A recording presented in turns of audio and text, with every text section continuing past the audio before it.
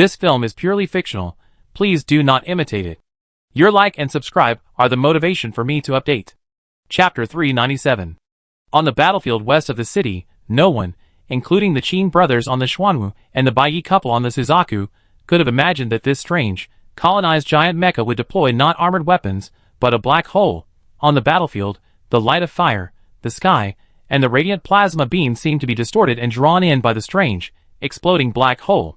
The surrounding debris and dust were drawn in like a magnet, and then a vast gully, tens of meters in diameter, appeared on the ground. The gravitational lens roared forward with silent force. The black hole swallowed up all the black and green dust from the Wanderer, which was spewing acid mist. The black hole slammed directly into its torso, and its many long legs were instantly pulverized as if dragged into a meat grinder.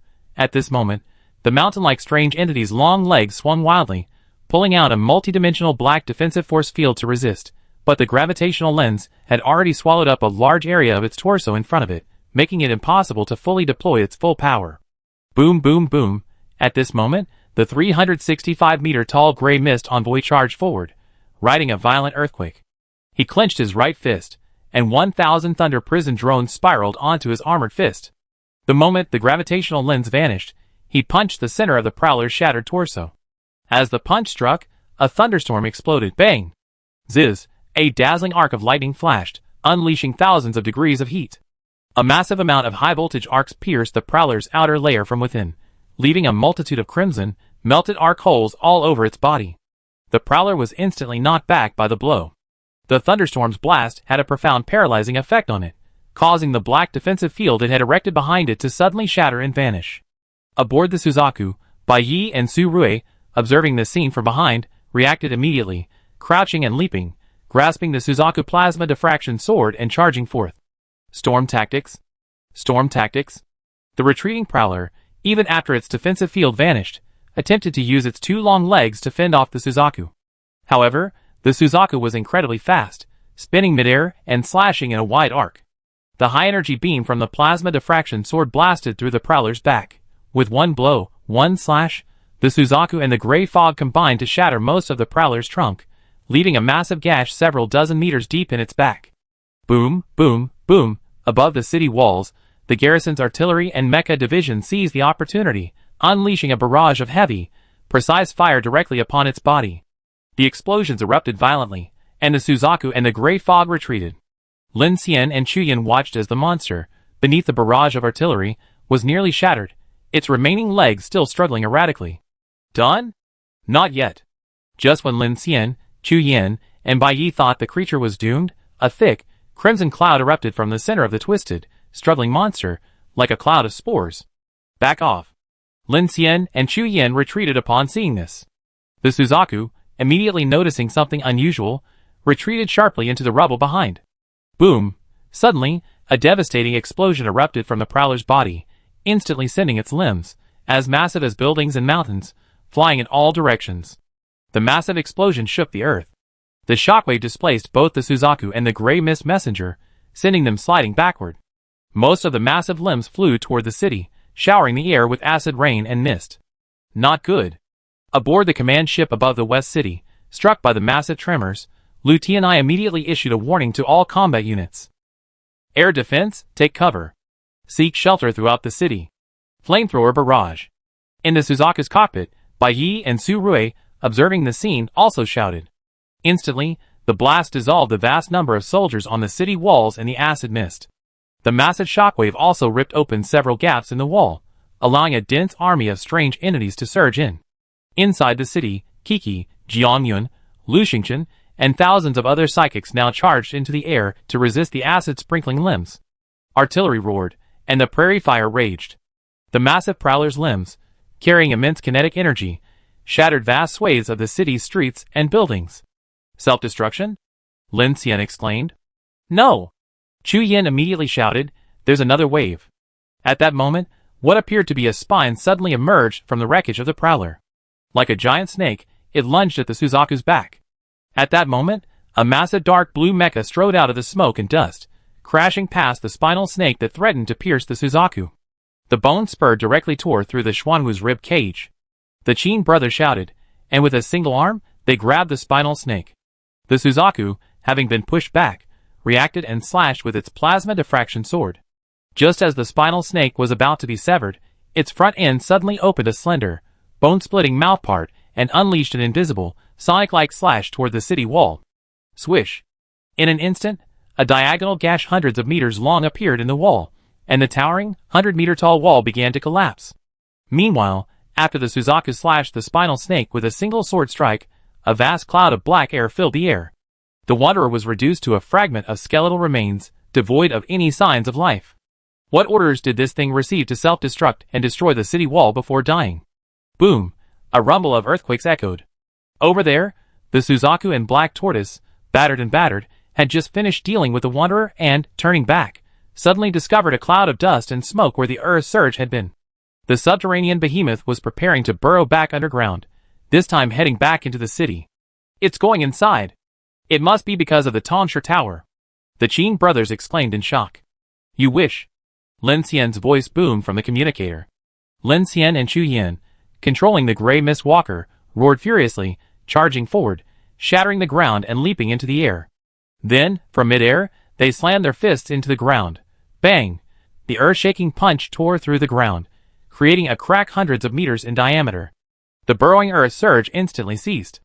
The next moment, Chu Yan's eyes shone with a dazzling white light. The phase rings of the superstring reactor behind the gray mist messenger suddenly blazed. With 1 foot forward, she launched a single uppercut into the air. Apostle, mental storm. Sky, an invisible mental force surged upward from the ground, radiating a massive shockwave. The surrounding army of monstrous entities, rapidly charging forward, collapsed in a scattered pattern. Their red eyes matured, instantly dead. The earth surge, as if thrown into chaos by the dense cacophony, erupted from the earth with a roar. At this moment, the Suzaku and the Black Tortoise seized the opportunity, charging from left and right with plasma diffraction swords and high-frequency blade chain swords. Qin Yu, Qin Chuan, decapitation. Bai Yi, Su Rui, decapitation. Swish. 2 sharp swords slashed across in wide arcs, carving huge gashes on either side of Earth Surge's skull. Lin Xian and Chu Yin immediately followed suit. The gray mist messenger simultaneously swung his upper body sideways, sheathed his right fist, and then activated the 6 rocket engines at his right elbow. Whoosh! The rocket engines erupted at high speeds of Mach 4. The ring propelled the heavy mechanical right arm to explosive acceleration. In an instant, a massive electric hammer steel skeleton was created, covering the gray mist messenger's right fist. The supersonic acceleration exploded with a metallic crimson glow. Bang!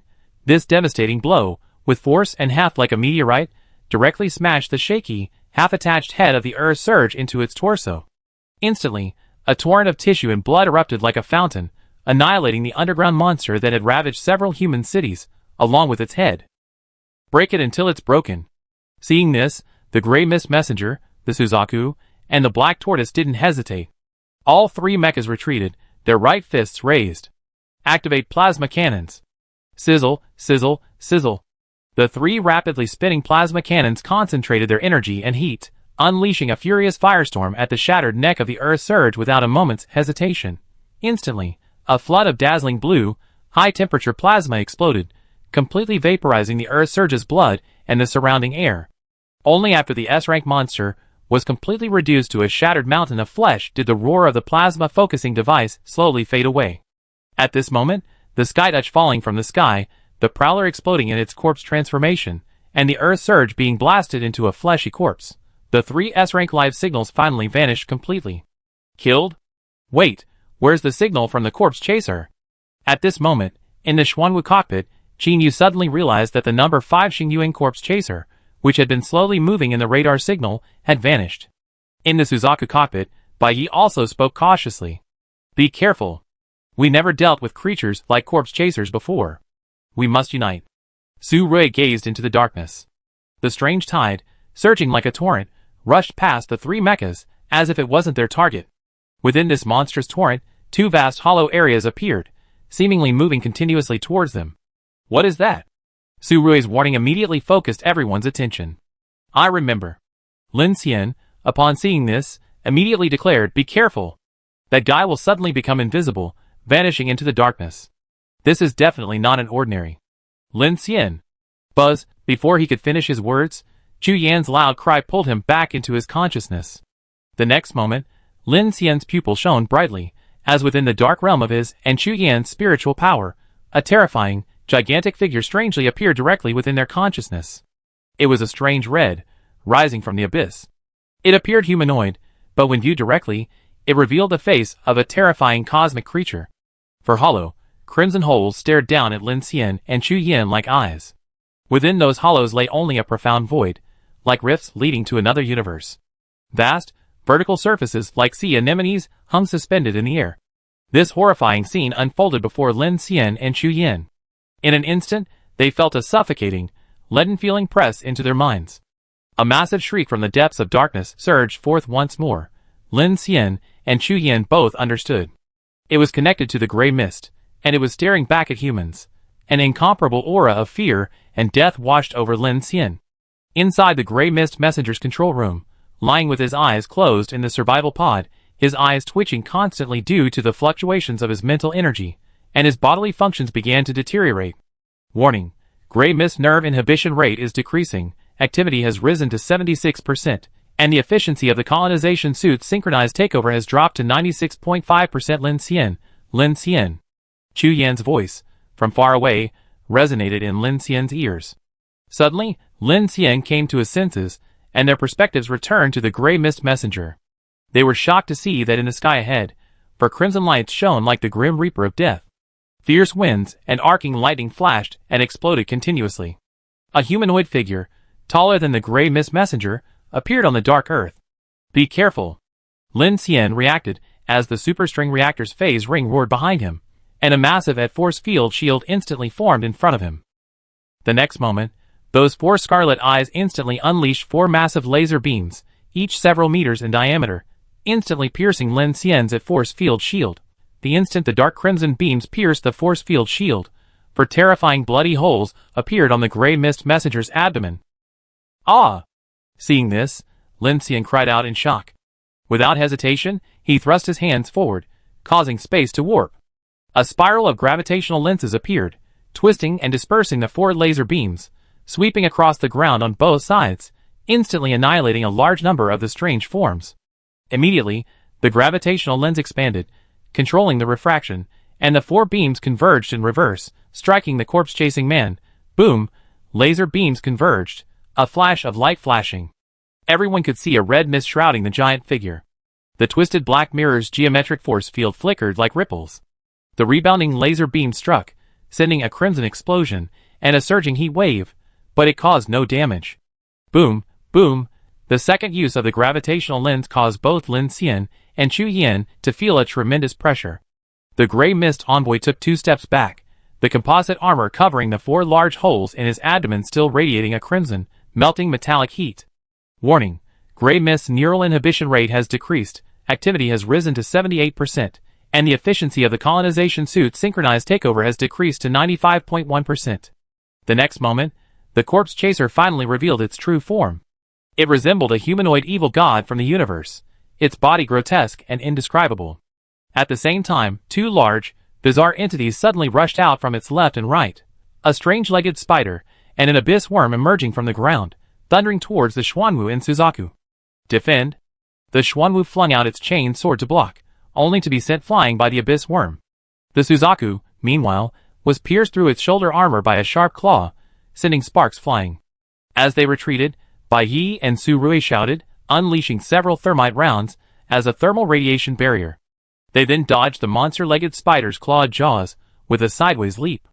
"Open fire and provide cover." The garrison and Iron Guard soldiers on the city wall watched in horror as this unfolded. Lu Tianai immediately ordered the fleet and artillery cluster weapons to unleash their full force, buying time for the 3 mechas. Boom boom boom. Under the barrage of artillery fire, the monster-legged spider and the abyss worm suffered heavy damage and quickly retreated into the darkness and underground. The corpse carrier continued to march forward, its long arms raised, instantly unleashing an invisible force. Amidst the strange tide beneath its feet, like a torrent, the ground beneath the ruins began to shake. Countless eyeballs floated out, drawing the corpses from the vast battlefield into massive, floating humanoid forms. From the black sky, 2 airborne creatures, either A-level or special level, descended. Amid the shadows of tall buildings on the city streets, a large number of strange creatures plummeted from the storm onto the rooftops. At the same time, the Infinity United Fleet, defending the front lines, witnessed the emergence of numerous reptiles within and beyond the city walls. Like ants, these creatures swarmed towards the tentacles of the Skydash falling from the sky and the long legs of the Prowler that had been blown into the city. They dragged these bodies back, gathering them in the rubble created by the Skytouch's fall to the west, and began to stitch them together. This sudden and violent attack and unexpected turn of events disrupted the defensive lines and the firepower of the surviving fleets within. The sudden onslaught of large, unnatural entities directly breached the city walls. Billions of these entities surged into the city from the western and southern defenses, while millions of support fleets poured in from the east and north. Clashes erupted inside and outside the city, and the flames of war ignited every area of Dawn City. What's this? Oh no! Suzaku and Shuanwu. It's driving the strange entities to attack. Lincian shouted into the communicator. These monsters are targeting the city ring. Stop them. At this moment, in the command hall of the Twin Star Tower, Yilan's face was solemn. He immediately ordered, immediately evacuate the people to the inner city. Notify Huijiang and Su Zhenyue to divide the battlefield north and south. Retreat to City Wall number 2 to minimize casualties. All fleets return to defense. Silent City will assist. After the battlefield is divided, we will begin a barrage of artillery fire into the city. Yes. The situation on Lutiania's side is critical. We must open up the main road from the monument to the Radiant District to provide an evacuation route for the garrison. There are still a large number of survivors over there supporting the convoy. Protect them. Boom. The vast human city of Dawn was now ablaze on 3 sides, and the city was engulfed in a massive melee. Fierce bombardments were already raging from the south and west. The convoys entering the city from the north and east, along with the strange waves converging from both wings, formed a continuous assault line stretching over 10 kilometers. Flamethrower convoy, set all the trees on fire. In the fields north of the city, Full Metal Tide's captain, Han Tej, roared from the roof of his vehicle, carrying a rocket launcher.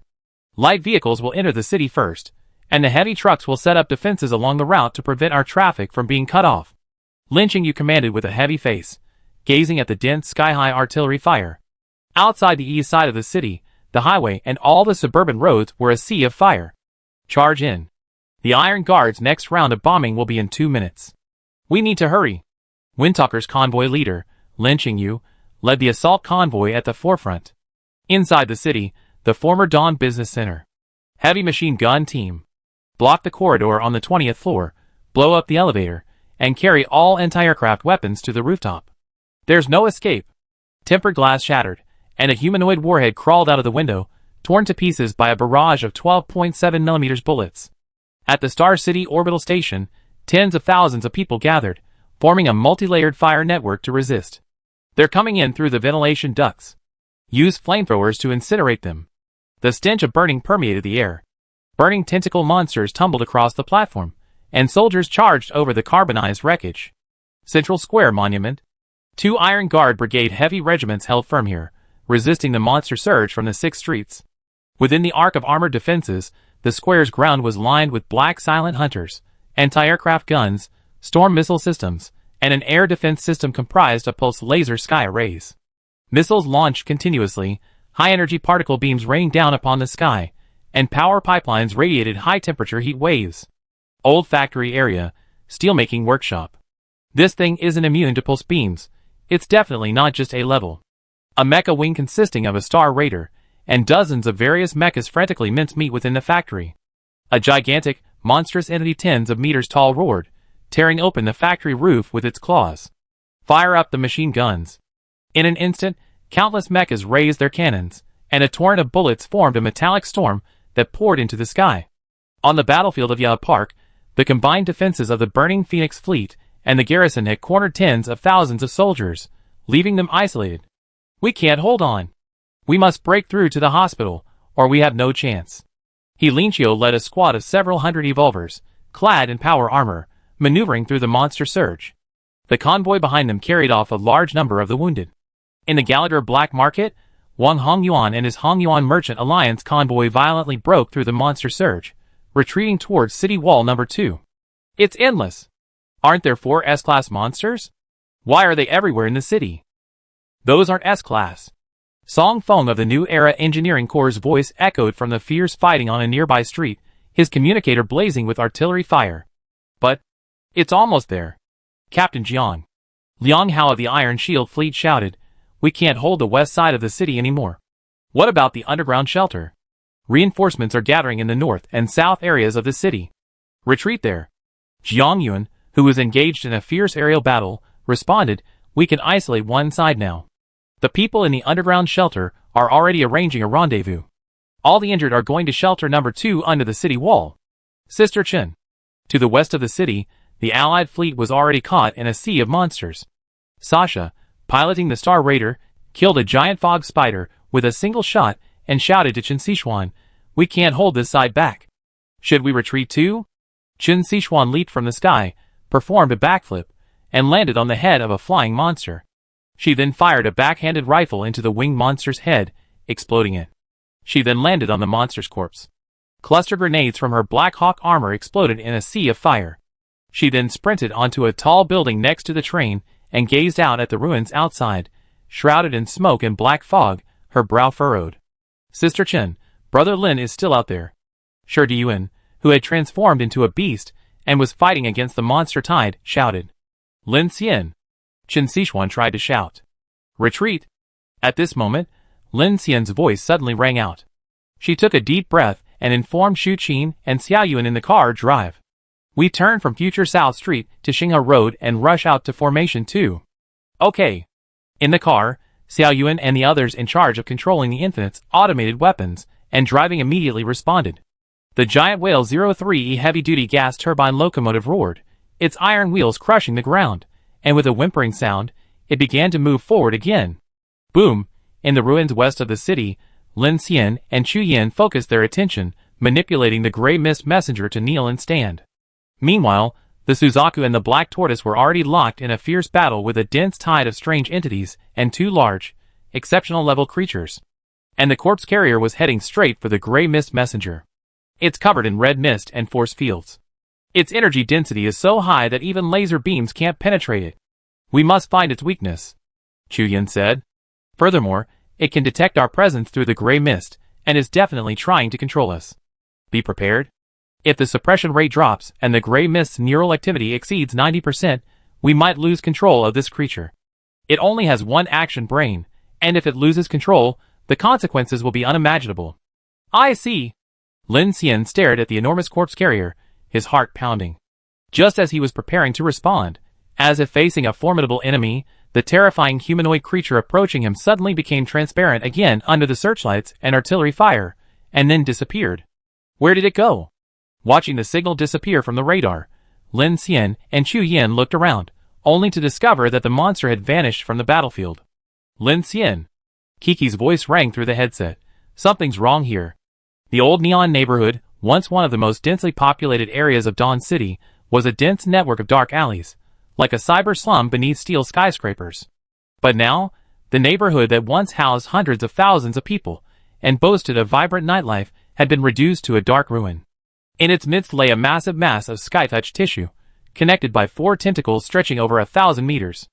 This massive trunk plummeted from the sky, crushing the entire neighborhood into rubble. Meanwhile, high in the sky, Kiki watched as countless crawling monsters, like ants, gathered in the several blocks below, dragging numerous prowler legs and tissue fragments towards the ruins. These fragments seemed to be rapidly stitching together, forming a new, bizarre entity. Having witnessed the White City Mother Nest, Kiki reacted immediately, and summoned Lu Xingchen and the army of psychics. Brother Hua, you, a centipede, are still alive, yet you dare to commit such evil deeds again? I'd burn you to ashes, and you have to live again. Divine Flame Realm. Lu Xingchen roared, his body ablaze with flames.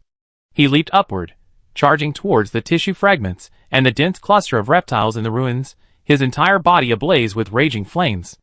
At this moment, Lu Xingchen actually attempted to use the principle of adiabatic compression explosion to sweep the flames blazing all over his body into a spherical stream of hot flames. Fire erupted from his hands, forming a massive fireball over 10 meters in diameter. The crimson flame scorched the white core, emitting an intense heat that instantly evaporated the rain and the surrounding area within a few dozen meters, like a miniature sun. Kiki, let's do another fire tornado. Okay. Kiki immediately understood Lu Xingchen's move. Her eyes rippled with supernatural energy, her hair fluttered, and she began to gather energy. Go ahead. Brotherhood thrust the fireball forward, exploding directly above the ruins. The massive flame core resembled a white wave, exploding with the might of a raging fire, and spreading in all directions. Wow! Kiki, eyes radiating terrifying power, flew forward, his hand spreading a vast invisible telekinetic field, controlling the flames to begin a frantic spin. Harnessing the rising air currents from the high-temperature flames of the landing star, he instantly engulfed the ruins in a monstrous hurricane. The burning fireball transformed into raging flames that merged with the hurricane's tornado, unexpectedly forming a crimson fire tornado hundreds of meters in diameter and several hundred meters high. At the same time, Monica, Abai, Li Guangwen, along with the Rush Jiangyun, Ren Huiyan, Su Yufei, Lin Qingyu, and Qi Nua's Nightwalker team, along with other supernatural experts, all converged and attacked. A barrage of lasers, blasts, sonic waves, and magnetic storms bombarded the area. In an instant, most of the black reptiles in the ruins were annihilated. But just as these attacks were about to completely incinerate the limbs and torsos of the Sky Touch and the Wanderer, the massive fire tornado was suddenly extinguished by a powerful shockwave, and the attacks of the others seemed to hit a barrier. What's going on? Lin Qingyu retracted the lightning arc, his hair standing on end, as he felt an inexplicable sense of oppression appearing before them. Be careful. Monica, standing on the high building, looked grim. She immediately closed her power armor's visor and shouted to everyone, "Something's coming. There's something standing right in front of us." Sun Yuzhen and Abai were flying high in the sky. Everyone's heart trembled at her words, and Sun Yuzhen immediately began to rise and distance herself. It's that corpse driver. Everyone, get out of the way. Jiang Yun's body was filled with a storm, and he slowly clenched his fists. Who are you, monster? Come and die. Lu Xingchen didn't care what demons and monsters were blocking his way. He watched helplessly as the multitude of reptiles gathered again in the center of the ruins, trying to form a new monster. He was instantly enraged and unleashed his ultimate move. God, Flame Sky. Above the sky, a huge flame suddenly burst through the clouds, forming a fiery gyroscope with a diameter of hundreds of meters. The violent rotation brought about a hurricane, with a thunderous sound that scorched the air. Then, the front end of the flames pierced directly into the ruins at high speed. Boom! This time, the attack still missed its target. Flames exploded in midair. As the air evaporated, the rain gradually formed a terrifying humanoid silhouette amid the ruins of the tall buildings. The silhouette gradually became clearer, and then, a colossal figure, covered in red mist and force field fragments, resembling an evil god, appeared before all the psychics. Then, the red mist swirled and expanded rapidly like a cumulus cloud, emitting a bright red light. Retreat! Kiki, Jiangyun, Monica, and the others saw this scene, their faces suddenly changing, and they shouted almost simultaneously. Boom! The next moment, the red smoke and the supernatural energy of the people who had just been engulfed reacted violently, causing numerous cavitation reactions.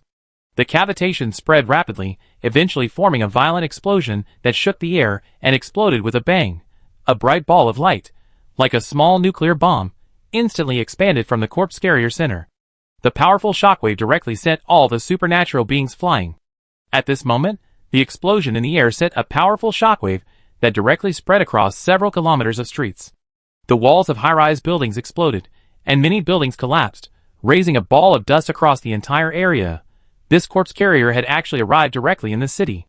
With a bang, a sense of devastating crisis struck everyone. Constrain the lines, defend the city. Hu Zhang's voice came over the communication band.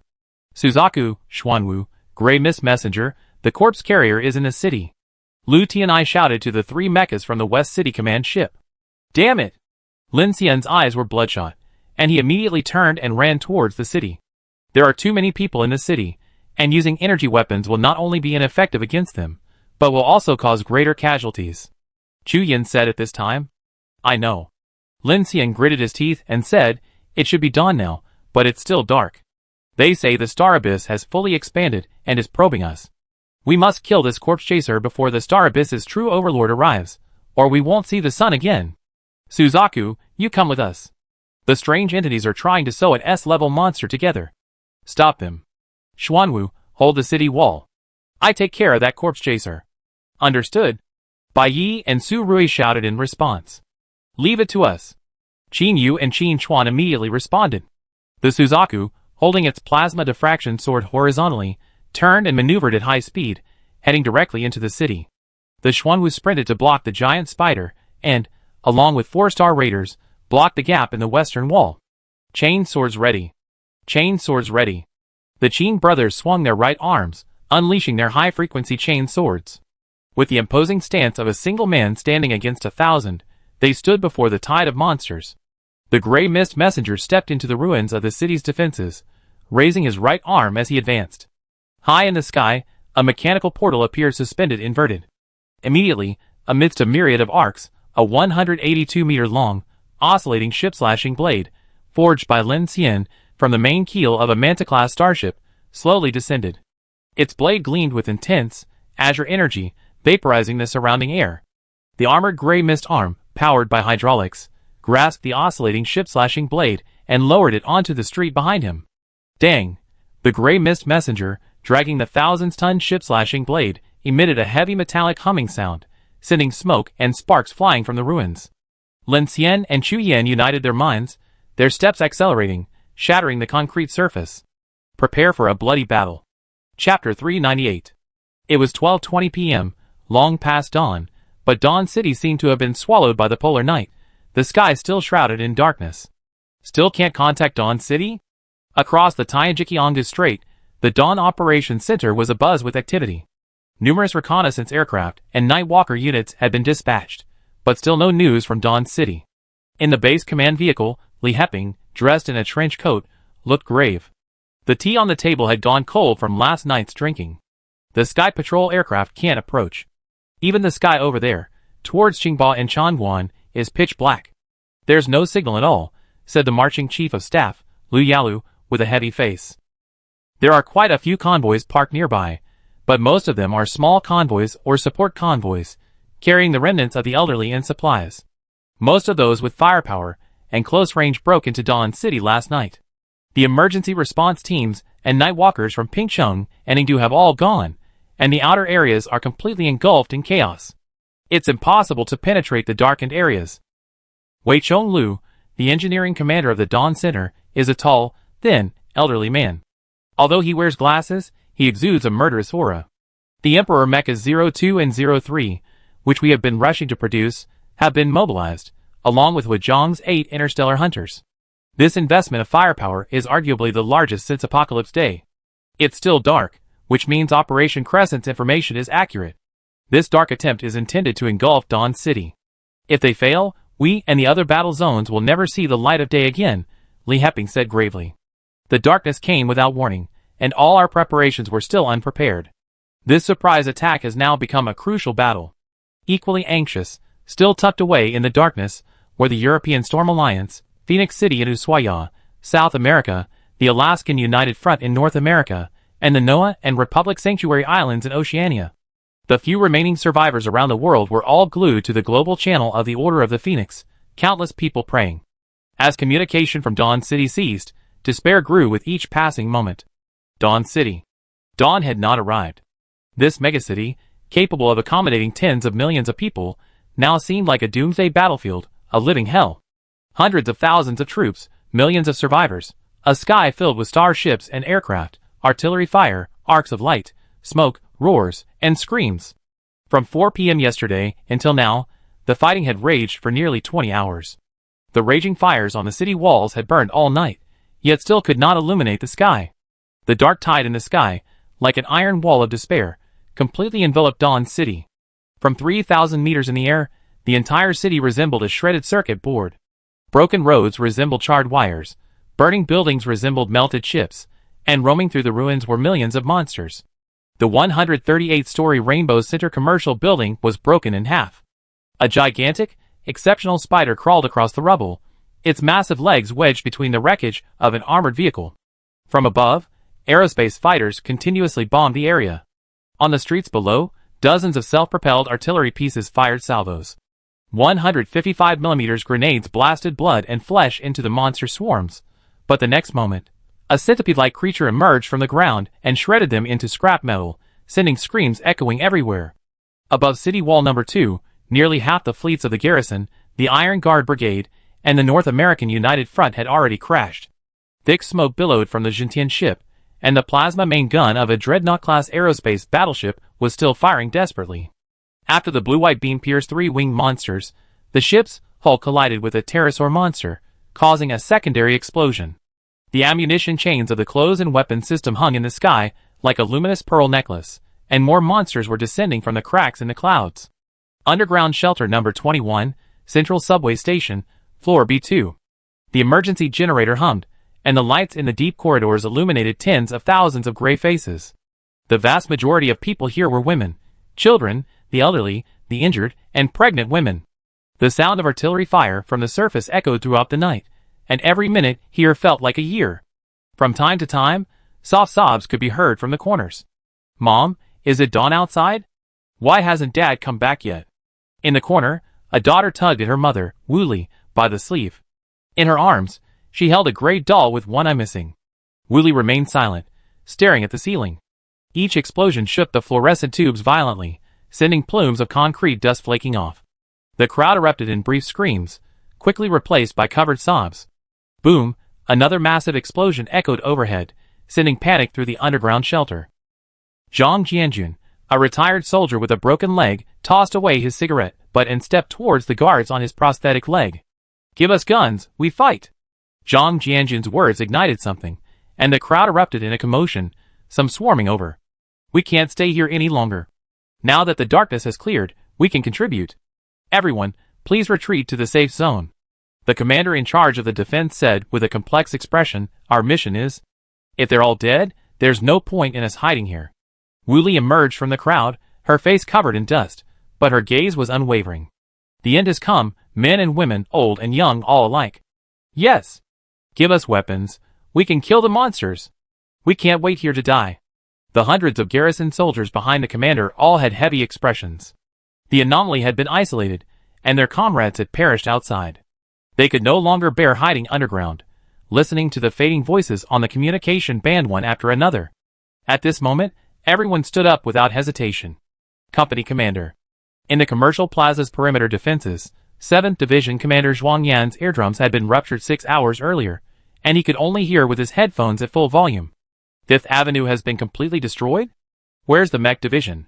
Inside the defense line, the Armored Division, originally numbering over 12,000, now had fewer than 4,000 men left, relying on heavy firepower. Division Commander, over there. Chen Yan turned. 300 meters away, a convoy of survivors smashed through a burning roadblock and rushed towards them. The convoy, consisting entirely of powerful, armored base vehicles, charged directly behind the enemy lines. Thousands of survivors now helped to shore up the defenses. "We are the Iron Sun convoy, coming to support us." Jian Ziyang, leading his team, rushed to the front and shouted into the communicator, "Supplies are coming. Prepare the artillery, cover them." Chen Yin shouted.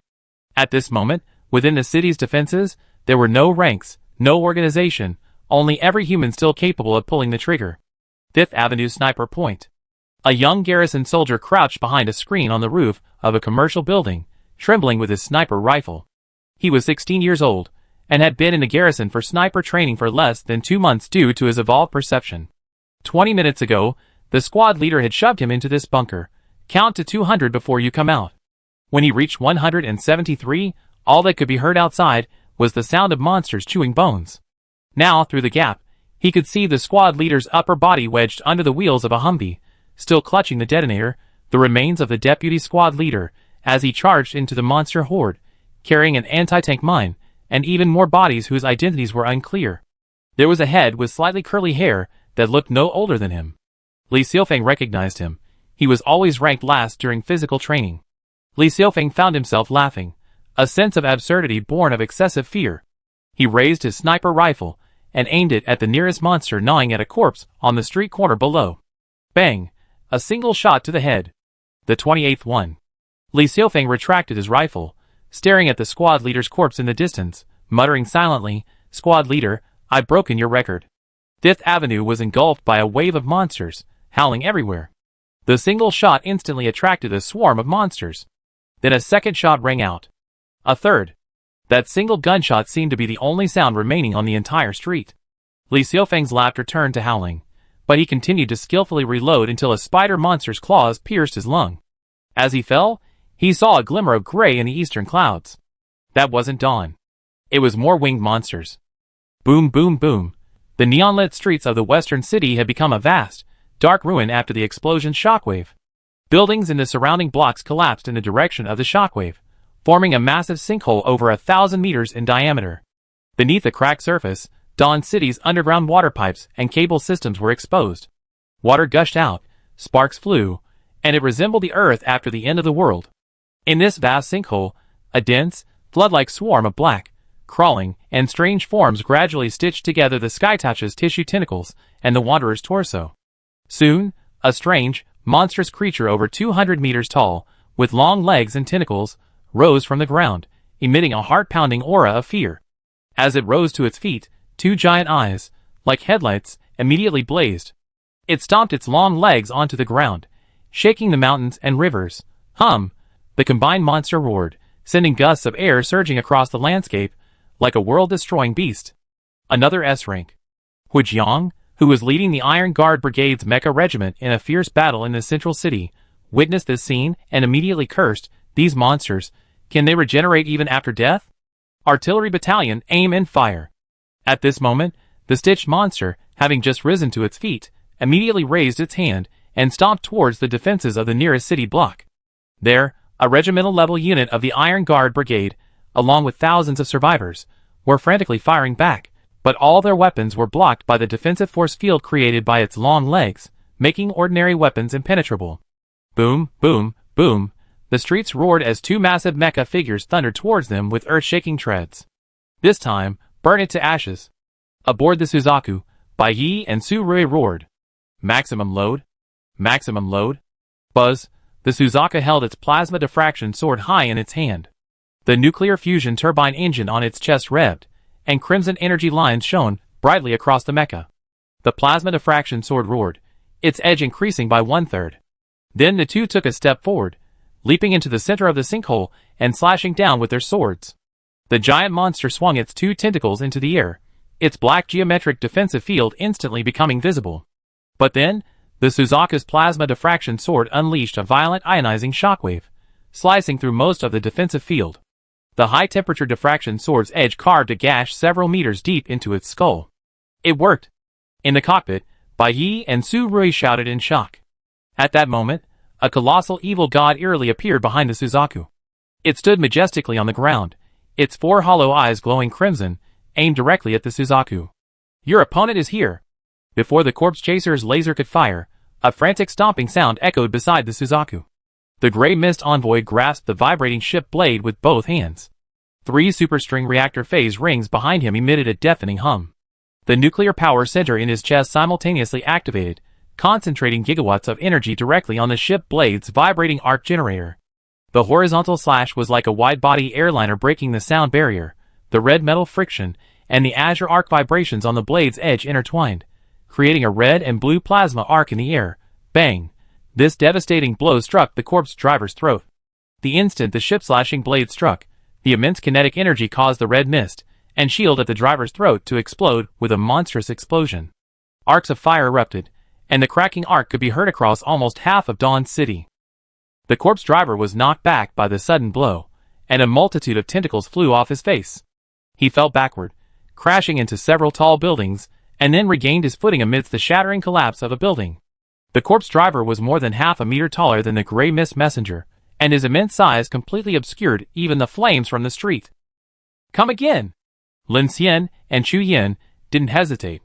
While the Suzaku was dealing with the S-class stitching, they charged at the corpse driver again.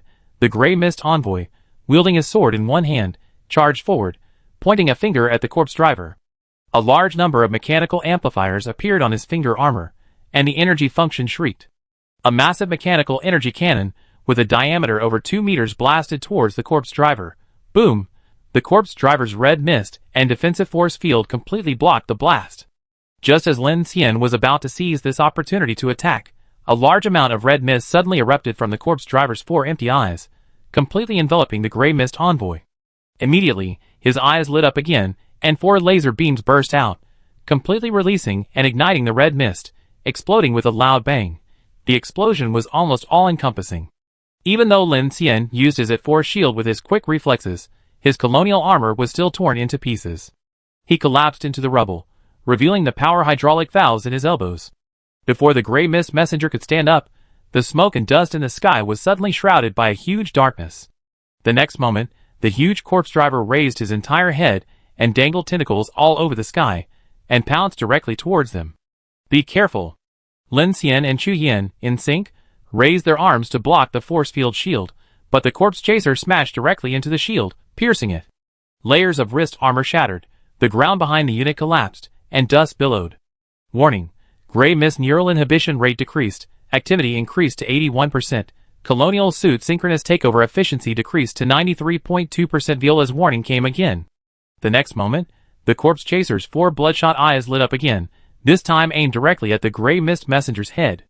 No way to stop it. Hide. Lin Xian gritted his teeth and shouted, the reactor's phase ring spinning wildly. Apostle magnetic storm shock. Woo!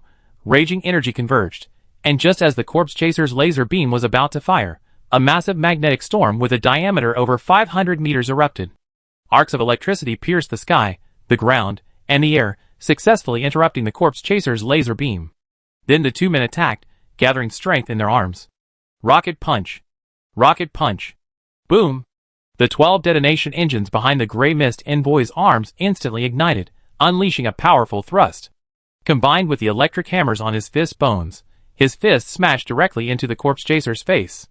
Just as he was about to blast the corpse chaser away, the Crimson Cosmic Evil God suddenly opened its massive maw and unleashed a jet of superheated flame.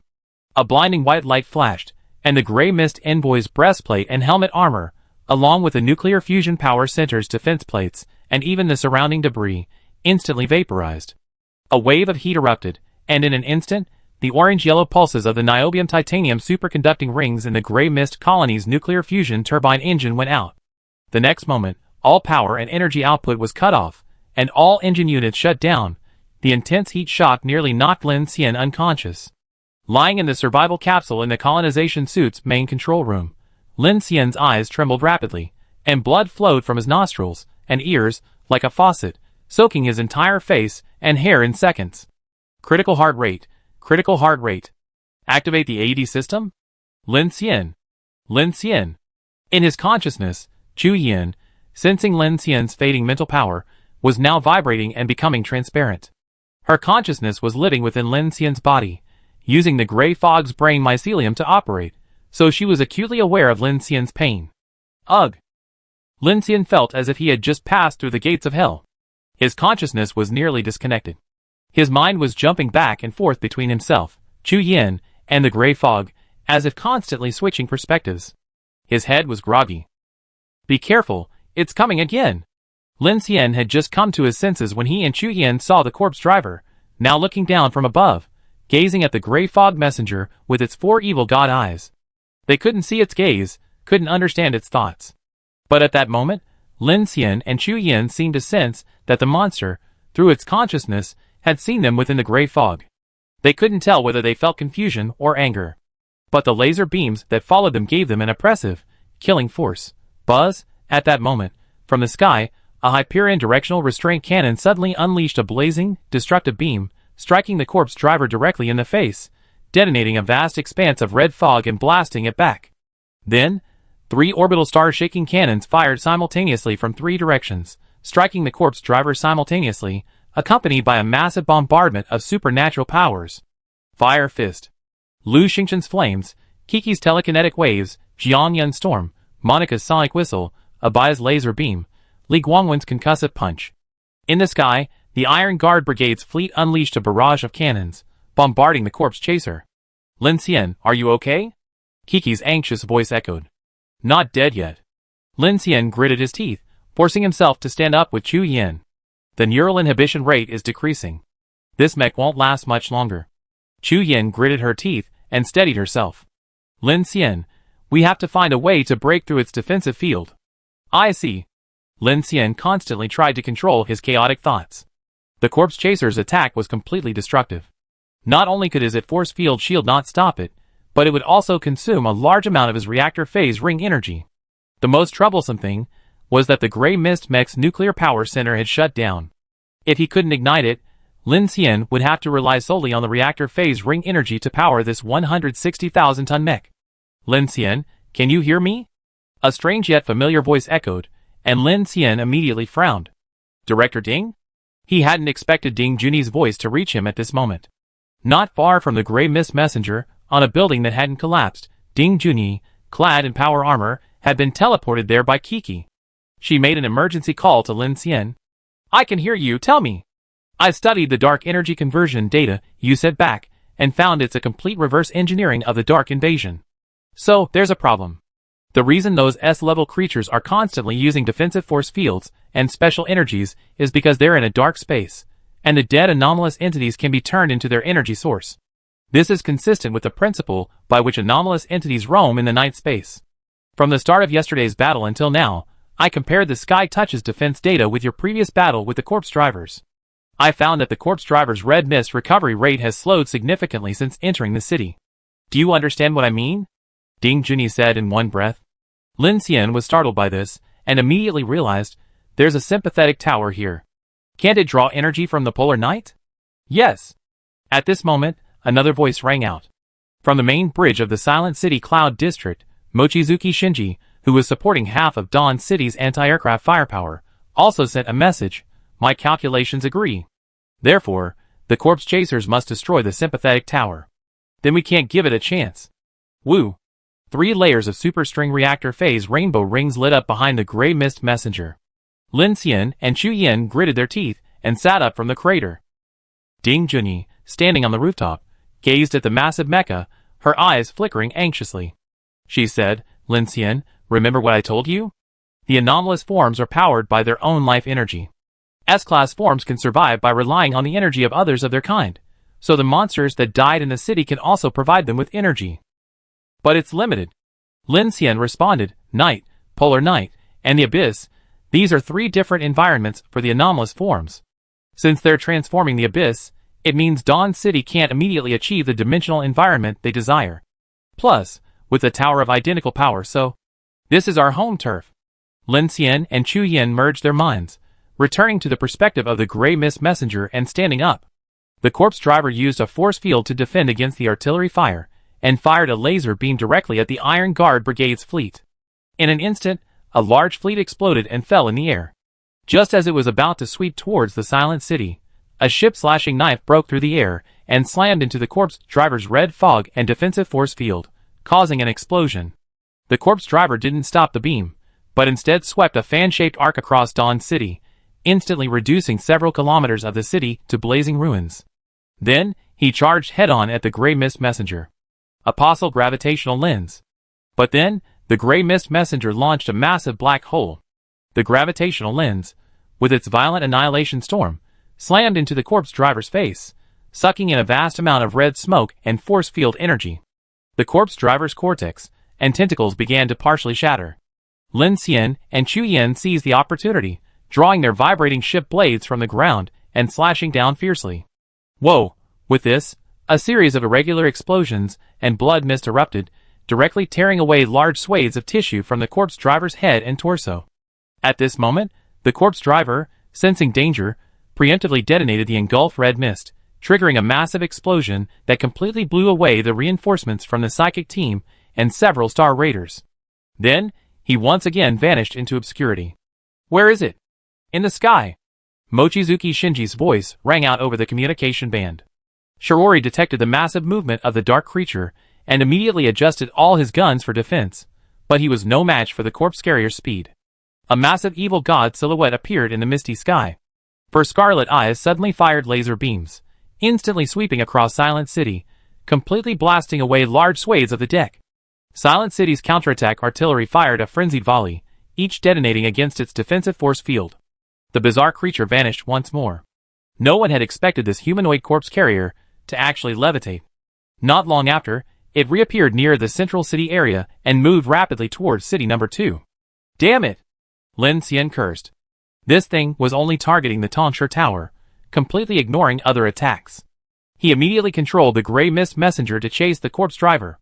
Any of its invisibility, attacks, and defenses now consumes energy. We just need to keep attacking it, and we can stop it, Lin Xian said. Chu Yin responded, no, it's already very close to city wall number 2. We have no idea how long it will take to exhaust its strength, and the gray mist's nerve suppression is almost over. Then speed up. Lin Xian, listen to me, Chu Yin said as she and Lin Xian chased the corpse driver. With our current mental power, we can only use the gravitational lens once more. So if we attack, we must be absolutely sure we can kill it. We were able to injure it just now, so I have an idea. No!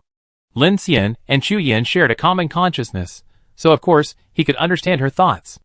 Listen, if the corpse driver can connect to the gray fog, then I can too, and with greater precision than before with the ground surge. If I use my full mental overload, perhaps I can find a moment. Then you're dead. That's unimportant. Chu Yin responded without hesitation, you're almost done. We only have one chance, and too many have already died. Lin Xian's eyes flashed, and he gritted his teeth as he charged forward. He raised his hand and fired 2 mechanical energy cannons, but the corpse driver completely blocked them with a defensive force field. He turned and blasted 4 more laser beams. Ah! Lin Xian roared, braving the laser beams that pierced his chest armor and mechanical arm, and slashed at him with a fierce blow. Boom! Explosions erupted, and the corpse driver was repelled again. This time, the shockwave blade was completely shattered by the blast, its blade flying and piercing an overpass at high speed, instantly collapsing the entire bridge. Don't run! The gray mist messenger launched a punch. The corpse driver's red mist quickly gathered to block it. He opened his mouth, ready to instantly annihilate Lin Xian and the others with the same high-speed burst of flames. However, the punch was a feint. Behind the corpse driver, a mechanical door suddenly opened, and thousands of drones of various types flew out at high speed, swarming towards the back of the corpse driver's head before exploding with a loud bang. At this moment, a torrent of blood sprayed from the corpse driver's back. The gray mist messenger struck the red mist in his chest, sending another explosion, sending the gray mist messenger flying. The armor on his mechanical arm, and the movement. The rocket device exploded completely, revealing the grayish-white flesh of gray mist's S-level torso, bony and riddled with strange thorns. A truly terrifying sight. The corpse chaser, now completely enraged by the gray mist, suddenly vanished, then reappeared before the gray mist messenger, its maw opening wide, and a burst of white light erupting instantly. Bang! Bang! Bang! 3 consecutive bursts of hypervelocity particles instantly shattered the gray mist messenger's frontal armor. His already tattered tissue and blood clumps exploded like a waterfall, and the surrounding streets and ruins were completely reduced to dust. The intense heat reverberated like a nuclear explosion. Lin Xian! Kiki cried out, attempting to fly over to help, but was completely blown away by the powerful shockwaves.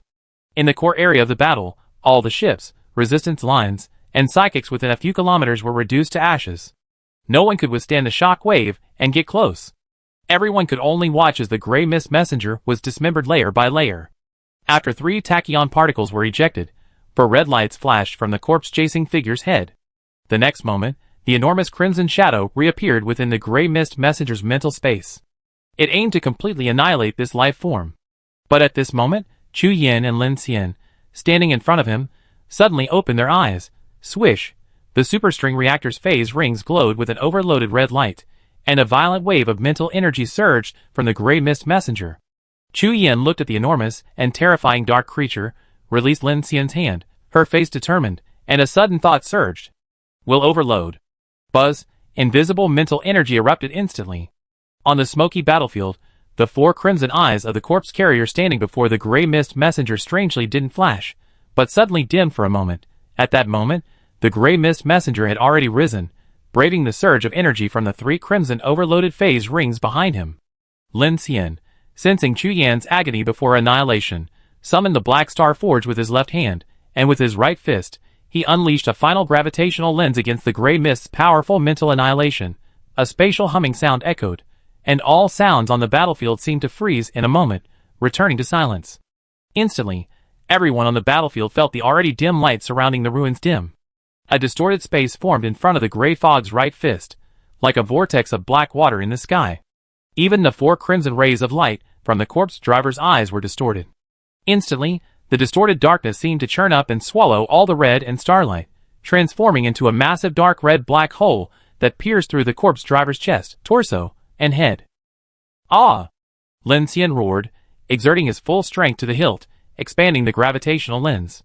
This time, the corpse driver failed to utilize his defensive force field and red mist. The violent black hole force tore through his chest, shattering his entire head. Only a massive, standing torso remained. This blow silenced the surrounding battlefield for a moment.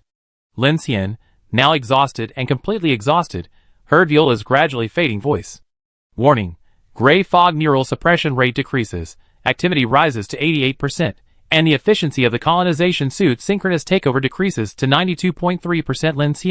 Lin Xian. In the dark space of consciousness, Chu Yan's consciousness gradually became transparent. She looked at Lin Xian and said anxiously, "Listen, I just saw. From the corpse carriers. Consciousness. The abyss demons from Planet 5 are approaching." "What did you say?" At this moment, Lin Xian's consciousness and Chu Yan's were still intermittently connected.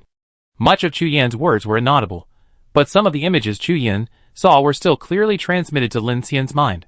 He saw a 10,000-meter-long giant snake surging in the clouds. He saw a field of neural tentacles surging underwater. He saw a terrifying giant in the mist, and he saw a strange creature floating beneath the deep sea, resembling a human brain. Through Chu Yan's consciousness, Lin Xian seemed to see strange creatures from all over the world from the corpse carrier's perspective, and most astonishingly, beneath the deep ocean. "I actually saw a human presence. We didn't kill it." Lin Xian. Chu Yan's intermittent cries came. At this moment, from the gray mist messenger's remaining perspective, Lin Xian saw the corpse driver standing motionless. Black energy surged through his body, and the devoured tissues were repairing at a visible rate. Bones, tissues, plasma, nerves. Then, the rapidly recovering corpse driver turned and, facing the artillery fire, headed once again towards City Wall No. 2. He saw the entire city engaged in a bitter struggle, the garrison troops, the Iron Guard Brigade, and countless survivors dying. The mecha regiment stood before City Wall No. 2, only to be crushed one by the corpse drivers. He saw countless psychics rushing to resist, only to die in despair. This scene instantly blanked Lin Xian's mind. We forgot. When the Crimson World was manufacturing the colonization suits, the darkness could discern our movements. Therefore, our use of the gray mist colonization suits poses no threat to Xingyuan, because... Chu Yan's faint voice echoed. Because Xingyuan is testing humanity's strength, Lin Xian replied defiantly. When Xingyuan realizes humanity's power isn't enough to pose a threat, the abyss demons will arrive quickly. All the strange entities and S-class creatures are merely sacrifices. The corpse carriers and the abyss demons are tools Xingyuan created to expand the dimension. Lin Xian. Chu Yan looked at Lin Xian before disappearing. I'm sorry. Sizzle. A flash of light flickered in the gray mist brain computer control room. Lin Xian's consciousness began to recede, and the efficiency of the colonization suit's synchronized takeover began to steadily decline. In the dark space, only Lin Xian remained. The hellish thunder from the gray mist action brain began to resound around him, and Lin Xian's consciousness gradually faded. Warning, gray mist neural inhibition rate decreased, activity increased to 89%, colonial armor synchronous takeover efficiency decreased to 90%. Warning, gray mist neural inhibition rate decreased, activity increased to 90%, colonial armor synchronous takeover efficiency decreased to 0. Ugh. A low growl echoed quietly from the ruins, and the rubble began to tremble. In the distance, the fleets and detectors of the garrison and Iron Guard brigades suddenly erupted with intense alarms. Beep beep. Large-scale catastrophic biological fluctuations detected, soul draining index exceeding S-class standard. What's going on? Lu Tianai shouted. Another S-class? In the Twin Star Tower Command Center, Yi Lan's face was grave. How could this be? Where did this S-class come from? How could it appear directly in the city? Su Yin exclaimed. Could it be an underground creature like the Earth Surge? Su Jin asked anxiously. In the city, the numerous resistance forces surrounding the central block were all on alert, and even the survivors' convoys were crying out in alarm. Another S-class? You must be kidding. Where is it? Prepare for defense. All convoys, retreat to wall number 2. Hurry. Meanwhile, Kiki immediately led Ding Junyi and the Infinity crew, using their flying abilities to quickly retreat. Ding Junyi, carried by Kiki, gazed toward the distant ruins, her gaze fixed as she spoke. Have we forgotten something? What is it? The Gray Mist Messenger. It's an S-class itself. Chapter 399. Boom. The sky was overcast with rain, thunder roared, and beneath the darkness of the ruins of Central City, violent earthquakes began to erupt. Searchlights shone down, and before the astonished gazes of countless people, a massive S-rank creature, covered in gray bone spurs, with only a portion of its head armor remaining, slowly rose to its feet. Flesh and blood steamed through its body, and the 24 EVA restraints on its back had completely broken. It wasn't the Grey Mist messenger who stood up. It was Grey Mist, Kiki, watching this scene from afar, her face horrified. She muttered Lin Xian. And then, recklessly, she rushed towards the ruins. There were still large fragments of colonial armor shattered, and the ground was covered in a bloody mist. Seeing this tragic scene, Kiki immediately used her telekinesis to clear away the smoke and dust, then frantically searched for Lin Xian. Lin Xian! Lin Xian! At this moment, the towering, S-rank gray fog entity ahead suddenly let out a muffled growl. Kiki reacted and immediately prepared to use her telekinesis to resist. But then, Lin Xian's voice suddenly rang through her earpiece. Kiki, get out of here! Lin Xian? Kiki asked in surprise. Where are you? I'm where I'm supposed to be. Inside the main chamber of the suppressor device, which remained on the head of the Grey Mist messenger, Lin Xian lay quietly in his survival capsule.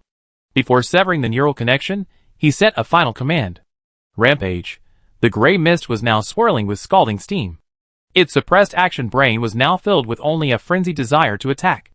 Its gaze slowly turned towards the corpse chasers, who were attacking the survivors and the army. Ugh! Suddenly, the massive S-class creature released its mechanical restraints and charged violently towards the corpse driver. At that moment, the corpse driver, who was firing laser beams at the Huijiang Iron Guard Brigade, sensed a strange presence and turned, preparing to use the dark mark to detect it, only to be met with a massive, bone-spurred fist like a landslide. Bang! The powerful punch sent a roaring explosion as the two giants collided, a white shockwave visible to the naked eye. Strangely, the corpse driver, struck by the Grey Mist, didn't activate any defensive force fields or red mist. He was completely shattered by the punch, half his face shattered, tissue splattered from his skull, and blood plasma shattered. Grey Mist didn't stop after his punch, immediately launching a powerful kick.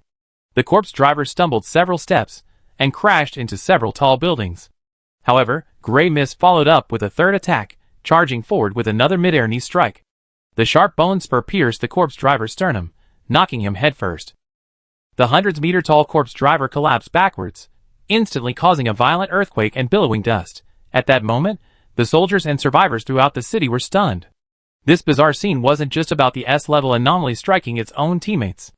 Most crucially, this Grey Mist, covered in bone spurs like an alien, was using a military-style punch. Inside the Twin Star Towers, the Phoenix Order's leaders were stunned.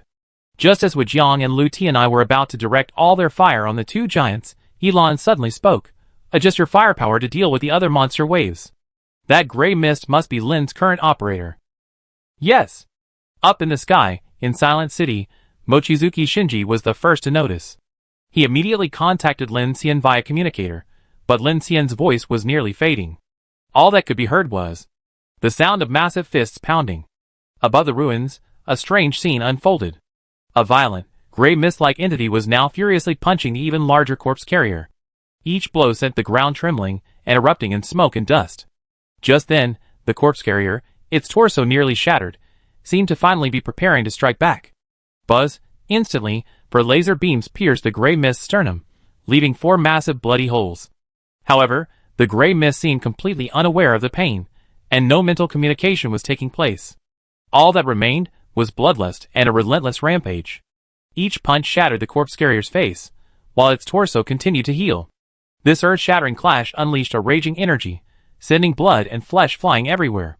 The corpse chaser unleashed a white shockwave, peeling away layer by layer of Grey Fog's tissue. In the colony's suppressor control panel, Viola sensed the danger and immediately disconnected all connections. Just before she could completely shatter Grey Fog's torso, the suppressor on Grey Fog's head suddenly opened, and a dancer robot equipped with thrusters suddenly launched out, carrying 2 survival pods. At this moment, Grey Fog suddenly stopped moving, standing still, maintaining his punching stance. Buzz! Buzz! Giant shockwaves followed one after another, annihilating Grey Fog's skin, scorching tissue, and blowing away internal organs. Finally, Grey Fog was reduced to a skeleton by the corpse chaser's shockwaves, and collapsed with a thud. On a damaged high-rise building, Viola brought out 2 survival pods. She. One of the blood-stained pods opened, and Lin Xian struggled out, lying on the ground. He was breathing rapidly, trembling all over. The severe mental overload had caused him to begin hallucinating, and his vision was blurry. Viola. Lin Xian's face was weak, and he called out in a very low voice, "Is she alive?" No vital signs. Second AD program activated. Z. A bright light flashed. Inside the other cryopod, Chu Yan's face was now pale, blood oozing from her mouth and nose, still unresponsive. At the last moment, he pulled Chu Yan's cryopod out of the Black Star Forge in an attempt to revive her, but the result was not as he expected. Lin Xian sighed softly and tried to stand, but found his body completely paralyzed and his head aching. He could only let Viola drag him up from the ground and lean him against Chu Yan's cryostat. He looked out at the ruins of Dawn City. This is the 7th Division's West Street position. Our air defense array has been depleted of power and ammunition is exhausted. I repeat, exhausted. Chen Weigua, Zhao Gang, immediately move your 4th and 11th Divisions to the riverfront in front of Wall 2. All Special Operations teams, gather at the Starport and Central Tower to protect the city ring. Central Street urgently needs a medical team. Quick, the injuries here are severe. The Dawnwatch Alliance and Iron Wall convoys have been dispersed in the Upper South District. Everyone, retreat to the East District. Don't give up. Dawn City's city ring is still shining. Lin Xian, can you hear me? Our train is surrounded. We need. Lin Xian, where are you? Captain Lin. In the headset, a cacophony of voices clashed across the various channels. Commands, shouts, rage, cries, calls for help.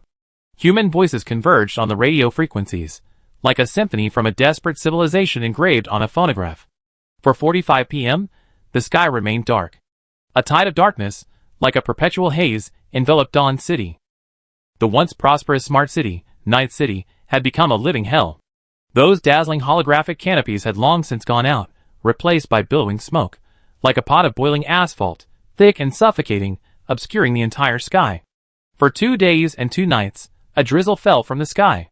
Occasionally, a breeze would part a patch of smoke, revealing not a blue sky but blood-red thunderclouds, their burning dust reflecting the still unextinguished flames in the distance. High in the sky, the wreckage of several crashed airships still hung between skyscrapers, their cables snapped and their hulls tilted, like giant beasts crucified on a cross. Beyond City Wall No. 2, the inner city still blazed with flames, artillery fire igniting the sky. The entire Dawn City battle line was split in two, and the human front continued to shrink. Beneath the ruins lay young corpses, and within the raging flames burned the ashes of immortals. Above the dark clouds, thunder flashed, fire blazed, and the outline of a terrifying cloud-bound serpent loomed in the lightning, even larger than Silent City. All the strange entities grew more violent. In the darkness, it seemed as if endless creatures were crawling out from the 3-star abysses, devouring humanity and devouring Dawn City. In the distance, the corpse carrier, whose upper torso had been shattered by the raging gray fog, now shrouded in black mist. Under the despairing gazes of countless people, he regained his original form. This time, he didn't head toward City Wall No. 2. Instead, braving the artillery fire, he advanced toward the ruined building where Lin Xian stood. Boom, boom, every step shook the earth and mountains, carrying with it a destructive, oppressive aura. Don't let the large unnatural entities enter the city. The corpse carriers will use them to regenerate their vitality. From the cockpit of the Suzaku, currently engaged in a bloody battle with the S-Class Suture, Bai Yi and Su Rui shouted as they saw the corpse carrier approaching Lin Xian, brandishing their plasma diffraction swords. At the western wall, the deep blue Xuanwu cleaved apart the abyss worms that had emerged from the ground with a single strike. Immediately, the brothers Qinyu and Qin Xuan raised their heads, gazing at the unnatural entities pouring in like a tide from the breach in the wall, and the silhouettes of various large unnatural entities in the darkness behind them. Their bloodshot eyes met. "Brother! Come on!" "Nothing." As the Qin brothers roared in anger, the nuclear power center in the Xuanwu's chest erupted with a sharp humming sound, and plasma beams erupted wildly. Then, they both waved their right arms simultaneously, took a few steps forward, and with unstoppable force, they directly cut through the gap in the wall of the monster tide. Teacher Yi. In the Twin Star Tower Command Center, Yilan, who had stood there for a day and a night, heard a weak voice through his headset. "Lin Xian, where are you?"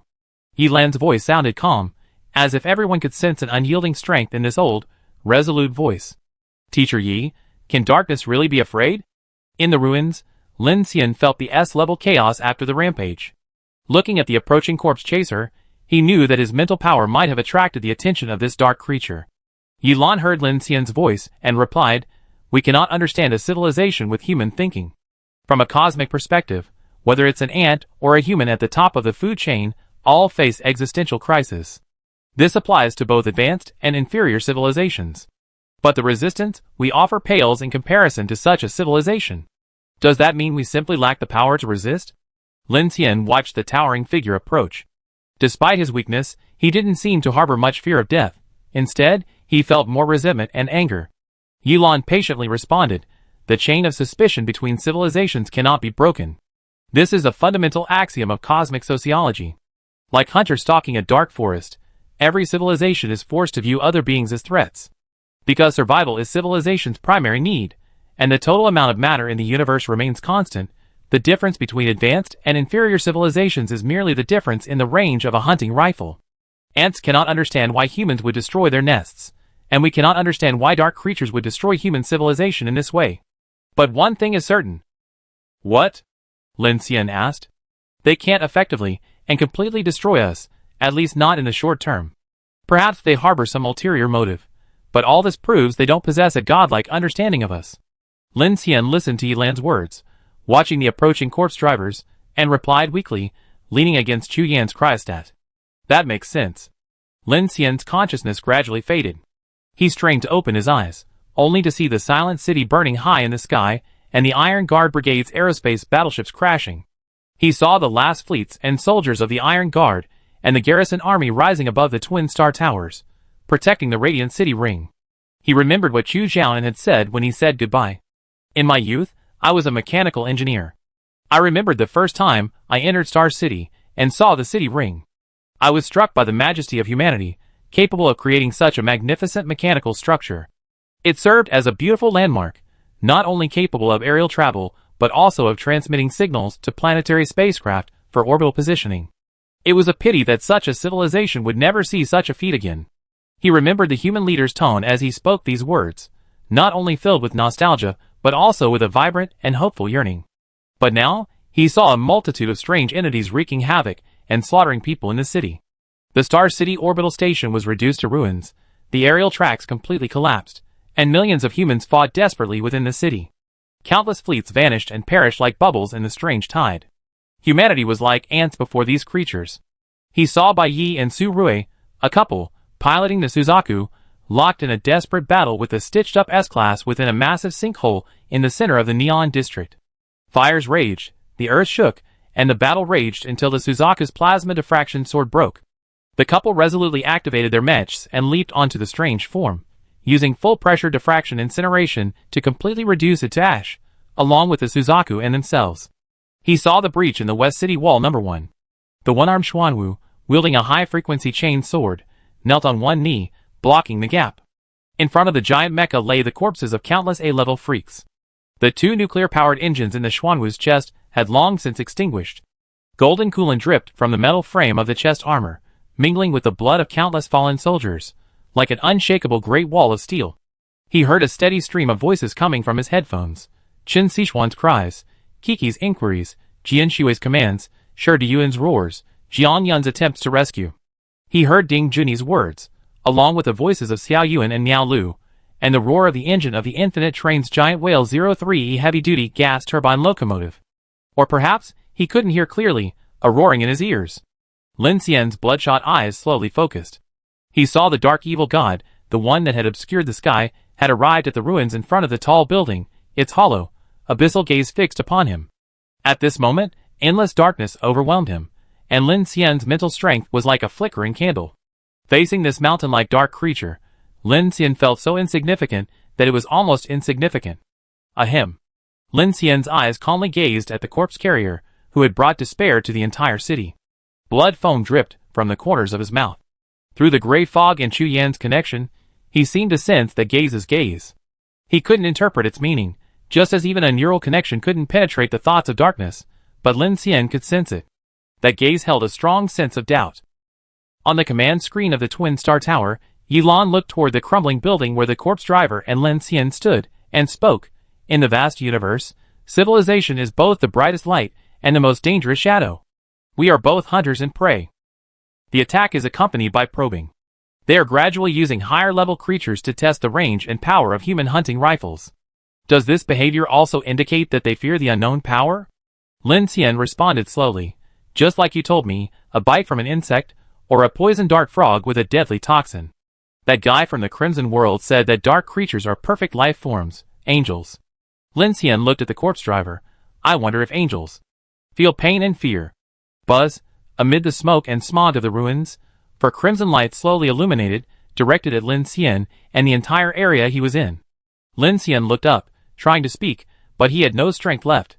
His vision grew blurry, and the crimson light seemed to become the final twilight. Viola stood before Lin Xian. I will do my utmost to protect you. It is a pleasure to work with you, Mr. Lin. Ziz, a gleam of light flickered, and the faint sound of an AED echoed behind him. Suddenly, Lin Xian felt a faint mental force, like a gentle hand, gently lifting his heavy brain. Lin Xian opened his mouth, then looked in the direction of the corpse driver, his lips curling slightly. He had regained some strength, and he called out, Grace. This wasn't a call to the communicator, but more like a cry to the depths of space. After a brief silence, a familiar voice echoed in Lin Xian's ears. I'm here. At this moment, the 12-kilometer diameter near-Earth planetary defense platform, located at an altitude of 52,660 kilometers in Blue Planet's geostationary orbit, silently rotated in the darkness of deep space. A brain computer consciousness transmission device invented by Mochizuki Shinji, wrapped in a flashing bullet, was connected to Grace's communication port. This forbidden object, conceived in darkness, broke through the signal transmission blocked by the giant curtain of the same energy frequency, allowing Lin Xian to successfully contact Grace and becoming the only person capable of controlling the near-Earth planetary defense platform from the ground. At this point, Grace had completed the system takeover of the near-Earth planetary defense platform, restarting all subsystems and awaiting Lin Xian's call. Since the day of the apocalypse, humanity's space power has been silenced. In Dawn City, on the rooftop of a ruined high-rise, Lin Xian struggled to his feet, supported by his cryopod, and stared unyieldingly at the four crimson eyes of the corpse drivers. So, you certainly never experienced the most destructive power amassed by human industrial civilization. Buzz, the corpse driver's crimson eyes blazed furiously, coldly preparing to annihilate Lin Xian. At that moment, Lin Xian's eyes glared fiercely, and he roared with the strength deep within his throat. Nanshanman fire. Above No Man's Sky, a 12-kilometer diameter ring-shaped energy storage array suddenly lit up with a dazzling arc of dark blue light. 24 Zhulong-class confined particle beam arrays, like wings of judgment, silently pivoted in the vacuum of space, redirecting their high-energy particle cannons, originally aimed at deep space to destroy asteroids, towards the Asia-Pacific region of Blue Planet. Deep space radars synchronized the coordinates with the site, and a blazing white light, like the birth of a star, erupted from the particle accelerator ring. In an instant, a retina-tearing light erupted from the core of the Nanshanman high-energy particle cannon. A torrent of plasma, over 500 meters in diameter, converged in space into a spear of divine retribution that pierced heaven and earth. The atmosphere was instantly ionized upon contact, creating a crimson vortex several kilometers in diameter. Clouds were not penetrated but vaporized, leaving thunderstorm clouds in its path like cotton shredded by invisible giants. When the concentrated torrent impacted the surface of Dawn City, time seemed to stand still. The entire Dawn City seemed illuminated by the sun. The countless strange currents in the sky and on the ground, the muzzles of the soldiers fighting back desperately, and the faces of the survivors who joined the torrent of war were all engulfed in a blazing white. The dark shadows that enveloped the city were instantly shattered, their shadows stretched infinitely. Silent annihilation ensued. With the corpse carrier at its center, all matter within a 3-kilometer radius was instantly vaporized into elementary particles. The shockwave spread in a perfect spherical pattern, shattering tall buildings along its path like sandcastles. Huge, bizarre entities, whether A-level or special level, their bodies hundreds or thousands of meters across, were reduced to carbonized fragments. The ground melted into a glassy state under the billion-degree heat, and the boiling silicate magma was whipped into crystallized waves hundreds of meters high by the shockwave. The energy aftermath lasted a full 17 seconds. All communication bands in the city were interrupted, and the shockwave temporarily blinded countless people's vision and hearing. When the beam dissipated, only a 5-kilometer diameter crater remained on the ground. The infinitely regenerative corpse carrier, who had concentrated all the remaining red mist and defensive force fields, had now dissipated even the ashes, along with the shattered buildings and the 2 survival pods. In the city, crimson plasma flames, like an aurora, enveloped the sky, illuminating the endless darkness. On the command ship, as Lu Ti and I rushed out of the glare to look outside the bridge, all the artillery fire between heaven and earth had ceased. The soldiers on the battle lines and the city walls, who had been fighting desperately, lowered their arms to block the light and struggled to see. They heard only a dense rustling sound, like the receding tide. When they raised their searchlights again, all the strange entities had vanished into the darkness, leaving only piles of monster corpses throughout the city. In the Twin Star Tower, Yilan arrived at the observation deck outside the city ring. The thunderclouds in the sky dissipated, the smoke cleared, and 3 dark tides of the sky quickly receded. West of Dawn City, where the battle was fiercest and most brutal, the golden sunset, like a sharp sword, sliced through the smoke that had enveloped Dawn City all night. Its light wasn't blinding, but rather held a gentle cruelty, tinting the ruins of Dawn City amber. The shattered glass walls reflected countless tiny points of light, embellishing a brilliant elegy. On the city wall, a soldier from the Iron Guard Brigade released his trigger. The blood on his face dried into a brown map as he silently gazed toward the setting sun.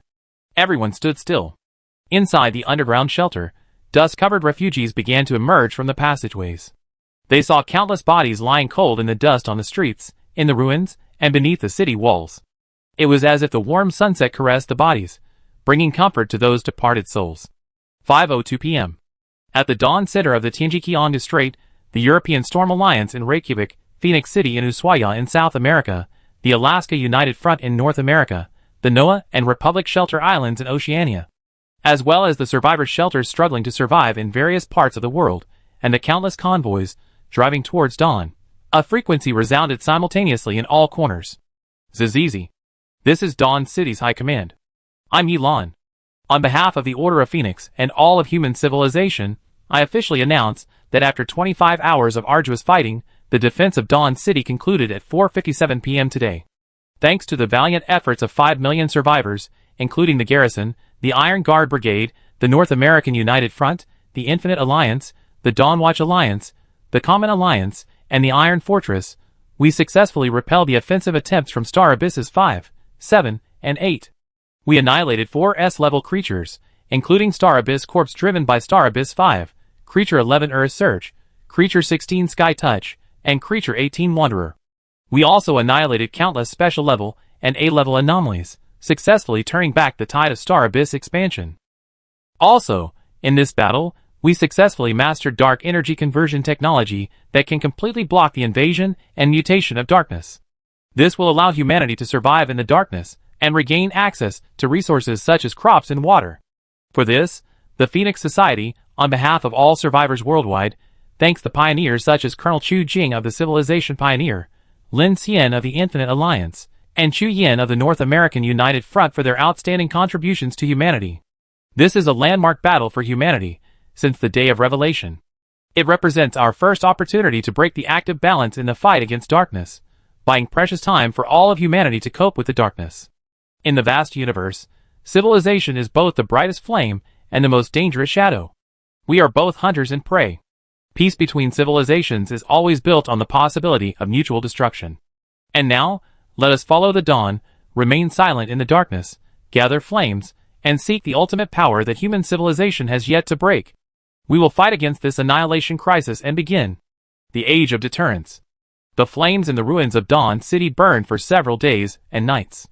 Under the surveillance of the Night Walkers, the expansion of Xingyuan slowed significantly, returning to the speed at the beginning of the apocalypse. As the central city, the Phoenix Order did not abandon Dawn City. Lu Ti and I took the initiative to lead the garrison to defend it personally.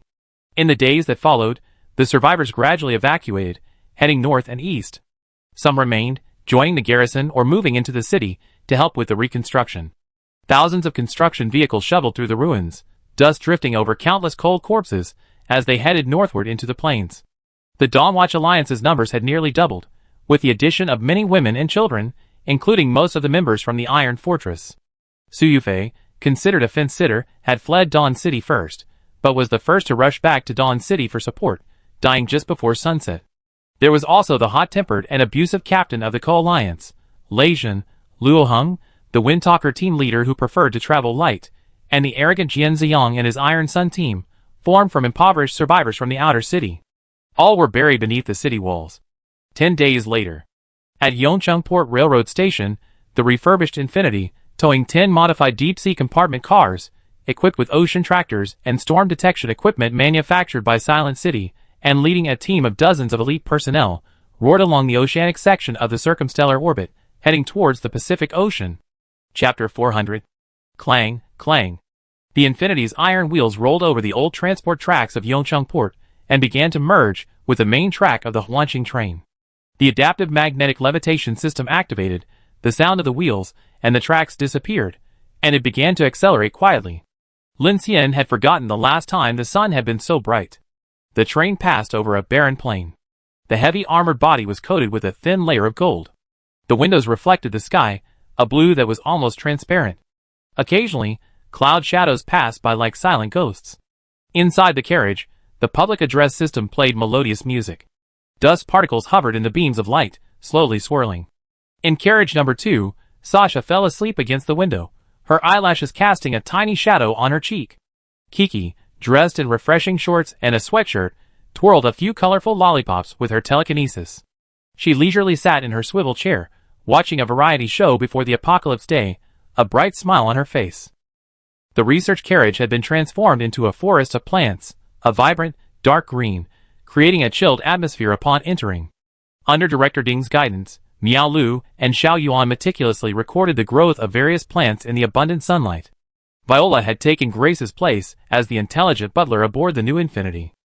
Except for the power carriage, all other carriages had been replaced by Lin Xian's more advanced Queen Mo automated carriages, incorporating elements of the Silent City and Emperor Project armaments. With the exception of one Eternal-class Tianqing 5C nuclear-powered carriage and Lin Xian's retained Dragon-class traction carriage, all other carriages had been reconfigured.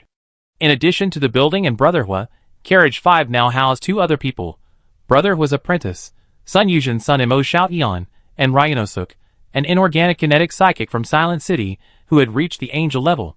This wasn't Lin Xian's arrangement, but rather a special request from Shinji Mochizuki under the Phoenix Order's Spark project. Silent City suffered heavy damage during the Battle of Dawn City, but now that the 3-star abysses are stable, Shinji Mochizuki, combining the Emperor project with the colonization technology of the Crimson World, along with Dawn City's dark energy data, has begun the renovation of Silent City at Yongcheng Port. He is also supporting and participating in the renovation of Dawn City. Upon hearing that Lin Xian planned to travel through the Pacific Ocean through the Republic Sanctuary Islands and then into Ushuaia, South America, Shinji unexpectedly arranged for Ryanosuk and Shirori, 2 of Silent City's most talented psychics, to join Lin Xian on this transoceanic journey. The purpose was simple: to participate in Lin Xian's protection efforts, and Shinji also hoped to further develop their psychic abilities, making them a valuable asset in the future. Lin Xian knew what this guy was thinking, but he was taking the transoceanic route this time for a personal agenda, and couldn't bring too many people. For safety reasons, the Infinite Alliance joined the Phoenix Order's Dawn Center. Jian Shui, Jiang Yun, and Shi Diyuan led the Silver Star, the Union Train, and a large convoy to the Qiandu Strait. Lin Xian, meanwhile, joined Yi Lan's Spark Project. The Spark Project was an active defense plan announced by Phoenix Order Commander Yi Lan after he declared the start of the deterrence era, in response to the unknown slowdown of 13-star abysses around the world. After the defense of Dawn City, the Dark Crisis underwent a huge change. After shrinking back to its original size, the Star Abyss number 5, 7, and 8 unexpectedly entered a state of slow expansion, which was better than the Phoenix Society had originally expected. Combining the summary of Lin Xian and Chu Yan's connection with the corpse-driving people and the Crescent Moon operation, Phoenix Society Commander Yi Lan believed that after humans mastered the same potential conversion of dark energy and recaptured the space defense platform to counterattack the corpse-driving people of Star Abyss number 5. This unpredictable potential threat caused the Dark Civilization to very likely have a caution or other changes in strategic intentions towards human civilization. Simply put, humans who remained silent in darkness and shielded themselves from the dark invasion became both resistant and threatening. This allowed humanity, once relegated to the shadows of ants, the possibility of either confronting or proactively choosing survival strategies, as civilization's information returned to darkness and opacity. Thus, the Spark Project was born, with 2 objectives. The first was to leverage the advantages of dark energy shielding to reverse humanity's disadvantage in the darkness, thereby conducting a comprehensive and in-depth investigation of all the star abysses and attempting to use this technology to reactivate humanity's greatest weapon, nuclear weapons, thereby establishing a military deterrent. The second was to utilize S-class colonization technology to attempt a second breakthrough through the Sky Curtain, aiming to connect to the polar Kunlun core and investigate the potential reactivation of the Moon planetary rings. The successful counterattack by Dawn City and the establishment of the Spark Project greatly boosted the confidence of the remaining human survivors around the world. Crucially, everyone knew that humanity could survive the Dark Invasion, shield itself from infection, and regain control of water resources. In carriage number 5, Lin Xian was testing his newly constructed suit of armor on the building. Huigu, Ryanosuk, and Mo Xiaoyan sipped iced tea and curiously observed the nearly 2-meter-tall building's rampaging armor. Woo! Under Lin Xian's mechanical abilities, the building's mechanical units began automatically bolting together. Its 2 specially designed Kirin robotic arms, in addition to their combat capabilities, were also equipped with underwater and deep space thrusters, boasting a comprehensive life support system. It was undoubtedly a deadly weapon. Not bad. Lin Xian gazed at his masterpiece with a hint of satisfaction. Dalu, give it a try. Dalu looked at the 2 robotic arms curiously, then accidentally triggered something. A mechanical gate on one arm opened, and several small destructive missiles rose up, aiming at Brother Hua and the others who were sipping tea nearby. Hey, Brother Dalu. Brother Lu, wait a minute. Brother Hua and Mo Xiaotian nearly choked on their iced tea and quickly assumed a defensive stance. Dalu panicked, but in his panic, the propulsion system suddenly activated, and the cooling fins on the legs began to activate. Brother Xian. Dalu panicked. Lin Xian, standing by, snapped his fingers, instantly deactivating the weapon system of the Dalu armor. Brother Xian. I never used power armor before. Wouldn't this be too suitable for me, given my abilities? Dalu said awkwardly. Unexpectedly, Lin Xian shook his head and spoke seriously. It suits you perfectly. I've been wanting to prepare a set for you for a while now. Your psychic ability is blood and energy, but you can't always engage in physical combat with strange entities. And once we enter the Pacific Ocean, you need to be mobile both underwater and in the air. You can't just swim in the Pacific with a steel-cutting sword. Brother Lin is right. Lu Xingchen nodded in approval and said, even though I can control fire and soar through the air, I still need the assistance of power armor. This set of Black Dragon battle armor was specially customized for you by Brother Lin. I believe you, Brother Lu, can fully utilize it. Yes. Very handsome. Mo Xiaotian's eyes lit up. Lin Xian pointed at Ryanosuk, who was silently sipping tea, and said with a smile, look at this one, an all-round psychic. He's also wearing power armor. It improves combat effectiveness, mobility, and defense. It's better to be prepared. Okay, Brother Xian, I look into it. Dalu was delighted to hear Lin Xian's words. He turned, and the Black Dragon armor emitted a hydraulic hum. While seemingly heavy, it actually possessed a powerful energy core, allowing Dalu to generate even greater explosive power. Carriage 6 now served as the train storage and dining car, densely packed with various supplies. In the middle of the car was a specially designed, sunken, corridor-shaped sofa, which could accommodate the 20-plus people in the car for meals and rest, or for meetings. At this moment, the dining car was bustling with activity. Chen Xishuan, Ning Jing, Xu Qin, and Sun Yuzhen were placing supplies and taking inventory. On the sofa, Qian Deli, Luo Yang, and Lu Chang were playing cards.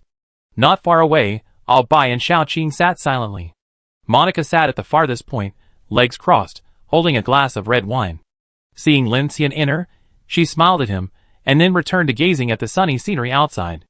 It could be said that the core members of the Infinite Alliance were basically all here. Liang Lei and Li Yi, who had to give birth, and old Mo, who wasn't very good at combat, along with the children and other members, all followed the Infinite Alliance's land forces, taking the safer route. Captain Lin. Seeing Lin Xian enter, Ning Jing took the initiative and walked over. Are we entering the ocean orbit tomorrow? Lin Xian nodded. The weather is nice today. Let's rest on the coastline for the night.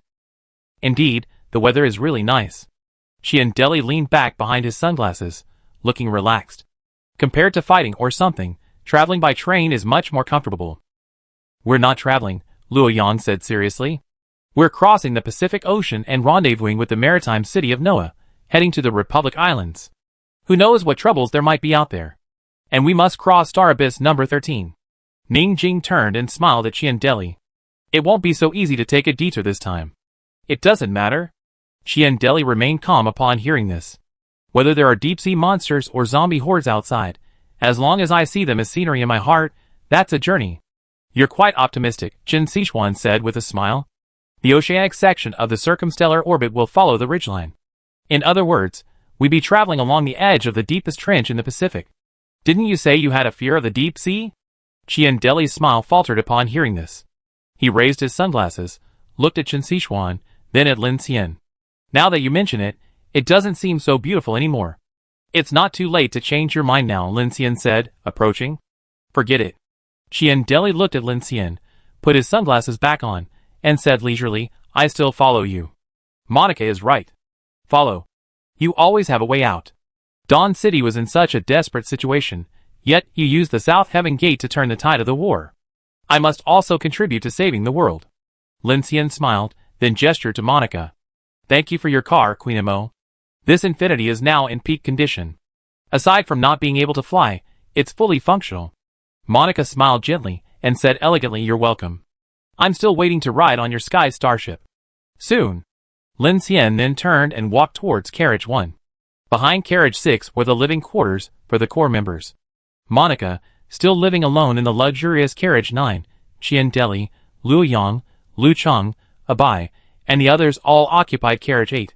Shu Qin, Xiao Qing, Miao Lu, Ning Jing, and Shiji occupied Carriage 7. The final Carriage 10 was a special power car Lin Xian had prepared for emergencies. The Whale 03E heavy-duty gas turbine locomotive. Lin Xian also brought this powerful warhorse, which had accompanied him all the way, along with him. Perhaps it would prove useful at some crucial moment. From the rear compartment, Lin Xian arrived at compartment number 4. Upon entering, he was greeted by a vast expanse of greenery. Not only were there various trees, but also a variety of vegetables and fruits. With the transparent sunroof open, the entire compartment felt like being in a forest, a refreshing sight. Captain Lin. Xiao Yuan, who was picking fruits with Miao Lu, saw Lin Xian approaching and quickly stood up, greeting him joyfully. Wow, we have tomatoes and cucumbers today. Lin Xian's eyes lit up. He couldn't help but take a cucumber from Xiao Yuan's basket, rubbed it against his clothes, and took a bite. An instant sweet and juicy crunch filled his mouth. The sun's been shining brightly these past few days, and the plants are growing very fast. Xiao Yuan smiled gently. I heard you need to supplement vitamins after spending too much time at sea, so Director Ding has switched to planting a lot of fruits and vegetables. That's right, Director Ding's current ability is making plants grow very quickly. Miao Lu, standing beside her, nodded quickly in agreement. These cucumbers were just planted yesterday, and they're already bearing fruit today. Increasing volume and yield, truly a god-level ability. Lin Xian took a bite of a cucumber. This ability isn't even officially recorded in the Phoenix Order. The only one is in our car. The only mechanical ability is also in our car, Miao Lu said with a grin. Lin Xian smiled, and immediately walked forward. Xiao Yuan followed him from behind, and Miao Lu, standing beside her, jokingly pulled her aside, Don't look at me. You're practically staring at me. Xiao Yuan blushed and said to Miao Lu, I'm just glad that Captain Lin brought me along on this trip. Miao Lu exclaimed in surprise. What's so surprising about this? If you and Director Ding hadn't used the Silver Dragon 100,000 errors to save Captain Lin at a critical moment, Captain Lin would be dead now. You're so capable, Captain Lin would definitely have taken you with him. Xiao Yuan frowned slightly, then said calmly, that was Director Ding's plan. I was just helping. Hee, are you hoping Captain Lin is interested in you, and that's why he's taking you with him? Miao Lu narrowed her eyes and smiled. No way. Car 3. Summarize the growth data. I need to create a file to verify the growth curves of all the psychics on board at specific times using different vegetables, light, and cold dark reagents. Key factors that may be affected include, but are not limited to, the individual's foundation, growth potential, gender, age, individual conversion rate, etc. This may require over 3,615 comparative experiments to obtain the experimental data you need for verification. I know. Evaluate the major factors first, then screen the minor ones, and find the greatest common denominator to use as a reference for Lin Xian. Lin Xian arrived at carriage 3 and saw Ding Junyi, head bowed, conducting research with Viola. Lin Xian. Hearing footsteps, Ding Junyi greeted him without even looking up. I heard your abilities have greatly improved? Lin Xian asked, approaching. Ding Junyi raised her hand and pointed. In an instant, a wave of movement surged, and the oasis pots on the table suddenly began to grow explosively, rapidly spreading like living things.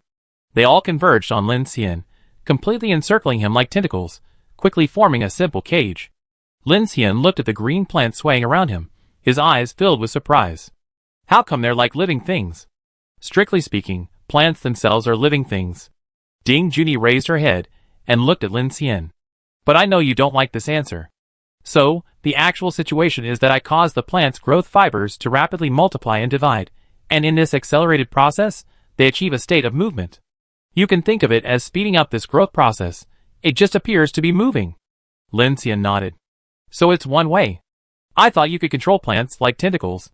It's not that flexible. Plant fibers and muscle fibers are fundamentally different. Lin Xian saw Ding Junyi's serious expression and smiled. I'm curious.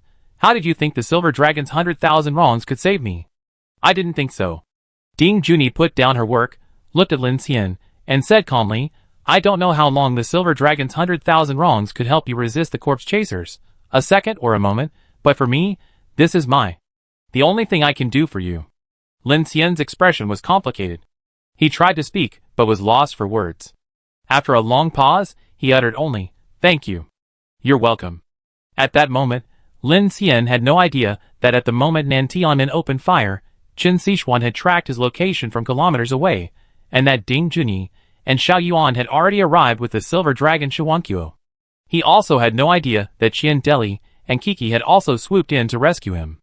At that critical moment, the dimensional bubble expanded, and Qian Deli, using his super speed, along with Kiki, carried Lin Xian away. Lin Xian hadn't anticipated the possibility of surviving despite facing the Nan Tianmin's destructive beam. All I can say is, my teammates are incredible. At this moment, Lin Xian arrived at the cockpit of the Infinity's new Eternal-class ship. He took a deep breath as he gazed at the sunlit plain before him. Then, as he sat in the driver's seat, a voice reached his ears. Although Star Abyss number 13 is the only one located in the ocean, it's also the largest. A massive storm zone, over 10,000 kilometers wide, has formed at the junction of the Western Pacific and the Black Ocean. Even traversing that area via circumstellar orbit is extremely dangerous. For the two of us, it's dangerous wherever we go. Lin Xian looked at Chu Yin. The corpse chaser's mental power has been spying on us, so I told Professor Yi that the darkness might be targeting us. I understand that. Chu Yin looked at him. I'm just curious. As the sword bearer of the Southern Heaven Gate, why would Professor Yi let you cross the Pacific Ocean as an elite team? Lin Xian looked at Chu Yan's translucent consciousness and said, so I told Professor Yi that we must act separately. You're now on your way to the Dawn Center. The Order of Phoenix will ensure your safety. Chu Yan frowned slightly. I don't know if I can contact Grace. You know when you wake up. Lin Xian smiled. You should have some free time recently. I told Professor Yi that you can help establish a connection with the South Heaven Gate. However, the sky curtain shielding layer won't be accessible in a short time. For safety reasons, the two sword bearers must separate. You will take the land route for maximum safety, while I will take the oceanic orbit to reach the polar Kunlun Center as quickly as possible. These are two different arrangements. So you're dismantling your entire Infinite Alliance and taking a group of elites on the transoceanic track just to reach the pole faster? Chu Yin asked. Isn't that reason enough? Lin Xian asked with a smile. Reaching the pole faster allows me to peacefully enjoy the resources of the Order of the Phoenix and improve my abilities. Besides, I'm tired, and not having to worry about the survival of tens of thousands of people is a good thing, isn't it? Lin Xian. Chu Yin smiled at him. Have you forgotten that I've seen all your thoughts? Your mechanical abilities are completely different from those of all other psychics. Although you like to claim to be selfish, in reality, you're bound by responsibility. Do you think I believe you're just doing this for this purpose? Lin Xian was stunned by this, then smiled helplessly. Well, I really don't have any secrets from you. Remember what we learned from the corpse chaser? Lin Xian said calmly. There are humans beneath Star Abyss number 13. Chu Yin nodded. Yes, that's beyond common sense. Deep in the ocean, beneath the abyss, there are actually humans. Then do you remember that after you hacked into Julius's consciousness, you obtained a lot of information related to the SID Foundation? Yes. Lin Xian looked toward the approaching coastline and said, "We previously believed that the SID Foundation was merely a consortium or organizer behind the Crimson World. However, after reviewing that information, I found that many of my previous assumptions have been confirmed. Are you saying that the SID Foundation might possess the power of a prophet of the apocalypse? Or perhaps even human powers beyond the current level of civilization?" "Yes." "Does Professor Yi think so?" Lin Xian said. She expressed her curiosity. "I synchronized some of this information now. It should be more complete when you wake up, allowing you to help the Order sweep the Crimson World. Regarding the humans beneath planet Abyss 13, Professor Yi and I both believe they might be unusual. After all, this information is from the perspective of a corpse carrier. Both the Orders Noah and Phoenix City have already sent personnel to investigate, and we might soon find some results. You're leading the elite team to investigate this?" Chu Yan looked at him. Lin Xian shook his head. "Not entirely. I have my own purpose, which I haven't told Professor Yi." "What purpose?" "Mechanical abilities," Lin Xian said, looking at Chu Yan. "You entered my consciousness and know my mechanical abilities, how to enhance and expand them, including my Black Star Forge. I'm currently placing the entire Sky Train inside it for weaponization. Similarly, I'm working with Shinji Mochizuki, combining the Emperor project with colonization technology to create new suppressor systems and colonization weapons, including my robot army." "I know." Chu Yan's lips curled slightly, her gaze gazing at the scenery. "You have quite a few secrets, even more than Julius." Lin Xian heard this and said calmly, "Yes, Hell's Black Chrysanthemum, Heterogeneous Rubik's Cube, Silver Dragon's 100,000 Mistakes, Blood Vine. But there's a problem, and it was Mochizuki Shinji who reminded me of this." Chu Yan turned her head. "You believe your mechanical abilities are the product of some higher dimensional civilization combined with current human industrial civilization. Even if they aren't, with your current abilities, even if you acquired all the blueprints and materials, at best. At most, it's a production line slightly smaller than Silent City," Lin Xian said bluntly.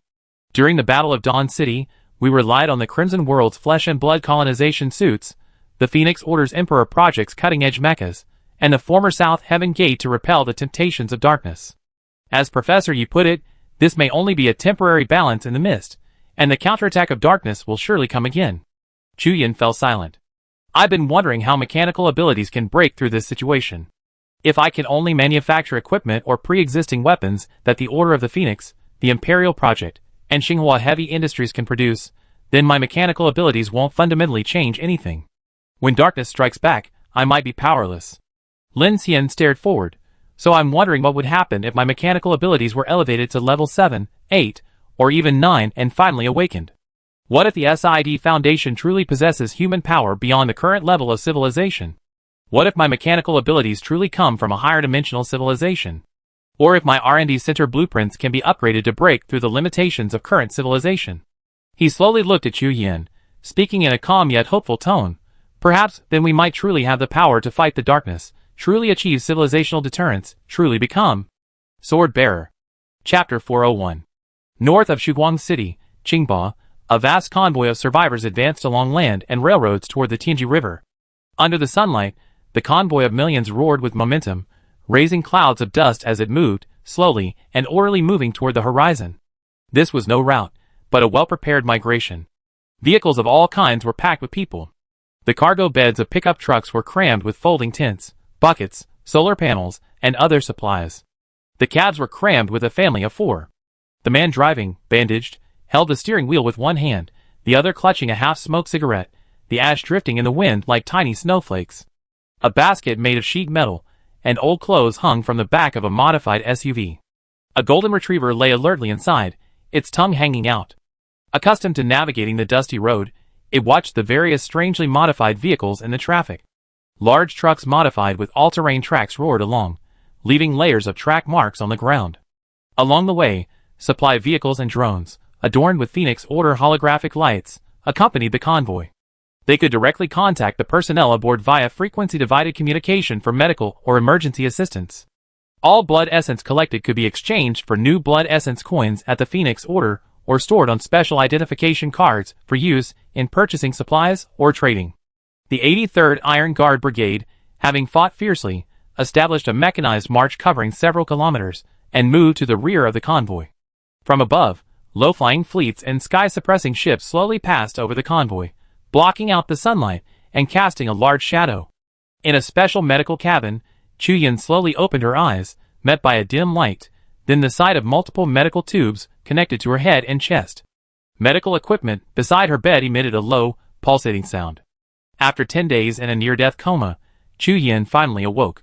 This time, she appeared in Lin Xian's consciousness. This had only happened in the past few days, but after learning this from Lin Xian, Su Jinyue, Yi Lan, and the others finally felt relieved. After waking up, as Lin Xian had described, Chuyin noticed significant changes around her. Instead of her previous mission team, she found a squad of night walkers assigned to protect her safety. Chuyin. In the office, Yi Lan, with his graying hair, was intently reviewing several documents through his reading glasses. He greeted Chuyin, who had entered the office. "Welcome back. Don't you need me for missions now?" Chuyin asked. Yi Lan shook her head. After mastering dark energy conversion technology, the elites of all our Nightwalker divisions will be able to conduct Star Abyss exploration missions. While there are still many unknowns, including some technical issues related to communications and cold dark particles, the overall survival rate has greatly improved. She put down the document and looked at Chuyin. "You and Lin Xian are the only two people on Blue Star who can contact the South Heaven Gate. This defense platform is a vital weapon for us until we achieve breakthroughs in dark energy nuclear fusion technology. I also told Lin Xian that he shouldn't use the South Heaven Gate's attack unless absolutely necessary." Chuyin took a deep breath. "I know that the corpse chasers suffered heavy losses from the Grey Mist Messenger and the entire army, and with the Tongsher Tower limiting their dark energy recovery, the South Heaven Gate finally found the opportunity to strike a decisive blow." Yi Lan nodded. Lin Xian is a very intelligent man. He understands this. Currently, humanity's most destructive weapons, besides biological and chemical weapons, are only thermonuclear and high-energy confinement. But Operation Kettle has shown us that even thermonuclear weapons, with a TNT equivalent of 60 million tons, cannot destroy the dominant organisms within Xingyuan. This may not just be a weapon issue. Chuyin fell silent upon hearing this. Yi Lan's words echoed Lin Xian's, both wanting to break through current human technology to respond. This is certainly feasible. However, in Chuyin's opinion, if it weren't for Lin Xian's suggestion of the potential for increased mechanical abilities, it would be hard to imagine humanity breaking through the shackles of physics in such a short time. Yi Lan seemed to see Chuyin's confusion and said directly, "I understand your concerns, Chuyin. You're right. The Emperor Project is the short-term limit of our current technology. However, this research on the Crimson World's flesh and blood colonization suit has also given us great insights, including the energy traps within the Star Abyss and the unique defensive force fields of the dark creatures. These are the main areas we are currently studying and addressing." Chuyin asked, "Are we going to study the abilities of the Star Abyss creatures?" "Not only that." Yi Lan removed his glasses and wiped them. S-Class, Corpse Carriers, Abyss Monsters, and the currently discovered World-Class Hazards 1 through 7. We must begin preparing for exploratory research on these entities, such as the giant crustal parasite number 1 devourer of planets in Siberia Star Abyss number 1, and number 3, which you previously tracked and investigated in Songjiang City. Floating giant corpse. Chuyin frowned slightly. Since we discovered the floating giant corpse, we haven't seen any signs of biological activity or awakening. It's been flying eastward, at an altitude of approximately 3,000 meters. Surrounding it is a massive amount of dark invasion radiation and a chaotic spatial force field, making it difficult for even the most elite psychics to get close enough to investigate. So I dispatched Nightwalker Unit 2 to conduct a comprehensive investigation of the floating giant corpse. Creatures 1 and 3 haven't shown any signs of aggression at this point, aside from the dark invasion. Furthermore, Yi Lan looked at Chuyin and said, "Our forward observation team has discovered that the floating giant corpse reached Dragon 3 days ago. Over the river, at its estimated speed, it will pass Dawn City within 2 weeks at the earliest. This presents a significant threat to us." Chuyin immediately said, "Teacher Yi, can my team join this investigation?" "No." Yi Lan flatly refused. "Lin Xian should have told you that he's now traveling via the transoceanic orbit to the pole. We must ensure your safety, so I discussed with General Su that you will temporarily refrain from any field work. Furthermore, your body has suffered significant aftereffects from this crisis, and you need time to recuperate." Chuyin wanted to say more, but seeing Yi Lan's unquestionable calm, she could only nod. "Okay, I follow the organization's instructions. Yochung Port, the transoceanic shore-based docking port for the circumstellar orbit, This once vast maritime port is now deserted. Numerous zombies can be seen roaming the loading and unloading areas and the harbor, and the occasional howling is heard when the wind stirs. The crimson sunset, like a dying coal, ignited the high clouds above the horizon. The Infinity sat quietly on a loading platform near the coastline. Outside the window, the Pacific Ocean shimmered in the dusk. The remains of other freight trains and the abandoned offshore traction platforms docked on the loading platform were mottled with scars from the wind, like the skeletons of stranded giants. A vast ocean track, supported by giant pillars of ocean ridges, stretched from the port to the depths of the sea.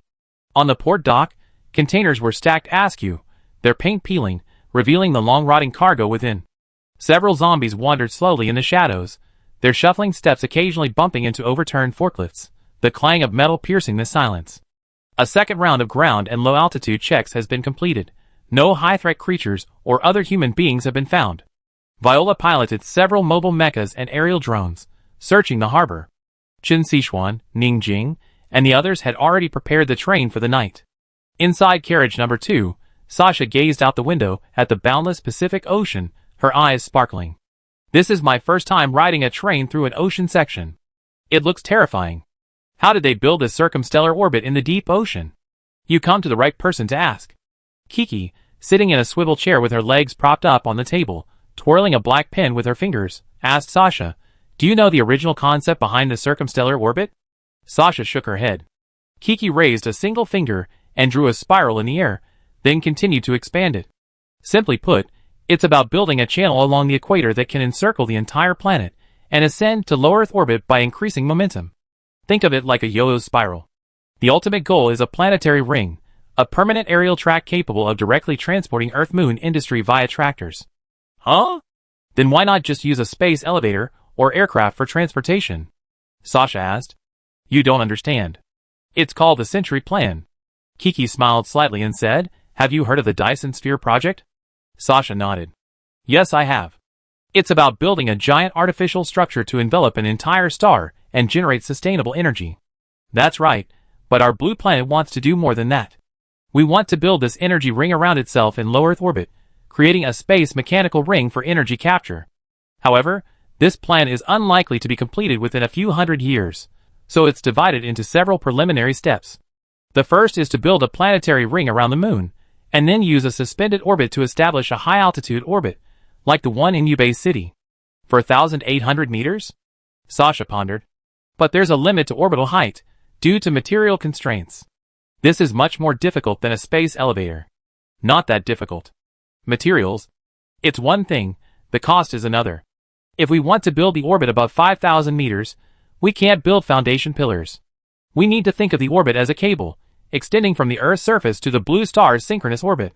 Besides its own weight, it also has tensile strength, making it a spiral cable that's released through the balance of centrifugal force and gravity. The Wangwet planetary ring is the kite.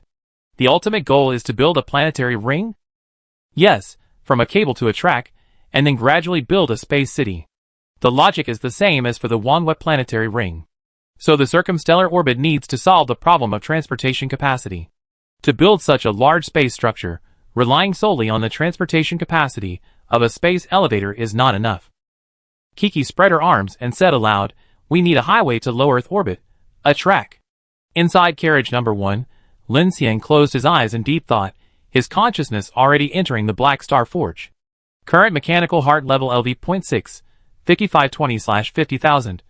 Mechanical awakening, mechanical lord. Mechanical devouring, 6, 300/5000, increases devouring efficiency. Mechanical manufacturing, 6, 1560/5000, increases construction efficiency. Special skills: mechanical energy cannon, amplify field, amplify superstring reactor, phase iris, amplify flashback, rare, level 3, magnetic shock, rare, level 160%, gravitational lens, legendary, level 250%. Currently amplifiable skills: flashback, rare, level 3, maxed out, amplifies to energy leap. Amplification materials: titanium alloy *100, hot rolled forged steel *100, supercarbon alloy *100. Amplification time, 29 hours. Energy leap? Lin Xian frowned slightly. Sounds promising. To Lin Xian's surprise, this amplification didn't require too many demanding materials. He chose Amplify directly. Rewind flash mechanical amplification begins. Mechanical amplification begins. Rewind flash 28 hours 59 minutes and 59 seconds. Rewind flash had been a crucial skill during Lin Xian's previous train survival journey, helping him avoid countless dangers. However, it proved somewhat ineffective against the massive monster surge. However, Lin Xian desperately needed a quick maneuver and evasion technique. After all, he no longer had his flash bullets. They were with Grace. If he teleported to the South Heaven Gate, he wouldn't be able to return. Congratulations, you obtained the Star Raider XR-01 mech blueprint. The lights in the R&D center flickered. Lin Xian opened them, and his face darkened. Sure enough, he had long awaited the upgrade blueprints for the Vulcan mecha. If he had received the blueprints for the Star Raider before the battle in Dawn City, he would have been overjoyed. But now that he had even obtained the blueprints for the Emperor Project mecha and the Crimson World Flesh colonization suit, these blueprints were better than nothing. With the assistance of Shinji Mochizuki and Professor Yi, I now have the blueprints for humanity's most advanced mechas, including the interstellar nano-powered armor and the current Emperor mecha. With further improvements by the Phoenix, the Emperor mecha should be close to being able to compete with S-class mechas. The only problem is the defensive force field. Beyond that, it will be difficult to achieve further breakthroughs. In the Black Star Forge, Lin Xian sighed and looked towards the massive structure. A massive interstellar train was suspended within it, with 6 manufacturing sequences operating at full capacity. Shinji Mochizuki had helped him design the blueprints for an improved arsenal ship, which Lin Xian was constructing using existing resources. He was also preparing to build a set of inhibitors for the flesh and blood colonization suits, just in case. During the Battle of Dawn City, the Phoenix Order and all the survivors had amassed a vast amount of blood essence. The corpses outside the city piled high with blood essence, and countless psychics had also experienced significant improvements. Lin Xian had already gained 5,000 mechanical source points through the transformation of the Infinite Hell Black Chrysanthemum alone, and that was just from the battle. Lin Xian now had a Crash Dreadnought-class suit in his Black Star Forge, which he had taken from Yilan, intending to devour for materials and upgrades. Just as Lin Xian was about to exit the Black Star Forge, he suddenly noticed the blueprints for the Star Raider XR-01 mecha still floating in the R&D center. That's not right. Aren't these blueprints exhausted? Likely, blueprints for mechas that had been developed to their limit couldn't be placed in the R&D center anymore. Lin Xian's heart sank, and he tentatively opened it. The next moment, a light curtain appeared that made Lin Xian gasp. This blueprint has reached God level. Planetary level research and development requires a mechanical heart and mechanical manufacturing level of 7.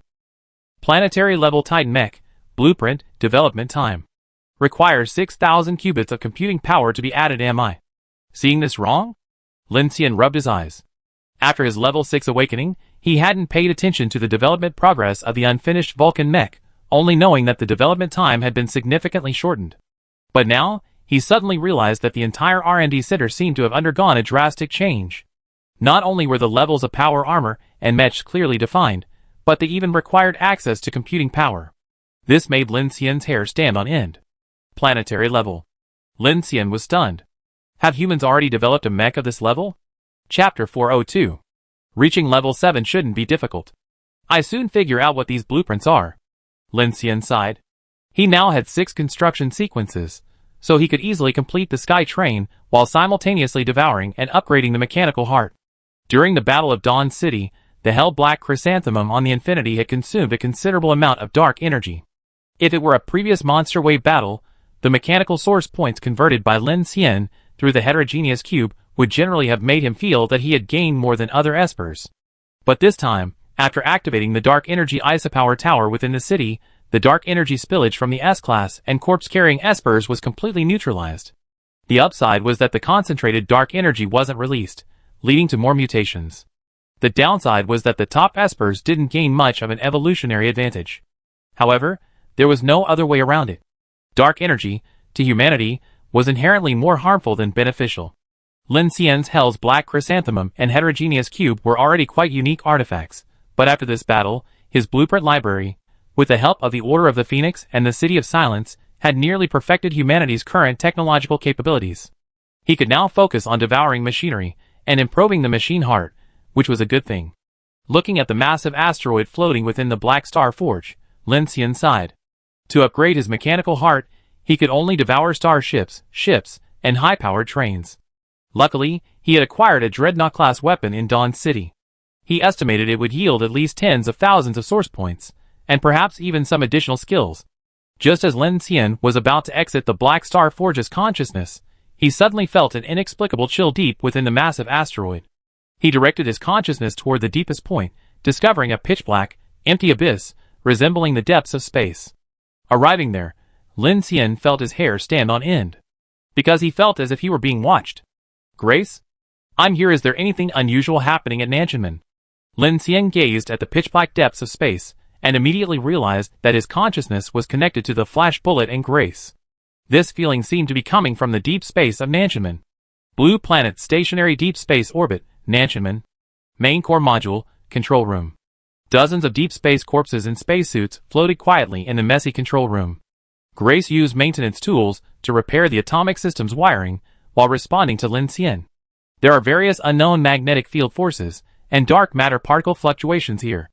The Panda X4T liquid xenon detector detected an unusual dark matter signal in the extremely low recoil energy region. It was sent on Apocalypse Day. The previous research team stationed there used gravitational wave decoding and seemed to have derived some important information. I'm trying to recover it. Also, I discovered a large number of non-blue planet microorganisms within the cabin, as well as some biological fluctuations with a soul-draining value response. They pose no threat to me at this point. Do you have any specific assignments for me? Lin Xian had previously told Grace that the Phoenix Society and Chu Yin needed to contact her to attempt to communicate with the defense platform, but Lin Xian's question now had a different purpose. Because he felt as if an eye were staring at him through the flashing bullet. Outside the platform, have you discovered anything in other directions of deep space? I activated some of the defense platform's external monitoring systems. After the last high-energy density launch, Nanchunman's orbit has become extremely unstable. I can only adjust it through the power system. I'm not sure if it's due to changes in Blue Planet's gravitational structure, or if Nanchunman itself is being pulled by some strong gravitational source. Lin Xian frowned at this. I think it's the latter. Check it out immediately. By the way, deactivate the backup nuclear power module, deploy the solar panels, and exit the dark energy storm area and wait. Grace understands. In deep space orbit, the solar panels on the 4 energy modules of the massive Nan Tianmen defense platform began to extend. Folding and then unfolding, they resembled 4 giant wings of light, slowly unfurling toward the sun. And in the darkness of deep space, a two-dimensional darkness, like an abyss, obscured the light of all stars, like the gaping maw of the universe, also slowly opening. Lin Xian. Just then, the carriage door opened. Chen Sichuan stood at the doorway and said to Lin Xian, "It's dark outside." Lin Xian opened his eyes and looked out the window. The entire connecting port in the circling star orbit was completely dark, with only the sound of waves emanating from afar. Inside the dilapidated port, zombie figures moved, emitting eerie howls outside the train. Lin Xian glanced around and checked the time. 7:46 p.m. Considering the size of Star Abyss 8, it was already very late. Phoenix Society observations in recent days have shown that its expansion seems to have slowed significantly. This is undoubtedly good news for the survivors, but the Order hasn't let down their guard. After all, 13 star abysses still linger on Blue Planet, and the human settlements remain desolate and desolate. Wow! Watching several zombies gather outside, Lin Xian immediately lowered the sunshade and asked Chen Sichuan, "Has there been any information from the Order?" "No." Chen Sichuan glanced at Lin Xian, noticing his expression was off, and quickly asked, "What's wrong?" Lin Xian shook his head, "Nothing." Chen Sichuan glanced at Lin Xian, who looked a little tired, with concern, and said, "If we set out tomorrow morning, we can reach the Taku Deepwater Floating Harbor in 4 hours and Haiyan Island in 7. We should both arrive before dark." Lin Xian frowned at this and asked, "Do you think taking the ocean track is a good idea?" Chen Sichuan, upon hearing his words, walked in, closed the door, and sat on the sofa. "Of course not," she said. "Although there's only 1 star abyss in the ocean, thinking of the atmospheric mica and the sky-touch monsters before, I can't help but think of the deep sea. Furthermore, traveling through the ocean, we have no other options if we encounter natural disasters or strange phenomena. The danger level is definitely higher than on land. And what you saw with the corpse carrier suggests that there must be something unpredictable in the ocean and star abyss number 13. All of this adds up to a significant risk for us." Lin Xian frowned at her analysis. "But? This is the end of the world. Chen Sichuan softened her tone and smiled at Lin Xian. We don't have many options, do we? Going overland and following the Dawn Center is certainly safer, but the Phoenix Order's rescue efforts will take at least 2 months, and you won't have many opportunities to improve your mechanical abilities with a large convoy. Even without considering the swordsman. Whether we reach the poles or not, the catastrophe that will ultimately impact humanity's survival remains. So, you're not just concerned with survival supplies and train armor, are you? Lin Xian's brows relaxed upon hearing this, and he frankly said, I always felt that this struggle between humanity and the Dark Civilization is more complex than just a matter of military reserves or a crucial piece of information. Professor Yi once said that the chain of suspicion between civilizations is unbreakable. This is a fundamental axiom of cosmic sociology. Like hunters stalking a dark forest, every civilization is forced to view other beings as threats. Because survival is civilization's primary need, and the total amount of matter in the universe remains constant, the difference between higher and lower civilizations is merely the difference in the range of a hunting rifle. Ants cannot understand why humans would destroy their nests, and we cannot understand why dark creatures would destroy human civilization in this way. From the day of the apocalypse until now, humanity has struggled to survive, fleeing in panic. Now, we believe we're gradually grasping the truth and finding the power to survive in the darkness. However, there's one question we can't avoid. Why did the Dark Civilization descend upon Blue Planet? What's their purpose? Chen Sichuan asked solemnly, do you think this balance won't last? It's not just me. The Phoenix Order, Professor Yi, and the others all know this, which is why they created the Spark Project. Lin Xian shrugged. I don't believe a civilization capable of space transformation is just a bloodthirsty beast. What we've seen, and what we defeated may only be the tip of the iceberg. We haven't truly glimpsed this civilization's existence, nor have we had a true dialogue. Lin Xian looked at Chen Sichuan. If we were the Dark Civilization, what would our purpose be? Chen Sichuan shook her head and said calmly, humanity can't stand in that perspective. All we can imagine is colonization and occupation. These are behavioral motivations we already recognize or have learned, but that doesn't mean another civilization would think the same way. You're right. Lin Xian smiled, then looked out the window at the dark coast. So, in my opinion, we should either seek answers, or follow the Pioneer Plan and build an S-class colonization suit to escape to outer space. After all, we already have the Sky Train and the colonization equipment. Chen Sichuan looked at Lin Xian deeply. She noticed that since Lin Xian had connected with the corpse chaser through his mental power, although he wasn't very old, he had taken on a heavier, more decadent air. She had a rough idea. Perhaps it was his identity as the sword-bearer that left Lin Xian with no excuse to stay out of the conflict. Or perhaps, after the Battle of Dawn City, he knew his circumstellar orbital plan had an inevitable end point, and that end wasn't the polar regions. The dark existential crisis forced him to either ignore the Phoenix Order and flee, or unite with humanity to resolve the greatest crisis. This time, despite gaining control of a planetary defense weapon like the South Heaven Gate, Lin Xian wasn't particularly happy. Perhaps that was precisely why. At the docking port, the sky was pitch black. The vast curtain of the sky covering the blue planet didn't obscure the starry sky, allowing a myriad of stars to still be seen. Lin Xian sat alone atop a port crane. Below, the containers and the densely packed cars in the parking lot vanished one by one, becoming raw material for the Black Star Forge. The clattering debris scattered to the ground attracted a swarm of zombies, but they found no prey. The contents of each container varied.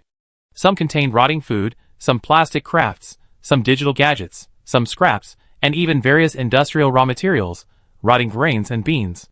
In the sky, countless drones, controlled by Viola, searched for useful items. Lin Xian now possessed nearly 5,000 drones, roaming around like a swarm of bees. We have located the following highly mechanized equipment for you and are ready for management. Okay. Lin Xian read the message from Viola and began remotely consuming, increasing his mechanical source points. His mechanical devouring ability had now reached level 6. It took him only a minute to devour an ordinary car. Give it a single night, he could empty the entire port parking lot. At the port, several abandoned, unmanned cargo ships remained, and along the distant coast, many half-sunken and stranded ships, some of which had shelters built atop them, but now all was dead silent. If I were the ruler of the Dark Civilization, the first thing I would do right now would be to assassinate you. Just as Lin Xian quietly devoured various devices, a leisurely voice echoed from behind him. Lin Xian turned around and saw Monica, dressed in an elegant cheongsam and a windbreaker, standing on the tower crane behind him, gazing at the night view. Why? Do you believe Nanchaman truly possesses the power to destroy the Dark Civilization? Lin Xian replied calmly. No. Monica took a few steps forward and looked at Lin Xian. Military weapons have their greatest deterrent effect before they're actually fired. I don't know if you heard that a nuclear bomb that hasn't been launched is a nuclear bomb. Once launched, it's a comparison of the destructive yield and the limits of human survivability. Lin Xian shrugged. That's the truth. Don't think I don't know what you're thinking. You and Elon may have your own agenda, but I'm allowed to ride in your car because I know what you're gambling on. Monica said meaningfully, you and Chu Yin are both being watched by the darkness. So if you're truly being targeted and eliminated, it means that Nantianmen truly poses a threat to the Dark Civilization. On the contrary, if you two remain at peace, the most troublesome thing is that this sword is likely useless, right? Lin Xian frowned, paused, then gave a helpless smile. Then why are you following me? Monica smiled cheerfully. Because I want to. Lin Xian, don't think I'm so noble. I just had no choice. Lin Xian said with a deep breath.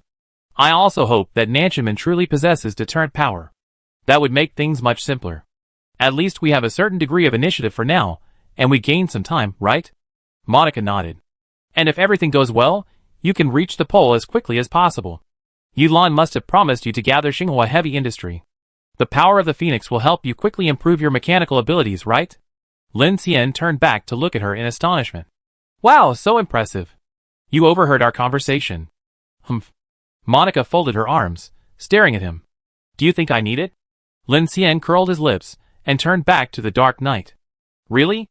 At this point, what other options do I have? So I just decided to treat this as a deal with the Order of the Phoenix. I can make a killing, combining the power of the Order and the interstellar force to help me improve my abilities, while also building a squad of Imperial mechs that give me some peace of mind. Click, click. Lin Xian didn't hear Monica's response, but heard her approach. He turned back and saw that Queen Imo was already standing next to him, her arms folded calmly, looking down at him. Are you under a lot of pressure? I didn't say that. Lin Xian smiled slightly, moved aside to make room for Monica, and then continued to devour the cars in the parking lot below.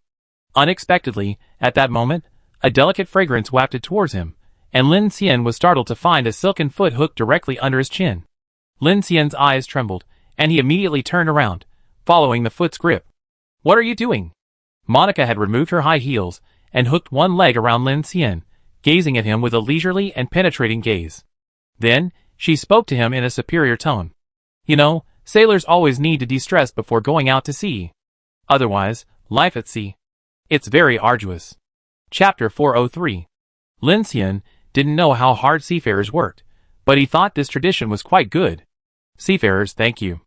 Ever since the dinner at the Silent City, Monica's discernment of the situation had made him realize that she wasn't just a queen who could only rule over men, but possessed a true wisdom that should not be underestimated. Lin Xian truly believed this was wisdom, though he did indeed succumb to Monica's Chongsam. But in the latter part of the night, Lin Xian did feel that his devouring speed had increased. He wasn't sure if it was a psychological effect, or if Queen Mo's offensive was truly impressive. Current mechanical heart level LV.6, 6720/50,000, mechanical devouring, 6, 1100/5000, increased devouring efficiency. That efficiency is not bad. At 4 a.m., Lin Xian had almost devoured half of the junked cars in the harbor. Although the mechanical source points and devouring proficiency gained from devouring cars were low, the advantage was the large number of them. Moreover, Lin Xian was now operating remotely, covering a large area from just atop the harbor crane. After finishing off a large group of cars, Lin Xian looked at the zombies below and set his sights on a nearly capsized ship in the harbor, with several interstellar train carriages aboard. This thing probably has a displacement of over 10,000 tons. Give it a try. Lin Xian didn't hesitate and immediately activated the mechanical devouring. In an instant, he seemed to hear a hollow noise coming from the massive ship, and then Lin Xian felt his mental energy begin to drain as the scanning coverage expanded. Swish! At this moment, 3 superstring reactor phase rings lit up behind Lin Xian, activating at full power. Lin Xian's eyes shone brightly. Fueled by the superstring reactor, he possessed a near-endless source of power. As long as I have enough time, I don't care how many tens of thousands of tons it weighs. I'm a nuclear-powered powerhouse now. Devouring progress 1% finally, the devouring progress bar flashed before Lin Xian's eyes. From the bar, he immediately estimated that it would take at least 10 hours to devour this 10,000-ton ship. This was actually a bit beyond Lin Xian's expectations. He had originally assumed that the ship's mechanical structure couldn't be as complex as a Dragon transport or a Dreadnought-class ship, and since his devouring level had already reached level 6, it shouldn't take that long. However, once he began devouring, he realized it was still taking about 10 hours. Is it because he's never devoured a ship before? Lin Xian frowned slightly, hesitant at this point. After all, the ship looked like a lump of iron. But having already begun, he gritted his teeth and began devouring. Wow, the harbor was roiling with waves, as if Lin Xian's action had caused a violent reaction. At the same time, on the Jintian ship, in the Starry Sky Research Laboratory, a stargazing research team consisting of hundreds of experts in astronomy, information technology, radio astronomy, and interstellar molecular astrochemistry had been assembled. The team's leader, Yang Su, was a tall, thin 47-year-old former academician of the National Astronomical Observatory of Longhua and an expert in astrophysics. Deep Space Monitoring Station report. Target: Nanchunman Near-Earth Defense Platform. Orbital data locked. Geostationary orbit position: longitude 15.5 degrees west, latitude 51.6 degrees north, altitude 52,660 kilometers, error 2 kilometers, orbital inclination 51.64 degrees, drift rate 0.02 degrees per day, consistent with the predicted model. Optical tracking indicates no abnormalities in the main structure of the Nanchunman platform. 6 hours and 41 minutes ago, it autonomously deployed all 12 photovoltaic wing surfaces and has now stabilized in its observation orbit. Yang Su frowned as he led his team to the command center. Chu Yan was there, relaying information from Grace. Captain Chu, Yang Su said, approaching. Have you contacted Captain Lin? Are you sure he deployed the photovoltaic wing surfaces? Chu Yan responded, Chief Engineer Yang, I confirmed from Grace that it was Lin Xian who shut down the nuclear power center. He likely shut down the nuclear radiation to prevent the radiation from attracting strange entities in the dark energy storm region of deep space. We've seen this happen many times in Qingyuan, so there's no doubt about it. However, shutting down the nuclear power center will prevent Nanchunman from launching an offensive in a short period of time, another engineer named Chen said, perplexed. Chu Yan explained, Grace has discovered a large influx of microorganisms on the platform. There may also be some kind of deep space entity on the outer platform. They're currently investigating, and resolving this issue is definitely a priority. Yang Su nodded. Indeed, have we found any results from the gravitational wave decoding of dark matter? Soon. Chu Yan took a deep breath. That information is contained in the 4th deep code and needs to be deciphered. 4th deep code? The speaker was a slightly plump middle-aged man, Wu Junping, a former Nanchunman information engineer. He looked puzzled. How could this information be placed in the black box? Is there a problem? Chu Yan asked. Wu Junping immediately replied, the 4th level code is commonly known as the crash black box. It's primarily a storage device used for physical extraction after a spacecraft crash or failure. All platform information is synchronized within it, and it's generally not stored separately. If it's in the 4th level code, then the other parent storage units should also have it. Indeed, the existence of a separate black box is indeed very strange. Another engineer remarked. That's not right. Black box decoding shouldn't be that complicated. Grace's computing power should be able to decode it in seconds, another engineer said. That's the point I'm making. Chu Yan's face was slightly stern. According to the logs Grace reviewed, this dark matter information was captured at 001 on Apocalypse Day. However, when Grace was decoding it, she discovered that the information decoded by the gravitational wave was recorded the previous second. The previous second? What do you mean midnight on Apocalypse Day? Wu Junping raised his glasses, a look of confusion on his face. You mean? Chief Engineer Yang frowned, raised his hand, and pointed at the clock above the command center hall, asking Chu Yan. Now last second? Chu Yan nodded. Silence. At this moment, dozens of engineers fell silent, and a collective gasp echoed. Chief Engineer Yang looked stunned. So this information can't be retrieved? That's what it seems. What's going on? Mechanical failure? An engineer exclaimed. That shouldn't be the case. Wu Junping immediately shook his head. An intelligent computer like Grace's has its own optical clock system for calibrating time. Even in 300 years, the error won't exceed 1 second. This situation shouldn't just be a storage issue. Could it be that the Nanchaman platform has also suffered from the same time dilation effect as Xingyuan? It's possible, but time dilation shouldn't cause such a loop. Chief Engineer Yang frowned in thought, then looked at Chu Yin and said, the only solution now is to use the Panda X4T liquid xenon detector to redecode the dark matter message. Chu Yin said helplessly, Grace just made that suggestion. Yang Su immediately said, could it be? Yes, that dark matter message was also sent just a second ago, Chu Yin said gravely. Hiss.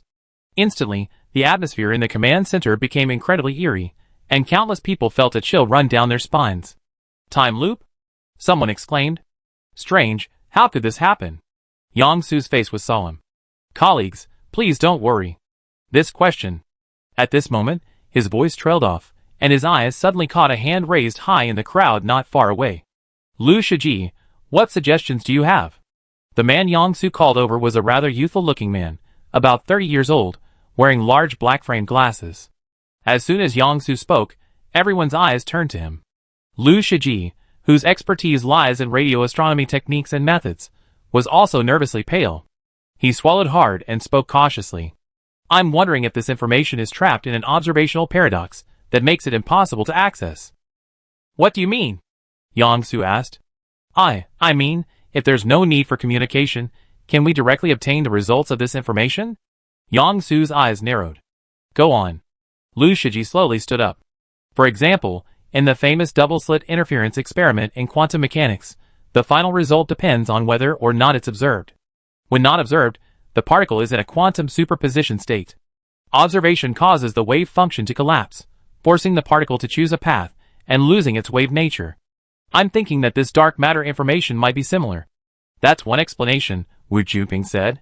But the problem is, this decoded information exists on a storage medium. If even the intelligent computer can't observe it, how can we observe it? That's what I'm trying to say. Lu Shiji, his face covered in sweat, walked over, picked up a notebook on the table, and began to draw. Neither we nor Grace can observe it because this information is stored in a storage medium that can't be read. It only exists at the last second. Grace's computing speed is very fast, but no matter how fast she is, she can't read the content from the last second. Unless our computing mechanism is slower than time, can we do that? For example, the Nanchaman Space Station's 12 photovoltaic wings have a total of 14,976 movable surfaces, which are adjusted by servo motors for angle and rotation. The servo motors in the photovoltaic wings have a fault-tolerant mechanism. Each time, the wings are adjusted beyond 180 degrees. More than 2 seconds are required for the control parameters to be calibrated. If we prepare a program to compile this information into binary code, and then insert it into the photovoltaic wings control center for observation and calculation, then as long as this information exists, we can control the photovoltaic wings to rotate.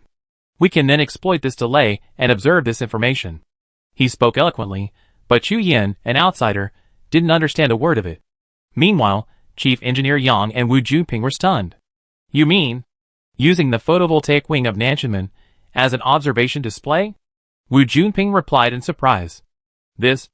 The researchers all looked at him sideways. Will it work? I don't know. Chief Engineer Yang, Chu Yin said, looking at Yang Su, who had a serious expression on his face. In theory, it does work, but we're completely unfamiliar with this kind of time collapse. Then let's decipher it. Chu Yin nodded. I contact Professor Yi and Lin Xian right away. Instantly, the entire Wanghua team erupted in activity. Wu Juping, Lu Shiji, and the others immediately sprang into action, preparing to lay out the operational logic and command steps, then hand them over to Chu Yin. What? Last second? In the Black Star Forge's consciousness, Lin Xian heard Chu Yin's voice, his face etched with shock. So this message is very likely about the Dark Civilization? That's what we think, Chu Yin's voice echoed. So are we preparing to decipher it now? Yes. Lin Xian exited his consciousness. The elite team, now on the roof of the Infinity, were stunned by what he had said. How can you be sure it's a message from the Dark Civilization? Ning Jing asked. Because it was sent at 001 on Apocalypse Day, we can't be completely certain. Kiki folded her arms and looked up at the sky. But this idea of using photovoltaic panels is quite brilliant. So our deep space platform received the message on Apocalypse Day? Xian Deli asked curiously. Ding Junyi, Xiao Yu and Monica, Lu Xingchen, and the others were also curious. Chen Xishuan glanced at the night sky and said to Lin Xian, How long will it take them? Very soon. This won't take long, Lin Xian said solemnly, and immediately called Viola over. Viola? I'm here. Viola flew over from a distance. Lin Xian raised his hand and pulled out a large star telescope. He said to her, capture the position of the south heavenly gate, observe the rotation of the photovoltaic wing, and project a real-time image to us. Okay. Meanwhile, at the Jintian Ship Command Center, Yilan arrived with a group of Phoenix Society leaders. Chu Yan was inputting instructions to Grace. Grace quickly completed the linking of the command code. Compilation complete. Binary code translated into text. Information will be circulated on the photovoltaic wing. Please confirm whether to connect to the black box. Deep Space Monitoring Station calibration complete. Awaiting data entry. Radio observatory calibrated. The current angle of the photovoltaic wing surfaces of the Nan Tian'an near-Earth defense platform is 35 degrees, set to the zero reference point. Chu Yan looked at the Phoenix Society leaders and the stargazing team, then slowly closed her eyes. Grace access. Grace understands. 5:25 a.m. High above deep space, Grace slowly pressed the start button. Almost instantly, the information captured by the black box was converted into operating instructions for the photovoltaic wing rudder motors. Instantly, countless motors on the Nan Tianmen's massive photovoltaic wing surfaces silently turned in the uninhabited deep space, and each photovoltaic wing surface began to rotate. The entire Nan Tian'an photovoltaic panel array seemed to have transformed into an old-fashioned mechanical display screen, and countless photovoltaic panels on the sun-facing side began to turn toward the blue planet. At that moment, the Phoenix Society aboard the Jintian ship and the Infinity at the Yongcheng Harbor docking station stared intently at the defense platform in the vast expanse of deep space. 2 seconds later, tens of thousands of photovoltaic wing surfaces flipped over, then converged into 4 words across all observation windows. 4 words that instantly sent chills down everyone's spines. No resistance. Chapter 404. High above deep space, the massive photovoltaic wings of the Nantianmen rotated, paused for a second, and then reset. When the control command message was activated again, the thousands of photovoltaic wings began to rotate again. 4 standard decoded characters appeared clearly on the Deep Space Monitoring Station's surveillance footage, projected onto the Jintian ship's command hull. At that moment, the air seemed to have completely quieted down. Countless people gazed at the large surveillance screen and slowly stood up, each face filled with shock. No resistance. Is this a threat to us? Lu Shiji asked in shock. What does this mean? Information engineer Wu Jianping's expression was also solemn. Is this the Dark Civilization's response to the Dawn City incident? But this message was received on Apocalypse Day. This sentence doesn't make any sense. How can we not resist when our lives are threatened? For a moment, countless whispers filled the Wangwei engineering team, and an uneasy and tense atmosphere began to spread. Chu Yan frowned and looked at Yilan beside her. She noticed Professor Yu was concentrating on the 4 characters. After a moment, she spoke. I think the key point lies in the subject of this message. Chu Yan's gaze fixed on her. You mean, this message doesn't necessarily come from the Dark Civilization? Many people glanced at him. Yilan shook his head. It's highly possible, but it's impossible to be certain. First, if this message originated on Apocalypse Day, we just completed our observations, so it might not be related to the Dawn City Rebellion. Second, the subject of this message, to whom it's addressed, whether it's a warning or a caution, is unknown. Third, human thought cannot possibly accept such a death warrant, so its meaning is unclear. As Yilan spoke, everyone around him expressed confusion. But for now, we can only consider this a warning from the Dark Civilization to humanity. Iron Guard Brigade Commander Wu Jiang said solemnly, this is the most reasonable guess. As for the context and word choice, we discussed this before. The Dark Civilization's way of thinking and behavioral logic are completely different from humans. Yilan nodded, then turned to Yang Su, who had remained silent. Chief Engineer Yang, what do you think? I agree with General Hua. Yang Su took a deep breath, his eyes thoughtful, and then said, but Professor Yi is right. We can't completely accept the Apocalypse Day as a sign of our future. This information serves as a powerful reference. If this dark matter information possesses the properties of a quantum superposition state and is unaffected by the time dimension, then it very likely indicates that this information originates from a higher dimensional being. Hu Jiang, puzzled, turned and looked at him. Higher dimension? Chief Engineer Yang, could you elaborate? Yang Su raised his glasses and explained, simply put, time is a linear relationship for us humans, 3-dimensional beings. We live on the axis of time, unable to change time, the past, or the future. But if we elevate the dimension to the fourth, then every slice of time, the present, can be observed. In other words, four-dimensional beings can simultaneously see the beginning and end of the development of things. They view us as if they were watching a TV series, and the timeline acts like a progress bar, allowing them to observe our past and future at any time. Yulon nodded and said, yes.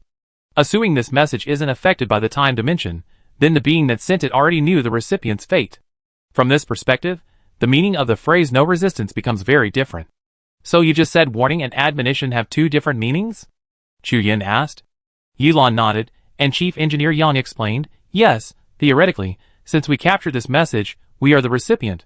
But the problem is, if the Dark Civilization possesses higher dimensional power, logically there's no need to send such a message to us, because our fate is predetermined. But if our fate is predetermined, then Dawn City wouldn't have successfully counterattacked, and Xing Yuan wouldn't have expressed doubts, right? Chu Yin realized. Yulon took a deep breath and said calmly, that's right, but these are just our guesses. She glanced at the large surveillance screen and said, whether this is a warning or a caution, whether this information comes from a dark civilization or some other higher dimensional being, it's an important reminder for us. A reminder that humans are ants. With these words, the air in the command hall seemed to freeze. Yi Lan's gaze swept across the crowd, then stopped on Yang Su. Chief Engineer Yang, from now on, we must constantly monitor the changes in the photovoltaic wing surfaces of the Nanchaman. Theoretically, while we're doing this, the future has already occurred. Yongcheng Port Connector Infinity. Viola projected the Nanchaman observation footage, leaving everyone aboard the Infinity somewhat bewildered. I think it's a bit scary. Sasha's face was a little bewildered. The other girls also looked apprehensive. Shiori hid behind Ryunosuke. It feels like a conversation with a strange civilization. Kiki crossed her arms. Are those just 4 words? It sounds like a provocation, Qian Deli said. What does that mean? Are you talking to us? Luo Yang looked worried. Lu Chong beside him shrugged, indicating his complete confusion. Monica's eyes were calm as she spoke. A civilization capable of annihilating the blue planet doesn't need provocation, right? This sounds more like an order. Qin Sichuan looked at Lin Xian and noticed that he, too, looked bewildered. Lin Xian. What do you think? Lin Xian took a deep breath and looked at Ding Junyi. I don't quite understand. I have to ask Director Ding. With that, everyone's eyes turned to Ding Junyi. Ding Junyi, hands in her pockets, said calmly, do you have any misunderstandings about scientists? I'm in the field of biology. I'm not an expert in astrophysics, and my knowledge of quantum mechanics is limited to a casual discussion. Lin Xian smiled. Aliens are also living beings. Strictly speaking, they fall within your research scope. Ding Junyi raised his glasses helplessly. The Phoenix Society's stargazing group should be urgently discussing this right now. However, from the information you shared, quantum superposition states under time loops, involving space-time distortion or black hole energy extraction, like the Penrose process, enable quantum entanglement communication. This power has reached the level of a Kardashev Type 2 or even Type 3 civilization, approaching or already possessing high-dimensional technology. So, the key question for us now is who sent this message, and to whom? What if it's sent to us? Shu Qin asked. Ding Junyi shrugged. Then we can only pray. Even the Dark Abyss humans are not sure if they can win, and with this kind of power, even if we are given another 1,000 years, we still have no chance of winning. After that, she turned around and prepared to go back to continue her research. Lin Xian stopped her. Director Ding, do you think this message is not sent by the Dark Civilization? Not sure, it's very contradictory. Ding Junyi turned around and said to him, currently, the information is limited. We can't make many guesses, and it doesn't mean much to us. Lin Xian curled his lips and nodded. Okay, you're right. He then said to Viola, Viola, if the civilization power that Director Ding just mentioned exists, can it calculate the human race's chance of winning? Zero. Viola was dignified. Everyone knew that she had done hundreds of billions of calculations, but she said this without any hesitation. Wow, that's impressive. Qian Deli smiled. It's a good thing there's no 1% chance of success that requires generations of struggle. That way, I can get some good sleep. He yawned, turned, and patted Lu Chong and Luo Yan on the shoulders. Let's go get some sleep. We have a shift soon. After the Nanchaman information observation concluded, the eerie forward message lingered in Lin Xian's ears like a mosquito, making him uneasy. So Lin Xian gave up on staying up all night to absorb it and returned to the car, preparing to catch up on some sleep and set off at dawn. The night by the sea was quite peaceful, save for the howling of zombies. Lin Xian had become accustomed to falling asleep to the scratching of zombies outside the window. The sturdy armor of the Infinity still gave him a considerable sense of security. Sometimes, Lin Xian even missed the days of sleeping on the train. Although he'd been fleeing danger day and night, having grown accustomed to living with it, the thought of days spent relying on his mechanical powers to build a solid fortress was somewhat itchy. After the 4-character signal from the South Heaven Gate, Lin Xian wondered if the world would change as a result. He didn't know where the original blue planet and the displaced human civilization would end up. Before falling asleep, Lin Xian looked out the window at the inky night sky and suddenly thought of the natural selection and the deep blue. He wondered where these 2 starships, carrying humanity's mission, were now bound. After entering the vastness of deep space, perhaps only faith could overcome 1,500 years of loneliness. Tick tick. The long-lost watch alarm rang, and Lin Xian felt a warmth on his face. He slowly opened his eyes, and sunlight filtered through the gap in the sunshade he left open last night. The sky outside was clear, but the train windows were still surrounded by hundreds of decaying zombies. Good morning. Lin Xian's gaze swept across the faces of the zombies. Then he checked the time. 10:20. It was quite early. The dark tide of Star Abyss number 8 swept across the sky and earth, carrying a salty breeze from the Pacific Ocean. Lin Xian stood up and found that everyone, except Qian Deli and the others who were on night watch, had already risen. Because the crew was small, the Infinity had a considerable supply of food resources. Combined with the dark energy filtration technology, water was no longer scarce on board. Lin Xian installed an A1 class subcritical reverse osmosis water purifier, purifying it to drinking quality for the entire train. In carriage number 2, Sasha Kiki was already eating bread.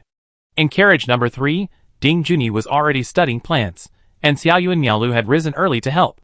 Ding Junyi's main focus now was on cultivating the plants in the disaster-stricken and green plant carriages, which would aid in the evolution and exploration of her supernatural powers. In carriage 5, Mo Xiaoyan had been practicing controlling lightning arcs at Huiji's request early in the morning, his fingers crackling with activity. Huige and Ryanosuk were playing chess, while Delu was studying his black dragon armor.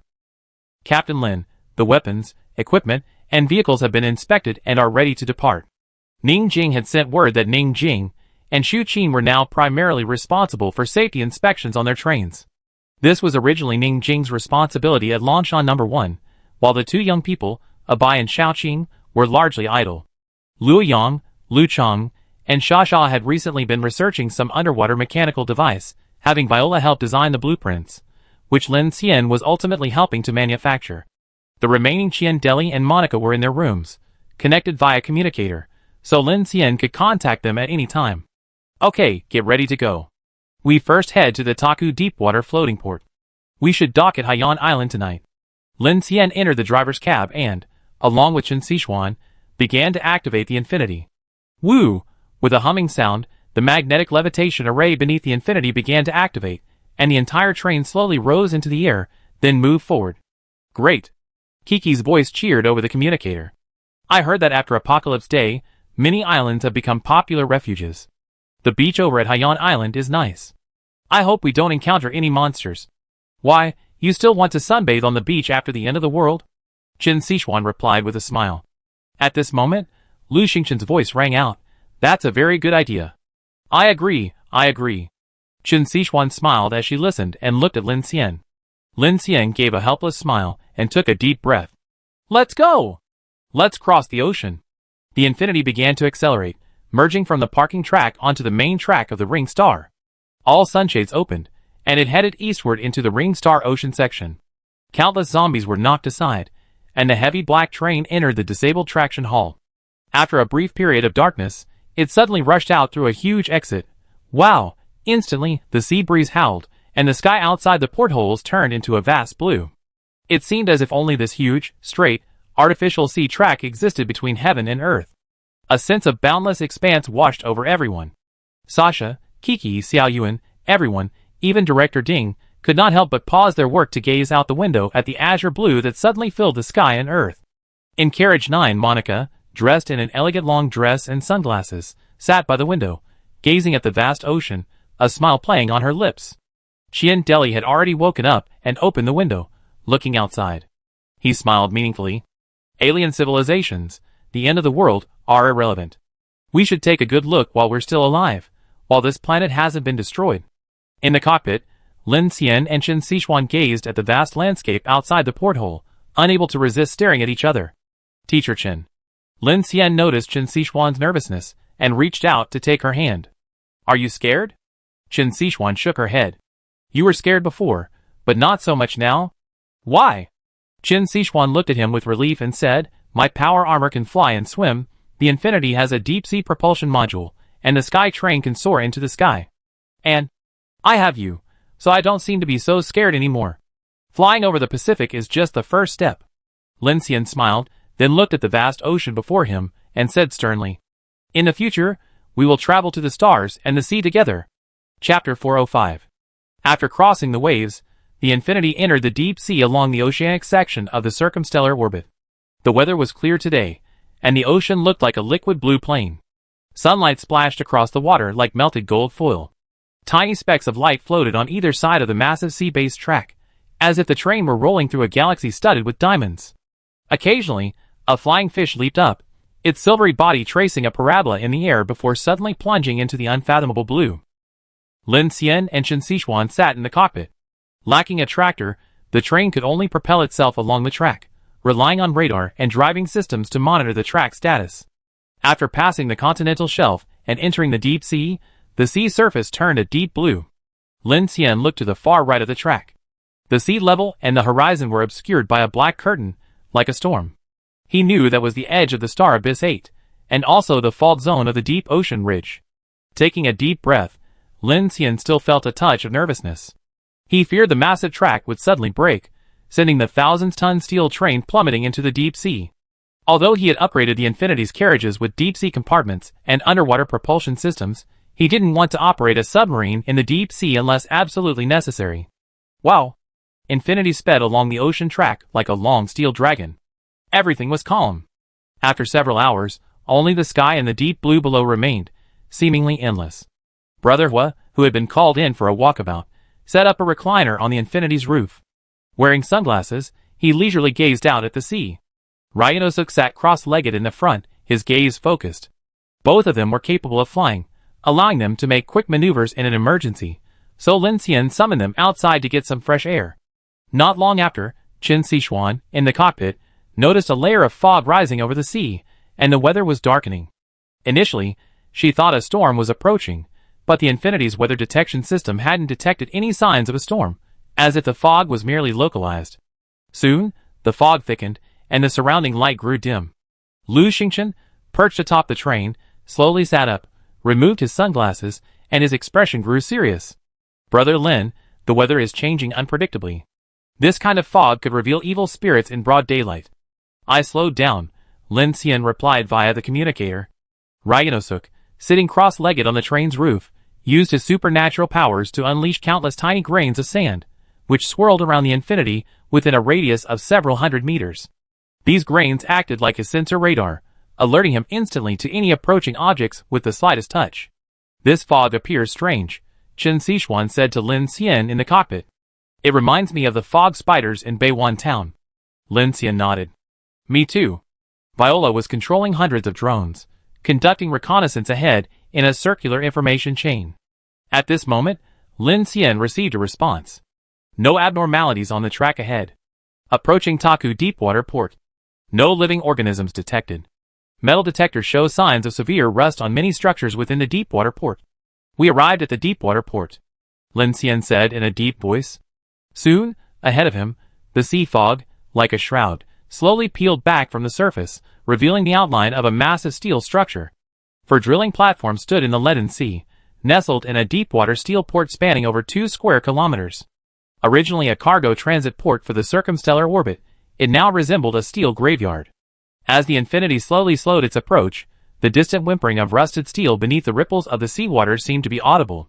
A vast number of suspended corridors, like the backbone of a section of the ship, dangled with spiderwebs of cables. Various large cranes hung crookedly in midair, as if poised to plummet into the abyss at any moment. Even before entering the port, Lin Xian and Chen Sichuan spotted a vast array of burned-out mechas, fighter planes, abandoned trains, and countless dead bodies on the platforms.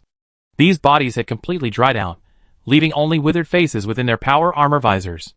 Furthermore, the rotting remains of various strange forms, also long desiccated, littered the drilling platforms and the port.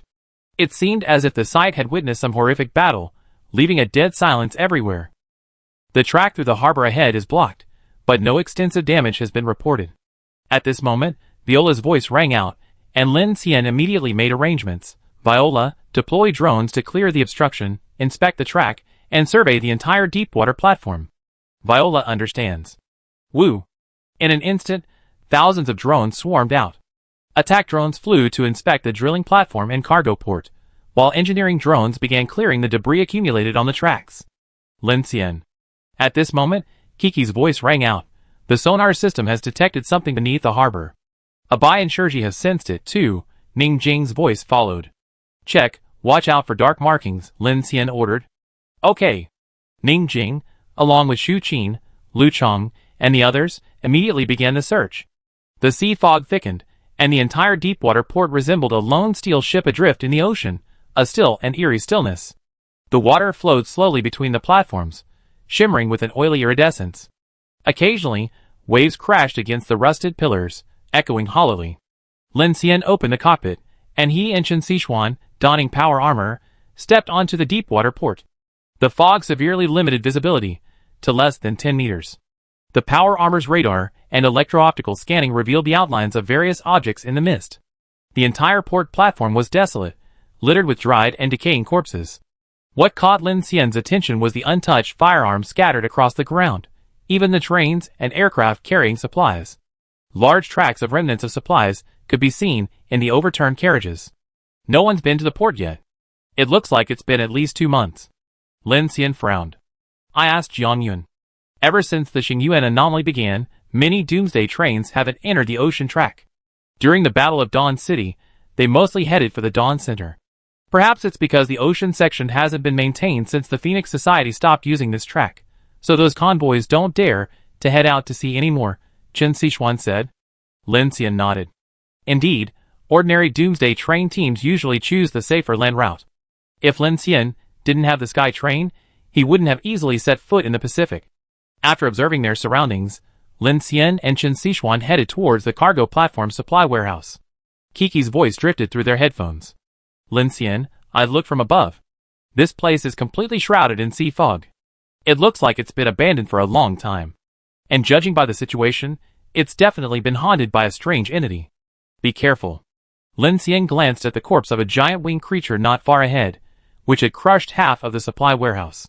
He said cautiously, protect your worry. Pay attention to the sky. I know. In Carriage 3 of the Infinity, Ding Junyi, absorbed in her research, noticed the blood vine's roots gently twisting. Each thorn seemed to glow crimson. She immediately walked over, activating her supernatural powers, sensing the changes. Ding Junyi's brow furrowed, and she immediately called over to Xiaoyuan. Xiaoyuan, look. Xiaoyuan approached and saw that the blood vine was twisting its curled shoots in a certain direction at a visible speed, quickly reaching the edge of the incubator. Director Ding, this plant seems to be exploring something. I noticed that, too. Ding Junyi immediately picked up the blood vine's incubator, walked to the window, and rotated it. Sure enough, as she spun it around, the vine began to slowly shift its sprouts, still clinging to the edge of the transparent chamber.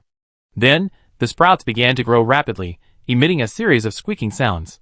Southeast, there might be. Ah! Before Ding Junyi finished her words, Xiaoyuan screamed. Turning to look, she saw Xiaoyuan covering her mouth and pointing in horror out the window toward the platform. Both of them looked over, their faces trembling. On the port platform, where the Infinity was docked, a figure appeared and stood quietly under the thick fog. The figure was similar to a human, but extremely tall, at least 3 meters tall, with feet arched like sheep's hooves, and slender hands hanging down.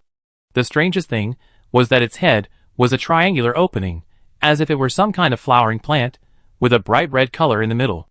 The triangular head was now looking motionlessly in the direction of Ding Junyi, which was chilling. Swoosh! Instantly, a golden flash shone, and the door of car number 5 opened. De Le, Luo Yang, and the others rushed out. When Xiaoyuan's voice reached him, Deli had already rushed over, using his super speed. He spotted the strange humanoid creature at a glance and attacked it with a powerful kick without a word. But as his fierce kick swept past, the monster seemed to twist in the air for a moment, then instantly retreated, leaving behind a strange, winding afterimage as it dived deeper into the thick fog. "Where are you running?" Deli saw that the creature wasn't moving very fast, yet his kick completely missed. Suddenly, he felt it was strange and difficult to track. Seeing the afterimage disappear, he flashed after it. Liu Yang, you guys guard the car. We go take a look." Lin Xian and Chen Sichuan had already arrived. They were extremely fast, their power armor activated in maneuver mode, swiftly moving through the ruins of the port. At the same time, Kiki and Shiori flew overhead. Lin Xian, Shirji said, she didn't sense any fluctuations in that thing's spiritual energy. "See if you can figure out what it is." Lin Xian quickened his pace. Having long battled strange entities, he had plenty of experience. He knew that any unusual movement must be taken seriously. If not dealt with swiftly, it could cause serious trouble later. A flash of golden light flashed ahead, and in an instant, Deli appeared on the cantilever of the deep-water port of the drilling platform and paused, a look of confusion on his face. Lin Xian, who had arrived with several others, looked at Deli and asked, "What's wrong?" "It's strange. I'm not going fast, but I can't catch up," Deli said, bending down, with a slightly gloomy expression. "Viola, I'm here. Have you locked onto the target?" Viola leaped from a height, landing lightly beside Lin Xian. She quickly scanned the entire deep-water mouth area with her scanner, and quickly responded, unable to lock onto it. No signs of life detected. How could that be? So many of us saw it. Chen Sichuan frowned slightly, scanning the area. Everyone had lost sight of the target. Kiki descended from the air, carrying Shiori with her. She pulled out her soul drain meter and spoke. "It's not marked with a dark mark, and there's no fluctuations around it. We encountered this in White City too." "Lin Xian, do you remember?" Lin Xian nodded. He knew Kiki was referring to the white figure they encountered in the White City tunnel. It had quickly retreated without marking the team. This behavior seemed completely different from that of a strange entity. Lin Xian.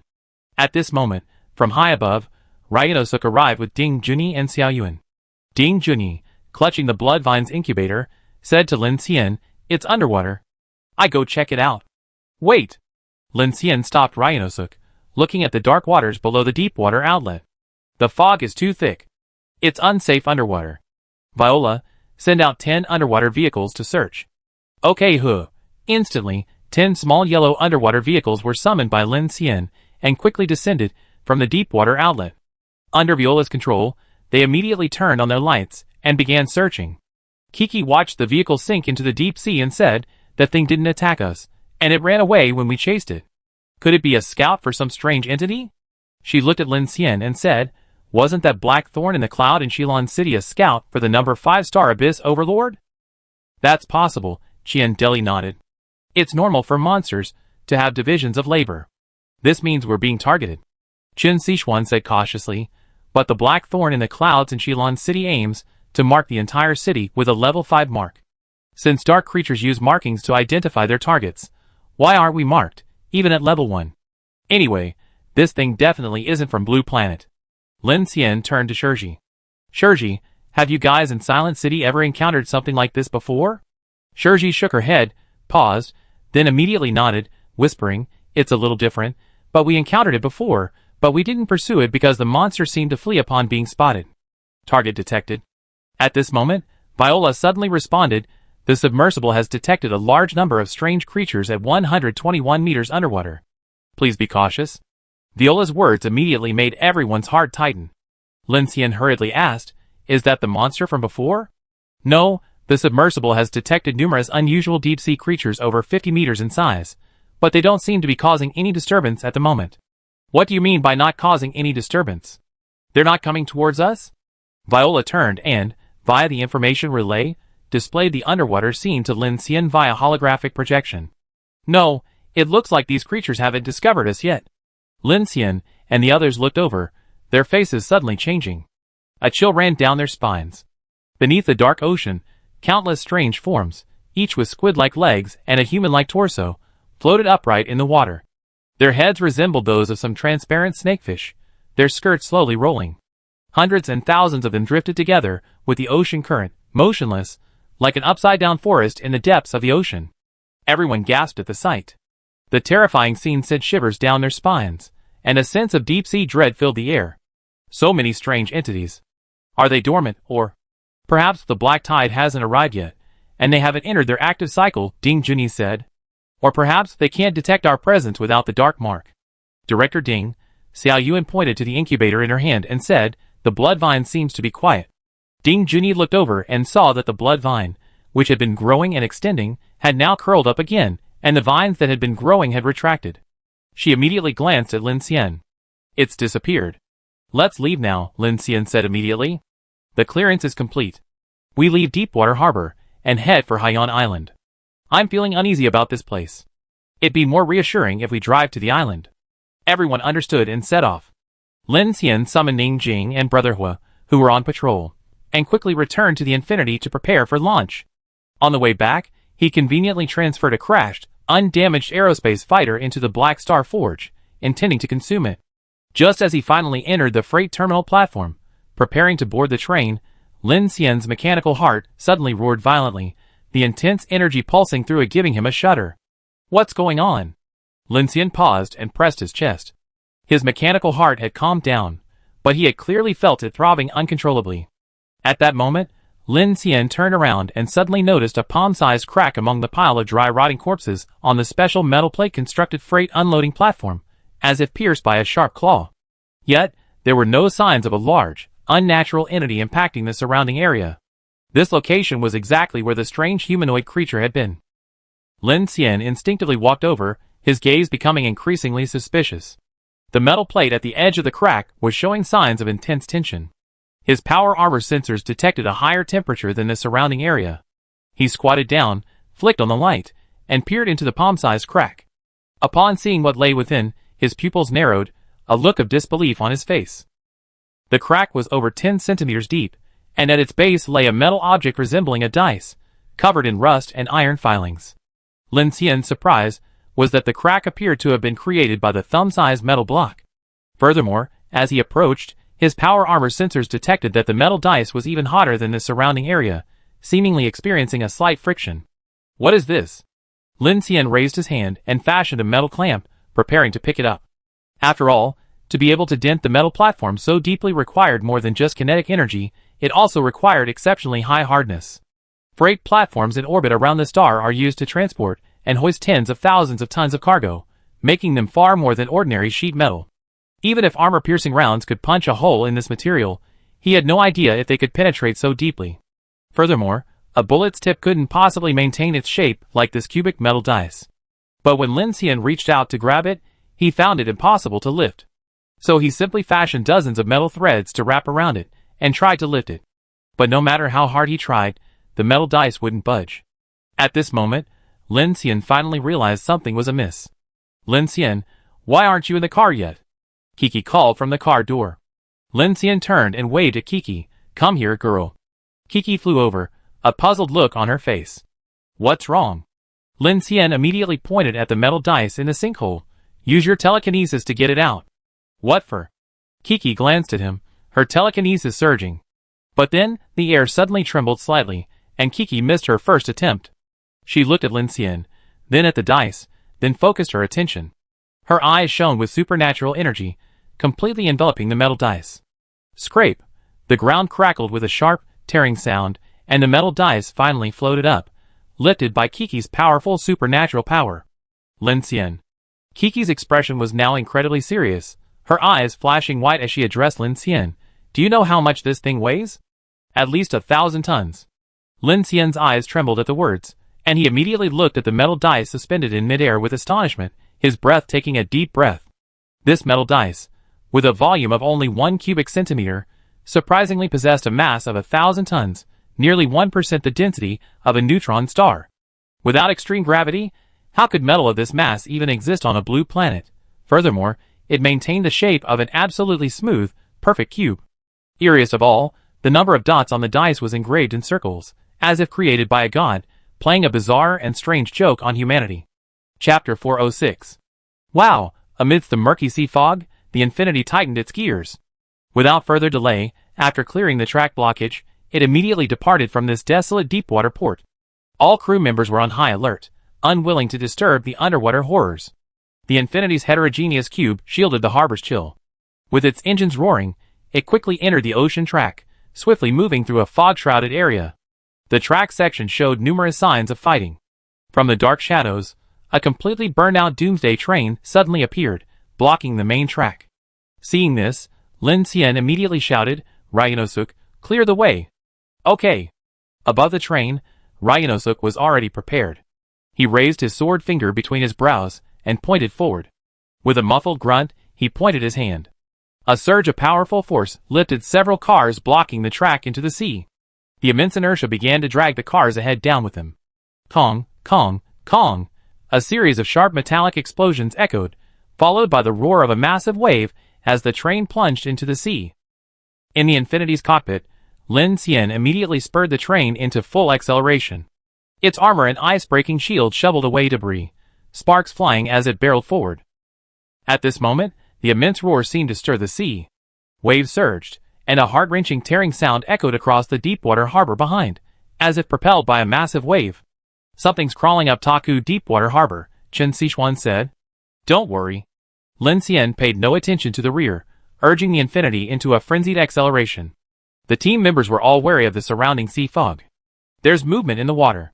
In the cockpit of the last Whale 03 heavy-duty gas turbine locomotive, Monica activated her supernatural powers to discern any movement in the sea fog. She spoke into the communicator, "But it's not coming towards us." Even after hearing Monica's words, Lin Xian still couldn't relax and focused on driving the Infinity. As they emerged from the vast ruins of the deepwater harbor, the track ahead gradually became clear and smooth. After the Infinity had been racing for over 10 minutes, the turbulent sea waves gradually subsided, and the surrounding sea fog began to thin. Soon, the light began to brighten, and Lin Xian could once again see the clear sky and the azure sea. We emerged from that sea fog. That was a close call. That sea fog looks so unusual. I think it's most likely released by those underwater creatures. Maintain a safe speed, Viola. Drone inspections. Keep to the first 2 kilometers. Lin Xian slowed down slightly and handed over control of the train to Viola. Dozens of high-speed patrol drones flew in a chain formation along the track ahead of the Infinity, rapidly inspecting the road conditions and transmitting information back to Viola via information-linked nodes. This way, the Infinity train could maintain an extremely wide field of view while maintaining high speeds, allowing it to respond promptly if any track problems arose. Afterward, Lin Xian arrived at Car 2. Kiki was still using her powerful supernatural powers to control the metal dice, her expression intensely focused. Ding Junyi, summoned by Lin Xian, had been observing the situation for a while. "How's it going?" Lin Xian asked. "What do you mean by how?" Kiki's eyes shone faintly as she controlled the situation with a serious look. "Even though I can lift this thing, I can't be careless at all. The control surface is so small, even I have to concentrate, otherwise if it falls. The train is about to be smashed through," Ding Junyi said. Sasha also came over, looking curiously at the metal dice suspended in the air, and asked, "Does this thing really weigh 1,000 tons? What does that even mean? Our train doesn't even weigh 1,000 tons right now." Lin Xian also looked at the strange object solemnly, saying, "This thing is equivalent to compressing the entire Infinity train into a single cubic centimeter. The most important thing is, an object of this mass shouldn't exist on Blue Planet." Ding Junyi put her hands in her pockets and looked at Lin Xian calmly. Blue Planet's natural environment can't sustain such an extreme state of matter. This density relies on neutron degeneracy pressure or black hole level gravity to exist stably. Logically, without any restraint, this piece of metal would undergo extremely violent changes, with a destructive force no less than a nuclear bomb. "So powerful?" Lin Xian frowned, looking at the metal dice. It was smooth and had a silvery metallic sheen. There seemed to be a layer of dust-like iron filings floating on the outer layer, but otherwise it was very clean. It was quietly suspended in the air under Kiki's invisible telekinesis. This thing doesn't have any fluctuations in its soul-draining value, nor does it have any of the characteristics of a forbidden object. How could it have such properties? Ding Junyi shook her head. The characteristics of forbidden objects we observed before all appear to be mutations of objects originally from Blue Planet after being attacked by dark energy. This thing clearly isn't, because such a substance can't possibly exist on Blue Planet. She walked forward, looking at the metal dice.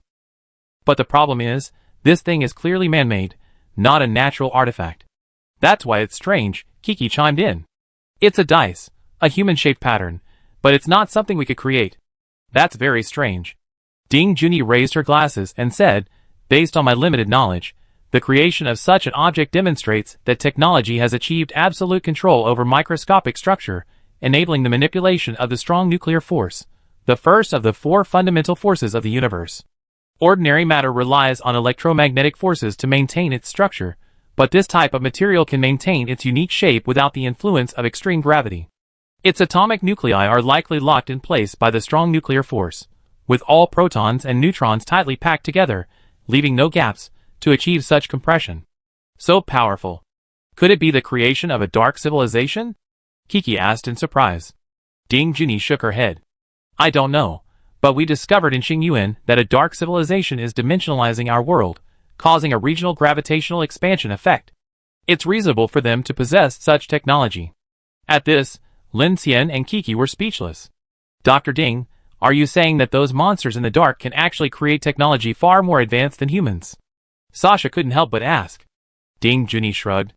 At least, there's no other explanation for now. Oh my god, this is horrifying. Kiki frowned. We always thought there were only those terrifying monsters in the Xingyuan, and that it was an alien invasion. If they possess this kind of advanced technology, what chance do we humans have of winning? Yeah, the dark civilization is so powerful. How come these seemingly mindless beasts and strange entities are slaughtering humans? Could they even be intelligent? Sasha asked, her eyes wide. That's a no-brainer, it definitely exists. Lin Xian took a deep breath and said, those we encountered above S-rank have all demonstrated a certain level of intelligence and behavioral logic, qualifying them as true dark creatures. While they appear to be monsters, they can actually defend themselves against nuclear weapons, possessing red mist and defensive force fields against kinetic weapons. These abilities are unlike those of ordinary creatures. Furthermore, the power of the dark invasion has endowed humans with powerful superpowers. In some sense, dark civilizations must possess the ability to harness some powerful energy. Ding Junyi nodded. Yes, and we're accustomed to interpreting the population logic of dark civilizations through human thinking, which is actually incorrect. She looked at Lin Xian. Remember what I told you? Those above S-rank are very likely true dark creatures. Yes, Lin Xian nodded in response. That's not quite accurate. S-class creatures are individual organisms with human-like thinking abilities, distinct from the other anomalous entities created by the hive. If anomalous entities are compared to drones powered by batteries and blood essence, then S-class creatures could be considered as beings of the dark civilization. However, this doesn't mean they are intelligent beings of the dark civilization. Ding Junyi took a deep breath. I would venture a guess that S-class creatures are also created by the dark civilization, being similar to clones or hounds, except they can control anomalous entities on a large scale and possess dark energy cellular structures that absorb all dark energy. Lin Xian agreed. Yes, a civilization capable of interstellar travel and dimensional transformation can't simply be a monster invasion. These monsters and anomalous entities are tools used to wipe out humanity. Professor, you mentioned this point in my previous conversation. What we don't understand is why the dark civilization would do this, their motives, their purpose. And from a human logic perspective, with their technological level, it's impossible for humans to resist for even 100 days. Yes. Ding Junyi looked at the metal dice. For example, if this dice were a weapon, all current human defenses would be utterly destroyed. Any solid defense would be nothing compared to it. If this dice were to fall at meteorite speed, the kinetic energy it would generate would reach at least over 100 million GJ, equivalent to millions of tons of TNT. That alone is beyond our ability to withstand. Lin Xian, upon hearing this, recalled the words no resistance on the photovoltaic wing of the Nanchuman, and a heavy feeling settled over his heart. He looked solemnly at the metal dice and said, the question now is, why is this a dice? Wow! The Infinity sped along the ocean track under a clear sky. Inside the train, Lin Xian and a few others hadn't reached any conclusions, so he transferred the metal dice into the Black Star Forge for further study. Inside the Black Star Forge, Lin Xian gazed at the floating metal dice and muttered to himself, luckily, we have the Black Star Forge, otherwise, I wouldn't know where to put this 1,000-ton thing. It would have taken a considerable amount of energy for Kiki to focus his supernatural powers on lifting the dice. Without the Black Star Forge, Lin Xian wouldn't have known what material to use to lift this 1,000-ton dice, and it would have undoubtedly put immense pressure on the carriages. Now he understood that the crack in the platform wasn't caused by a penetration, but rather by the natural sinking of the object, tearing the ground apart. If it had fallen from the sky, as Ding Junyi had said, the entire Taku deepwater port would have been obliterated. What kind of civilization could have created something like this? And what was the point of creating it? He immediately tried to use his mechanical powers to scan it, but in an instant, Lin Xian couldn't help but paled slightly. Because his mechanical powers weren't responding at all, the mechanical heart didn't indicate whether it could digest and devour it, nor did it show any signs of energy being drained. It simply didn't react at all. Huh? Lin Xian frowned. He had been trying to see if he could digest and decompose this material, but even scanning didn't work. This was the first time the mechanical heart had encountered such a problem. It had happened before with the heterogeneous cube and the containment device containing the heavy suspension fluid obtained from SID, but the latter two had clearly reacted, but this one hadn't reacted at all. It was as if the mechanical heart couldn't even recognize the object's existence. What's going on? Undeterred, Lin Xian continued trying. He directly activated the Black Star Forge's mechanical devouring program, but it still didn't work. So, he created a metal box to completely encase the object, attached it to a mechanical device, and tried devouring it again. However, as the mechanical devouring machine began to work, the device was quickly broken down into its components and released into the decomposition space, but the metal dice remained intact. Lin Xian was immediately at a loss. This thing seemed even more sinister than he had imagined. He looked at the numbers on the 6 sides of the dice, his face brooding. Why would a civilization of this magnitude create a dice? What's their purpose? After a moment's thought, Lin Xian reached out and touched one side of the metal dice in the zero-gravity space. As his fingertips touched it, he felt an extremely cool and smooth sensation. The dice, pushed by his push, began to rotate slightly, and a number slowly moved towards him. Lin Xian stared for a moment, then gave up. Coming out of the Black Star Forge, Lin Xian slowly opened his eyes. Inside the cockpit, Chen Sichuan asked him, "You didn't tell Chu Yan about this, did you?" "Not yet," Lin Xian said calmly.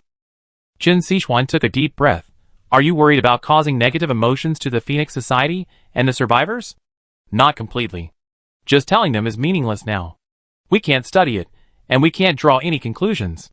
Lin Xian looked ahead and said, "Except for making Chairman Chu's prediction that humanity will be defeated seem more powerful." Chen Sichuan's expression was complicated. While we stare into the abyss also stares back at us. The more we discover these things, the more despair we become. Lin Xian looked at the calm sea surface.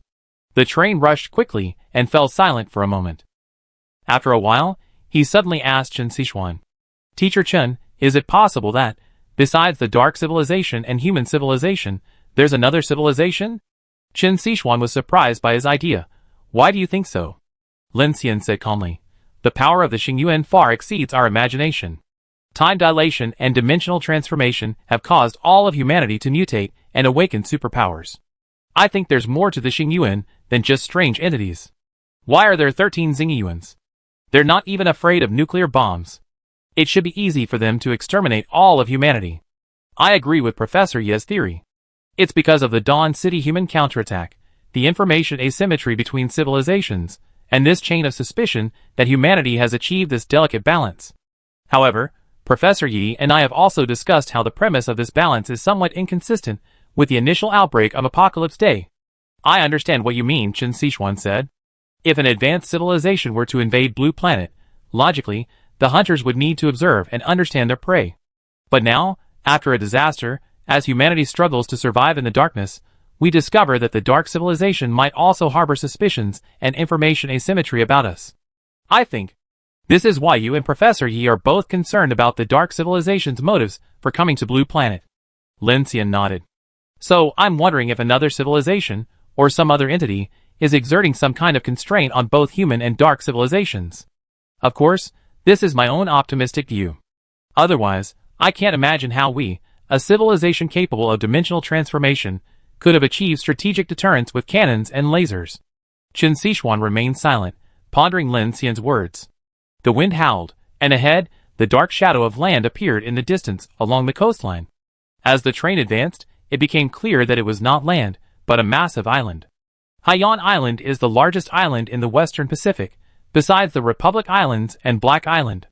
The island chain encompasses hundreds of smaller islands, large and small, with the main island covering nearly 20,000 square kilometers. Haiyan City was once a renowned tourist destination, with a population exceeding 1 million and stunning white sand beaches. Before Lin Xian could fully see the island, he was drawn to the vast amount of floating debris in the waters below. He went to the porthole and looked out. The water was filled with wooden planks, suitcases, oil drums, clothing, plastic, and other debris stretching for hundreds of kilometers from both sides of the coast. Even before he reached the island, a heavy aura of doom reached him. The ring star orbit began to widen. The warning lines along the railings of the approach bridge had long faded. The yellow and black barrier tape trembled in the salty sea breeze, scrawled with red paint, "No entry and infected area." Several bodies in chemical protective suits lay slumped against the roadblocks, their masks shattered, revealing withered skulls. The Infinity slowly slowed to a stop. Ahead, dozens of trains of various types blocked the tracks leading into the island. A deathly silence reigned everywhere, and the armor of some of the Doomsday trains was covered in dried blood. Lin Xian opened the door. The sea breeze blew posters reading "Black Disaster Coming," "National Quarantine" over the trains. Behind the tilted guardrails lay a mountain of corpses, all of them already decaying, seemingly facing the same direction. Escape from the island. Chapter 407. It looks like the situation on the island isn't optimistic. The Infinity stopped, and the team members disembarked. They stood scattered, looking toward the interstellar orbital bridge, which extended toward the island. "Are these people heading for land?"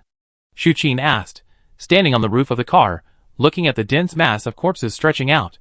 "They're probably trying to get to Dawn City," Chen Xishuan said. "Here, we can reach Yongcheng Port in a day. If we head east, we have to cross the Pacific Ocean for tens of thousands of miles. While there are offshore base stations and the Republic Islands along the way, the risk factor is likely even higher. But these trains are clearly coming from Yongcheng Port." Kiki looked puzzled. "Is the road blocked? Is there something wrong with the ocean section?" "Very likely." Lu Xingchen descended from the sky on fire, saying solemnly, "I scouted the surrounding airspace and found no signs of life. This place looks like a dead city." He then looked at Lin Xian. "Brother Lin, it's best to check the track conditions beforehand for those leaving the island." Lin Xian nodded. "I thought so too. I heard that many train convoys have already advanced from the ocean section to Haiyan Island. The port area here is well stocked with supplies, and since it's across the sea, land-based convoys can't reach it. Logically, aside from the local survivors and the train convoys on the interstellar track, there shouldn't be many survivors." Xian Deli squatted on the roof, looking at the trains stuck in traffic ahead, and said, "Although the trains are well armored and spacious, they have many limitations. Without your telekinetic and mechanical abilities, it would be quite a headache. Look, all these trains are doomed." Swish! A grappling hook swung out, and Xiaoqing and Abai, one after the other, rushed back from the roofs of the abandoned trains. They said, "We checked, and the cause of death is primarily mutation. It doesn't appear to be an attack by a large, unnatural entity, but we're not sure whether it's a human-like entity or a thug with supernatural powers." Abai nodded, then added, "I haven't detected any fluctuations in the soul drain value in this area, including the sea, nor any monster aura." "Okay." Lin Xian immediately ordered Viola, lead the drones to conduct reconnaissance all the way to the East Coast outlet. Remain silent, and deploy relay devices along the way. Viola understood. The graceful ballet robot leaped into the air, like the Phantom of the Opera, swiftly and agilely dashing toward the far end of the track. Simultaneously, hundreds of drones, maintaining a neat formation, flew alongside Viola under her control. Lin Xian checked the time. 5:20 p.m. He looked at the clogged rail bridge ahead and said, "It's getting dark. Let's first stop in the city area of West Coast Yin for the night. Let's see how Viola's reconnaissance progresses, and then make further arrangements." "Captain Lin," Ning Jing said, approaching. "Should we split up and conduct a reconnaissance? If there are any safety hazards, we can be prepared." Lin Xian's expression was slightly stern. "That's what I was thinking." After that, he turned around and said to the group, "Since we're an elite team, let's divide the work. Each team will have 3 or 4 people. From now on, whether it's reconnaissance or combat, we can coordinate with each other for greater efficiency." "That's a good idea," Xian Deli said with a smile. "Then Captain Lin, you take charge of the arrangements." Lin Xian nodded and looked at Ning Jing. "Sister Ning, regarding Abai and Xiaoqing, you're more familiar with each other, so let's keep it the same. Abai is aggressive, Xiaoqing is agile, and I feel more at ease with you in charge. Yes. Ning Jing nodded. Team 1, Ning Jing, I'll buy Xiaoqing, Ning Jing will be the captain. Team 2, Qian Deli, Lu Chong, Shu Qin, Luo Yang. You're all very mobile, but lack long-range attacks. Luo Yang can fill that gap. For Team 3, I'm thinking of having Queen Mo lead the team. Building, Sasha, Ryanosuk, and Monica excel at reconnaissance, and their abilities cover a wide range. Building can handle direct confrontation, Sasha will provide firepower, and Ryanosuk will provide air defense. And on the Infinity side, it's still Teacher Chun, Miao Lu, and Xiao Yuan. You can rely on the Infinity's firepower to guard the vehicle. Director Ding and Xiao Tian won't need to go out, so they rely on your protection. Chen Sichuan nodded. I understand. Don't worry. Wait, what about me? Kiki said. Lin Xian said, you Shirji, and I will be on the same team. Shirji is good at scouting, and the two of us together can solve many problems. Brother Lin. Lu Xingchen descended from the sky, his face eager to try. Brother Lin, have you forgotten me? Lin Xian responded, do you want to join the team too? Of course. Lu Xingchen looked back at the crowd, noticing all eyes were on him.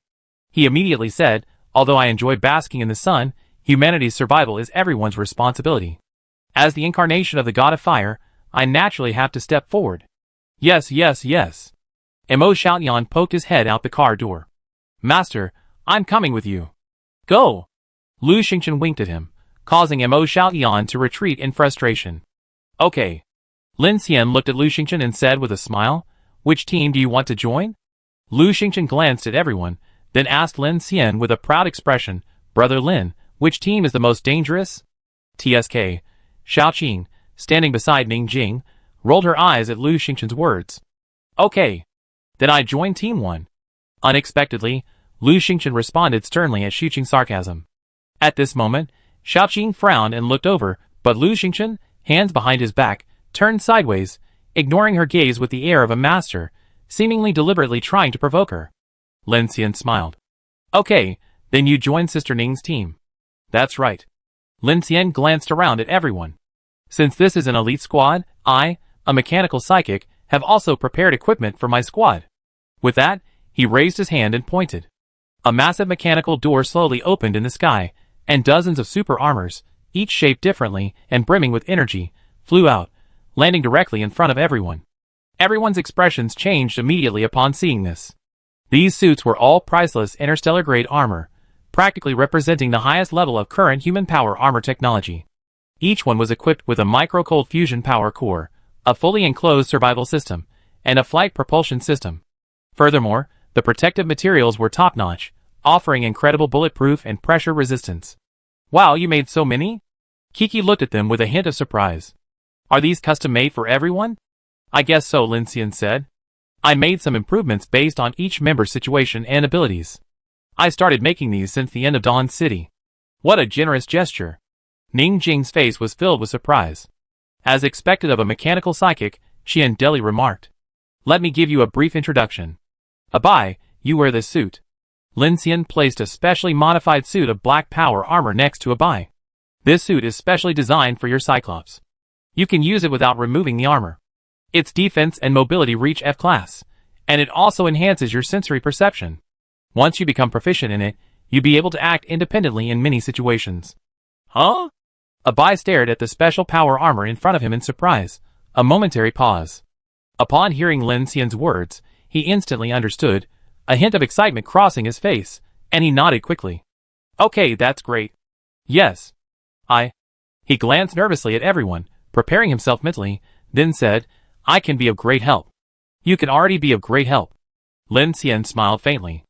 I'm giving this to you to keep you safer. Abai nodded repeatedly. He slowly removed his sunglasses, his pale eyes fixed on the pitch-black armor before him, his breathing becoming heavier. Xiaoqing, you're using this Mirage 01 suit. While its defense is average, its mobility is exceptional. I added 4 extreme thrusters, which should suit you perfectly. Thank you. I truly don't need any bulky restraints. Xiaoqing looked at Lin Xian, a hint of gratitude crossing her cold face. She stepped past Brother Hua and accepted the imposing suit without hesitation. Lin Xian then said to Ning Jing, Sister Ning, this Executor X1 suit is based on the Executor X0. I modified the arm armor and cushioning. Because you have considerable strength, I made a number of modifications. Ning Jing's eyes lit up, and she nodded immediately. Very nice, exactly the style I like. Hey Lin Xian, you're going to equip all of us? Qian Deli asked, perched on the roof, with a curious look on his face. Do you have one for me? Yes. Lin Xian nodded. I made a set for everyone except Ryanosuk. He turned to look at Ryanosuk at the back of the crowd and smiled. The one you're wearing was made specifically for you by Shinji Mochizuki. I didn't prepare any other for you. But if it gets damaged or needs an upgrade, I can fix it for you. Ryanosuk nodded in gratitude. Qian Deli, you be paired with Shu Qin and Lu Chong from now on, Lin Xian said to Qian Deli. You're too fast, so you can only use the non-Asut Starry Sky T1. Its advantage is its high agility, but its disadvantage is its lower energy level, but it's no problem for both the sky and the sea. He placed the two suits of armor in front of Qian Deli and Lu Chong, and said to Lu Chong, you, like Qian Deli and me, will use this Starry Sky T1. It's highly intelligent. I upgraded your chain device to a plasma beamer, which is very powerful. Be careful. Excellent. Lu Chang's eyes lit up. Thank you, Captain Lin. Qian Deli, seeing the armor before him, raised his lip and said to Lin Xian, does it have an air conditioning system and a fragrance system? Of course. Perfect. Qian Deli accepted it with satisfaction. Shu Qin, Teacher Chen, Miao Lu, Xiao Yuan, and Kiki, I prepared standard executors for you all X0. However, with the exception of Kiki's set, I made some improvements to the others based on your evolutionary characteristics and abilities. Shu Qin's set has improved mobility and defense, and also added a multiple firepower system. Teacher Chen and Miao Lu's sets have mainly enhanced enemy perception. Xiao Yuan's set has been equipped with the Infinity's firepower remote control module. Since you, Miao Lu, and Teacher Chen will mainly be operating around the Infinity, and will also be responsible for protecting Director Ding, I leave the Infinity's firepower to you and Sasha. Teacher Chen and Miao Lu will be responsible for sniping. Unless there are special circumstances, you don't need to go out for reconnaissance. Chen Sichuan nodded. You're quite thoughtful. Teacher Chen, it's time to replace your Meteorite 3. Lin Xian smiled at her, snapped his fingers, and suddenly, two drones, each carrying a silver sniper rifle, slowly flew over and landed in front of Chen Sichuan. This is called the Night Hunter. Shinji Mochizuki modified it by combining the anti-aircraft weapon Silent Hunter with a plasma confinement device. I reworked it, and it's even more powerful than the pulse cannon. It can be considered a handheld railgun, but it's an energy weapon, so there's no recoil. But Chen Sichuan stared in amazement at the massive sniper rifle before her, almost 2 meters long. It couldn't even be called a gun. It looked like a naval cannon. Is it a gun? I guess so. Lin Xian pondered for a moment. As for the weight, 213 kilograms is quite heavy, but if you wear the power armor I prepared for you, it shouldn't be a problem at all. Okay. Chen Sichuan glanced at Lin Xian and smiled. Then I use this to protect you. You all. Wow, great. Such a cool armor. See you and look. Captain Lin prepared one for us too. Miao Lu saw the armor in front of her, her face filled with excitement, her eyes filled with joy and eagerness. Xiao Yuan immediately responded to Lin Xian, thank you, Captain Lin. We will definitely defend the Infinity.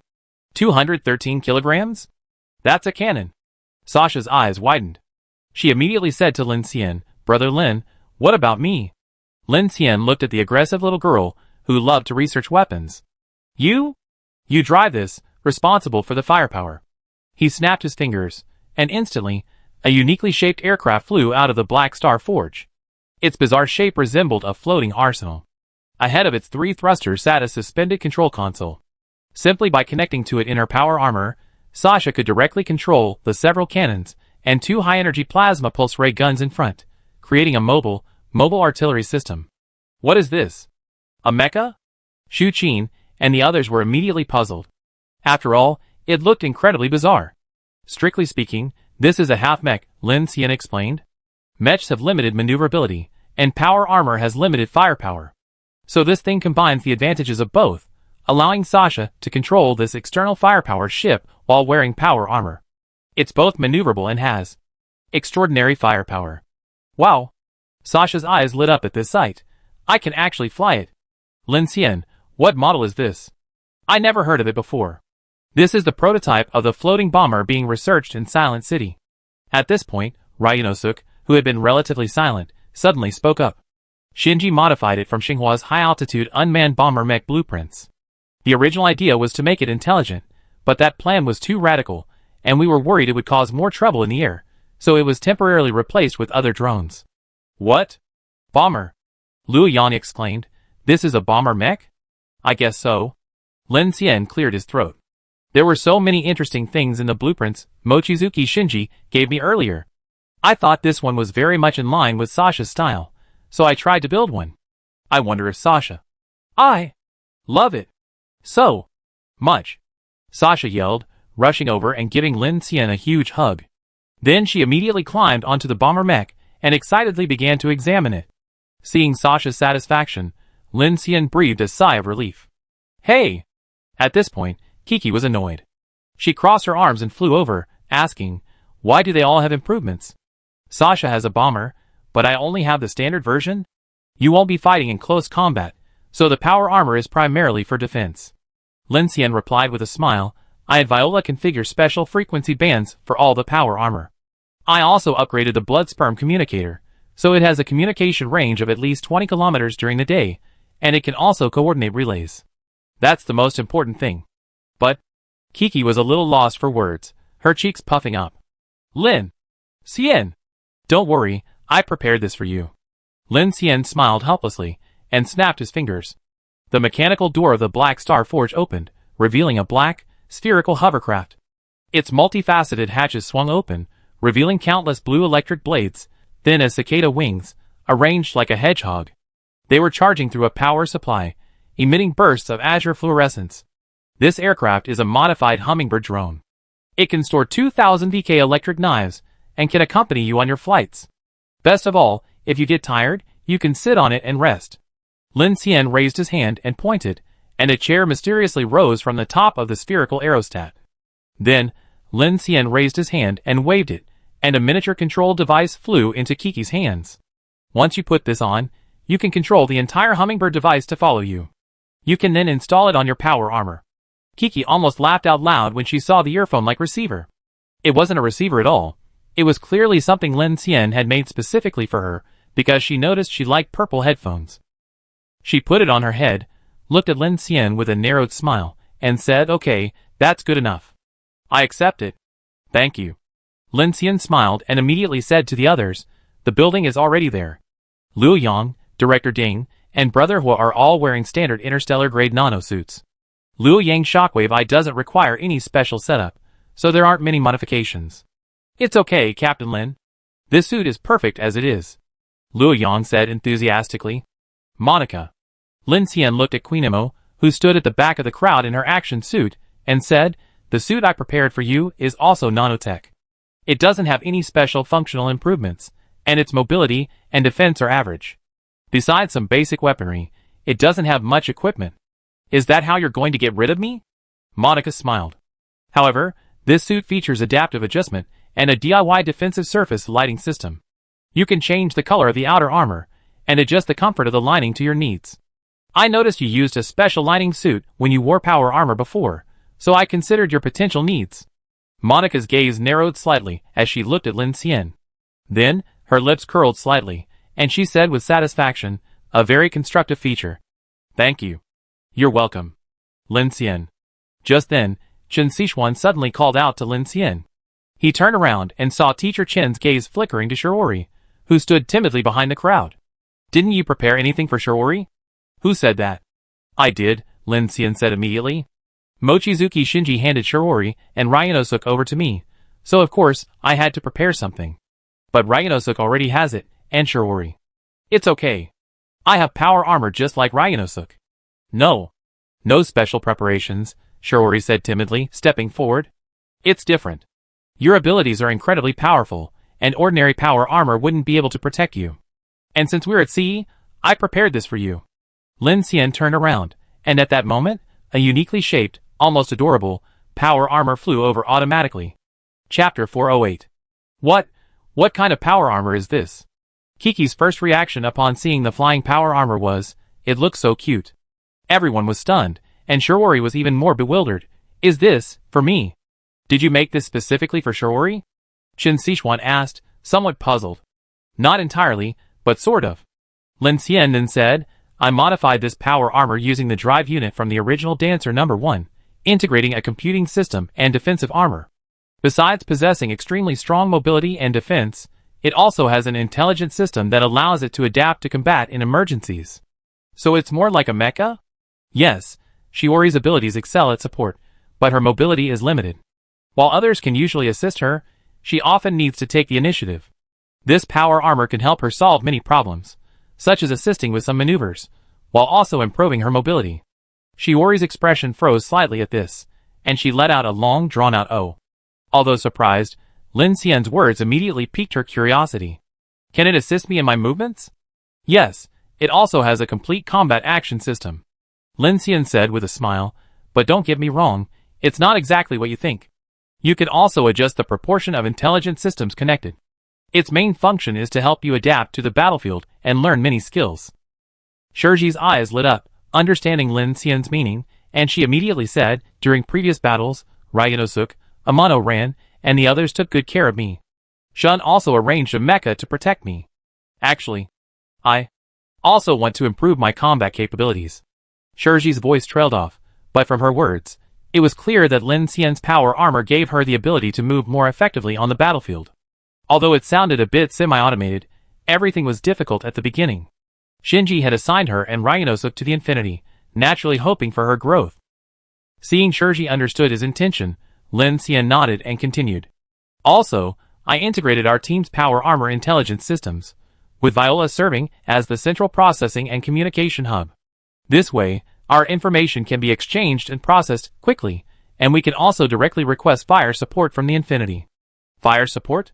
Lin Xian nodded, looked at the group, and snapped his fingers. Woo!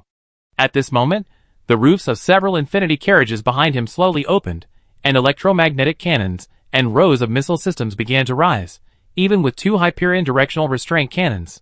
So you haven't been messing around with the Sky Train lately, but upgrading the Infinity. Qian Deli stood up, raised his sunglasses, and said with interest, not bad. With this firepower, our teams might be able to fight S-Class enemies. Whether we can defeat S-Class enemies is hard to say, but with these power armors and the Infinity's upgrades, our chances of survival against S-Class enemies should be significantly improved. Ning Jing nodded and said, Captain Lin's deployment is very comprehensive. Let's do this. Okay. Okay. Shiori nodded and moved in front of the power armor. Okay. Lin Xian pressed the headset. Sister Ning, Queen Mo, Qian Deli, the 3 of you will split up and scout in 3 directions. I drive the Infinity in. No problem. Instantly, everyone sprang into action. Over a dozen power armors creaked mechanically as they began donning their gear. Building, wearing the Black Dragon armor, followed suit.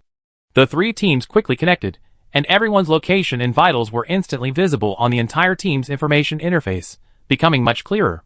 Lin Xian's nano-powered armor was stored in the Black Star Forge, ready for automatic reattachment. Seeing the 3 teams disperse, he immediately began devouring the train cars blocking the path ahead. Time was limited, with about an hour until dark, so he had to have Kiki use telekinesis to forcibly separate the trains ahead of the Infinity train. The Infinity then slowly advanced through the gap. Lin Xian reached the top of the bridge and followed the Infinity forward, devouring one empty car after another. The block track below was clogged with trains and debris, a dead silence and desolation. Standing on the bridge, he watched the connecting port and the urban area of Haiyan City gradually dim under the setting sun, observing the images sent back by the various teams. The setting sun cast a shadow on the connecting port's tracks, where abandoned train cars lay scattered on both sides. The rusted bodies spoke of a post-apocalyptic desolation. So many trains, perfect for devouring. Lin Xian devoured the carriages, while observing the surroundings of the docking port. The Ring Star track runs along the sea to a saltwater port. Besides the rail station, there's also a large cargo container port. Scattered around it are a few small islands with withered trees. Inward from the port lies a crescent-shaped urban area, spreading along a valley toward the islands, revealing a cluster of cities under the rosy sunset. Before the apocalypse, Lin Xian was quite familiar with these cities. Some he visited, others he read online. He'd been to Haiyan Island once before college, on a tourist trip. The white sand beach was beautiful. When he arrived by plane, the beach and the sea were packed with attractions. As the Infinity train slowly entered along the connecting track, the coastal waters were littered with floating garbage, the beaches were strewn with body parts, and the entire city was in ruins. A sense of loneliness washed over me. If it weren't for Dawn City, we have forgotten how few people there are left in this world. Lin Xian said to Chen Sichuan over the communication band. Blue Planet is so big, tens of millions of people isn't a lot. So many cities are deserted, and this place looks the same, Chen Sichuan said from the Infinity's cockpit. Lin Xian sighed. It's been less than a year. Back in geography class, I remember Professor Jean telling us that if humanity were to become extinct, all tall buildings would collapse within 200 years, brick and concrete would be reduced to ruins within 1,000 years, and those iconic stone buildings would be reduced to mere blurry outlines within 10,000 years. Even the inexplicable plastic and glass would disappear if the time frame was extended to 1 million years. And after 100 million years, space junk and nuclear waste would cease to exist. But 100 million years, for the Blue Planet, or on the scale of the entire universe, might be just a moment. Kiki listened. He couldn't help but respond, "You're lamenting again. Didn't you say we're living on the edge of our seats, and that every extra day is a bonus? Is 100 million years something we need to consider?" Chen Sichuan added, "I'm more concerned about whether things will go smoothly here after dark tonight. This is our first night at sea, so crisis awareness is crucial." "Okay, you're right." Lin Xian smiled faintly. A formation of drones flew toward the docking station, conducting a blanket search for suspicious targets. Soon, with Lin Xian and Kiki clearing the way, the black Doomsday train pulled directly into the station. Throughout the entire process, his drone swarm swept nearly every corner of the station, including the platforms, halls, and corridors. Lin Xian's drones were rapidly patrolling every area. Compared to the early days when Lin Xian had to arrange multiple people on duty, he could now provide nearly complete coverage, greatly improving security. Haiyan Station is a large international station. Once connected to the oceanic section of the circumstellar orbit, its passenger and cargo throughput reached staggering levels, bringing immense prosperity to Haiyan Westport. Now, the station's dozens of platforms and corridors are completely empty. The setting sun filters through the vast glass curtain wall, casting dappled rays of light onto the platforms. The roof of the building is riddled with holes, revealing the site's history of repeated attacks. Even the tracks are littered with shards of glass. After the Infinity landed, Lin Xian placed one foot on top of an iron shield drone, driving it upwards, through the hole in the orbital station's roof, to the top of the azure glass curtain wall. He then found a spot with steel support beams, and began to construct a small signal tower to enhance the Infinity's signal range. Once Viola returned, the drone's automatic patrol range could be extended to over 2 kilometers, a distance that would give Lin Xian more peace of mind. Swish. Lin Xian finished constructing a black signal tower, and immediately looked southwest. Under the clear sunset, the ocean horizon was shrouded in dark clouds, as if a storm was approaching. He checked his watch. 6:01 p.m. It was almost dark. This darkness must be coming from the dark tides of Star Abyss 8. Lin Xian turned his head, and looked east again. That was the intercity line, blocked in the distance by Yuchuan Mountain, the highest peak on Haiyan Island. That direction also led to Star Abyss 13, tens of thousands of nautical miles away. Starting from Haiyan Island, if they drove at high speed without any accidents, they estimated it would take about 2 days to reach the Republic Islands. Lin Xian also erected the signal antenna in an attempt to receive the global signal from the Phoenix Order's Noah City. Noah City was currently on the edge of Star Abyss 13, and that sea area was destined to be turbulent for the next few days. After parking, Chen Sichuan, Xiao Yuan, Miaolu, and the waiting staff began preparing dinner for tonight. They would eat after the 3 teams returned. There weren't many people there, and supplies were plentiful. Chen Sichuan had stocked the car with at least 30 days' worth of supplies in Yongcheng Port, and they expected to arrive in Ushuaia within a week, so supplies weren't too tight, and there was no need to worry about drinking water. Aside from a slight fear of the sea, Chen Sichuan wasn't worried about anything else. Haiyan City, Yunqiu District. This was once Haiyan City's most densely populated district, with tall buildings and widespread commercial development. Now, everything is desolate. Abandoned cars, rusted by the sea breeze, line the ruined streets. The roads are covered with weeds and fallen leaves. Woo! The roar of 2 motorcycle engines approached from afar, like a pebble, breaking the dead silence of the lake. In the distance, on a large street, 2 modified Suzuki Hayabusa 2060 SIXS roared, weaving in and out of a pile of abandoned cars. The whistling sound of pulse guns echoed through the street. A short-haired girl in a windbreaker was driving a red motorcycle in front. A black woman with prosthetic limbs was behind the silver motorcycle, driving while firing a pulse gun at the rear. From behind came a series of roaring and growling sounds. 3 creatures, resembling humanoid reptiles, were charging furiously. These monsters, each possessing 6 legs, moved at breakneck speed. Their tails, split into 3, several-meter-long spikes, stretched from their backs. They were the size of a small car, their tails twitching constantly as they pursued the motorcycle, crushing the abandoned cars on the road with unparalleled ferocity. The black-skinned woman squeezed the clutch, expertly switching gears, then darted out of the pile of wrecked cars. She turned back and fired a precise shot at the 3 monsters' heads with her pulse gun. However, the moment the pulse beam struck, a protective film appeared several centimeters from the surface of their skin. The destructive pulse beams failed to penetrate them, not even slowing them down. Instead, the 3 monsters became even more ferocious. Giddy, these monsters have bioforce fields, so energy weapons can't penetrate them. The short-haired girl in front released a small tracking drone that floated alongside the motorcycle. Reconnaissance from behind, she quickly said, "It's getting dark soon. We have to deal with them before it does. There's a circular plaza up ahead, right there." "Okay." The black woman named Giddy, looking to be in her 30s, half her face robotic, pressed a button on her motorcycle. Immediately, several small arc-shaped explosive devices erupted from the back of the motorcycle, attaching themselves to the 2 monsters behind her at breakneck speed. A dazzling, concussive arc of electricity instantly blocked the attack. Then, lowering herself, she pressed her left foot, and the side-mounted explosive devices ignited. She suddenly leaped from a cart onto the street building, accelerating rapidly along the wall, then skirted a pedestrian overpass and flew out. Up ahead, a short-haired girl glanced in the rearview mirror at the monster about to bite her. She suddenly squeezed the accelerator, dashed into the circular plaza, and then swerved left gracefully, leaping out. As the monster's momentum forced its way toward the motorcycle, she suddenly drew a mechanical rapier from behind her. The center blade expanded, its 2 blades extending and converging from the center. Without a word, the girl swung the massive 1.5-meter-long mechanical sword across the monster's face. Dang! A burst of concussive energy erupted from the mechanical sword, piercing the bioforce field covering the monster's face. The sword slashed through the hardened skin, sending a wave of blood cascading down. The monster was sent flying by the girl's sword, a large gash appearing on its face. Crimson flesh tumbled and landed with a thud among the rubble. Landing deftly, the girl swung her sword across, her feet unleashing a powerful force that pierced the wind, ready to finish her off. At that moment, 2 more monsters suddenly roared and charged. The girl immediately leaped up, stepping onto the side of an abandoned car and launching herself into the air.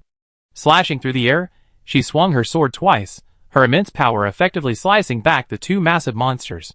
Sparks flew from the blades, and the seemingly massive mechanical sword seemed incredibly light against her petite frame.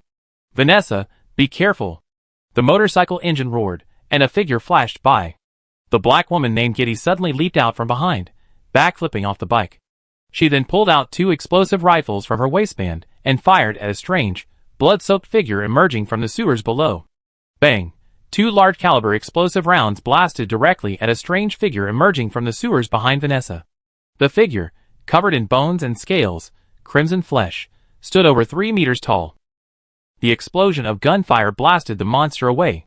Then Gaddy landed, standing guard with Vanessa back to back, a grim atmosphere. These monsters are quite powerful, and will be even harder to kill after dark. We must hurry. Gaddy's voice was high-pitched, his expression impassive, his striking combat uniform complementing his heavily modified prosthetic limbs.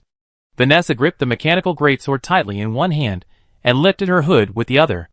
Her face, a mixture of Mexican and Latino descent, looked no more than 19 or 20 years old, yet she was remarkably calm. She wielded the magnetically vibrating, 40-plus kilogram mechanical greatsword with one hand as easily as a stick.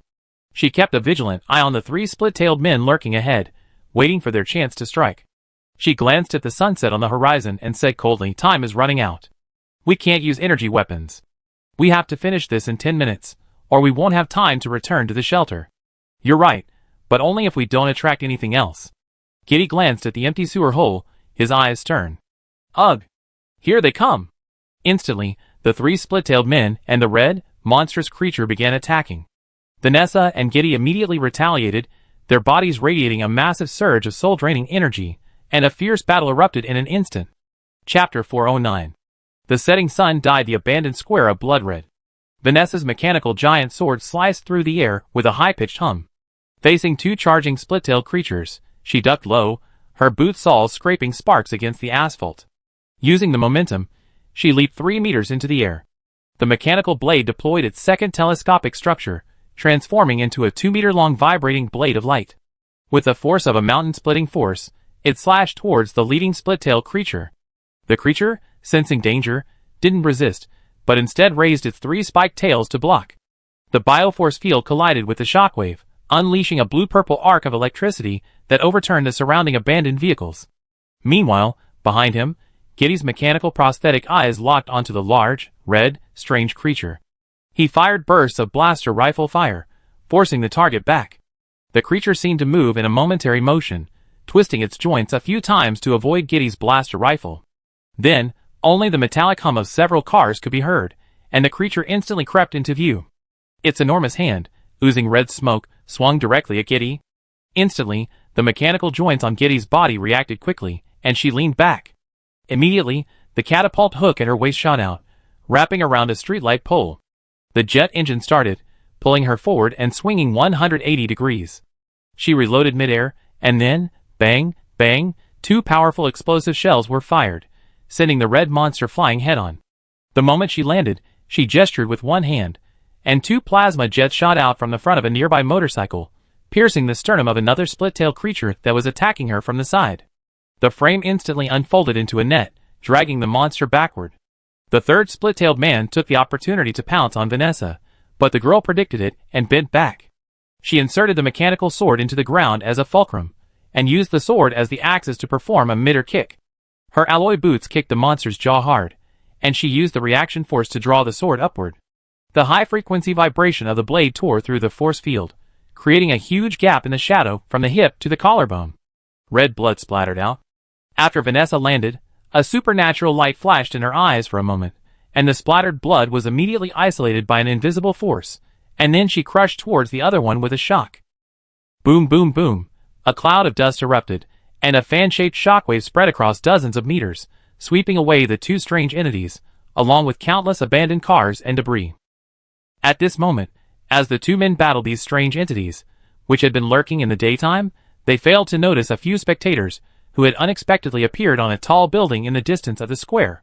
It's daytime now, and yet these strange creatures appear? They don't look human, nor do they look zombies. Have strange creatures evolved to this point? Ning Jing, surveying the battle in the square through a telescope, said solemnly, and those strange creatures look quite formidable. They're probably not ordinary strange creatures. These 2 are at least 5,000 destruction levels strong. Xiao Qing stood at the edge of the building, spear in hand, staring at the battle in the distance. The fighting moves they're using have those special waves that the Phoenix Society claims can be mastered through genetic evolution. Special waves? Brother Hua, Lu Xingchen, crossed his arms, a serious expression on his face. Some new ability? Xiao Qing glanced at him calmly, saying nothing. Ning Jing, standing nearby, replied, after reaching the destructive level of soul-shattering, many genetically evolved individuals gradually discover that their bodies can harness a special biofield resonance. The Nightwalker organization's research suggests this may be similar to the biofield of the monstrous. Mastering this power greatly enhances the genetically evolved individual's defensive capabilities, while also allowing destructive power far beyond the limits of individual humans. Hence, the name destructive level. Lu Xingchen's expression suddenly dawned on him.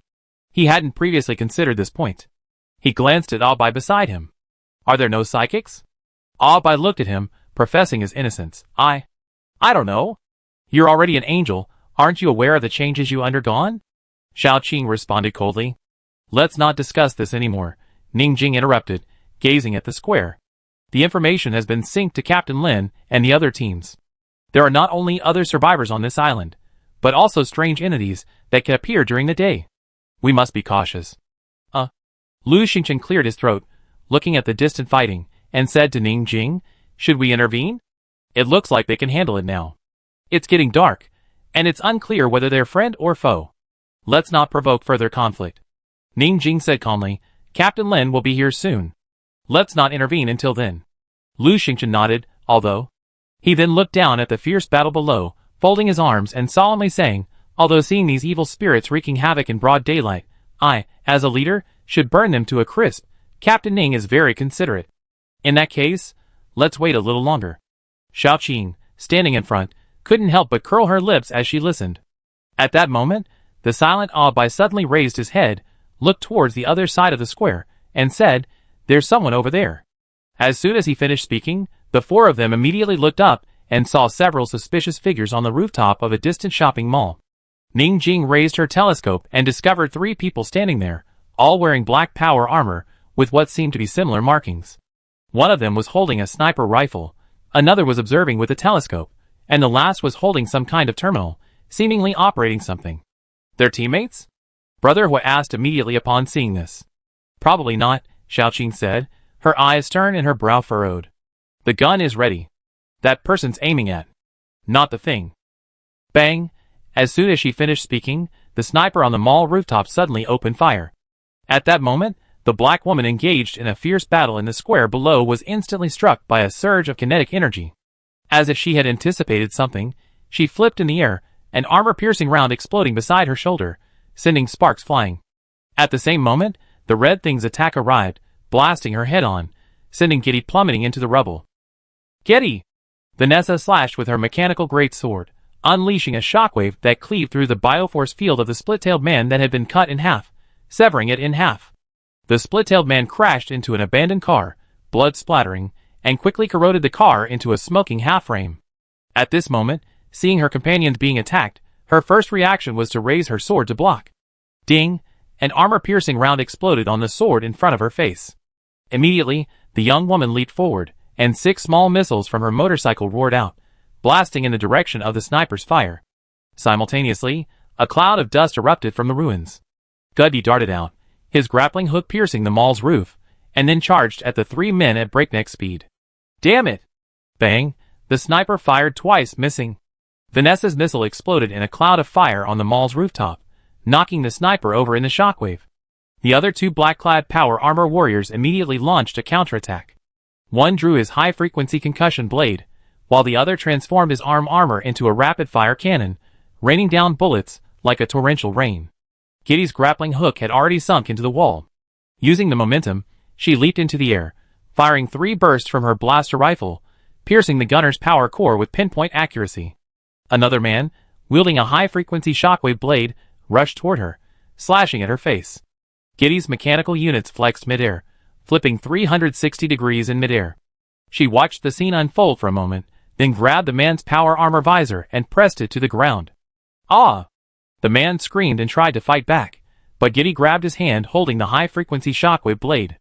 The powerful mechanical force severed the hydraulic joints of his Phantom Wolf-class hand, then stabbed through his face armor with a single blow. The movements were fluid and decisive. Giddy remained crouched, observing the insignia on the man's power armor before him. He immediately addressed Vanessa, who was still battling the monstrous form below him. "It's Wellander's men. They used an attractant," Vanessa replied. Giddy glanced up and spotted a mobile terminal on the ground next to the machine gunner, its display panel still flickering. She immediately sensed something ominous. "Oh no! These bastards!" "No!" Before she could finish her words, there was a sudden, metallic creaking sound as a manhole cover was torn away by the immense force below. 2 crimson, strange forms burst from the ground, their biofield stirring up a foul gust of wind. The asphalt road was corroded, leaving charred marks. Vanessa deployed her shockwave defense again, but was blasted back dozens of meters. The roars intensified from all sides. She immediately rose from the rubble, grabbed her mechanical sword, and looked up at the sky. The sky had darkened visibly. "They're doing this on purpose, making us prey." Kitty soared from the mall. "We need to retreat. I can't run. These guys are too fast. We have to deal with them first." Ugh! 3 red, humanoid creatures closed in on Vanessa. Vanessa leaped from the spot, her thrusters activating, allowing her to nimbly escape the 3 encirclement. A humming sound echoed, and her mechanical greatsword activated its overload mode. A blinding blue light emanated from the blade, and she suddenly hurled it, piercing the head of a nearby split-tailed man at high speed. The man was pinned to a rubbled wall, his 6 legs scraping the ground, sending up shattered concrete. Giddy descended from the sky with a furious roar, his mechanical fist shattering the hilt of the mechanical great sword with a powerful electric hammer, cleaving the man's head in two. He soon fell silent. She then drew her mechanical great sword and threw it back to Vanessa, simultaneously slinging a magnetic hook and charging forward. Vanessa caught the sword, and the two of them, back to back, completed a tactical switch.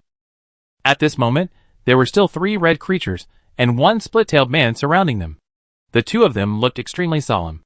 At any other time, they would have been fully confident of defeating these monsters, but it was approaching nightfall. Once dark, the monster's strength would greatly increase, and they would instantly be marked with a dark mark. In this deadly Sea Rock City and Sea Rock Island, they would become prey to the countless monsters beneath the seabed. Ugh! The red humanoid creature made a strange noise and twisted rapidly towards them. There are 4 more. I just observed that there's a bank under them all. After we take them all out, we can use the vault below as temporary shelter. Maybe we can survive tonight. Vanessa's eyes were cold. The situation was extremely critical. This is the only way. Kitty clenched his electric hammer and punched hard, readying himself to attack with a low shout. Unexpectedly, at this moment, a wall of fire suddenly descended with an annihilating force, completely engulfing the 2 red entities. Then a grappling hook swung out, and Xiaoqing, adorned with her new power armor, flashed past like a flash of black lightning. Her concussive spear blade severed the head of the red entity in front of Vanessa. As it flew into the air, it was pierced by a laser beam.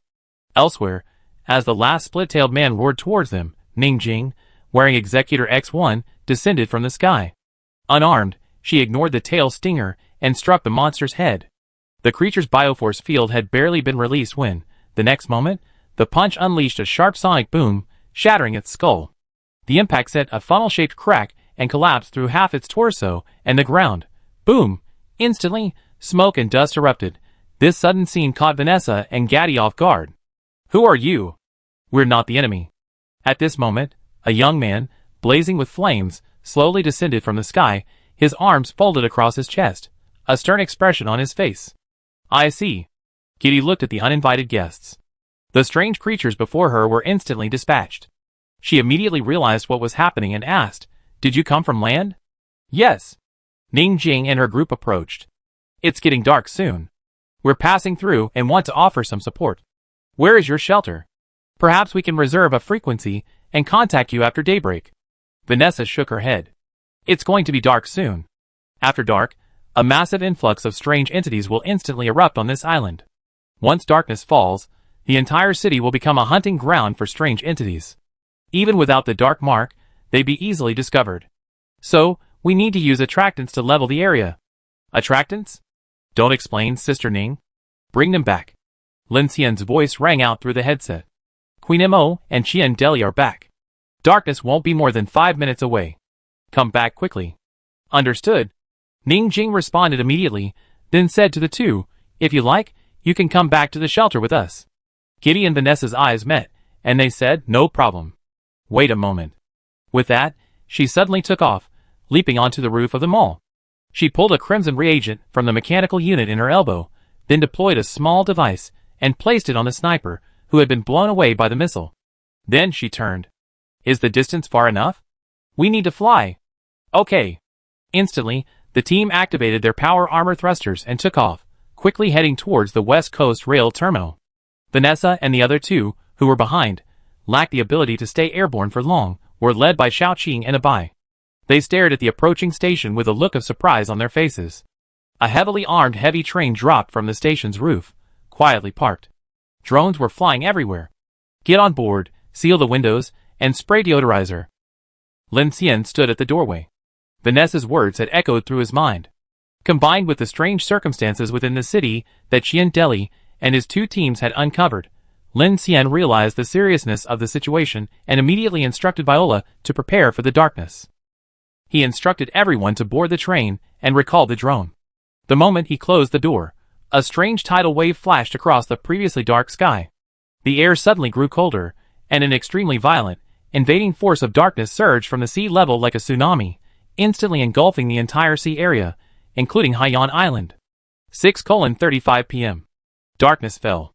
At that moment, countless eerie black shadows suddenly appeared on the previously silent and deserted coastline, like monsters from the abyss emerging from the seabed. Accompanied by the sound of dripping water, They stalked towards the city. Chapter 410. 6:35 p.m. Darkness fell. The once silent Haiyan Island seemed to be submerged by the deep sea. The air was filled with the salty smell of seawater, mingled with the scent of rust and decay, like the breath of some ancient creature, slowly seeping into every inch of space. This aura of despair seemed even more terrifying than on land, as if the entire island had suddenly sunk into a bottomless ocean, filled with fear and suffocation. Outside the railway station, on the previously deserted streets, a rustling sound suddenly erupted, and countless eerie whispers echoed, like countless wet limbs dragging across the concrete floor, or like some sticky liquid slowly seeping from a sewer. Tick. A drop of black liquid fell from the platform ceiling, hitting the rails, instantly corroding into a wisp of green smoke. Followed by a second drop, a third. The entire city seemed to have been awakened by some indescribable presence. On the distant sea, darkness surged like a tide, swallowing the last shreds of daylight. Beneath the surface, countless twisted black figures slowly emerged. They had no fixed form, sometimes resembling humans, sometimes arthropods, or simply wriggling masses of black flesh, covered in a sticky liquid that shimmered eerily in the moonlight. Crackle, crackle. A low, grinding sound, like bones rubbing against each other, echoed from all directions. The streetlights outside the rail station flickered briefly, then snapped out. In the darkness, something scrambled along the wall, its sharp claws scraping against the metal. The Infinity's engines were off, its lights were off, and all the window shades were down. "They're coming!" Vanessa's voice was low and tense. She peered through the slit in the sun visor toward the platform outside the station. Countless noises began to echo around the quiet station. On the platform ahead, a person slowly stood up. If it could still be called a person. Its limbs were twisted out of proportion, its head drooped, and its neck tilted back as if broken, revealing a featureless face. Then, it suddenly raised its head, its hollow face staring directly at the train. A chilling sensation suddenly washed over her.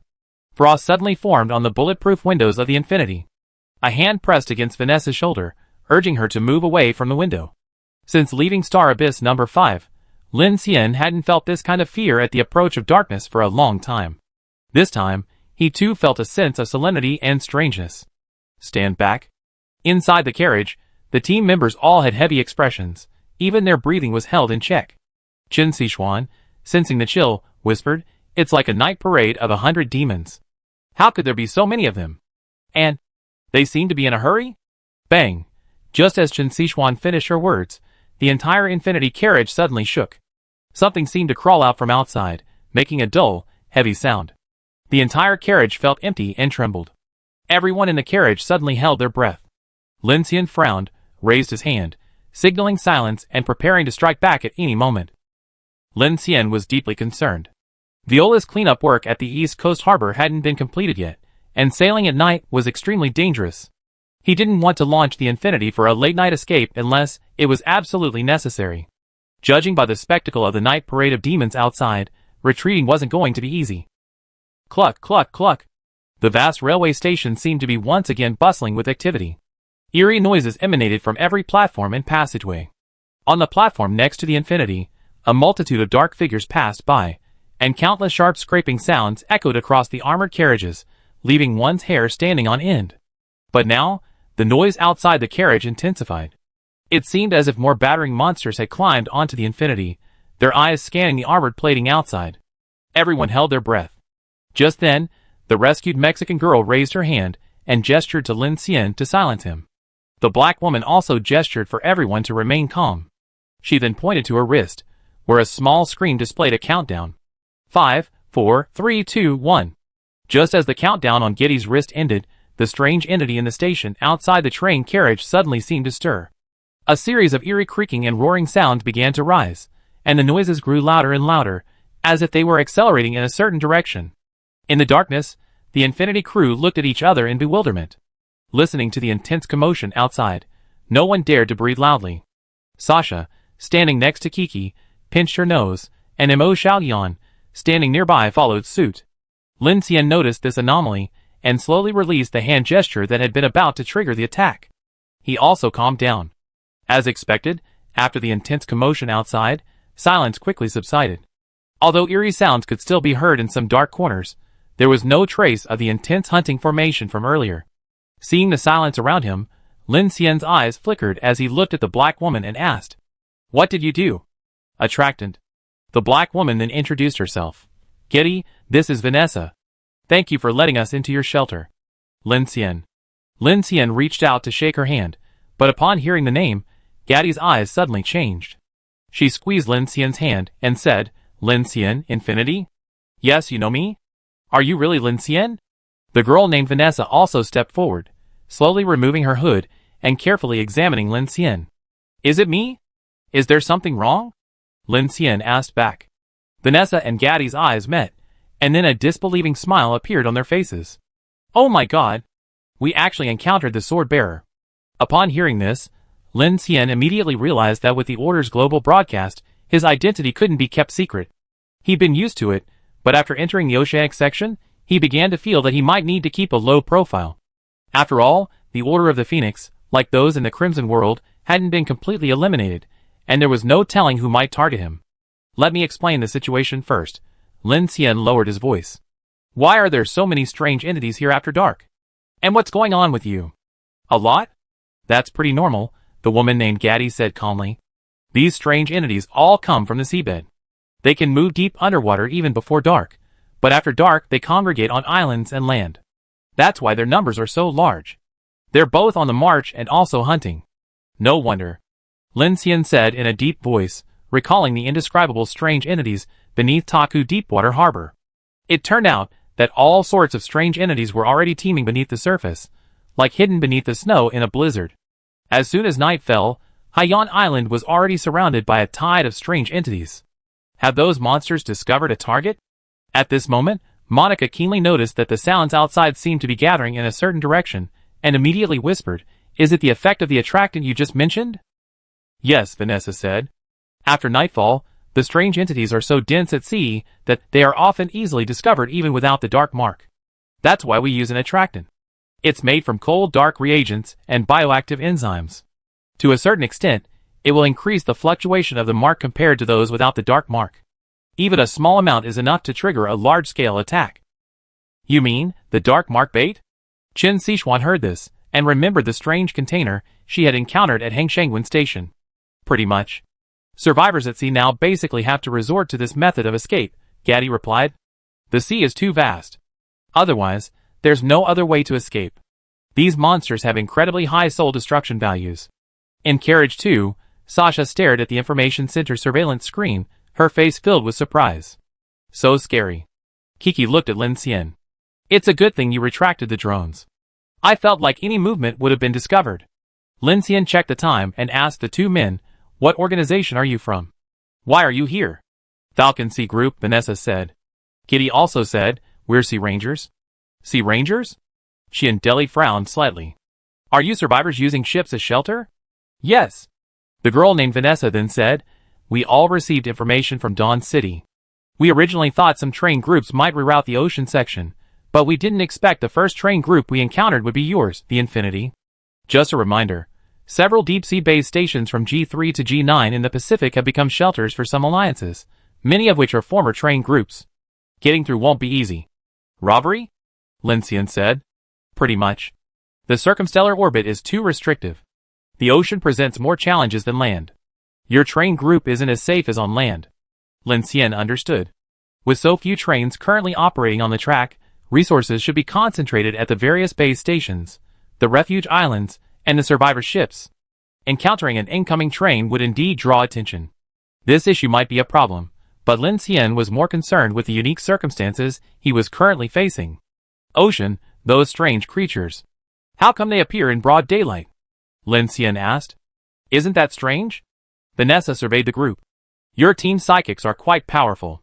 Haven't you seen evil creatures appearing in broad daylight?" "No. We certainly never seen strange creatures appearing in broad daylight. Of course, human, zombie, or red human creatures don't count. What you just faced must be some kind of strange creature, right?" Ning Jing said. Vanessa and Gaddy's eyes met, and she said, "We call these evil creatures. They can appear during the day, and come in many forms. The most common are the split-tailed man and the red bone. But they didn't always have this ability. From our observations, these creatures are constantly evolving. They initially appeared during storms or cloudy days, or inside buildings and sewers, and that didn't last long. But over the past few months, these evil creatures have become increasingly adaptable. Not only can they operate in the sun, but they're also constantly evolving, becoming a growing threat. Ordinary weapons are no longer effective against them. But they all share a common characteristic, a very short lifespan, typically only 2 or 3 days. Gaddy folded his arms across his chest and said calmly, "They look like the vanguard of the dark tide." At this point, Ning Jing spoke to Lin Xian. "Captain Lin, we just attacked and discovered that these monsters have evolved bioforce fields capable of resisting basic energy weapons. They're not like ordinary C or D-rank anomalous entities." "What, bioforce fields?" Kiki, somewhat surprised, floated up from her swivel chair, folding her arms across her chest, and said, "Doesn't this make them even more difficult to deal with?" Everyone's expressions grew solemn upon hearing this. If ordinary anomalous entities could possess defensive force fields, that would definitely be bad news for the survivors. "I didn't expect the anomalous entities to evolve so quickly." Chen Sichuan frowned. "Humans evolve pretty quickly, too," Lin Xian replied, then turned to Vanessa and Gaddy and asked, "Can you tell us who the group that attacked you is, and what's happening on Haiyan Island?" "Of course." Vanessa then added, "Even if we don't tell you, you soon become their target." "What do you mean?"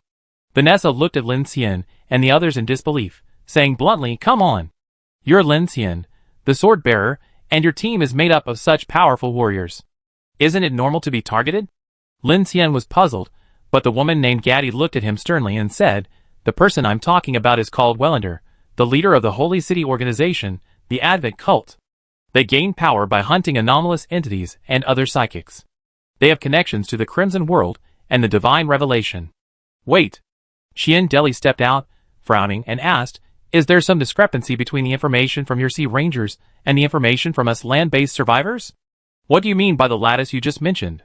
Don't these people from the Holy City organization know that hunting psychics doesn't help their own psychic evolution?" As soon as these words were spoken, everyone's eyes turned to Vanessa and Gaddy. Vanessa's eyes flickered with suspicion, and then she glanced around, finally landing on Xiaoqing, because she had seen Xiaoqing in action before. So, she softly uttered 2 words. "Offense." Before she finished her words, the young woman's figure suddenly flashed, appearing in front of Xiaoqing like lightning. She thrust out a small knife from nowhere. Ding!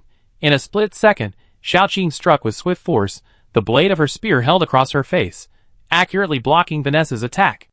Unexpectedly, Vanessa, who had suddenly attacked, saw this scene and curled her lips slightly, saying, "Excuse me." Hearing this, Xiaoqing immediately sensed a sudden shift in the opponent's aura.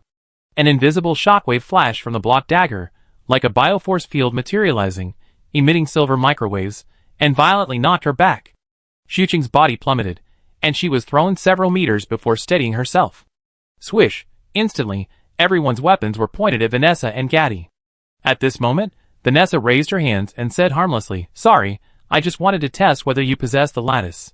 She looked at Xiaoqing, who had been knocked back by her, and continued, "You don't have any special abilities.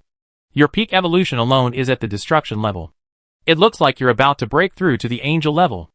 Xiaoqing sheathed her spear blade and replied indifferently, 7,200. "Cool," Vanessa replied. Lin Xian looked at Gaddy and Vanessa, unsure what they were trying to say. Gaddy then stepped forward and addressed Lin Xian and Xiaoqing. "Captain Lin, my friend, Vanessa's peak power. It's 14,000. Chapter 411. Late at night, in the Infinity Train carriage. The lights were off, and a few cold blue lights were placed in carriage too. The Infinity Train members gathered together, some standing, some sitting, like a midnight storytelling session. 14,000? Giddy's words immediately stunned everyone on the Infinity Train. No one had realized that this girl, who looked barely 20, had not only broken through to the angel level, but had also reached a peak soul value of 14,000. It sounded unbelievable. How could it be so high? Ning Jing frowned. I mean, were those monsters just now that difficult to deal with? Her words were self-evident. With that level of strength, dealing with a few monsters shouldn't be that difficult, even if those monsters had evolved bioforce fields. Vanessa placed one hand on her hip, looking at Ning Jing and her team of warriors. Her gaze lingered on Brother Hua, and she spoke. The Phoenix Society is still keeping a close eye on crystallization and hasn't announced it publicly. But I thought, since you're the swordbearers after all, I didn't expect. Giddy walked over and said to Vanessa, we all know that crystallization does have drawbacks, and it can cause psychic powers to go out of control. Currently, Only Adventist organizations like the Holy City dare to plunder so openly, including the vegetable juice balance for this very reason. But crystallization is the most effective way for psychics to increase their energy density and fight against anomalous entities. Can any of its drawbacks compare to the possibility of death? I don't think so, Vanessa said. Lin Xian watched the two discuss, overhearing some key information, and then said, crystallization? Is this the reason your soul dangling value reached 14,000? Yes. Gudby was about to respond when Vanessa stopped her, stepped forward, and looked at Lin Xian with a meaningful look. Sword bearer, cooperate with us. I give you all the information and... She glanced around and said with interest, we can help you all complete your lattice formation. You know, this can at least double your peak abilities. At this, Monica, Ningjing, Chen Xishuan, Kiki, and the others all frowned. Qian Deli, Huigu, Luo Yang, and Ryanosuk's expressions also changed slightly. It was clear that everyone was interested in what Vanessa was talking about. Double? Shu Qin then asked, biological transformation? Lin Xian glanced at the dead silence surrounding the infinity in the information center interface, then turned back and said, you tell me first. By the way, Lin Xian pressed his headset and called Ding Junyi, Xiao Yuan, and Sun Yuzhen. They were all in Carriage 3 protecting Director Ding, but Lin Xian felt that in this situation, it would be better for everyone to discuss it together. Soon, Ding Junyi and the other two emerged from the darkened carriage. Lin Xian said, my team members are all here. Director Ding is an expert in dark energy research and is very interested in this. Vanessa met Gaddy's gaze and immediately addressed Lin Xian. First, let me make it clear that we didn't unleash the power of the lattice just now. This power is derived from dark energy, or the dark invasion. Second, using this power after dark is extremely dangerous, especially without the dark mark. Unleashing this power is equivalent to activating the dark mark ourselves. Unless we are certain we have eliminated all the strange entities in the area, we won't use it unless absolutely necessary. Why doesn't this lattice you're talking about sound like your own? Kiki crossed her arms. Can it be turned on and off? Vanessa shrugged. Sorry, if it were daytime, I wouldn't mind showing you, but right now. She glanced at Gaddy, who nodded and pressed a mechanical unit beside her ear. Instantly, her prosthetic eye flashed blue, and a miniature holographic projection appeared before everyone. An extremely complex spherical crystal structure appeared on the screen, slowly rotating. Ding Junyi's eyes narrowed slightly as she noticed something, but she remained silent, listening to Vanessa's explanation. This is called a dark energy lattice. It uses psychic energy to replace the blood essence of an anomalous being with a crystal seed in a human body. This crystal seed is called a lattice. If the anomalous blood essence is the energy source of those anomalous beings, then this lattice is the equivalent of a human-cultivated battery that can power the body. This thing has many benefits. As far as I know, only a small number of psychics are currently cultivating it, as it requires a minimum peak soul energy value of 5,000. And this 5,000 I'm talking about doesn't take into account the Phoenix Society's limit coefficient. It's the most basic. Ah? Kiki said immediately upon hearing this. You mean, this is a human implanting a blood essence? The word implanted is a bit inaccurate. Gaddy said calmly. Strictly speaking, humans and blood essence are incompatible. The energy acquisition method is very inefficient. This is a consensus. Although humans can filter and absorb dark energy in the dark to evolve themselves, the efficiency is far lower than that of the monstrous body. This is why, despite the rapid evolution of humans, it is currently difficult for psychics to defeat the monstrous body with their combat power alone. It is also why the Phoenix Society developed the cold dark reagent and advocates balancing the body's dark energy with sunlight and vegetable juice. Yes, this lattice can be thought of as a new energy concentrating organ evolved by humans in the darkness, Vanessa explained. With the lattice, humans' efficiency in absorbing and converting dark energy will be greatly improved. According to previous calculations by the Order of the Phoenix, the highest purification and filtration efficiency was 18%, and the human body is about the same. But with the lattice, this efficiency can be increased to 50%, or even 60% or 70%. Most importantly, the lattice can store the power of this dark energy, greatly increasing the energy density of my superpowers. This is also the main reason why my peak superpowers can be increased from 7,100 to 14,000. At these words, everyone's faces changed in shock. Lu Xingchen and the others couldn't help but stare wide-eyed. 7,600 to 14,000, that's a direct doubling. That's too much. You mean, this thing is like a power bank? Sasha asked, frowning. No. Ding Junyi looked at Vanessa and said, If I had to describe it, it's like humanity's second. A superpower engine. Wow, that's a very apt description. Vanessa took a deep breath and looked at the crowd. Yes, the Lattice is like a superpower's second engine. There are many reports about the S-Class battles in Dawn City and Reykjavik now, and they all show how the S-Class can absorb similar dark energy to restore energy or increase energy density and destructive power. So this is actually learned from the strange entities. The increase in peak superpowers can directly affect the physical and mental strength, which is very effective. So, we want to build something like this inside our bodies? Deli leaned back on the sofa, a look of doubt on his face. That doesn't sound good. Monica stood aside, arms folded, and said leisurely, "You're talking about replacement and crystal core seeds. That sounds like quite a hassle, right? Not only is it troublesome, but it's also very risky," Gaddy said. The holographic image in front of her began to shift. The spherical crystal lattice was now located in the center of the lungs, seemingly only the size of a thumb, yet it released a truly incredible amount of energy. To replace the blood essence of a strange entity, you must first possess at least level 3 blood essence. It's said to have a certain compatibility with the entity's original power.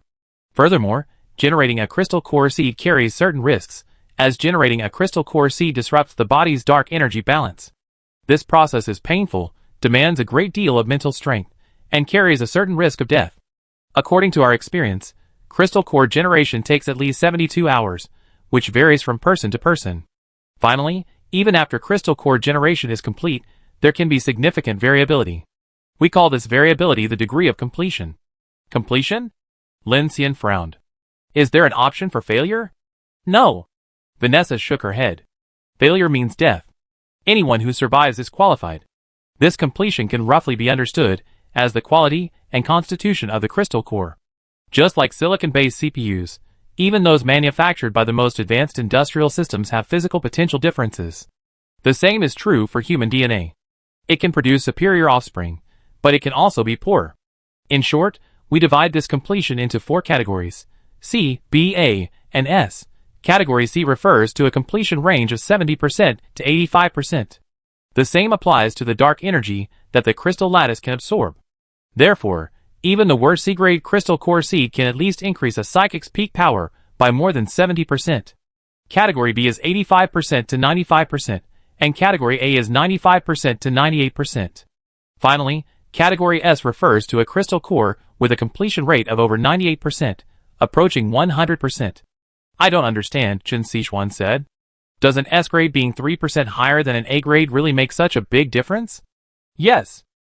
Giddy then said, don't simply interpret this completion rate as simply the percentage increase in peak power. It's not true, because the human body has potential. For example, my lattice is B grade 87%, but my peak power overload can reach 98%. Vanessa's A grade is 95%, but it can overload to 116%. The more perfect the lattice, the greater the difference in overload. Oh my god, overload. It really sounds like CPU overclocking. Kiki looked surprised. I understand. The cultivation of this crystal core seed also depends on luck and personal physical fitness, right? Yes. What's the approximate failure rate, or mortality rate? Chen Sichuan asked. It depends on the individual. Dudley looked at Lin Xian and the others. Don't worry too much about this. The stronger the psychic, the higher the success rate. And I don't think anyone would give up lattice cultivation because of this risk. Why? Lin Xian asked. For survival, Guddy said. The lattice has many benefits. It enhances psychic abilities, allows for dark adaptation, and accelerates the absorption and evolution of dark energy. Most importantly, with the lattice, human psychics can now fight against existing alien entities outside the Xingyuan. For example, we believe that reaching 15,000 psychics can fight against A-level alien entities, and reaching 20,000 psychics can fight against special level ones. While there are differences between individual alien entities, and the assessment of their levels is relatively rough, it does serve as a reference. She looked at Brother Hua and said, you should be angel level, right? Brother Hua crossed his arms, a proud expression on his face. I'm 12,500. Brother Hua's combat power skyrocketed after the battle in Dawn City. Combined with the Infinity Ring, his peak power had reached the highest level among the Infinity members, save for Lin Xian. What if it doubled? Gaddy continued to look at him, adding descriptively, with 25,000 fire-type power, you might be able to face even a super-large, exceptional level anomalous entity head-on. Brotherhood's expression faltered slightly at these words. It was clear he was quite tempted. That sounds very appealing to me, but I'd like to know what the drawbacks are? Lu Xingchen was no fool. There must be a reason why the Phoenix Society didn't directly synchronize globally. Lin Xian also looked at Vanessa and Gaddy. He shared Lu Xingchen's sentiment. Everything has a price, and he wanted to know what that price was. There are quite a few drawbacks. Vanessa stated bluntly. First, it's dangerous. Second, using it at night will produce side effects even more powerful than attractants, at least equivalent to a level 3 dark mark. Third, it requires high-level blood essence. Having said all that, for the Order of the Phoenix, the two biggest uncertainties are the most fatal. First, those who possess crystallized abilities essentially possess powers derived from darkness. Research has yielded many unforeseen developments, such as irreversibility, and even more terrifying mutations. Humanity currently cannot determine the consequences of developing crystallization. Second, human crystal cores, like the blood essence of the monstrous body. They can be seized. The air in the carriage fell silent for a moment, and everyone's expressions were complicated. They all understood what Vanessa and Giddy had said. Is this also why that Adventist organization is hunting psychics? Hunting for lattices? Lin Xian asked sternly. Vanessa nodded, and Gaddy remained silent. Interesting. Lin Xian listened with interest and said, I understand the Order of the Phoenix's approach, but I suspect the Order's Nightwalkers are also experimenting with lattice evolution. That's certainly good news. If the current peak psychic power can be doubled in a short period of time, or even further developed, it means that psychics will soon be able to challenge exceptional level psychics alone, and perhaps even hunt S-level psychics. That would be a major step forward. Back in Dawn City, Lin Xian had reviewed the human evolution light rankings. Only the top few angel-level psychics, numbering over 10,000, had ever faced exceptional-level psychics, and at a considerable cost. Now that psychics are constantly evolving, if the Infinity team can double their psychic power, these 20-plus psychics might even be able to face an S-level psychic head-on. For a moment, Lin Xian felt a surge of excitement. Compared to the past few days' experiences, the unknown information at the South Heaven Gate, the metal dice that had driven civilization to despair, the evolution of the strange entity's biofield, and these suffocating clues, this was indeed good news. Now that humanity could shield itself from the toxins of the darkness invasion, it could rebuild its civilization through water resources, ecology, and aquaculture.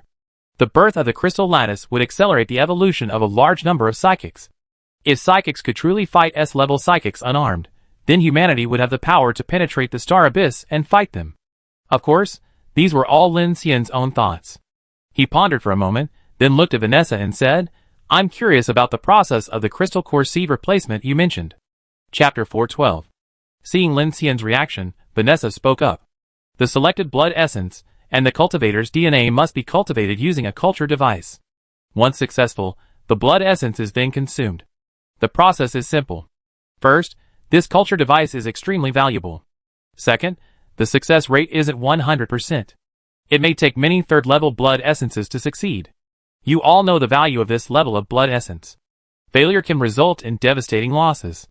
And this blood essence must also be compatible with the individual's ability. Monica began. Yes, so the difficulty and cost are quite high, Vanessa said.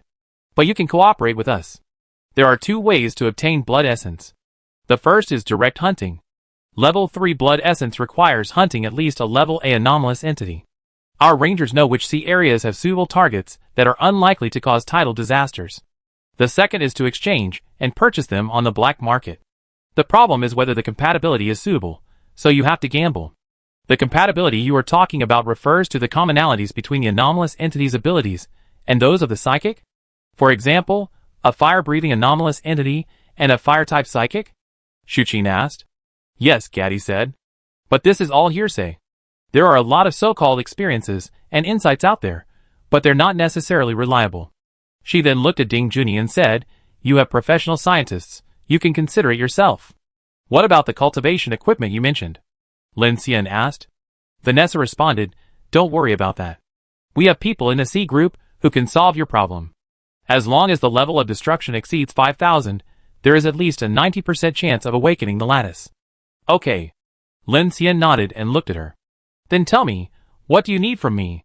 Vanessa looked at Lin Xian, a hint of meaning flickering across her young face. She then said, We're looking to hunt down a group of Esperoids and would like to invite you to join us. If successful, we get at least 5 level 4 blood essences. Lin Xian's eyes narrowed slightly. A group? He wanted to confirm whether he had heard the unit correctly. Although Lin Xian had killed more than one Esperoid on the battlefield of Dawn City, that was while piloting the Grey Mist Messenger. Face to face with Esperoids as massive as buildings, it was still extremely suffocating. For example, Shilon's Abyss Worm had wreaked havoc on the entire city.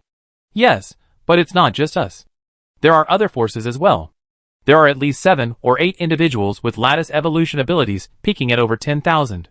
We also have heavy firepower, so if you were to join us, we might be even more confident. Wait. Ning Jing looked surprised.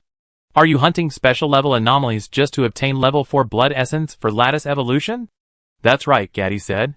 Sometimes, we proactively overcome danger so that we can evolve without fear. Ning Jing was speechless.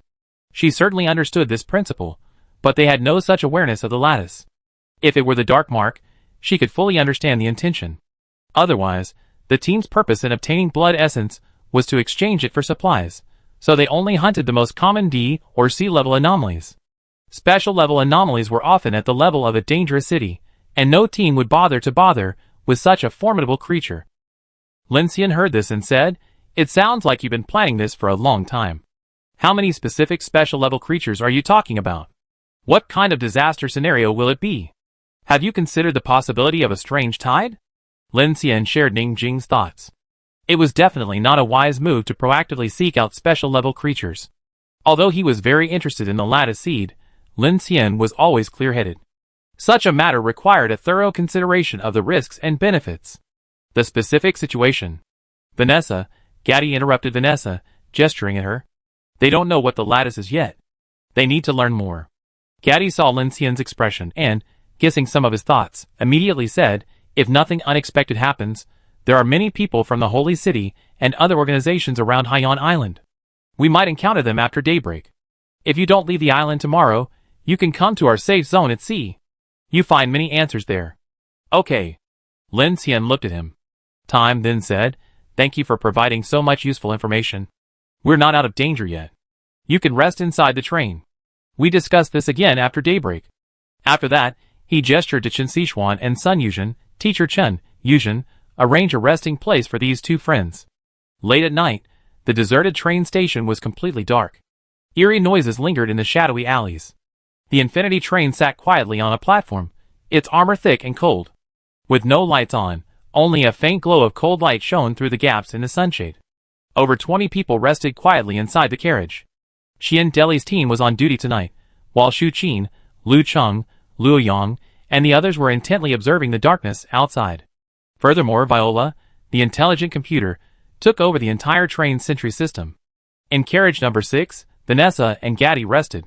Looking at the well-equipped weapons and drone systems within, Gaddy said gravely, "This Infinity is truly formidable. Among those 20, there are at least 3 Angel-level members, and the rest, at worst, I estimate, are Berserker-level or Destroyer-level. The all-elite team's survivability is truly impressive."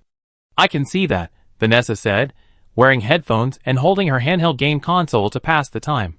"That fire-type psychic took out 3 red bones with a single strike. I thought it was definitely a celestial being. Embedded level, I can only achieve this level if I activate the lattice." "Vanessa, what made you think of inviting him to join the hunt?" Kitty asked. "He's no ordinary man. He's the sword-bearer of the Order of the Phoenix." "I know," Vanessa said with a relaxed expression. "I only proposed this collaboration because I knew he was the sword-bearer. He's definitely interested in this kind of power boost. After all, he's faced either S-class or corpse carriers, and the despair and pressure he's experienced is greater than any of us. Therefore, reaching this special level is no problem for him." "That's not what I'm talking about," Kitty said. "He's the sword-bearer, with resources beyond our imagination, backed by the Order of the Phoenix and the Interstellar Force. What makes you think he'd cooperate with a small ranger regiment like us?" Vanessa shrugged. "I don't know about that, but he saved us. He's a good man. I like him. He's cool. Have you ever considered that the Holy City might target them because of this?" Lin Xian should have guessed that. "Anyway, I just take this as an opportunity to curry favor with the sword wielder. This will give me a better chance of success in this hunt. And I wonder what those arrogant knights of the White Knight will think." "Ah," she yawned. "Given an opportunity like this, I seize it if I can." Kitty smiled. If that happens, Ryan will go crazy. He's actually brought in Lin Xian, the swordsman of the Phoenix Society, as his backer. Vanessa put down her handheld and looked at Gaddy. Gaddy, have you noticed Lin Xian? What's wrong? Have you noticed? As the leader, he should have the highest spiritual drainage in this group, but I don't sense anything from him. Mechanical abilities. Are they so mysterious? In carriage 2, Sasha had fallen asleep.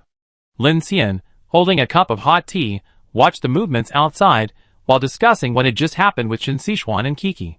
Crystal lattice, it sounds like human blood essence. I wonder who invented it, but it's actually possible to cultivate crystal lattice seeds in the human body. Kiki leaned back in her swivel chair, manipulating a pile of small metal balls in her hand to practice fine telekinesis. She shaped them into a round ball and said, "Will there be any side effects if this thing grows in the human body?" "They obviously aren't worried about that," Qin Sichuan said calmly, sitting upright on the sofa.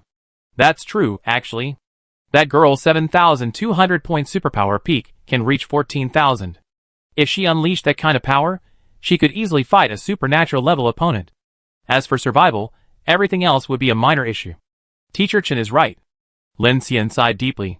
Back in Shilon City, Wenjua's team also explained that the density of the special level soul draining value is 20,000. If you have a biological force field, then a peak superpower of 20,000 should be directly breakable. Relying on heavy firepower and ganging up on them is indeed much easier to defeat. In our car, Brother Hua has 12,500, Xiao Niu has 12,000, Monica has 10,500, Ryanosuk has 10,200, Sister Ning has 9,400, Xian Deli has 9,200, Xiao Qing has 7,200, and Xu Qin has 10,200. Lu 7,000, Teacher Chen, Abai 6,900, Lu Yang 6,800, Lu Chong and Niao Lu 6,500, Sun Yuzhen 6,000. Not to mention Xiaoyu and Shiji, Sasha, and Mo Xiaoyan are both pretty good, and Director Ding's abilities are also growing. If these people were to undergo lattice evolution, they could all reach angel level. Lin Xian tooted his lips. With 20 angels, plus the Infinity's firepower, we might actually be able to go head-to-head with an S-class. So, have you decided to cooperate with them? Kiki spun around in her swivel chair, tilting her head to look at him. Don't rush. Lin Xian said, we just arrived on this island, and there's a lot we haven't figured out yet. We don't know anything about the Falcon Sea Group, or even that Holy City organization. Let's observe for now. He lifted a window shade to peer out at the darkened platform, frowning. Cruising the city at night, bodies hidden on the seabed, the deep sea presents too many problems. Hunting down exceptional level individuals is no easy task. They know I'm a swordsman, but space-based weapons aren't meant to be used to profit from blood essence. Yes. Qin Sichuan nodded. They know you're the swordsman, so they want to take advantage of that. Kiki smiled slightly, looking at Lin Xian. I think you're just worried about being used like a sword, but only getting a small piece of the pie. Of course. Lin Xian stood up suddenly, smiled, and said, how can I let myself be taken advantage of in this situation? With that, he immediately headed towards carriage 1. What are you doing? What can I do? Shower and sleep, Lin Xian said. Kiki's eyes widened, pointing at the surveillance screen. Wow, there are monsters everywhere outside. How can you sleep? What's there to be afraid of?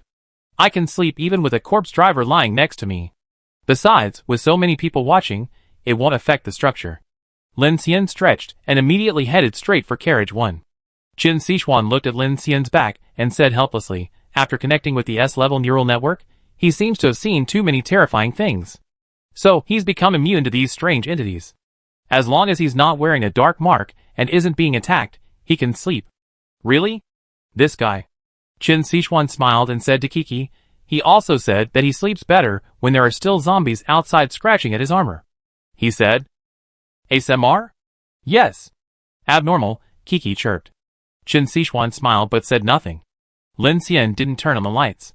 He took a hot shower, and then went straight back to his bedroom to lie down. He turned on the radio, trying to listen to something, but there was nothing but the hum of electricity. The heavy armor of the Infinity train gave him a great sense of security. In this train, all living and entertainment facilities were available, and there was even a carriage for growing green plants. Many of the carriages he had wanted to build were now available. If it were not for the requirements for the carriages in the ocean section, Lin Xian would definitely have added more carriages for renovation, such as gyms, swimming pools, entertainment rooms, and clean kitchens. Although all these were available on the Sky Train, this was the train he was using to escape Earth. Once off the track, he no longer felt grounded, so Lin Xian preferred the steel carriage. Zombies roamed outside the carriage next to his pillow, but his own carriage was fully stocked with essential supplies. The engine started and roared forward, escaping the darkness, feeling an inexplicable sense of post-apocalyptic safety and comfort. Before falling asleep, Lin Xian's consciousness sank into the Black Star Forge, intending to contact Chu Yin for information on the crystal lattice. The Phoenix Order was undoubtedly involved in this area, but he failed to contact Chu Yin.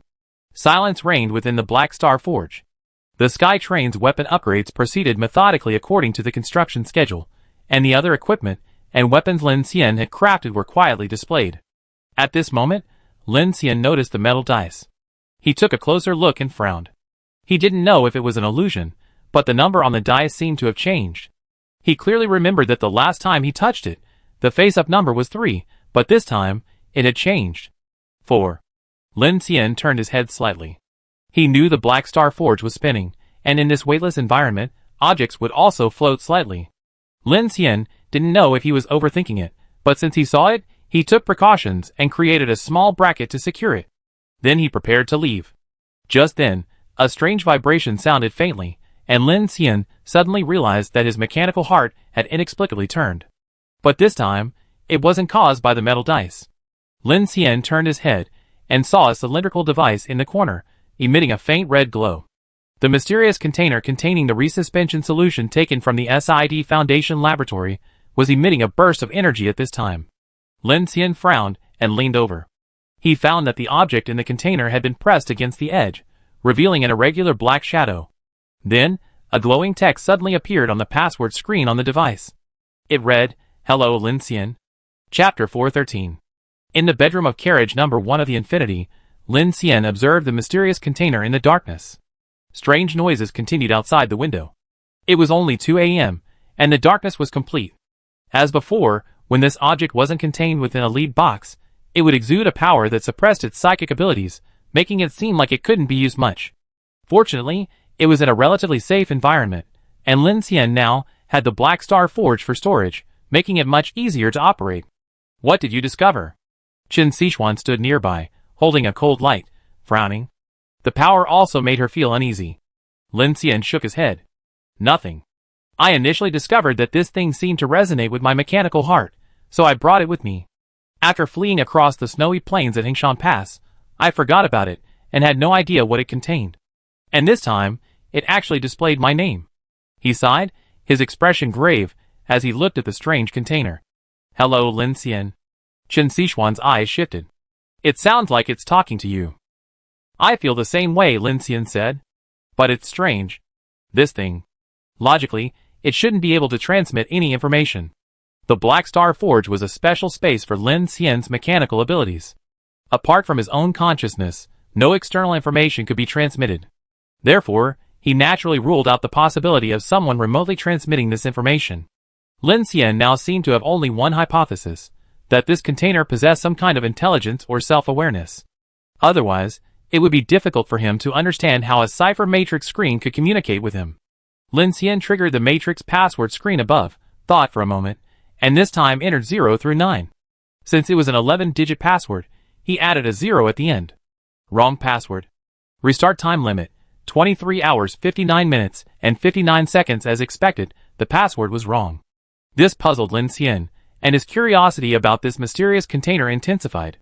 He was eager to open it and see what was inside, so he called Viola. "Viola, can you crack this matrix password?" Viola stretched out her hand, twisting her knuckles to extend several silk threads, which she connected to the cipher device. She then spoke. "This device uses a superlattice password based on a physically unclonable function, PUF. This principle is generated based on the physical properties of semiconductor superlattice materials. Password verification relies on the true randomness of hardware signals. Each verification must match the real-time response of the physical device. Only one correct input is allowed. An incorrect attempt will cause the signal to fail. The device also has a self-destruct mechanism. If a brute force attack is detected, the physical device will automatically trigger an irreversible circuit fuse or signal distortion, permanently destroying the password generation capability."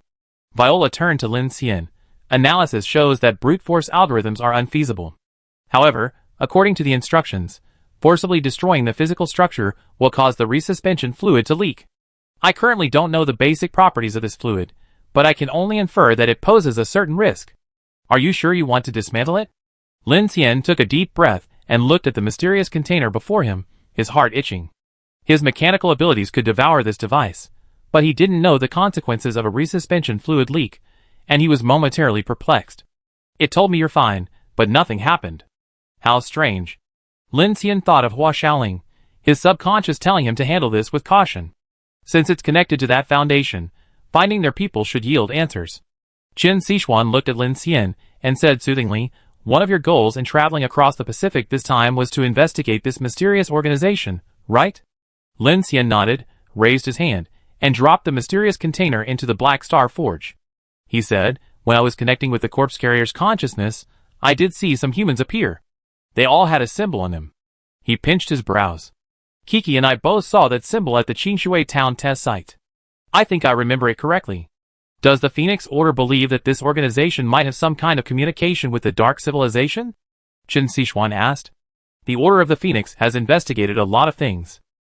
Lin Xian said, Professor, you told me that Qingshui town is just one example. The investigations conducted by the Order and other organizations across the country have revealed hundreds of post-apocalyptic organizations, large and small. However, this SID Foundation wasn't established post-apocalypse. Before the apocalypse, the Luofei Consortium was a renowned conglomerate on Blue Planet, with vast financial resources rivaling those of a nation, and it maintained close cooperation with the Federation. Chu Yin and I learned from Julius's intelligence that even organizations like the Crimson World were initially supported by the Foundation, demonstrating its considerable power. Lin Xian thought of the large test site with the sky-roof dome in Qingshui town, frowning as he spoke. At first, I simply assumed the Crimson World relied on bloody experiments to achieve radical breakthroughs in its research on dark creatures and superpowers. But that idea is actually a bit naive. Organizations like the Order of the Phoenix are undoubtedly weak in research across various fields. Those scientists and the frontline research teams are definitely not fools. If you combine the intelligence gathered by secret investigation teams like Night Walkers and the North American United Front, the Crimson World and the Foundation are indeed more than just Adventists in terms of ideology. He looked at Qin Sixuan and said in a deep voice, there must be some kind of communication between them and the Dark Civilization. This communication may not be mutual, or it may be one-sided. But whatever it is, we can speculate that this communication may have indeed been established before the day of apocalypse. Qin Sixuan's pupils trembled slightly, and her eyes became solemn upon hearing this. So, this Foundation might know important information and be some kind of spy? I hope so, Lin Xian said. I hope so. Lin Xian sighed and spread his hands. If they are, then we have a chance to learn something, right? Qin Sixuan looked at Lin Xian. Lin Xian, do you and the Order have any plans? Lin Xian nodded. I guess so. Once we reach the Republic Islands, we may need to assist Noah's Order headquarters. We discuss the details once we get there. What about the Falcon Sea group? Qin Sixuan walked to the window, half opened the window shade, and looked outside. Then, lowering her voice, she said to Lin Xian, you said you wanted a bigger share, but I'm guessing you don't want to cooperate. Lin Xian was stunned. How do you know? Qin Sixuan smiled faintly. Because that's not your personality. The night is dangerous and unpredictable, the sea is treacherous and difficult to navigate. No matter how attractive that lattice is, you wouldn't actively hunt for anomalous entities for this purpose unless absolutely necessary. Furthermore, we currently have 3 level 4 blood essences. You must be thinking that as long as we can get that cultivation device, even if you can exchange resources and weapons for level 4 blood essence, you won't risk trouble with special level blood essences at sea, right? Hearing Qin Sixuan's words, Lin Xian smiled. Teacher Qin knows me well. True, I can understand a team that kills D and C-class anomalous creatures to obtain blood essence for survival. But proactively seeking out special class creatures, and in a group at that, is sheer madness. While the Infinity Team members are quite capable, humans are currently no match for the anomalous creatures. Furthermore, those anomalous creatures aren't monsters from a game. Their movements and attacks are treacherous. If he's not careful, even Evangelion EVA 01 could suffer serious damage. Taking that risk for some blood essence is better than exchanging resources. Lin Xian's mechanical abilities give him a natural advantage in this area, so he's more interested in the offshore black market Vanessa mentioned. Once he scans the cultivation device and understands the crystal core seed cultivation process, things can be much simpler, or even unnecessary. After daybreak, he can communicate with the Phoenix Society through Chu Yin, and perhaps things will become clearer. Chen Sichuan came over and sat next to Lin Xian, gently leaning against his shoulder. She closed her eyes and said, "This journey has been like a dream. Our train keeps moving forward, and the crowds are growing.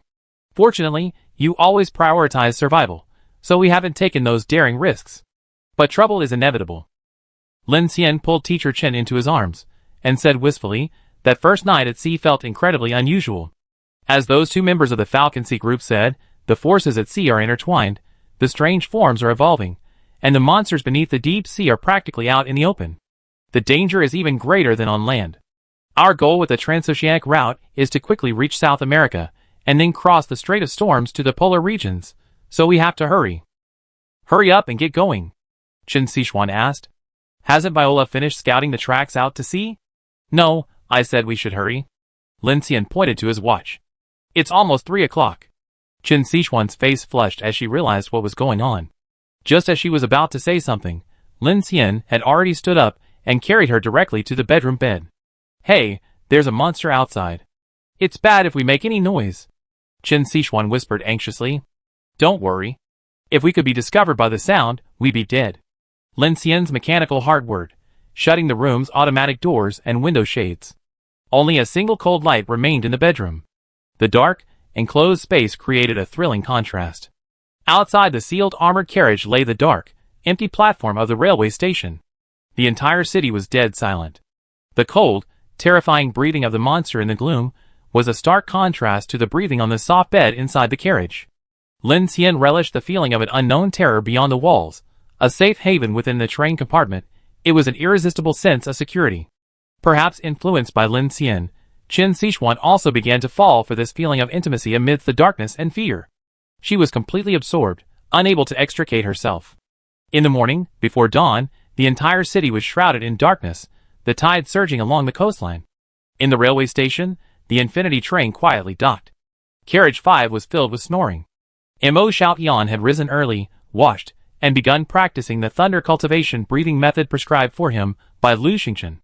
The so-called cultivation breathing method was essentially a modified set of radio gymnastics combined with Taoist meditation breathing techniques that Brother Hua had incorporated. Brother Hua had found this method on a training forum. Although it was a bit childish, it was impressive, and for Mo Xiaotian, it served as a bit of a physical training and a boost to his concentration. After completing all this, Mo Xiaotian began to follow Brother Hua's instructions, attempting to manipulate the lightning arcs at his fingertips. In the pitch-black carriage, amidst the snoring, Mo Xiaotian sat cross-legged in the corner, sweat dripping from his forehead, his control focused. As the arcs flickered, subtle sizzling sounds echoed through the air. The tiny, blazing white arcs continuously passed from his left hand to his right, and back again. It was clear that Mo Xiaotian's control had become increasingly skillful and precise. "Huh?" He regulated his breathing, concentrating with all his attention.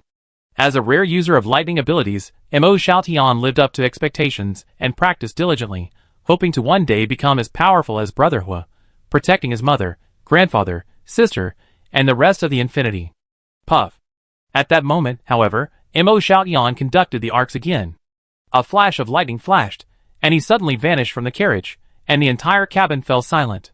Lin Xian. In carriage 1, Lin Xian was still sound asleep when the door suddenly opened. Chen Sichuan, who had been patrolling the train early, stood at the entrance with a serious expression. "Something's happened. What time did he disappear?" In carriage 2, the Infinity Team's core members gathered, the atmosphere extremely serious.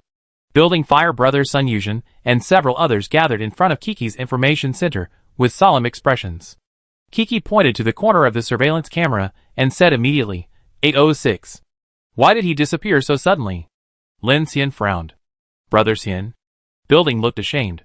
"I'm sorry, it has nothing to do with you." Lin Xian waved his hand and said seriously, "The most important thing is to find him. According to the footage, it's as if they vanished out of thin air." Viola immediately sounded the alarm, but no one was found inside the train, and there's no sign of them outside.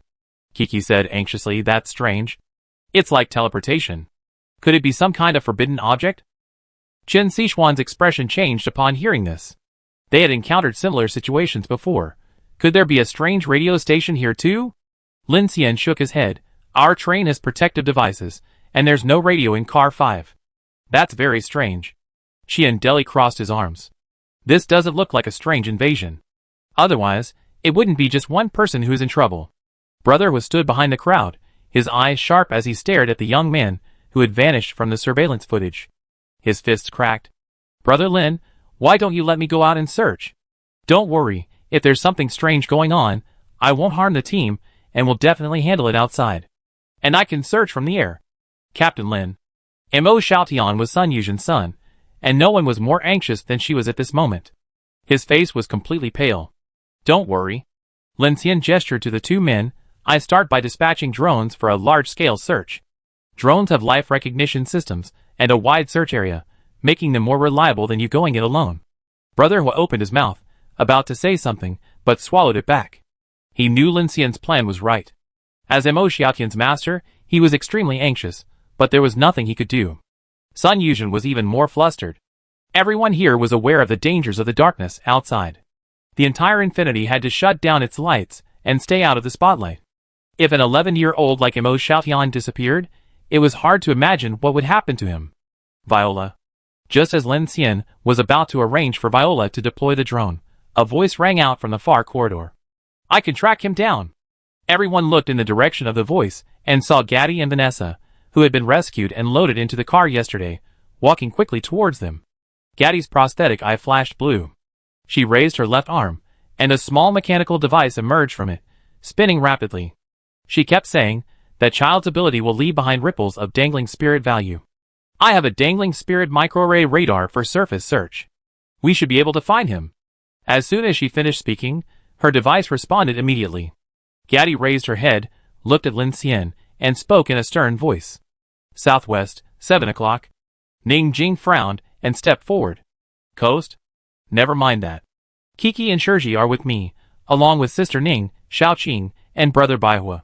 Our two teams are the most mobile, so we go check it out immediately. You stay here. If there's an outbreak, fire back.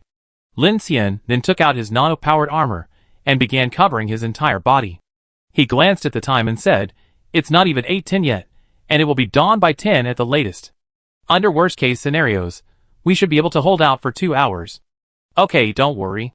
Chen Sichuan and the others immediately donned their power armor. Sun Yuzhen anxiously wanted to step forward, but her mind told her she had to follow Lin Xian's instructions.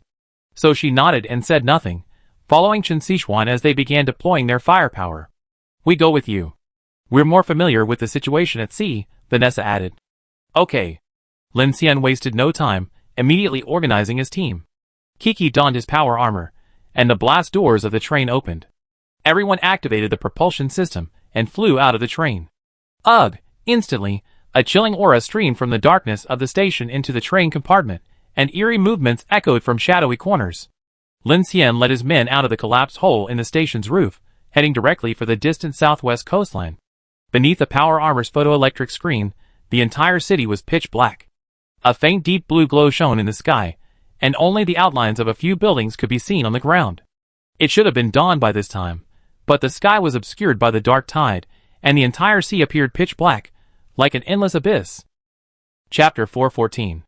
Mo Xiaotian's fingertips still tingled with the subtle tingling sensation of electric arcs, but his nostrils were immediately filled with a salty, putrid stench. He stumbled to his feet, but his palms sunk not into the expected carriage floor, but into something sticky and cold. Each grain of sand oozed a black-red mucus, like crushed, rotting viscera. Where is this? The trembling voice was drowned out by the crash of the waves. He looked up, and the entire beach was a sickly gray-blue, as if soaked in formaldehyde. The tide line was filled not with shells but with dense, gum-like bone fragments and a vast accumulation of garbage, which chuckled as the waves crashed against each other. His head felt dizzy, and as he struggled to stand, a chill rushed from the soles of his feet to the top of his head, causing him to shiver. For a moment, feelings of strangeness, fear, and confusion grew within him. He wondered how he could suddenly be outside, having just been practicing his powers inside the warm carriage. Splash. At that moment, the sea ahead suddenly surged, boiling. Mo Xiaotian took 2 steps back and stepped on a soft object. Looking down, he saw the bloated corpse of a giant. Countless fluorescent sea lice emerged from its festering skin, their needle-sized compound eyes darting towards him. Startled, Mo Xiaotian quickly moved away, only to discover, further away, where the sea level should have been, a hill-like arc of dark blue light rose. The seawater split into waterfalls and cascaded down the smooth surface, as if something were slowly rising from beneath the surface. Woo-woo. A strange humming sound echoed from the seafloor, causing the air to vibrate. The arc of light continued to rise, revealing a translucent, umbrella-like body. It was a jellyfish, hundreds of meters in diameter. Its edge swirled, and in its center, some kind of luminous tissue emanated azure light. It looked magnificent, but a closer look revealed black veins flowing within, resembling those in the human brain. 12 tentacles broke through the water, swirling and swirling in the air. This scene was like an alien creature bursting forth from the sea in a world of wonder. A chant echoed across the surface, filling everyone who beheld the giant jellyfish with a sense of both sacredness and terror. Consciousness plummeted, and Mo Xiaotian's eyes widened, his face pale. Even as he clenched his teeth, a thick stream of black blood began to spread through his eyes. Terror and alienation. At the same time, the enormous fluorescent jellyfish slowly approached, its cold light illuminating the entire beach. Its massive tentacles, like serpents, curled downward, swinging towards Mo Xiaotian. Just as Mo Xiaotian felt the sound of the tide fading and becoming increasingly ethereal, a sharp roar suddenly echoed from the sky. "Xiaotian, don't look." Bang! Several sharp cracks exploded over the beach. Lin Xian, clad in power armor, flew over at high speed, raised his hand, and attacked Mo Xiaotian. Instantly, the Black Star Forge opened, and several nano-devices shot out, flying directly towards Mo Xiaotian and surrounding him. In an instant, a suit of armor enveloped the icy Mo Xiaotian, and his life support system activated, sending a wave of warmth. Before he could react, the power armor activated its automatic cruise control system, carrying him away. Then, he was enveloped by an invisible telekinetic wave. Kiki and Lin Xian attacked together, and Shirji immediately activated her superpowers. The healing light quickly cleared the dark toxin from Mo Xiaotian's body. He finally breathed a sigh of relief, breathing deeply within the power armor.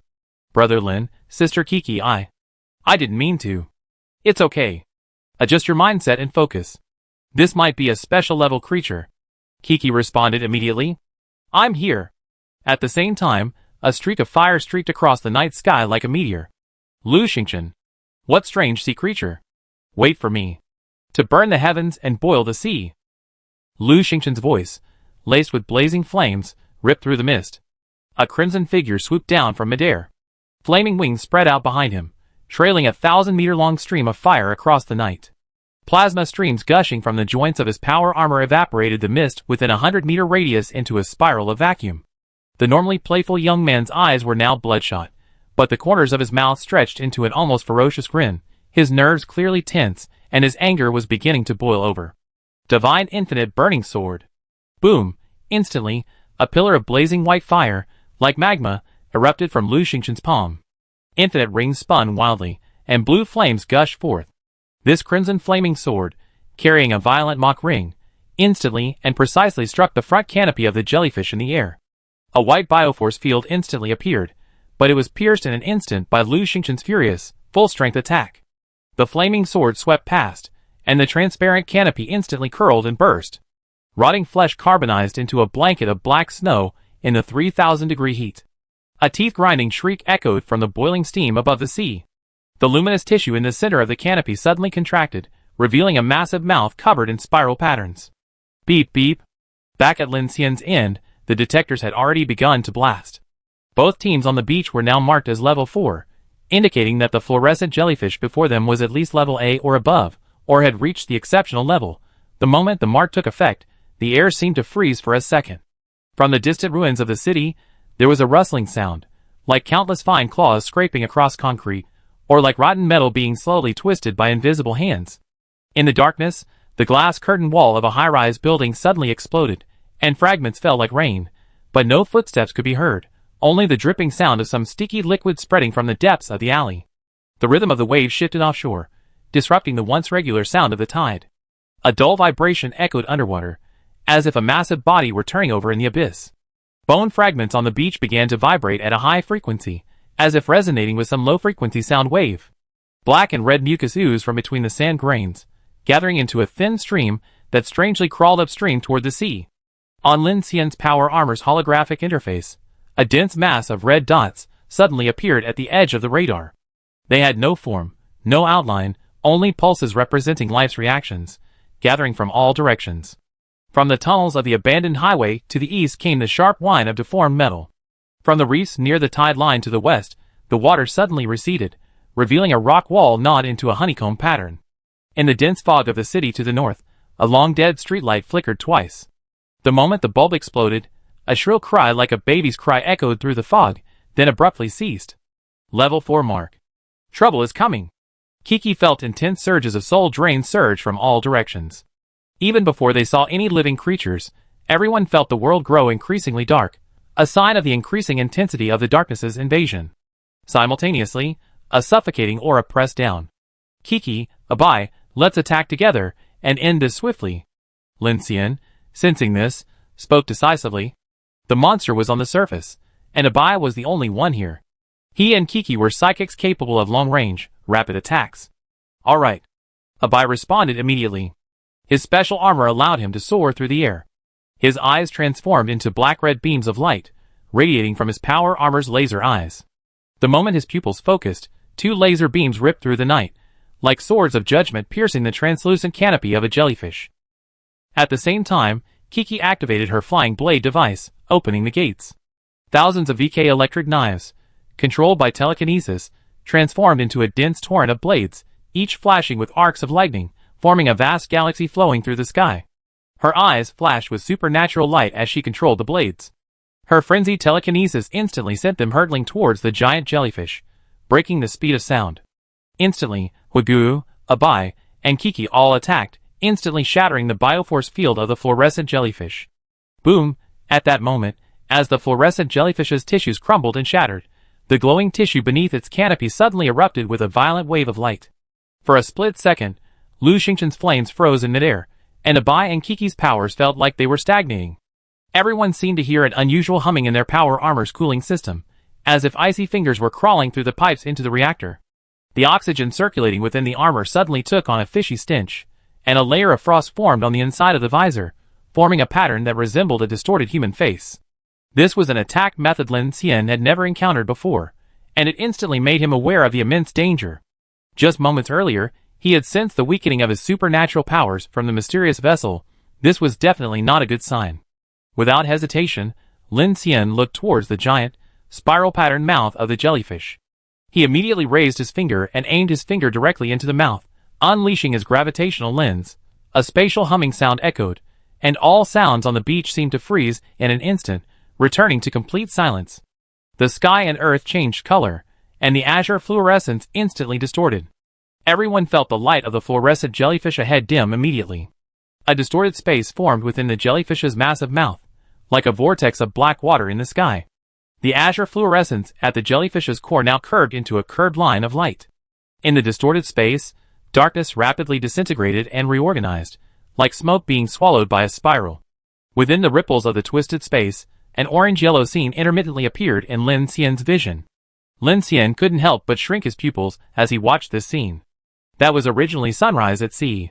The scene intermittently, darkness constantly covering it, and then being erased by the gravitational lens. Clang, clang, clang, and as the light of the daytime world shone through the distorted space, the twisted space seemed to possess an extremely powerful attraction, instantly crushing the mouthparts and core of the fluorescent jellyfish. Boom! In an instant, Lin Xian, Hugu, Kiki, and Abai all withdrew their attacks. Under the immense attack, the enormous, exceptional creature was shattered into pieces. Countless jellyfish fragments, emitting a blue glow, rained down, creating massive waves on the sea surface. The fluorescent jellyfish emitted a low hum, its tentacles still swirling rapidly. Why isn't it dead yet? Lin Xian frowned. The core of the jellyfish was already a hollow, its canopy nearly shredded by Kiki, Abai, and Hugu. Only a fragment of the fluorescent jellyfish remained, swirling in the air, showing no sign of falling. Captain Lin, there's a strange entity approaching.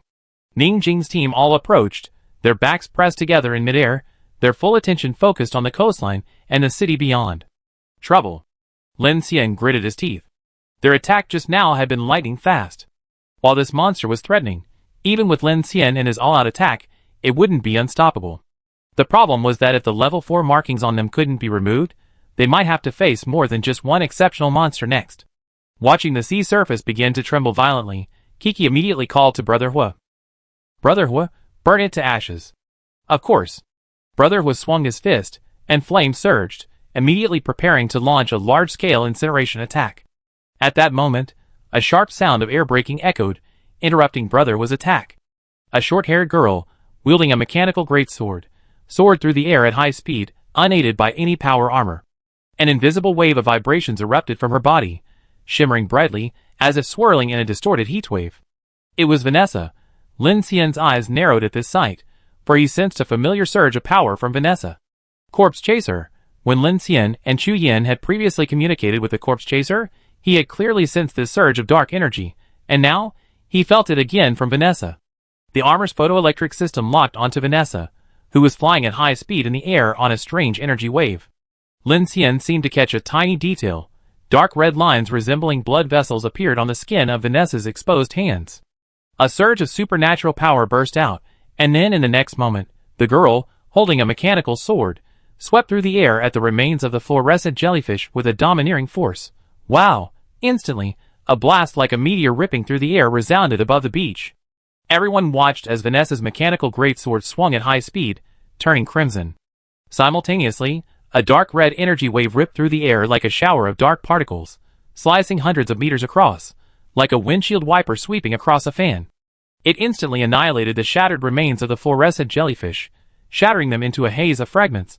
On Lin Xian's side, Xiaoqing, Ningjing, Kiki, Abai, and the others watched in astonishment. It was unclear if it was an illusion, but besides the violent slashing that shattered the jellyfish's remains, Lin Xian seemed to notice that the dark particle slicing wave also instantly devoured the azure energy within the fluorescent jellyfish's remains, exploding into a black mist. The transparent jellyfish carcasses also rapidly solidified and deteriorated into chunks of white rot, clearly completely devoid of life. Boom boom boom. A large number of body parts fell to the surface. At this moment, Kiki and the others discovered that the level 4 markings on their bodies had been completely removed. So powerful. Did she use the power of that so-called crystal lattice? Definitely, Ningjing said seriously. Her strength has at least doubled compared to yesterday, and she has also mastered a power beyond evolution, which is definitely not something a genetically evolved person can unleash. Xiaoqing watched with caution. As a combat genius, she naturally recognized Vanessa's unusualness. Yesterday, she had defeated a split-tailed man, and at that time, she hadn't noticed the huge difference between Vanessa and herself, and even believed that her own strength was definitely superior. But now, the combat power displayed by Vanessa was simply terrifying, which made Xiaoqing begin to think about the extension of the crystal lattice's power. Hearing the discussion, Lin Xian's eyes flickered slightly. He glanced at the red dot on the radar, which had begun to move blindly, and immediately said, "Let's stop discussing this. Remain silent and retreat to the vehicle." Wait a moment. Another gaddy raised her right arm, and a mechanical gate opened, launching a small, specially designed missile. She then launched it towards a distant stadium. Attractant? Lin Xian asked. Yes, Gaddy nodded. Okay. Hearing this, Lin Xian immediately ordered everyone to retreat towards the orbital station without further ado. As they retreated, from the air, they saw a number of strange, slowly moving silhouettes appearing against the streetscape below. Flying low, they quickly led Mo Xiaotian back to the orbital station. Once they were back on the Infinity, everyone breathed a sigh of relief. The battle had been swift, taking less than 3 minutes. They had killed a special level creature, cleared the level 4 mark, and once again retreated from the encirclement of the dark monster tide. It was truly thrilling. Inside the carriage, everyone breathed a sigh of relief. Sun Yuzhen, her face flushed with excitement, hugged Mo Xiaotian back and asked, "Xiaotian, how are you?" Mo Xiaotian, stripping off his armor, shook his head, and immediately said to Brother Hua, "Master, I was practicing art conduction, and I don't know how." "Shut up." Brother Hua, a little frightened, looked down at him with a serious expression. "For causing such trouble, I punish you with 6 hours of physical training, no rest allowed." "Okay." Mo Xiaotian curled his lips. Lin Xian looked at Vanessa, who had returned with the team, and the dark red lines on her body gradually receded, and asked, "Is this the power of the lattice?" "Indeed." Vanessa turned to look at Lin Xian. Her eyes, shimmering with black and red ripples, gradually regained their composure. Her brown pupils held a hint of cunning as she spoke to Lin Xian. The lattice doesn't just boost peak superpowers. Most importantly, it absorbs and releases dark energy. This dark energy can rapidly destroy the vitality of a strange entity, faster than physical or physiological destruction. Faster? Faster than I could incinerate it to dust? Lu Xingchen was a little skeptical. The girl's previous slash had indeed taken him by surprise, but he remained undefeated. Vanessa looked at him calmly. Your fire ability certainly surpasses mine in destructive power, but when it comes to quickly extinguishing a dark creature's vitality, believe me, dark energy surpasses all known supernatural powers. I can certainly feel that the monster's vitality is quickly extinguished. Kiki nodded. Is this dark energy so powerful that you can kill a special level creature with one sword? Not that strong. Kitty looked at Lin Xian and the others and said, Captain Lin and the others' powerful attacks have quickly reduced this monster to rubble. Vanessa's attack was primarily to quickly remove the dark mark. Under normal circumstances, we would encounter this monster. The creatures would also be very difficult to deal with, except during the day, of course. Now that it's dark and we've been marked, we can't kill them quickly. We probably just have to fight them off and then retreat, killing low-level monsters along the way to remove the marks. Yes, Vanessa said modestly, but at least this gives me a better chance of survival than without the crystal lattice. I can face it head-on. How is it? She said, looking at Lin Xian with a smile. Swordsman, are you interested in the crystal lattice? Lin Xian nodded. I always been interested. So what did I propose earlier? Where is your sea group? Lin Xian asked directly. Not far from Haiyan Island, maybe a few dozen nautical miles, Vanessa said. A ship? Chen Sichuan asked. No. Guddi looked at the crowd and said, our shelter is simple. Just an aircraft carrier. Chapter 415. At 10:05, daybreak arrived. Like a black curtain being lifted, the city, once shrouded in darkness, was suddenly bathed in sunlight. The monsters of the night retreated like a tide, leaving behind a devastated city. This once bustling coastal tourist destination was now reduced to shattered streets, collapsed buildings, and ruins eroded by the sea breeze. Morning light streamed down the deserted coastal boulevard. The once bustling pedestrian street was now reduced to broken railings and overturned parasols.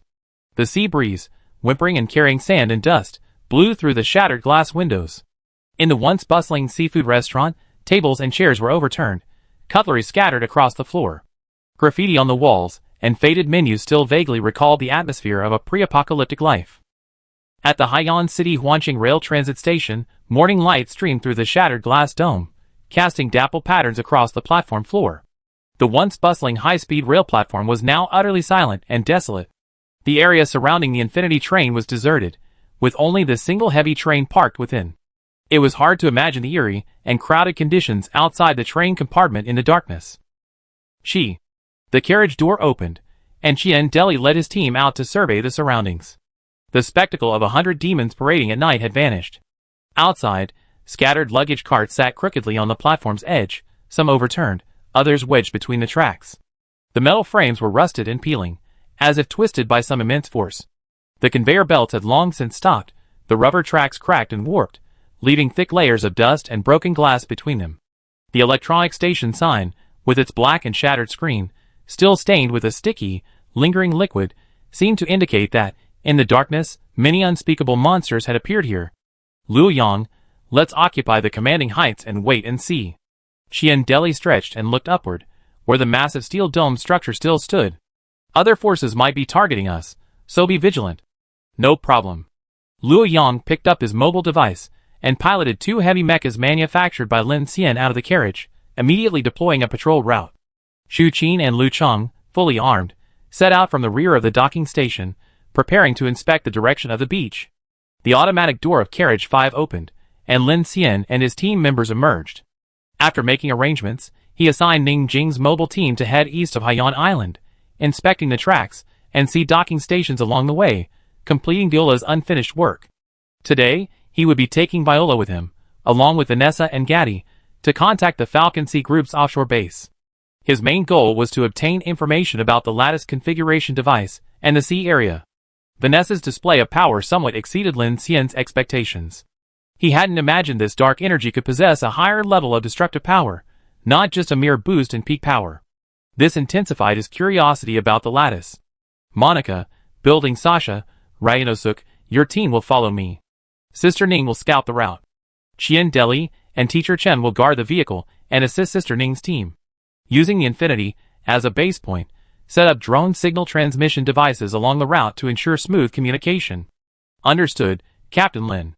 Ning Jing nodded, closed her power armor visor, and immediately took Xiaoqing, Abai, and Brother Hua with her, setting out immediately. They were accompanied by dozens of auxiliary drones. Sasha's eyes lit up when she heard they were going out. Great. Then should I drive the Flying Peach? Flying Peach is the name Sasha gave her hoverbomb mecha. This flying platform has ample room for expansion. Donning her power armor, Sasha can directly control this massive machine for takeoff. Its power is an order of magnitude greater than the previous Vulcan. We're in unfamiliar waters, so wherever we go, we must be fully armed and ready for battle at any moment. Lin Xian looked at Sasha. And you won't start if I tell you not to? Hee, Sasha chuckled, a sly look on her face, and immediately turned to start the hoverbomb mecha. Caution is the right thing to do, Gaddy of the Falcon Sea group said seriously to Lin Xian. There aren't many zombies on these islands, but there are many strange entities. There are always potential zombies in the dark alleys and sewers of the city. There are also spies from other forces, or the Holy City. It's best not to provoke them lightly. Indeed, your decoys are a double-edged sword. It's easy to dodge an open attack, but difficult to defend against an attack from the dark, Kiki said, hands on her hips. Chen Sichuan glanced at the two and immediately said to Lin Xian, Be careful, I'm here. Clang, clang. The man in the black dragon armor slowly emerged, the ground vibrating with a clanging sound, his presence awe-inspiring.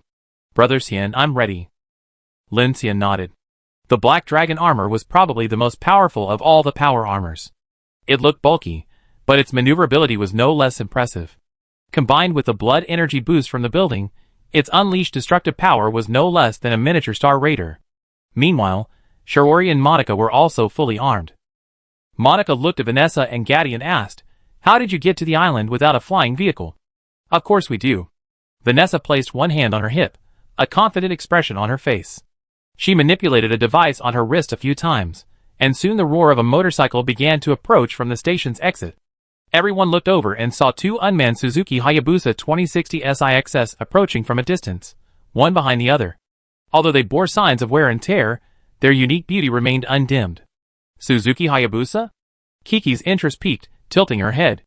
Omnidirectional wheels, vectored propulsion nozzles, gyroscope array, and why are the rear exhausts replaced with aerodynamic control surfaces? How can this motorcycle fly? Of course. Giddy stepped out and stood in front of his motorcycle. With a single robotic arm he moved, and with a rustling sound, the armor plates on both sides of the motorcycle slid open. The omnidirectional wheels transformed, deploying 4 microplasma thrusters. The exhaust manifold reorganized into a honeycomb nozzle, and the rear exhaust pipe split into 6 tungsten steel spoilers. Pitch and yaw angles were adjusted through mechanical and hydraulic linkage. Soon, azure turbine jets erupted from the nozzles, and the motorcycle slowly began to hover. Impressive. A very complete flight kit. Kiki's eyes lit up. Do you also get these modifications on the black market? Monica asked. It's not just the black market, many large organizations possess this transformation capability, Gaddy said. Of course, you can buy a lot of things on the black market. Lin Xian asked, Where is this black market? The Polaris Abyss market, the largest black market at sea, is a mobile market. If you're lucky, you can easily receive their ocean broadcasts and find their location, Gaddy said. Lin Xian nodded. Okay, let's go. Time waits for no one. Vanessa looked at Lin Xian with excitement in her eyes. No problem, just follow us. With that, she and Gaddy mounted their motorcycles, donned their windproof helmets, and immediately took off. Lin Xian's 2 squads immediately followed. The propulsion systems of their power armors roared through the air, and they soared into the sky, following the 2 flying motorcycles along the coastline. The sea shimmered like a broken mirror. Lin Xian and his group, piloting their power armors, flew at high speed along the coastline of Haiyan Island. The building's black dragon armor and Sasha's flying peach, the 2 largest mechas, roared through the air. From the sky, the entire western coast of Haiyan Island was in full view. Beyond the city, there was jungle, then the terrain began to turn into steep cliffs, the rock walls eroded by the sea, with countless honeycomb-like holes. The flight direction then turned away from the coastline, heading northwest towards the deep sea. Wow, we're flying over the sea. How magical. Sasha piloted the massive flying peach float bomber, the plasma thrusters beneath its wings humming softly. Vanessa, perched on her speeder bike, glanced back, her lips curling slightly beneath her helmet. Be careful, don't fall into the sea. If you sink 200 meters into the darkness, you likely disturb underwater life. You're using the ship as a shelter. If you encounter a monster, it'd be difficult to escape, won't it? Lin Xian asked. Things don't usually attack our ship directly. They don't think of sinking it to capture their prey. But you're right. If we encounter a large monster, it's difficult to escape at our speed, so we use attractants. If we're marked, the marked personnel will leave the ship and fight to protect the main ship.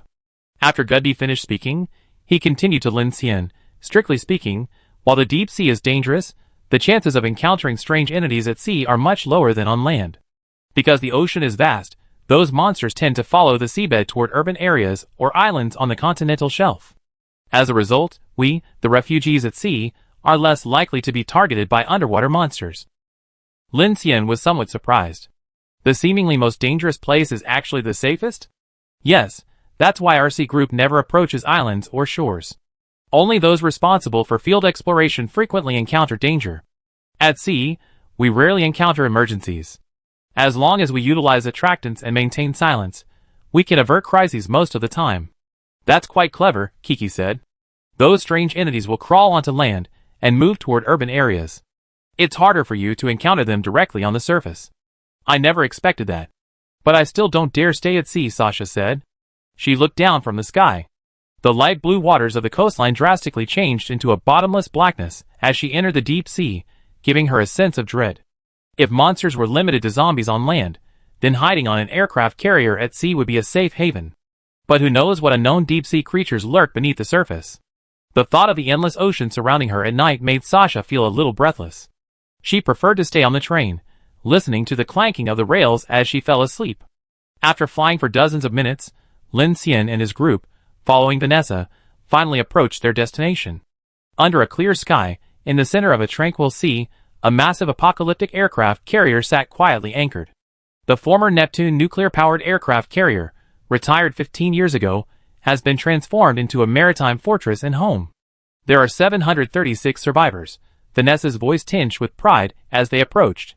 Lin Xian glanced over, and saw that it was a 150,000-ton Longshan-class nuclear-powered aircraft carrier belonging to the Federation. It had a massive flight deck.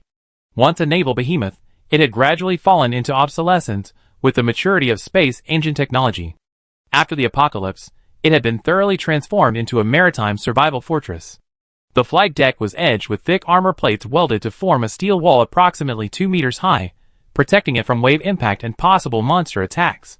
Firing holes and machine gun turrets were placed at regular intervals along the wall, which could also be used for high-energy arc-cutting wires as a defensive measure. Atop the watchtower, several fully armed patrolmen, weapons in hand, vigilantly scanned the sea. The original island had been partially flattened, and solar panels and wind turbines had been installed on top, seemingly providing additional power in addition to nuclear energy. Lin Xian immediately understood that while this massive vessel possessed a nuclear reactor, nuclear energy was extremely vulnerable to exposure. Furthermore, a supply ship and several small boats were also stationed alongside the aircraft carrier. Most strikingly, the decks, once used to park fighter planes, had been transformed into neatly arranged planting areas. Soil was stored in custom metal planting troughs, where a variety of vegetables, wheat, and even a few dwarf fruit trees were grown. Even before approaching, Lin Xian and his companions could already see from afar several survivors in simple protective suits working in the planting areas, some watering, others picking fruits. It looked like a post-apocalyptic farm. There, growing vegetables at sea? The voice in the building was filled with surprise. We can't rely entirely on plundering for food, otherwise we starve sooner or later. Vanessa explained, we have our own freshwater purification system, plus solar greenhouses, so we're basically self-sufficient. Are you using adaptive navigation? Lin Xian observed this scene and immediately said, I guess the nuclear reactor isn't ignited. Yes. Vanessa said, we're using tugboats and ocean currents to move slowly. We're not in a hurry, and this method is the safest. It's like a floating island on the sea. Plus, we have underwater sonar and drone sentries, so the overall safety is much higher than on land. How did you find this aircraft carrier? Lin Xian asked.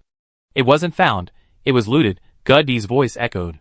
Originally, this aircraft carrier belonged to a large organization, plundering resources everywhere. The leader of the sea group was a scoundrel who made himself the emperor of the sea. Later, we eliminated the organization, and the ship became ours.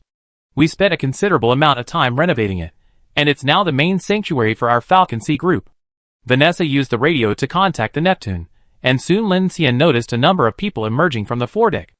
A vacant platform was opened, and Lin Xian and his group landed on the aircraft carrier. Seeing that the group, all in advanced flight power armor, had landed, many survivors from the Neptune began to gather around them. A group of armed personnel, both armed with live ammunition and in mechas with weapons, lined up on both sides. Vanessa's speeder bike landed steadily on the deck of the Neptune, and Lin Xian and his group followed closely behind.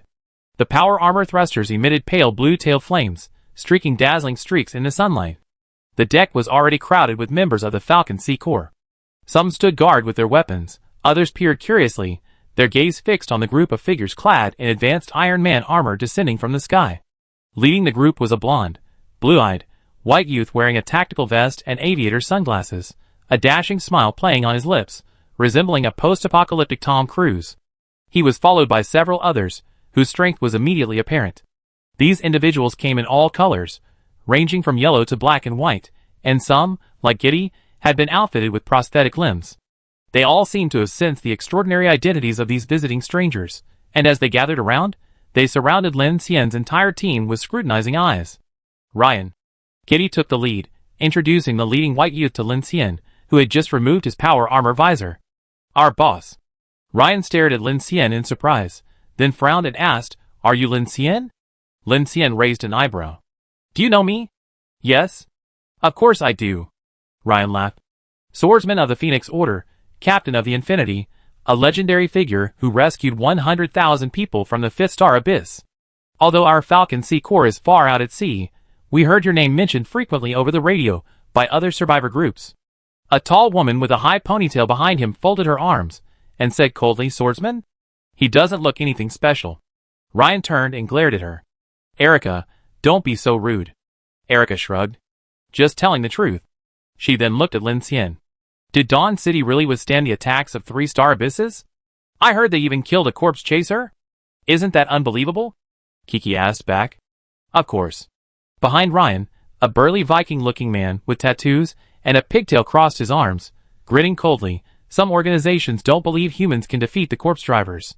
They think these battle reports are just a ploy by the Phoenix Society to bolster confidence. Aslan, our armed mechanic, Ryan introduced, then sighed. There are still many pessimists. Some believe that if humans can defeat the corpse drivers, then there's nothing in the abyss they can't solve. Ha, they're all idiots. Don't take it seriously. Oh, the self-consolation of pessimists? That's perfectly normal. Monica, listening to Lin Xian's words, spoke leisurely. Abyss 13 is the largest and the slowest expanding. According to you, the pressure on the sea refuge shouldn't be too great. Miss, but that's wrong. Ryan took a deep breath, motioning to the various planting areas and defensive outposts on the rear deck. It's not easy for so many people to survive, he said. We can't dock yet, so we have to rely on our field teams to scavenge for supplies. Haiyan City has long been deserted, so how can the pressure be less? Sasha hopped off the Flying Peach Mech's hovering rig, unhooked her power armor visor, and said with a grin, Wow, what a massive aircraft carrier. You're actually growing vegetables on it. We can't help it. Ryan shrugged, smiled at Lin Xian and his group, and spread his hands. We can't fish for food either. Who knows what we catch? Aslan grinned. With the black water, there's nothing to eat, unless we use filtered water for aquaculture. We have a dedicated aquaculture area on board, but with so many people, there's simply not enough to eat. Vanessa. Erica looked at Vanessa. Do you have a purpose for bringing back the sword bearer of the Order of the Phoenix? They want to develop the lattice, Gaddy said first, then turned to Ryan. We ran into some trouble last night. It was Wellander's men, and Captain Lin saved us. Ryan nodded and looked eagerly at Lin Xian. Okay, but the Order of the Phoenix should have more say than us on the subject of lattice formation. I haven't been paying attention to this matter before, and the Order of the Phoenix hasn't made it public, so I want to learn more about it, Lin Xian said. I understand. Ryan looked at Vanessa and smiled. Vanessa? Yes, I told Captain Lin about the hunt, Vanessa said. I guessed it. Are you really going to hunt for exceptional level individuals? Monica asked. Ryan's expression changed slightly upon hearing this. Actually, this is quite complicated. Captain Lin, I guess correctly that your infinity is on an oceanic orbit, right? Lin Xian said, yes, but strictly speaking, I just want to learn about the crystallization device and exchange some blood essence. As for hunting strange entities, I'm sorry, I don't want to actively invite trouble. Ryan nodded, was silent for a moment, then smiled slightly at Lin Xian. That's unfortunate, Captain Lin. You may not be able to escape this fire, whether you want to hunt or not. Lin Xian raised a brow. What do you mean? That? The floating island that appeared in the abyss is currently located 196 nautical miles east of Haiyan Island, engulfed by the eye of the storm. The 3,215th base of the ocean track segment has broken off there. Behind Ryan, Erica, with a cold gaze, folded her arms across her chest and looked at Lin Xian seriously. We also detected a breach in the abyss beneath the sea east of Haiyan Island. This is extremely unusual. So if you want to leave Haiyan Island, either take a boat or take off. But as long as you head east, unless you take a large detour, you inevitably encounter the floating island, the large man, Aslan, added. Floating island? Kiki asked, frowning. What is that? Ryan took a deep breath, looked at Lin Xian and the others, and then said something that made their expressions change. We believe it's a strange entity's nest. Chapter 416. You're saying that the strange entity's mother nest is a giant floating island. The Infinity's expressions changed when they heard this news. Just Ryan's words gave them a sense of immense pressure. Furthermore, from Erica's description, it seemed this thing appeared during the day. Indeed? Do you know when it appeared? Ryan said seriously, his tone solemn. 10 days ago, to be exact, after the defense of Dawn City, this thing suddenly appeared on the sea's surface, accompanied by a storm zone over 100 kilometers in diameter. Lin Xian frowned. Are you saying this thing is related to the Dawn City incident? Ryan shook his head and chuckled bitterly. Who knows? But a lot of strange things have happened since then. He looked at Lin Xian and the others and said, the sea masses within a few hundred nautical miles of Haiyan Island have been affected to some extent. Several small organizations have been wiped out. Now that area. The situation is very unstable. I suggest you make adequate preparations. Once you leave Haiyan Island, unless you fly, you won't see land for days. Several base stations in the ocean have lost contact, and no one knows the exact situation. It's so dangerous, and you're actually planning a hunt? Kiki looked puzzled. Isn't that courting death? Ryan spread his hands. Including us, there are currently 4 sea groups, about 2,000 people total. Lin Xian sensed something wasn't going on and smiled. 2,000 people. Have you confirmed what that floating island is? Are you so sure? Are you hunting just for level 4 blood essence? Monica asked. Ryan gestured please, urging Lin Xian and his companions to follow him inside the aircraft carrier. If you're willing, we can share the information we acquired with you. I believe once you understand it, you understand why we're doing this, and it's crucial for you. We also give you a tour of our maritime home. Okay. Lin Xian nodded, not refusing Ryan's invitation. Passing through the green fields on the deck, the group arrived at the hatch on the side of the island. The heavy blast-proof door slowly slid open, releasing a damp, warm air. The first floor of the cabin had been transformed into a multi-layered, three-dimensional planting area. LED lights suspended from metal brackets illuminated rows of water-growing tanks. Lettuce, tomatoes, and strawberries thrived in a nutrient solution. Several staff members in protective suits were checking the plant's progress. This is our artificial light hydroponic area, Ryan explained. We have a small nuclear power plant on board, providing enough electricity to sustain year-round cultivation. However, to conserve energy, most crops rely on natural light from the deck. We've been shutting down the main nuclear power plant for 2 months, primarily for safety reasons. In the growing area, a middle-aged man wearing a straw hat looked up, spotted Lin Xian and his group, then glanced at Ryan and pointed at the strawberries. Guests? Would you like to try some? Before Lin Xian could reply, Sasha's eyes lit up. Wow, can you? Of course. The man smiled, handing over a few bright red fruits. After the apocalypse, opportunities to eat fresh fruit are rare, especially at sea. These strawberry seeds are worth several blood essences. Sasha took one and took a bite, the sweet and sour juice bursting in her mouth. So sweet. Monica looked around. How do you solve the pollination problem? In the early days, it was done manually, but later we introduced some bees. Ryan smiled inexplicably, and pointed to a few transparent beehives in the corner. We found them on Haiyan Island, but be careful not to sting. The post-apocalyptic bees are quite aggressive. There are still bees alive. Lin Xian was surprised. Actually, there are quite a few, Ryan replied with a smile. Cockroaches, geckos, ants, and reptiles are the most common. If you're careful, you can find some in the wild. There are also some fish in the sea, but we don't catch them easily, you know. Then Lin Xian and Ryan passed several supply warehouses. Behind the blast-proof doors, there were mountains of wuxi shu, neatly sorted and stacked on metal shelves. Food, medicine, tools, weapons. There was even an entire wall of entertainment supplies, from playing cards to old-fashioned video game consoles. You collected quite a bit. Some of it's from the previous fleet. Ryan walked ahead. Besides going to the island, our sea group spends most of their time salvaging at sea. Salvage? A lot. The mechanical manager said jokingly as he took steps. Sometimes, following the ocean currents, we come across hundreds or even thousands of shipping containers. These are all sunken ships that floated up after the apocalypse.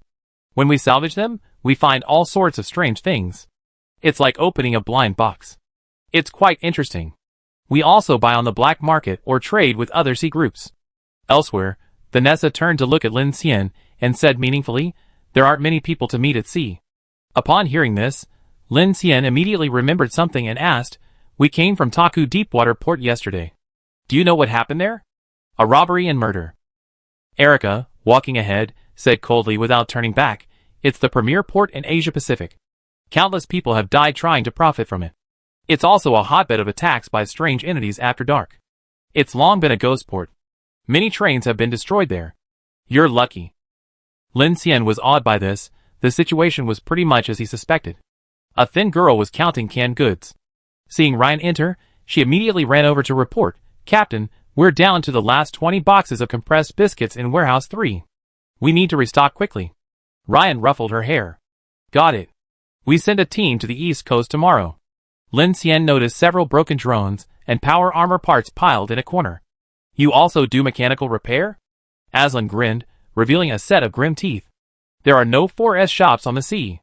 If something breaks, you have to fix it yourself." As they walked further, the noise grew louder. In a spacious cabin, sparks flew as several mechanics modified weapons and vehicles. A corner was filled with welding equipment, hydraulic tools, and disassembled engine parts. "This is our small arsenal." Aslan patted a half-finished piece of power armor. "It's not as good as the Order of the Phoenix, but it's good enough after some repairs."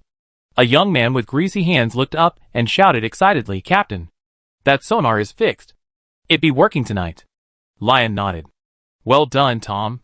Afterward, Lin Xian and his companions followed Ryan to the aircraft carrier's flight bridge, also serving as the Falcon Sea Corps' Information and Intelligence Center.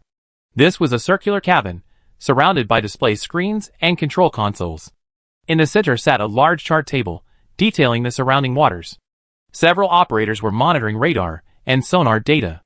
"Welcome everyone to the Neptune," Ryan said with a faint smile. As soon as Lin Xian and his companions entered, they noticed the walls covered in numerous hand-drawn diagrams depicting various strange marine creatures. "What are these?" "Our enemy illustrations," Gaddy said, walking over and pointing to one. "This is a giant deep-sea squid, with barbed tentacles that can easily tear through a ship's hull. This is a jellyfish, electrically charged and capable of launching psychic attacks, pulling living creatures directly into the deep sea." Jellyfish. Seeing this, Lin Xian remembered what Viola had photographed underwater in Taku Deepwater Harbor. It seemed to be this creature. Looking at the various drawings covering the wall, Sasha winced. "Why are there so many monsters in the sea?" "I don't know about that, but we discovered that many of these strange creatures share some similarities with the deep-sea creatures of Blue Star." Ryan turned and said gravely, "They say there's only one star abyss in the ocean. If you think about it, isn't the entire Blue Star Ocean one abyss?" His words made Lin Xian's face change. "What did you say?" Ryan shrugged, looking at Lin Xian's serious expression, and said casually, "Those monsters hide in the abyss, day or night, and they look like mutated creatures formed from the carriers of Blue Star creatures. So, the entire ocean is actually the star abyss, isn't it?" Lin Xian was stunned for a moment, surprised by his idea, but then recovered and said, "That makes sense. Actually, I didn't expect to meet the sword bearer here. Perhaps it was fate." You helped Vanessa and Gaddy, so this information might be useful to you. Ryan walked to the main screen and pulled up an aerial image. This is a picture of the submarine cliff area on the east coast of Chosang Island. Erica's air patrol team took this picture from above. Chosang Island is the farthest island southeast of Haiyan, less than 100 nautical miles from the storm zone. Lin Xian and Monica's team focused their attention on the aerial image. At first, they didn't notice anything unusual, as it was a bird's-eye view of the sea under a blue sky and white clouds. But a second later, their expressions changed. When they zoomed in, they realized that this seemingly ordinary aerial image concealed a terrifying scene. Beneath the azure sea, a circular, bottomless abyss swirled, stirring the water. It looked like a vast underwater maw. Even more terrifying, this vortex lay only a few miles from the coast. The sunlit white shallows stretched a short distance to the pitch-black seabed cliffs. The maw seemed to harbor something alive, a terrifying sight. What is this, an underwater vortex? Kiki, who suffers from a fear of the deep sea, frowned at the sight. That's not a vortex. Giddy folded his arms and pointed to the center of the aerial image. Do you see our unmanned reconnaissance ship? The surface is calm. A strange entity? Monica frowned. This scale must be more than exceptional. This is just one instance. Ryan quickly switched the image and said to Lin Xian, these strange sea conditions have been observed in many locations along the east and south coasts of Haiyan Island, and that storm floating island is rapidly approaching Haiyan Island. This situation is unusual. Furthermore, we noticed a surge in the number of demonic creatures appearing on Haiyan Island, both during the day. The number has nearly tripled in the past 10 days. Lin Xian stared intently. Do you think something on Haiyan Island is attracting this strange nest? Ryan said frankly, Vanessa and Gaddy are here to confirm this hypothesis. Oh! Kiki finally understood. So you believe something on Haiyan Island is attracting the surrounding special-level sea monsters, and that floating island, so you're planning to wait and see, surround and kill the special-level monsters, and seize the level 4 blood essence? After hearing this, Ryan and the others fell silent. It seemed Kiki was right. Monica crossed her arms and smiled casually. Are you kidding me? Hunting a special-level creature? It's only one. How's that any different from committing suicide? Ryan smiled, not angry at Monica's teasing. Instead, he looked at Lin Xian and said, Captain Lin, if I told you that if we use level 4 blood essence to cultivate a crystal lattice at the current destruction level, the success rate would be at least 90%, would you take the risk? No, Lin Xian said with indifference. If that's all there is to this plan, it's incredibly stupid, but I think it's definitely not that simple, right?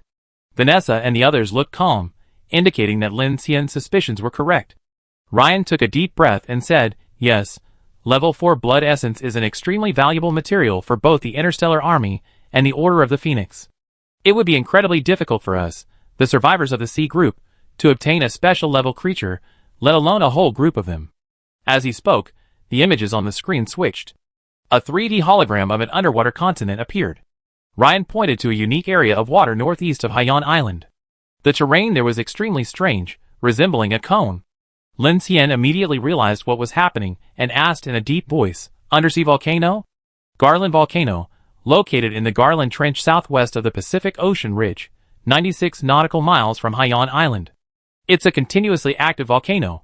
Although it's been active for over 2,000 years, the last time it erupted, it caused a tsunami exceeding 1,400 feet, splitting Haiyan Island into 14 parts. Lin Xian frowned. Is this related to the strange entity? No, it's related to something on Haiyan Island, Ryan said, startlingly. What? The volcano is related to something? Kiki looked puzzled. What are you talking about? It's some forbidden object. Giddy turned to Lin Xian and the others and said frankly, we had the same expression as you when we received this information. Lin Xian was shocked. There's a forbidden object that can control an underwater volcano, so you're planning to use it to hunt down the anomalous entities? Ryan shook his head, looked at Lin Xian, and said sincerely, Lin, don't you understand? Right now, we're being hunted. Vanessa stepped out and said to Lin Xian, level 4 blood essence is valuable, but our primary concern isn't that. With these anomalous entities lurking around during the day, and the Garland volcano trembling, how can we safely leave this sea area? Ryan nodded and added, it's indeed very risky. Besides us, people from the Holy City are also searching for this object on Haiyan Island. So we're also considering ourselves. Blood essence. Actually, it's the last thing we consider in our plan. Lin Xian glanced at the several large ships surrounding the Neptune. If this fleet wanted to leave, it had only one direction, to the north, circling the deep Pacific. It would be difficult for this aircraft carrier to maneuver around a large bay during daylight hours, so Lin Xian immediately understood what Ryan meant. At the same time, his heart sank. He hadn't expected the situation on Haiyan Island to be so complicated. According to the information Ryan had provided, the anomalous level anomalies in the surrounding waters were likely attracted by the forbidden object or the movement of the Garland volcano, with Haiyan Island at the center of the impact. Thankfully, before entering the ocean, he had considered the possibility of orbital disruption or storm zones. The Infinity possessed underwater propulsion and military-grade submersible capabilities exceeding 500 meters. If desperate, even at the risk of S-level atmospheric lifeforms in the clouds, he could pilot the sky to take a transoceanic flight towards the Republic Islands. Therefore, for Lin Xian, there was no desperate situation. However, after seeing the aerial photos of the deep sea, he truly didn't want to enter the water or fly unless absolutely necessary. The fate of Qinghuan Sky City was still fresh in his mind. Lin Xian knew that Ryan's plan seemed primarily to avoid being implicated in the so-called hunt, so he was curious about the mastermind behind the plan and its full purpose. I'm curious. If the volcano really erupts, putting aside whether we can deal with the strange entity, how will you survive? Monica's thoughts echoed Lin Xian's, and she went straight to the point. We're searching for this forbidden object precisely to prevent the volcano from erupting. If it falls into the hands of the Holy City, the worst outcome would be. Vanessa then said, we received intelligence that this forbidden object may have the power to influence volcanic heat, thereby attracting those anomalous entities that roam during the day, allowing them to attack during the day. Monica pondered. So, we should just hunt down the special-level anomalous entities directly? Yes, Ryan nodded. And we believe daytime is the best time. Why? Kiki asked, puzzled. 3 reasons, Vanessa explained. First, adaptability. She raised a finger. We encountered anomalous entities that have adapted to daytime, and while they have evolved biofields, their lifespans and vitality are extremely poor. This is likely the price of transcending the night, and this is precisely our advantage. Daytime is our home turf. Second, lattice power. Gaddy took over, displaying the lattice patterns on his arm. Our dark energy is more effective during the day, so there's no need to worry about the dark mark. Third, the anomalous tide, Ryan added. There won't be large-scale anomalous tides during the day. We only need to deal with those within range, and we won't be able to deal with them. It's not an endless tide of monster reinforcements. Wow, Kiki said with interest, you really thought it through.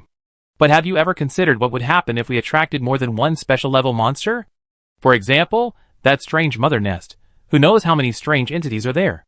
Lin Xian's expression was complicated. He looked at Ryan and the others and said to Kiki, if I'm not mistaken, they want to activate the aircraft carrier's nuclear power reactor and move at full speed while hunting. And Haiyan Island and Garland Volcano are a large. Lin Xian looked at Ryan and the others and said word by word, enemy attractant. Chapter 417. Inside the Neptune's information room, a silence fell. Lin Xian looked at Ryan, seeing his calm expression. He couldn't help but wonder, since Ryan had revealed the core of his plan, he naturally expected Lin Xian to guess its true purpose. Although the Infinity was currently docked at Haiyan Island, Lin Xian knew it might be difficult for them to avoid this trouble. As expected, Ryan didn't deny it, but instead told Lin Xian his own hypothesis. These anomalies aren't accidental. They might not just be due to the forbidden object, but perhaps something else. Ryan took a deep breath and smiled. It's strange, isn't it? After the Dawn City incident, strange things have been happening all over the world. The original fog has deepened, and the movements of the strange entities have become even more bizarre. Star Abyss 8, the Taku Mists, the Garin Volcano, and the strange entities that are surrounding us. They're all big ones, and their direction is surprisingly unified, as if they're targeting something. Erica looked at Lin Xian. What do you think, Swordbearer? Just say it straight, Monica responded immediately. You think the Dawn City incident triggered more intense dark actions, and their goal is to eliminate the Swordbearer, right? There are always some cowards who think that way, Vanessa said. The Adventists will also consider him an enemy. It doesn't matter. After all, what other options do we have besides escape and report back? Lin Xian's eyes flickered. He certainly understood what the Falcon Sea group meant. He remembered Monica mentioning this before setting out to sea. He thought for a moment, then looked at Ryan and said, if you simply want to leave here, there's no need to investigate forbidden objects or volcanoes. There must be other reasons, right? Of course. Ryan replied with a smile. When I first discovered this crisis, I immediately prepared to retreat. But interestingly, we learned from the Cood's intelligence that your Infinity had entered oceanic orbit. Lin, I always wanted to meet you, the Savior, and see what kind of person you are. Ryan's words seemed calm, but those on Lin Xian's side immediately noticed something amiss. Are you suggesting that this matter might be related to us? Kiki asked. Yes, Ryan deeply admires Lin, Gaddy said. He immediately realized that the forbidden object on Haiyan Island couldn't possibly appear at this moment. This is a problem. Lin. Ryan's expression grew serious, and he met Lin Xian's eyes. You may have many ways to avoid those troubles. Floating islands, storms, volcanoes, tsunamis, but I need to remind you that you better take a break.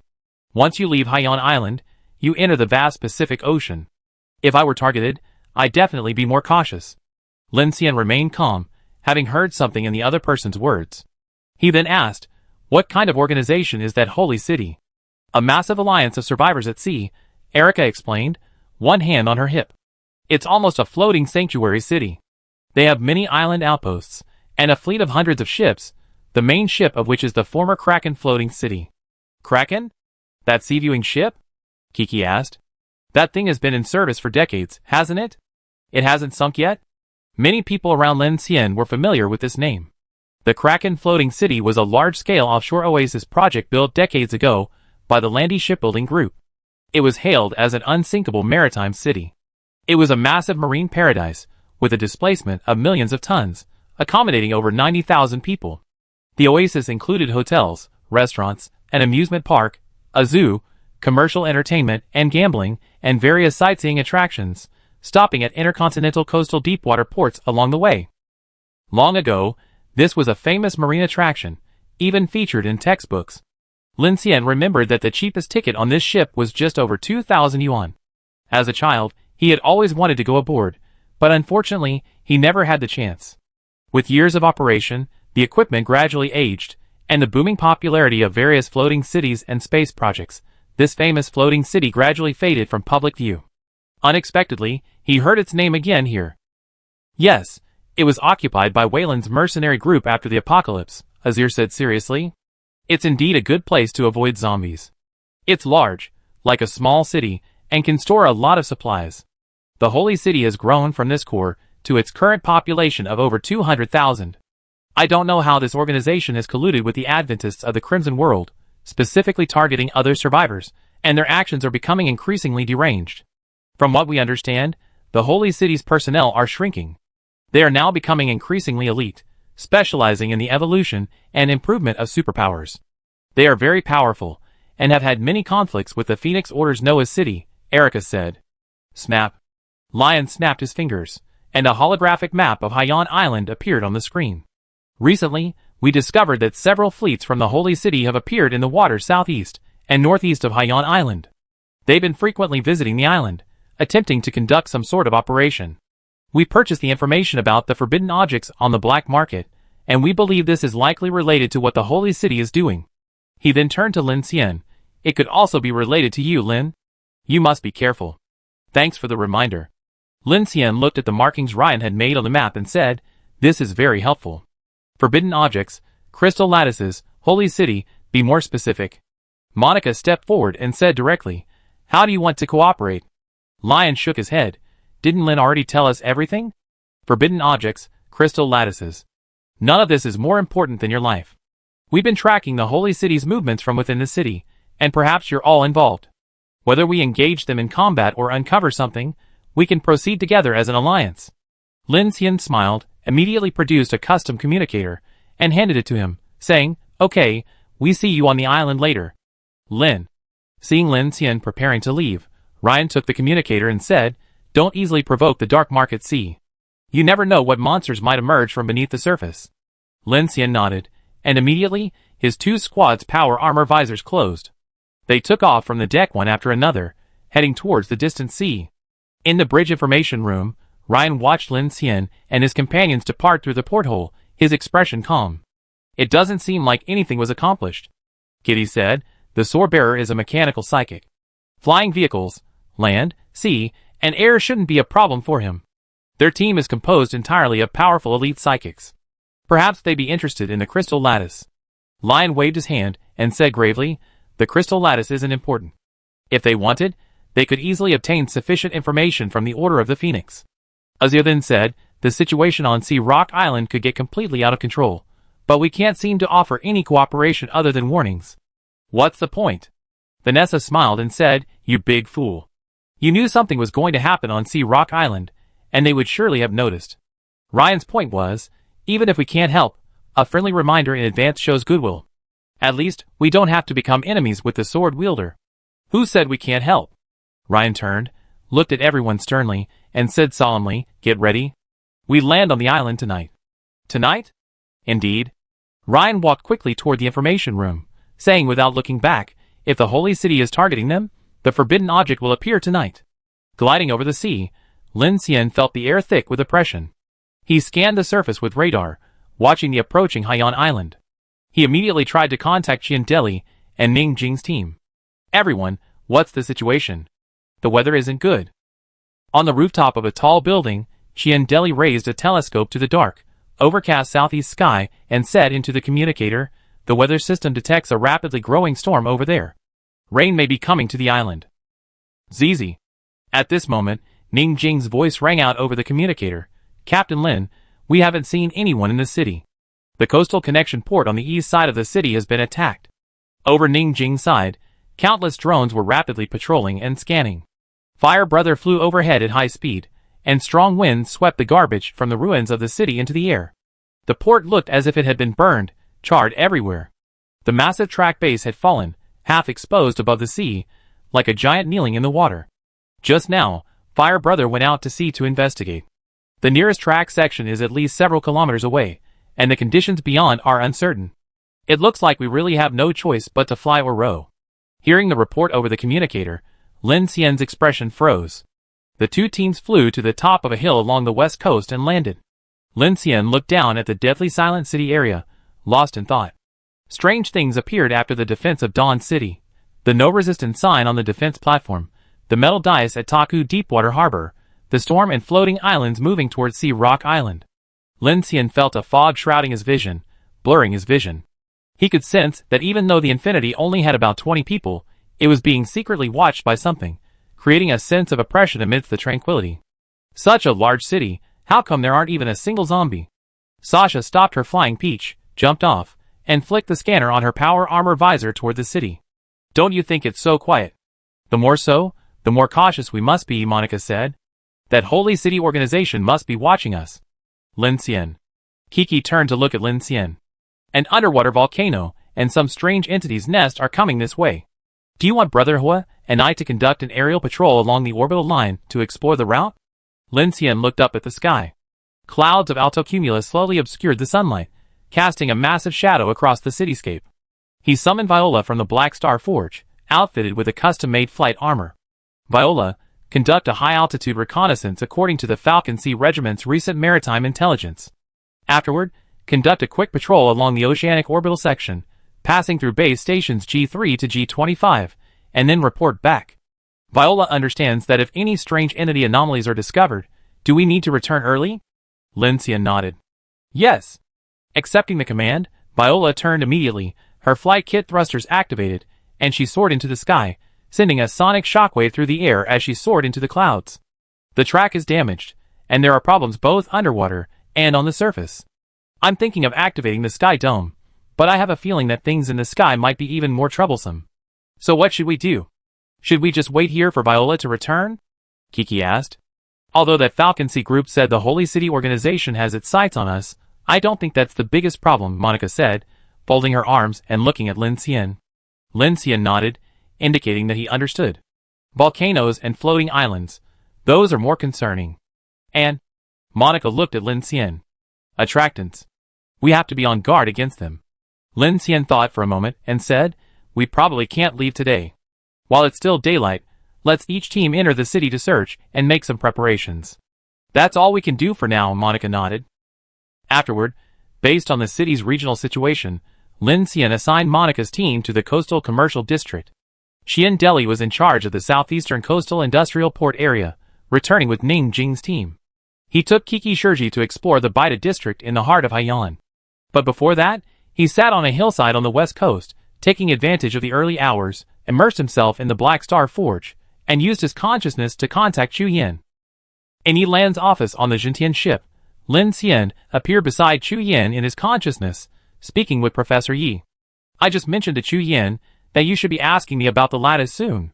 Yi Lan sat in his seat, glancing at the empty seat next to Chu Yin, his gaze seemingly focused on him. Does the Phoenix Society believe that lattice formation poses a risk? Lin Xian asked. It's not that simple, Chu Yin answered. About a month ago, crystallized psychics began appearing in the Pacific Ocean. We received a lot of data and information from NOAA. The Dawn Center and Phoenix City began researching them. Our North American United Front was already conducting investigations in major cities across North and South America. Lin Xian. Yi Lan looked at him calmly. What did you think when you saw the forward message transmitted by the photovoltaic wing of the Nanchaman? I don't know. It's very strange. Lin Xian, unsure of why Yi Lan suddenly asked this, said, It sounds like nonsense. Chu Yin relayed Lin Xian's meaning. Yi Lan nodded and then said, When dealing with information exchanges between civilizations like this, we tend to be extremely cautious. This applies to you and Chu Yan's connection to the Dark Civilization. We don't know what information we receive, or what the cost will be. The same is true with this crystallized lattice. Lin Xian's gaze narrowed. Yi Lan continued, We within the Nightwalker organization have conducted hundreds of crystallization experiments and observations. Combining this information from various regions, the supernatural research team has accumulated a wealth of experience and methods for developing this supernatural power. The results are roughly as you might imagine. This can be considered a breakthrough in humanity's mastery of supernatural powers. With this lattice power storage, supernaturals can achieve new breakthroughs beyond the angel level. For the time being, we have renamed the supernatural level above 30,000 peak power as a new level. New level? Transcendent level, Chu Yin responded. Chapter 418. It doesn't look optimistic, Lin Xian said. Chu Yin said, The more we discover about superpowers, the more questions we have. For example, have you ever considered that a crystallized energy carrier inexplicably growing inside the human body? Is this a good thing or a bad thing? Yi Lan asked slowly. Lin Xian was stunned. To be honest, when he heard about this from Vanessa, he had indeed had this question. Of course, we can't judge anything objectively. After all, with superpowers, humans can already grow wings and tentacles, and can fly into the sky and into the earth. Growing a crystal isn't a big deal. However, in our many experiments with crystallization, many superpower users have experienced hallucinations. Hallucinations? Yi Lan clicked a few times on the computer on his desk, and a number of experimental logs appeared on the desktop. Lin Xian glanced at them, and soon his brow furrowed. The list of psychics consisted primarily of those whose peak power surpassed 10,000 after crystallization. This indeed achieved the effect of doubling or even exceeding their peak power levels, as Vanessa had described. However, he also noticed in the observation logs beneath each character's profile that many who had undergone crystallization experienced strange visual hallucinations for a short period of time. These reported visions were very similar to what Lin had seen through the corpse carriers since arriving in Dawn City. Some occurred in the darkness, others in the deep sea, and they were generally unusual scenes. Even stranger still was the fact that some of these individuals, despite possessing very high peak power levels, had become distorted. How could this happen? It's unclear, Yi Lan said. First, crystallization carries certain risks. The level of corruption toxins involved in cultivation is very high. Secondly, we're not sure about the inherent changes and subsequent harm of this power. Furthermore, before we master the technology for isotropic dark energy conversion, the self-crystallization of level 3 blood essence could be extremely dangerous. Furthermore, once this power is used, it's like the dark mark erupting in the darkness. Remember, at that time, the dark mark had only just been discovered. Lin Xian immediately understood why the Phoenix Society was so cautious. He thought for a moment, then said, however, using this power is indeed a good way to deal with darkness. Yes, so I had Chu Yin give you a few level 4 blood essences, obtained in Dawn City. Regarding cultivation, we're currently redesigning the plan by incorporating dark energy isotropic technology. Research is still ongoing. If there are positive results, I have Chu Yin directly transmit the blueprints to you, Yi Lan said. One more thing. Chu Yin looked at Lin Xian and said, the crystallization technology originated from the Holy City organization. We've been investigating the cause, but you told us before that there were traces of the SID Foundation in the Star Abyss region of 13. Lin Xian suddenly realized. No wonder Professor Yi had guessed this long ago. Lin Xian. Yi Lan's eyes shifted slightly as he said, I told you, if the Dark Civilization truly has its sights on you, taking the transoceanic orbit won't be easy, even with the Sky Train. I know. Lin Xian said calmly, there's no point in me staying where I am or following the Dawn Center. Taking the transoceanic orbit is the fastest way. He smiled as he spoke, looking at Chu Yin. Then again, we previously assumed that the Foundation was the Dark Civilization's true Adventist organization on Blue Planet. If this crystallization, including the Holy City organization, is related to this, then my being targeted proves that our assumption was correct. If the Dark Civilization wants to eliminate me, then our deterrent is effective. Chu Yan's expression was cold. She said to Lin Xian, didn't I just ask you about the Nanchuman?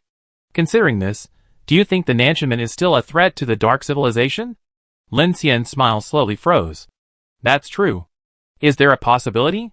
Lin Xian took a deep breath and unleashed his innermost thoughts. What if the information on the photovoltaic wing of the South Heaven Gate doesn't come from the Dark Civilization? Yi Lan, upon hearing Chu Yan's account, immediately looked in his direction and inquired, why do you say that? Because it doesn't make sense to me. It doesn't sound like the words of a civilization that has wiped out 99% of humanity. Lin Xian said seriously, no resistance, why not? What would happen if we resisted? We're already on the verge of extinction. Could anything be worse? Yi Lan didn't respond, but quietly listened to Lin Xian's thoughts. First, the Xingyuan is expanding according to the original plan, while humans are fleeing. From our observations, it was only after the Crimson World intervened that the large-scale anomalies in Xingyuan numbers 5, 7, and 8 were discovered. It was only after Julius established an S-level connection that the strange entities began to besiege Dawn City, and humans launched a counterattack. Under these circumstances, war is inevitable. For the Dark Civilization, there's no room for negotiation with us humans. Their dark tides are night to us, and our sunrises are also night to them. We're all trapped in the dark forest. As long as we don't have the dark mark, we can enter a state of silence. This is a game of chance. From our initial hasty escape to gradually finding opportunities for survival, humanity is already in a process of change. So what does this no resistance mean? If it comes from the Dark Civilization, then it's meaningless. Okay, let's assume for a moment that this civilization isn't so boring, or doesn't have a communication logic that's incomprehensible to us. It's indeed meaningless. Lin Xian continued to ponder his thoughts. But if this message doesn't come from the Dark Civilization, then this incident becomes more explorable. I believe it must be very important. Why? First, this message was blocked by the giant sky curtain at the South Heavenly Gate. Does this mean the two are unrelated? Okay, assuming it's not from the Dark Civilization, then who is this message addressed to? I think there are three possible scenarios. First, what another civilization said to humanity is very strange, and I think the probability is very small. If so, it would mean an even more devastating disaster for us. Second, what another civilization said to the Dark Civilization is a very bold idea. Why do I say that? Because this communication is through dark matter particles. Perhaps the Dark Civilization is receiving this information more easily than us, and we just happen to have the technology to decipher it. If that's the case, then I think this message is very likely the real deterrent to the Dark Civilization. Because I'm thinking that although our civilization has been attacked by the Dark Civilization, the most abundant thing in the universe is civilization. There must be civilizations more advanced than the Dark Civilization. If that's the case, then the Dark Civilization is likely prey. This also explains part of the reason why humanity has survived since the apocalypse. I think with the power of the Dark Civilization, if they had conducted research on human civilization, since it was a dimensionality reduction attack, we wouldn't have had a chance to resist or struggle, right? Chu Yin nodded. Yes, we already discussed this. Professor Yi and the other leaders have reached this conclusion. Yi Lan then continued, we discussed all three scenarios you mentioned. In our opinion, the first scenario is the simplest, and the one that offers us hope. Its meaninglessness is precisely the most meaningful. If it's the second or third scenario, even if there's a higher level civilization behind the Dark Civilization, it's just a case of the mantis stalking the cicada while the oriole waits behind. We're still at the bottom of the food chain, aren't we? No, Lin Xian said. The three scenarios I mentioned don't include the one initiated by the Dark Civilization. Oh! Yi Lan frowned slightly, and looked at Lin Xian. Then what's the third scenario you mentioned? Chu Yin also looked at him with a puzzled look. Lin Xian smiled and casually said, The third scenario I mentioned is that there is indeed another civilization, and this message is indeed addressed to humanity, but it's not malicious, but benign. Do you think this is possible? Chu Yin frowned. Are you saying that telling us not to resist is to save us? Lin Xian looked at Yi Lan's expression across from him, and he also felt that this idea was a bit outrageous. He immediately threw up his hands and said, "Okay, it's really too far-fetched." "It's worth considering," Yi Lan replied. "We are currently fully communicating with the South Heaven Gate, trying to obtain more information about these dark matter particles. Lin Xian, thanks to your plan, otherwise we would have no way to transmit information across the sky curtain." Lin Xian shrugged. "Well, I have to investigate Hai Yan's situation right now, so I won't tell you any more." Lin Xian, Chu Yin called to him. "How are you doing?" "It's calm now, but things aren't going to be good tonight." Lin Xian briefly recounted his experiences over the past 2 days at sea, the holy city, the Garin volcano, the floating island, the strange underwater entity. Chu Yin looked at Lin Xian. "You're not far from shore now. If you run into danger, you can use the sky train to fly back to land. Look, this holy city organization is likely connected to the Foundation. If they're targeting me, then, in a sense, the Sword Bearer's plan is halfway successful," Lin Xian said. Yi Lan said slowly. "According to what you're saying, you might not be able to find the connection so quickly. The Foundation hasn't shown up yet, so it's best to keep this in mind." "Understood, Professor Yi." Lin Xian nodded, then gestured to Chu Yin and voluntarily disconnected from the consciousness link, returning to the Black Star Forge. Just as he returned, the screen of light before him suddenly flashed. The damaged hull of the Dreadnought-class ship he had placed in the Black Star Forge for automatic devouring had now been completely devoured. Dreadnought-class starship devoured. Devoured successfully, mechanical source points increased by 15,500, mechanical devouring proficiency increased by 1,800. A damaged Dreadnought-class starship gained 15,500 points. A brand new one would have probably gained over 20,000. Doesn't that mean I can directly upgrade my mechanical heart to level 7 with 3 devouring units? Current mechanical heart level LD 6, 22, 220/50, 000. Mechanical awakening, mechanical lord. Mechanical devouring 6, 2, 900/5, 000, increases devouring efficiency. Mechanical manufacturing 6, 1, 560/5, 000, increases construction efficiency. Looking at the skyrocketing mechanical source points in just 2 days, Lin Xian's expression was filled with excitement. This was why he had rushed to the polar region so quickly. Speaking of which, if Dawn City hadn't had so many of its crashed aircraft reduced to scrap metal, Lin Xian would have definitely spent time helping Dawn City complete more cleanup. It took a lot of work to get this battle-damaged Dreadnought-class machine, and it also took Lin Xian a lot of effort to take it away. Now it can be said that his hard work has paid off. Just as Lin Xian was pondering how to acquire a few more starships for the devouring process, he suddenly noticed another screen behind the screen of successful devouring. He immediately moved the message in front of him, and at that moment, a golden message appeared before his eyes. "Congratulations on obtaining the skill, Supercritical Diffraction Sword." Holy crap! Lin Xian's pupils shrank sharply, and the screen before him shone a brilliant golden light. Not only had he finally acquired a new skill, but it was actually a legendary skill, on the same level as his own gravitational lens. Supercritical Diffraction Sword. Single-handedly guides supercritical confinement rays, unleashing a high-energy diffraction sword. Confinement rays? Lin Xian muttered, looking at his fingers. No way, a handheld space-based weapon. Lin Xian couldn't understand. The Dreadnought-class battleship only had an orbital star shaker cannon, so how could it acquire confinement rays after devouring it? This was a technology from the Nanchaman and Hyperion directional confinement cannons. The extended logic of the mechanical heart was becoming increasingly baffling to him. Forget it. Let's try it first. This skill is legendary, so it's definitely going to cost as much mana as gravitational lens. Recovering from his thoughts, Lin Xian felt Kiki calling him from reality. As he left the Black Star Forge, he glanced at the metal dice again. This time, he wasn't mistaken.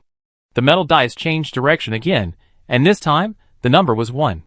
On the west coast hillside, Lin Xian had just regained consciousness from the Black Star Forge's consciousness when he heard Kiki calling from the side. Lin Xian, a thunderstorm is coming.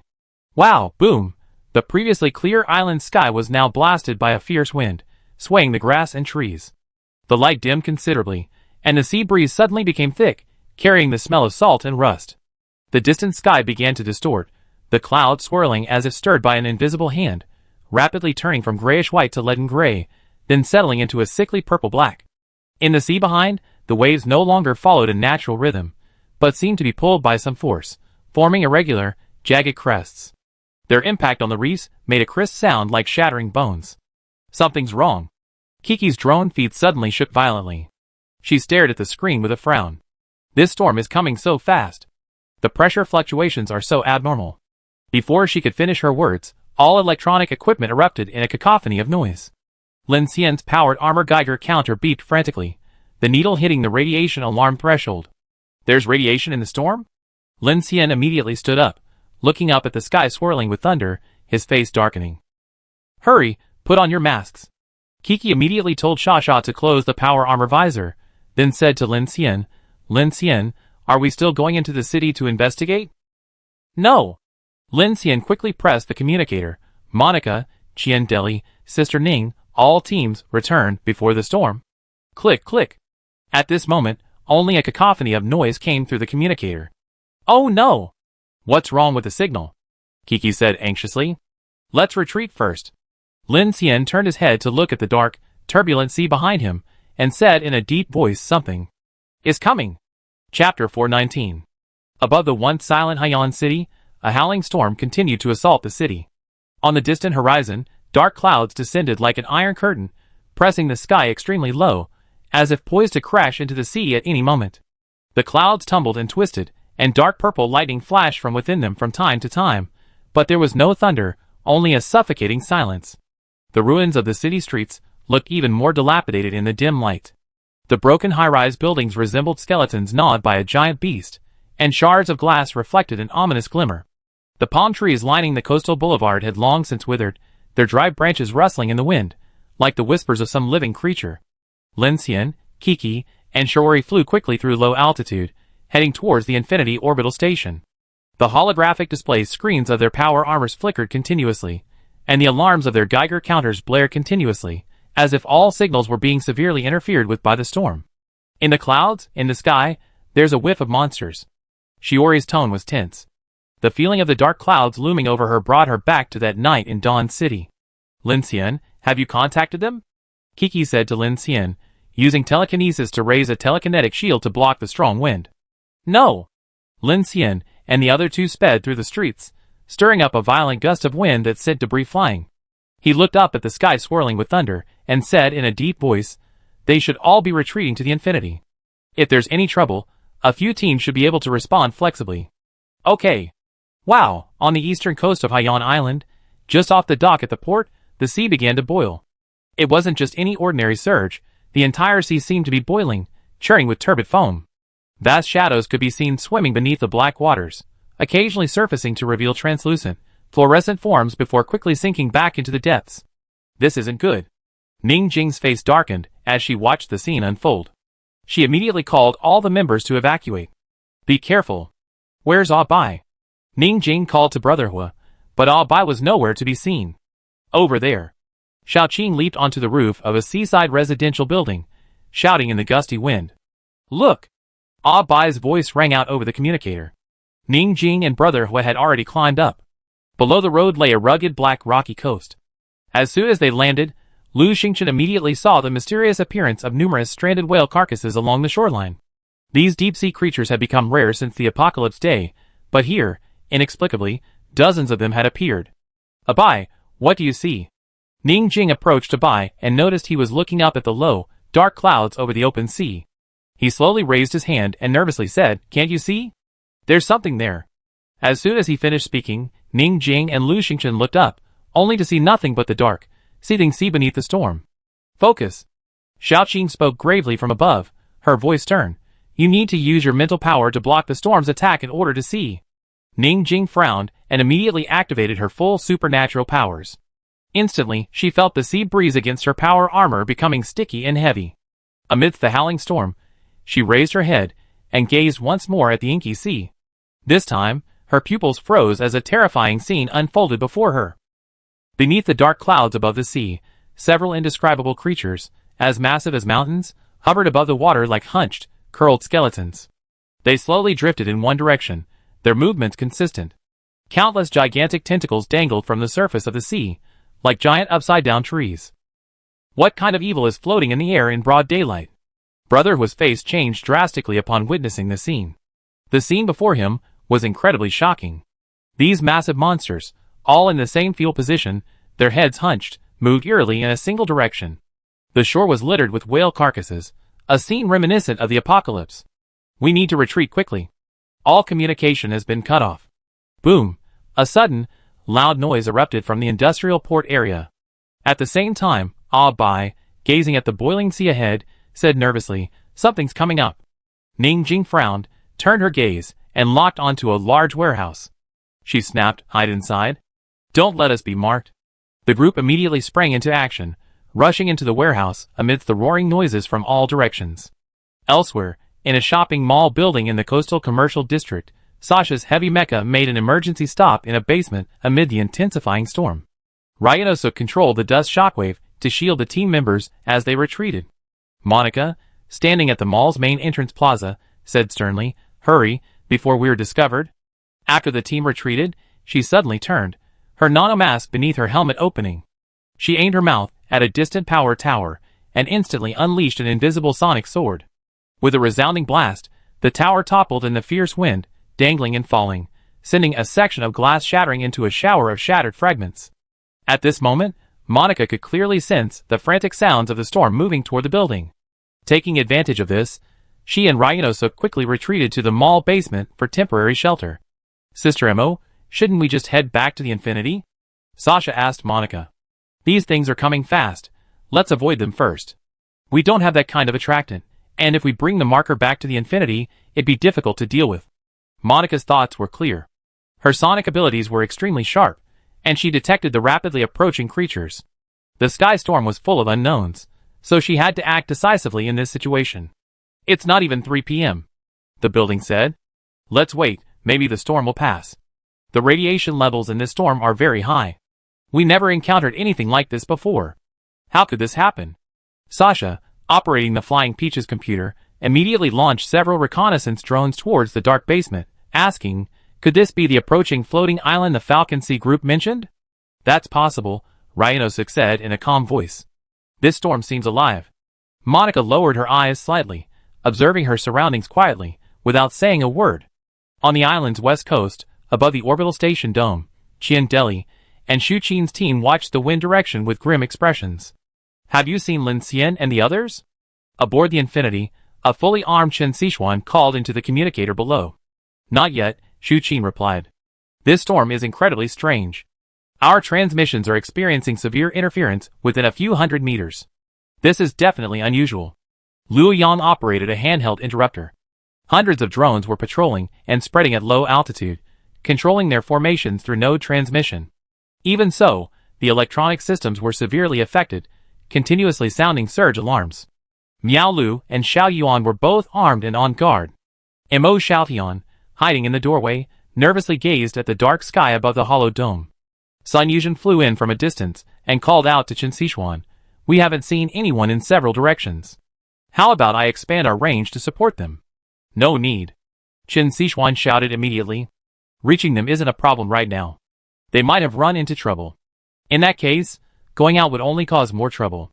Let Luo Yang patrol with the mecha and drones." "That's right." Qian Deli jumped from the dome and landed on the roof of the Infinity with Lu Chong. "We use the Infinity as our base and have the robots explore to avoid getting marked. This storm reminds me of the Parma snowfields. A monstrous tide could erupt at any moment. Even getting a level 1 mark would be enough to make us suffer." "The pot. Everyone, get in the car." At this moment, Ding Junyi suddenly emerged from behind Xiaoyu and Meilu, wearing protective gear and speaking gravely to the others. "The blood vines are reacting, and it's the same creature from last time. Don't stay outside." Chen Sichuan frowned and immediately said, "Okay, get ready to close the doors." "Damn it!" Qian Deli was about to tell the Infinity to deploy its weapons and wait for the rest of the team, but upon hearing Ding Junyi's words, he inwardly spat and, his expression becoming serious, immediately called to Luo Yang, who was sitting on the roof controlling the mecha, "Get down and get in the car." "Okay." Bang, bang, bang. All the doors of the Infinity armored vehicle slammed shut. Chen Sichuan, holding the massive night hunter, peered out the side windows, all the while trying to contact Lin Xian. Lin Xian. Can you hear me? Chi. But all she got in response was a noisy electric current. Elsewhere, Lin Xian and his companions, originally flying at high speed along the coastline, temporarily changed course at Shirji's suggestion and took shelter in a secluded cave on a coastal ridge. Shirji, are you sure there are any atmospheric life forms? At the cave entrance, Lin Xian and Kiki hid to one side, gazing toward the city area on the distant coastline. That was the direction of the infinity, but it was only a dozen kilometers away. Shirji hurriedly called them to a halt and pointed toward the low clouds in the sky. Something terrible is coming.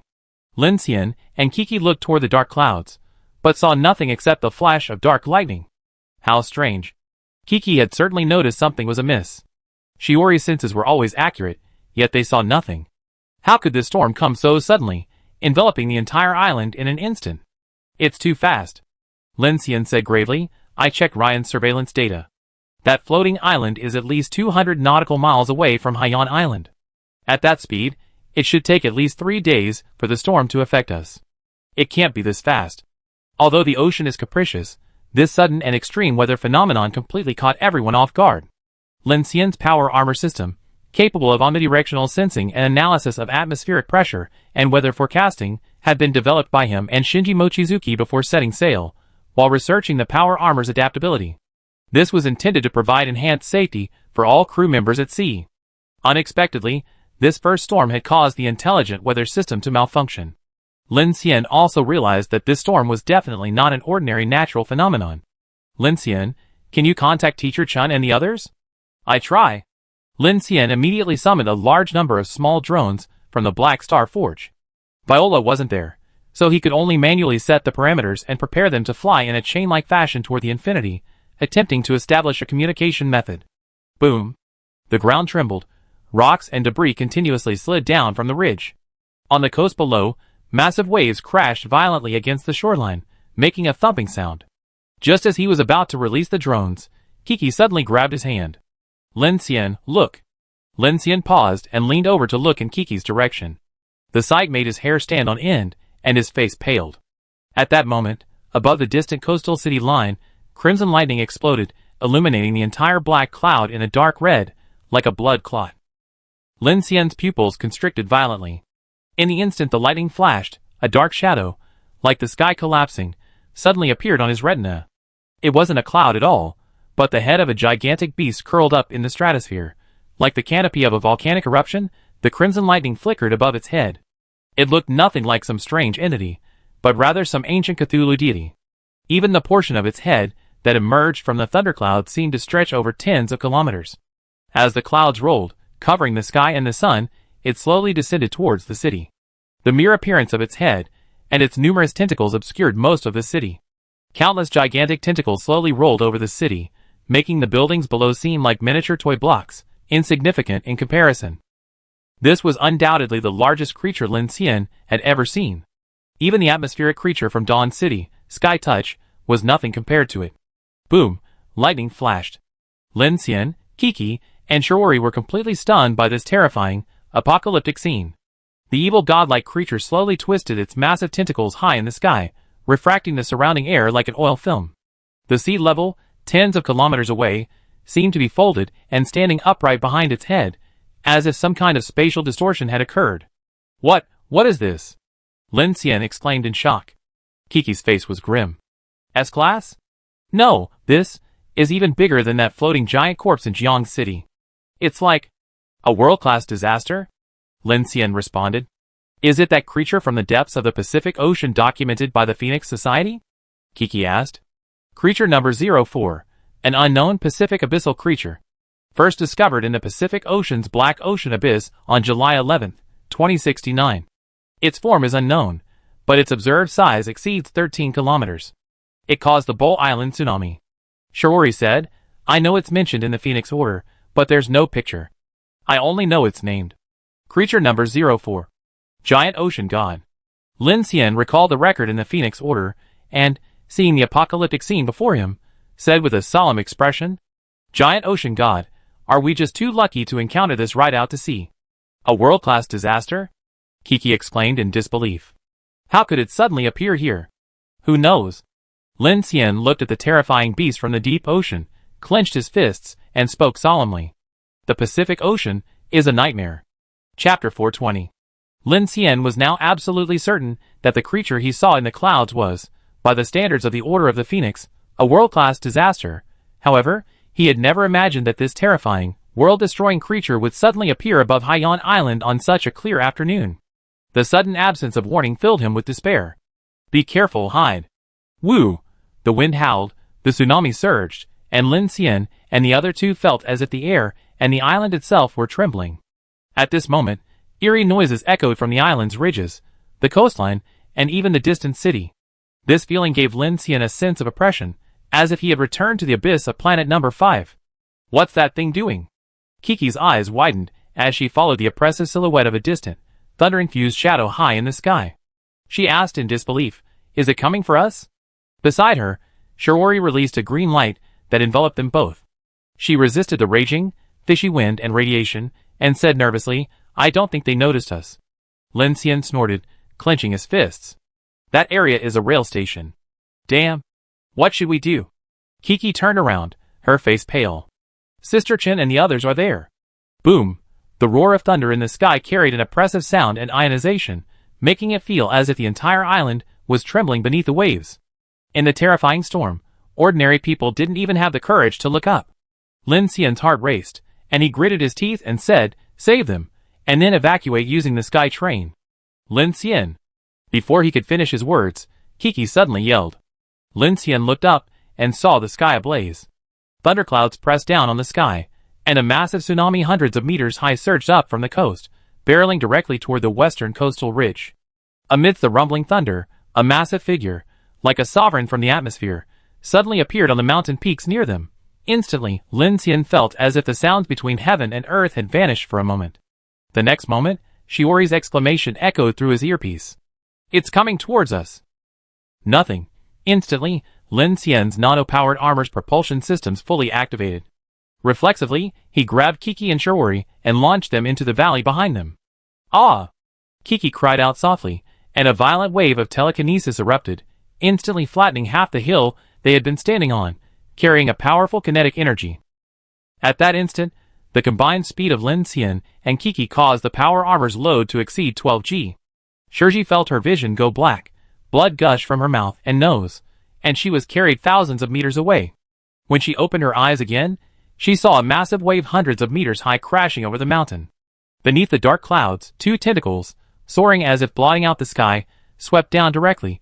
Boom! The next moment, the entire mountain ridge collapsed, and waves and sand and gravel, carrying immense kinetic energy, rushed straight into the sky, as if the earth were collapsing. The sudden destruction occurred almost instantly. Even though Lin Xian and Kiki retreated at top speed in perfect coordination, they were still blown away by the sudden shockwave and rushed into the woods. Kiki's telekinetic shield, like a flaming sphere, shielded the three as they crashed into the forest floor, creating a crater hundreds of meters long. Beep! Energy overload, energy overload. Lin Xian's power armor system continuously sounded alarms. Damn it! Why does it look like it's coming for me? The giant ocean god moved like a meteorite, instantly traversing the atmosphere and destroying half of the west coast mountain range. Lin Xian and the other two could only scramble like flies before it, the shockwaves even causing their power armor to overload. Chi! The tsunami-like mountain collapse hadn't yet subsided when Lin Xian took off again. The three of them, their power armors unleashed a powerful thrust, breaking the sound barrier in seconds and soaring through the dust clouds of crumbling mountains. "We weren't marked?"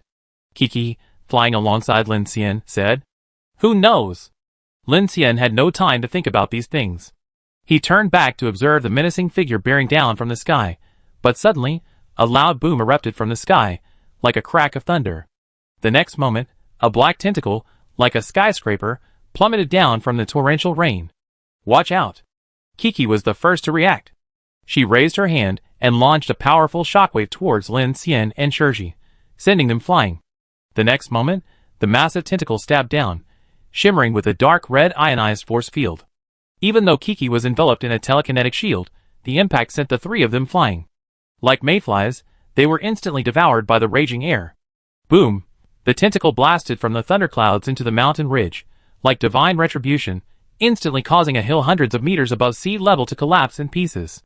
The surface rock and debris toppled down in a doomsday scene. Lin Xian, having been flung back, felt his blood boiling. He remotely controlled Shiori's power armor, sending it flying in the opposite direction. He thrust his right hand toward the black tentacles dangling from the sky. He grasped at the air, and 3 superstring reactor phase rings lit up behind him. He shouted, "Get out of the way, girl!" Buzz! Instantly, a black mechanical door swung open in the sky. The next moment, a massive mechanical arm, wielding the Suzaku plasma diffraction sword, emerged from the door. Hundreds of engines roared, and the elbow rocket engine unleashed a high-speed Mach ring, propelling the heavy right arm to explosive acceleration. The modified black tortoise mech stump, gripping the crimson sword, rubbed against the air, emitting a faint crimson glow from the rapid acceleration. It struck directly at the sword. The black tentacle slashed through the air. Nothing. The plasma diffraction sword's devastating slash collided with the tentacle's dark red ionized force field, unleashing a myriad of arcs of electricity and scorching hot plasma, completely illuminating the rain-soaked coastline. For a moment, Lin Xian remotely controlled this slash, effectively slicing a massive gap a third of the way through the tentacle. Instantly, the lightning and ionization vanished amidst the trembling rain waves. Just as Lin Xian thought he had seized an opportunity and was about to retreat, he suddenly heard a roaring explosion from the sky. The next moment, an incredibly violent dark invasion energy rushed down along the tentacle like a lightning strike, pouring into the ground, converging the dark energy. Lin Xian's eyes fixed on this scene, a sense of foreboding. Then, the tentacle shot straight toward the center of the mountain range, flashing with dazzling white light. A visible, physical explosion wave radiated out, accompanied by destructive thunder. A massive explosion. Kiki was about to assist Lin Xian when she was instantly blown away midair. Lin Xian. Kiki's face paled as she watched the devastating thunderbolt approach. Even her breath stopped for a moment. In Lin Xian's eyes, time seemed to slow down for a moment. He stared at the blasted Kiki and gritted his teeth, gazing at the dark sea. The next moment, both of them were consumed by destruction. Shiori, flying far away, tried to control her power armor to return for support, but it was completely under intelligent control, making it impossible for her to operate. Shiori turned around and watched Lin Xian and Kiki engulfed in the massive explosion. Her face paled immediately. Lin Xian. Quickly, release the intelligent control. Level 3 crisis remote control mode has been activated. Manual control is unavailable. How could this happen? Just then, the power armor suddenly emitted another warning. Remote control disconnected, switching to autonomous mode. Shiori regained consciousness and discovered the power armor was no longer being controlled. Its flight suddenly stopped. She immediately realized that Lin Xian's remote control had disconnected, and as she was about to call out, she was swept away again by the blast, her vision completely blacking out. Beep beep. An unknown amount of time passed before Shiori awoke from her coma. The only sound she could hear was the alarm within the power armor, and her own breathing. Vital signs alert. Cardiopulmonary status stable, minor brain impact. Surface abrasions, 7. Power armor airtightness intact. Cough. Shiori lifted herself from the rubble. The joints of her nano-power armor creaked with a grinding sound. Only then did she realize she was buried beneath a pile of boulders. Without the armor, the shockwave would have been enough to reduce her to mud.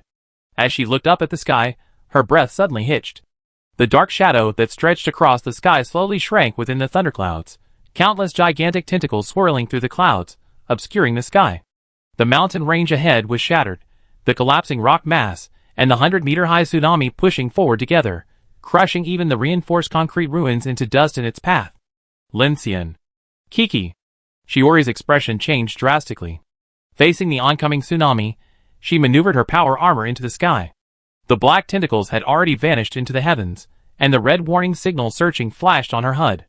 There was no signal from Lin Xian or Kiki. Ugh! Amid the mud tsunami, Shiori suddenly spotted several thrashing, strange forms. Anxious, she immediately flew away, taking refuge atop a steel signal tower on the mountainside. She was now isolated and helpless, unable to contact Lin Xian, Kiki, or anyone else. Facing the surging monsters, she could only evade them, and then traverse the mountainside towards the site of the explosion. For a moment, Lin Xian felt as if he were dead. Using the amplified energy leap for the first time gave him a dizzy feeling similar to using flash bullet. The difference was that he had no idea how far this skill would travel, or what side effects it would have. At that moment, his brain completely lost track of direction and gravity. As the world spun around, he was already somewhere else. The gurgling sound of water pressure made Lin Xian realize he was definitely underwater. Beyond the power armor's holographic interface lay a pitch-black abyss. His breath slapped against the viewport, and he felt a warmth coming from the life support system, the oxygen system, and the pressurization system simultaneously activated. Current depth, 327 meters, water pressure, 42.7 MPa. Nano-negative pressure layer activated to offset water pressure deformation. Oxygen reserve, 71%, depth maintenance system activated. The power armor's elbow vector nozzles automatically fine-tune their spray angles to counteract the cold currents deep within the Pacific Ocean and the pull of the undercurrent, preventing a drop in depth. Lin Xian, upon seeing the current situation, immediately searched for Kiki. Kiki. He discovered Kiki's communication was active and immediately turned on the light and called out. The next moment, Kiki's hand suddenly reached out, blocking the searchlight on Lin Xian's visor. Turn off the light. Kiki's voice was filled with urgency. Lin Xian, realizing the danger, immediately turned off the light. The feeling of being in the deep sea was terrifying, even worse than the feeling he had experienced when he was teleported into space. The water was icy cold, the pressure was overwhelming. At this moment, both Lin Xian and Kiki remained silent. Kiki's voice echoed through the headset. Behind us. Lin Xian nodded. I have a drone lead them off. Yes. He didn't know what the situation was, but now in the ocean, drones could help scout the way and also help attract the target. Lin Xian immediately released a deep-sea drone, which slowly flew back. As soon as it took off, an alarm sounded.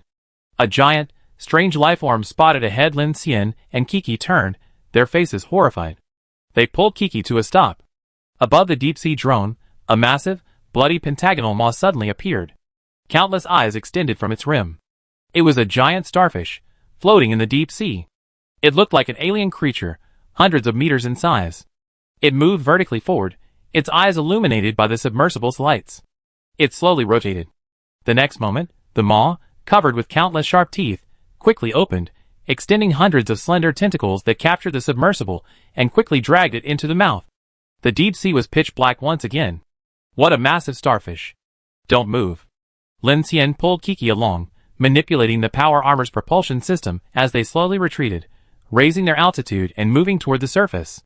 Looking behind them, they saw even more giant starfish, as if they were marching through the deep sea. The scene was eerie and terrifying, making one's scalp tingle. Rumble. At this moment, a massive undercurrent surged beneath the ocean, as if the seabed were experiencing an earthquake, surging the water. Lin Xian glanced at the power armor scanner, and seemed to detect some giant creature diving in the distance, causing turbulent waves to surge. It's that world-class creature, Kiki exclaimed. Absolutely. After retreating from the range of those terrifying abyssal starfish, Lin Xian immediately prepared to activate the thrusters to escape the area. At that moment, his sight suddenly caught sight of a strange, slender figure radiating a silvery glow, shooting down from the water like a sharp sword. Lin Xian immediately recognized the creature. It was the alien-like, humanoid monster they had encountered earlier in Taku Deepwater Harbor. Kiki noticed it as well, and immediately manipulated her telekinesis to form a telekinetic bubble that enveloped the two of them. However, the monster seemed completely oblivious to Lin Xian and Kiki, fleeing directly into the depths of the ocean. Strangely enough, the monster seemed enveloped in an opaque, round, shuttle-shaped bubble, causing no ripples in the water as it vanished at unimaginable speed beneath the ocean surface. At the same time, the violent undersea earthquake intensified, and the entire deep waters became murky. Undercurrents began to madly consume the two, dragging them deeper. Lin Xian acted decisively, and he and Kiki activated their thrusters, sprinting towards the surface. Why did that thing follow us? Could it be related to the great ocean god? Kiki asked reflexively. Let's get out of the water first. Lin Xian used energy warp to escape, dashing into the deep sea. It looked like the distance was several kilometers. Even with the full power of his superstring reactor's phase rainbow ring, the distance was still beyond his expectations. Fortunately, he saved Kiki at the critical moment, just before the explosion. Lin Xian had no desire to stay in this strange ocean depths. He just wanted to get out of the water as quickly as possible. The power armor's booster worked quickly, helping Lin Xian balance the fluctuating water pressure. At the same time, thanks to the heat exchanger, His body temperature remained unchanged even in the icy depths. Luckily, he had equipped his team with comprehensive interstellar-grade power armor, each one comparable to Iron Man. Otherwise, they wouldn't have had the ability to survive. Soon, Lin Xian and Kiki emerged from the water. The surface of the ocean was seething, waves tens of meters high surging and surging in the storm. The dark Pacific seemed to unleash its fury. Thunder rolled in the sky. In the distance, a monstrous monster roared amidst the lightning and the storm. Each of its massive tentacles could overturn a cruise ship with a single lift. At a glance, it was impossible to make out its entirety. The giant ocean god seemed to stand between the surface of the sea and the atmosphere, revealing its towering evil form to the world. Just one glance could send one's sanity plummeting. Lin Xian observed this scene and, without a word, he and Kiki raced towards shore, following the surging waves. Amidst the raging tsunami, the two hid behind a massive rocky reef. Looking back, they saw that this world-class disaster seemed to be slowly descending, treading on the seabed towards the depths of the Pacific. It seemed Kiki had predicted the direction the silver monster had departed from. Chapter 421. The tsunami roared, thunder roared. It was clearly 3 p.m., but the entire Haiyan Island seemed plunged into the polar night. The storm roared overhead. Lin Xian and Kiki hid behind a reef, watching the seabed recede before the tsunami and the giant creature disappear into the whirlpool in the distance. The next moment, a tsunami hundreds of meters high rushed towards them. Hold on. Lin Xian and Kiki's power armor's anti-impact devices activated, and the restraint mechanism buckled tightly against the reef. Then, the next moment, as if the sea was flooding back, the entire beach and the mountains behind were completely submerged. Wow! Gulp! Gulp! The violent waves swallowed them completely. At this time, Lin Xian did not rush into the sky. Instead, he dodged the oncoming tsunami in the water and flew out from under the water. The two of them returned to the shore, following the turbulent waves. The monster's gone. Is it in the sea or in the sky?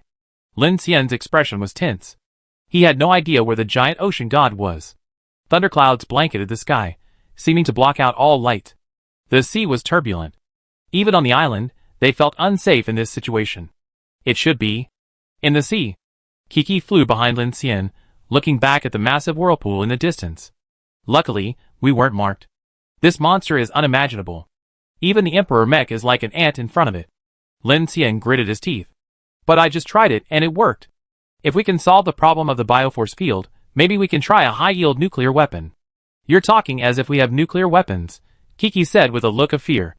How strange. It came straight for us, like it had a target and could see us. Lin Xian's expression darkened slightly at this, and a bad idea dawned on him. He said, maybe it was coming for us. Then why did it run away again? Who knows? Not yet completely out of danger, Lin Xian looked at the tsunami surging below with a look of urgency. He said, first, find Shiori, then reunite with Teacher Chen. Okay. The two of them flew along the mountain ridge toward the island, following the escape direction Shiori had previously planned, ready to search for her. At this moment, the storm began to weaken noticeably. Suddenly, Shiori's power armor signal appeared on Lin Xian's communication band, and he immediately called out, Shiori, where are you? ZZZZ Lin. The signal was intermittent. Lin Xian watched the location marker on the screen appear and disappear, moving toward the city. He immediately realized something was wrong. She's in danger. Let's hurry. The thrusters revved up, and Lin Xian and Kiki, like two low-flying fireballs, flew over the debris flow caused by the tsunami, soaring from the jungle into the city. Suddenly, eerie roars echoed in the dark streets below. Lin Xian ignored them, staring intently at the coordinates on the screen, accelerating. Soon, the two of them were approaching Shiori, who was moving. Just then, a powerful explosion roared from the front. Lin Xian looked up and saw Shiori speeding through several abandoned high-rise buildings. Behind her, several white ghosts, with only some of their clothing still on, were chasing her. These humanoids appeared to be drastically altered, their limbs stretched beyond their limits, their faces melting. Through the gaps in Lin Xian's power armor, he discovered that the skin on these humanoids was still rapidly stretching and changing, as if the transformation process was still ongoing. Be careful. Shirji, aware of Lin Xian's approach, anxiously shouted to them, these people's supernatural powers are extremely high. They're very dangerous. Help. Lin Xian and Kiki were closing in at high speed, and they immediately attacked. Kiki raised her hand, unleashing her telekinesis to capture the three human ghosts. However, This attempt immediately made both Lin Xian and Kiki understand Shiji's words. One of the ghosts, sensing the threat of Kiki's telekinesis, suddenly leaped into the air, thrusting its arm outward in a twisting motion. The next moment, its fingers transformed into dozens of slender green synapses, which split and entwined, carrying a stream of green lightning as they sped towards Kiki and Lin Xian. Kiki's pupils narrowed, and she quickly reached out and clenched her fist, concentrating her telekinesis and freezing the slender synapses in front of her. At that moment, a burst of green lightning erupted from the synapses, and a powerful surge of supernatural power surged uncontrollably. Kiki's brow furrowed, and with a flick of the air, he twisted and pushed the synapses apart. A flash of green bioelectricity exploded in the air, piercing the air with a destructive force. However, before it could amplify, Kiki's telekinesis gathered it all into a ball, sending it crashing back towards the monster. Boom! The white ghost was slammed into a tall building by the telekinetic sphere. Green lightning erupted, shattering half its torso. The massive shockwave caused the building's outer walls to collapse. Lin Xian rushed toward Shiji, attempting to block the other two ghosts. One of them, sporting a strangely antagonistic foot, suddenly crushed a section of the wall. The immense force left a dent in the collapsed area. Immediately, the ghost, moving at a speed imperceptible to the naked eye, charged directly at Lin Xian like a cannonball. Meanwhile, behind Shiji, an incredibly swift ghost flew through the air, closing the distance. For eyes sprouted from its face, now glowing faintly red. For beams of light shot out at Shiji's power armor. Buzz, but the next moment, before the beams could reach Shiji, they were inexplicably swallowed by a black mass of space. A crimson light shone through its lens. Lin Xian cast an force field in midair, blocking the oncoming claws. With a loud bang, the immense impact ignited the phase rings of the superstring reactor behind him. Lin Xian frowned coldly, and upon seeing what was happening with Shiji, he instantly summoned several mechanical arms to hold the ghost in midair. Then, with a single point, a gravitational lens captured the beams and refracted them, splitting the ghost in front of him vertically. Then, with a wide-open gesture, the gravitational lens expanded dramatically, moving forward and engulfing the flying ghost with 4 eyes, crushing it to pieces. Lin Xian and Kiki dispatched the 3 ghosts with impeccable efficiency, then immediately took control of Shiji's power armor. The 3 of them flew towards the mountains and dense forests. There are many strange entities in the city. We need to avoid them first. Lin Xian took a breath and looked at the dark marker. Seeing no fluctuations, he finally breathed a sigh of relief. Wow, those 3 humanoids just now were no ordinary beasts. They have a peak power of at least 5,000. Encountering one of them would be fatal for an ordinary convoy. Kiki asked Shiori, how did you get targeted? Shiori shook her head. I was just about to go to the beach to find you when they set their sights on me. At first, they looked very human, even wearing power armor. Huh? You mean? They all just mutated, Lin Xian said gravely. They shouldn't be able to withstand the giant ocean god's terror attack. These people are quite powerful, but mutating into humanoids makes them even more difficult to deal with. No wonder, Kiki replied. Who are these people, and why are they here? Shiori said, when I was escaping just now, I saw several small aircraft leaving. They must be some kind of convoy. Their equipment is very similar. Convoy? Could this be the holy city Vanessa and the others mentioned? Kiki asked. I don't know. It was so chaotic just now, and these people just appeared out of nowhere, so I think they might be in the same group. Stop for a moment. Lin Xian and the other 2 stopped on a hillside, watching the wind die down and the clouds clear. He turned back and said, there must be others on this island. The giant ocean god's appearance is strange, but thankfully, the storm should be over soon. Lin Xian checked the time. It was not yet 4 p.m. If the storm passed by then, there would still be daylight. Now he just hoped that the Infinity and the other teams would be safe. Rumble. The crimson thundercloud slowly contracted like a rending wound, tearing a few pale cracks through the darkness that engulfed the sky. The murky waters, carrying the remains of the ruined city, retreated, leaving behind bubbling black slime and twisted metal fragments on the beach. The tide's out. Kiki looked toward the distant coastline. The roaring sea seemed to quiet down, leaving only the rumbling sound of the receding tsunami. Lin Xian checked the Geiger readings. The radiation concentration had significantly decreased. Mechanical signals began to recover, and the sky grew brighter. Sunlight pierced through the gaps in the clouds, casting golden beams onto the sea, as if the devastating tide had just been an illusion. Let's go!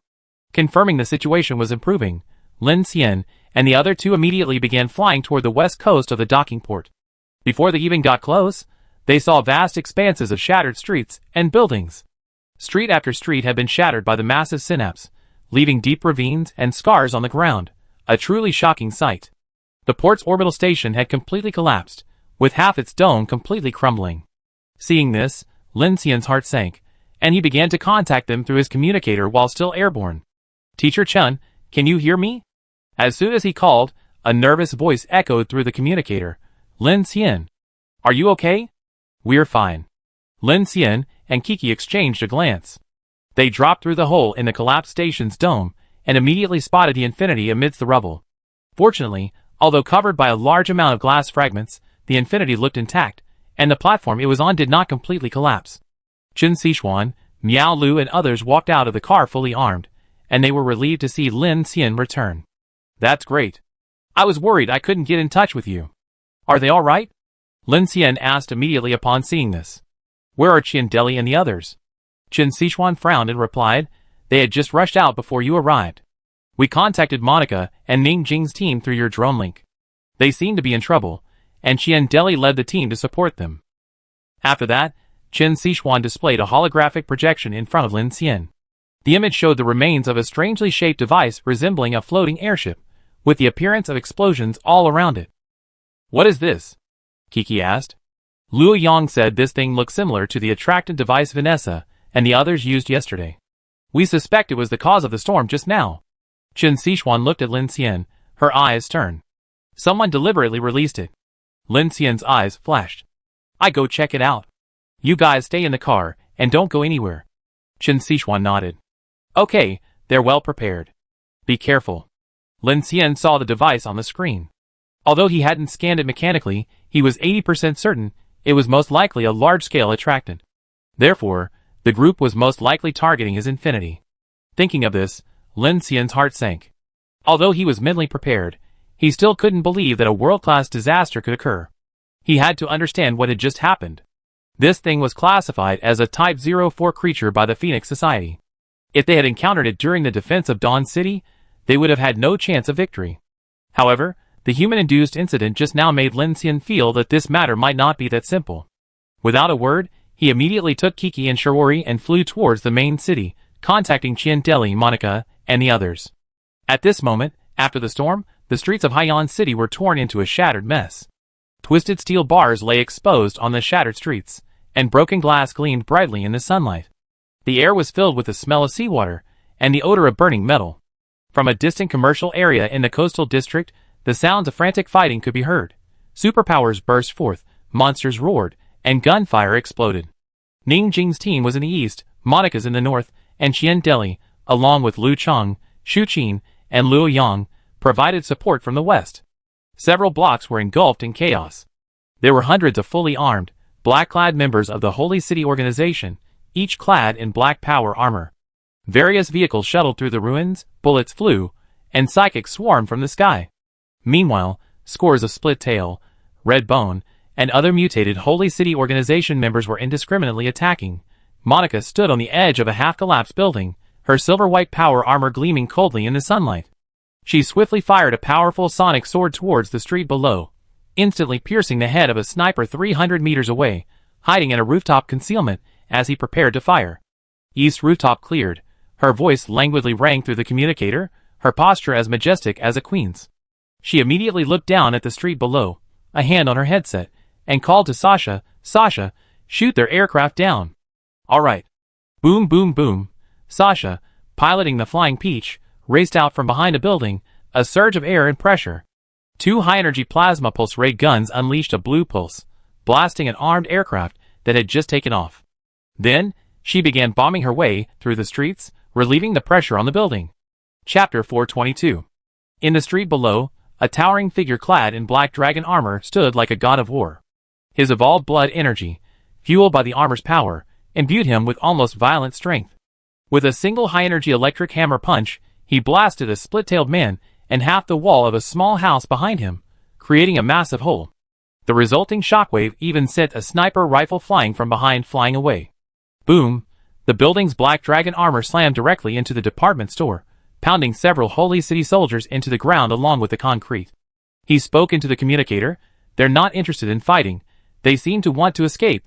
These people are here with a purpose. Don't let them escape. The monsters surrounding the island are definitely connected to them. We have to capture a few alive. Okay. The building responded calmly, preparing to capture 2 people alive.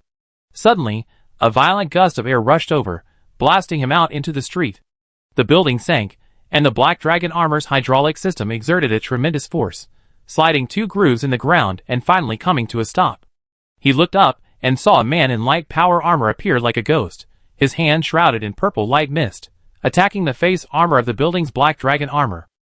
Take care of one first, the man said calmly from his throat. But the next moment, his expression suddenly changed, as his entire body and his movements were frozen in midair. He glanced sideways, and saw a figure in black power armor, and a katana hovering quietly above the street. Whoosh! At that moment, a woman suddenly flew out of the smoke, holding 2 extremely special pistols. She aimed 2 pulse beams directly at the figure in the air. Unexpectedly, Rhinosa clasped his hands together, and spun them across. The 2 men heard a sharp hang. Immediately, the entire street's debris floated into the air, then spun in a crisscross pattern of anti-gravity, engulfing the woman along with it. The building then seized upon the momentum, and launched a fierce punch at the man emitting the purple mist. On another street, a flash of golden light swiftly weaved through several shadowy monsters. Ciandeli's figure flickered across the battlefield, quickly locking onto the fleeing hoverbikes ahead. He sped forward and climbed onto the back of one. Where did you land on the island from? So secretly? Ciandeli asked. The man, clearly unprepared for Ciandeli's incredible speed, was startled and drew his gun, ready to fire back. The next moment, the gun vanished from his hand, and reappeared on the visor of his power armor. Bang! One shot killed him. Ciandeli's eyes were sharp as a knife. Luo Yang, 9 o'clock. Roger that. Sitting in the corner of the rooftop, Luo Yang, wearing a pair of mechanical goggles, was maneuvering 4 battle mechs into a simultaneous attack. On the street below, he was already engaged in a fierce battle with a group of armed men from the Holy City squad. Countless bullets and pulse beams rained down on his heavily armored mech. Although his armor was pierced, he was not seriously affected. He charged forward and hammered down several men, then rushed into the building and engaged in a fierce battle with a group of men. Many of them have transformed into humanoids, and they were attacked themselves. It seems they didn't realize they would attract a monster as large as the one just now, Luo Yang said. Shu Qing flew through the rubble, her shotgun blasting the heads of nearby enemies, as her power armor propelled her entire body into a spin, kicking one into the wall. She pressed her headset and said, "We received the message from Captain Lin. Let's move quickly." "All right." A spinning blade streaked past, and Lu Chang dropped from a height. He said seriously, "Sister Qin, that powerful fellow seems to have undergone a transformation. Be careful." Boom! Ning Jing descended from the sky and smashed a red bone from top to bottom with one punch, creating a deep crater in the ground. The violent concussion shattered the windows on the surrounding streets. Someone with a strong soul-sweeping energy fluctuation is approaching. Abai fired a laser beam, shooting down a flying vehicle in the air. He then retreated into cover and reported, "Someone's approaching about 3,300 meters away. Be careful." Before he finished speaking, 2 steel cables shot past Abai's head. Shuqing's power armor's explosive propulsion system broke the sound barrier, rushing over and dragging Abai away. The next moment, the roof of the tall building he was on was blasted to pieces. A burly middle-aged man, with huge mechanical arms in both hands and no armor at all, stepped through the air at high speed. His punch was wrapped in a violent burst of heat energy, and the moment the roof was shattered, a large amount of high-temperature steam erupted. "You're running fast. You're quite impressive even without lattice evolution." The middle-aged man's eyes were cold.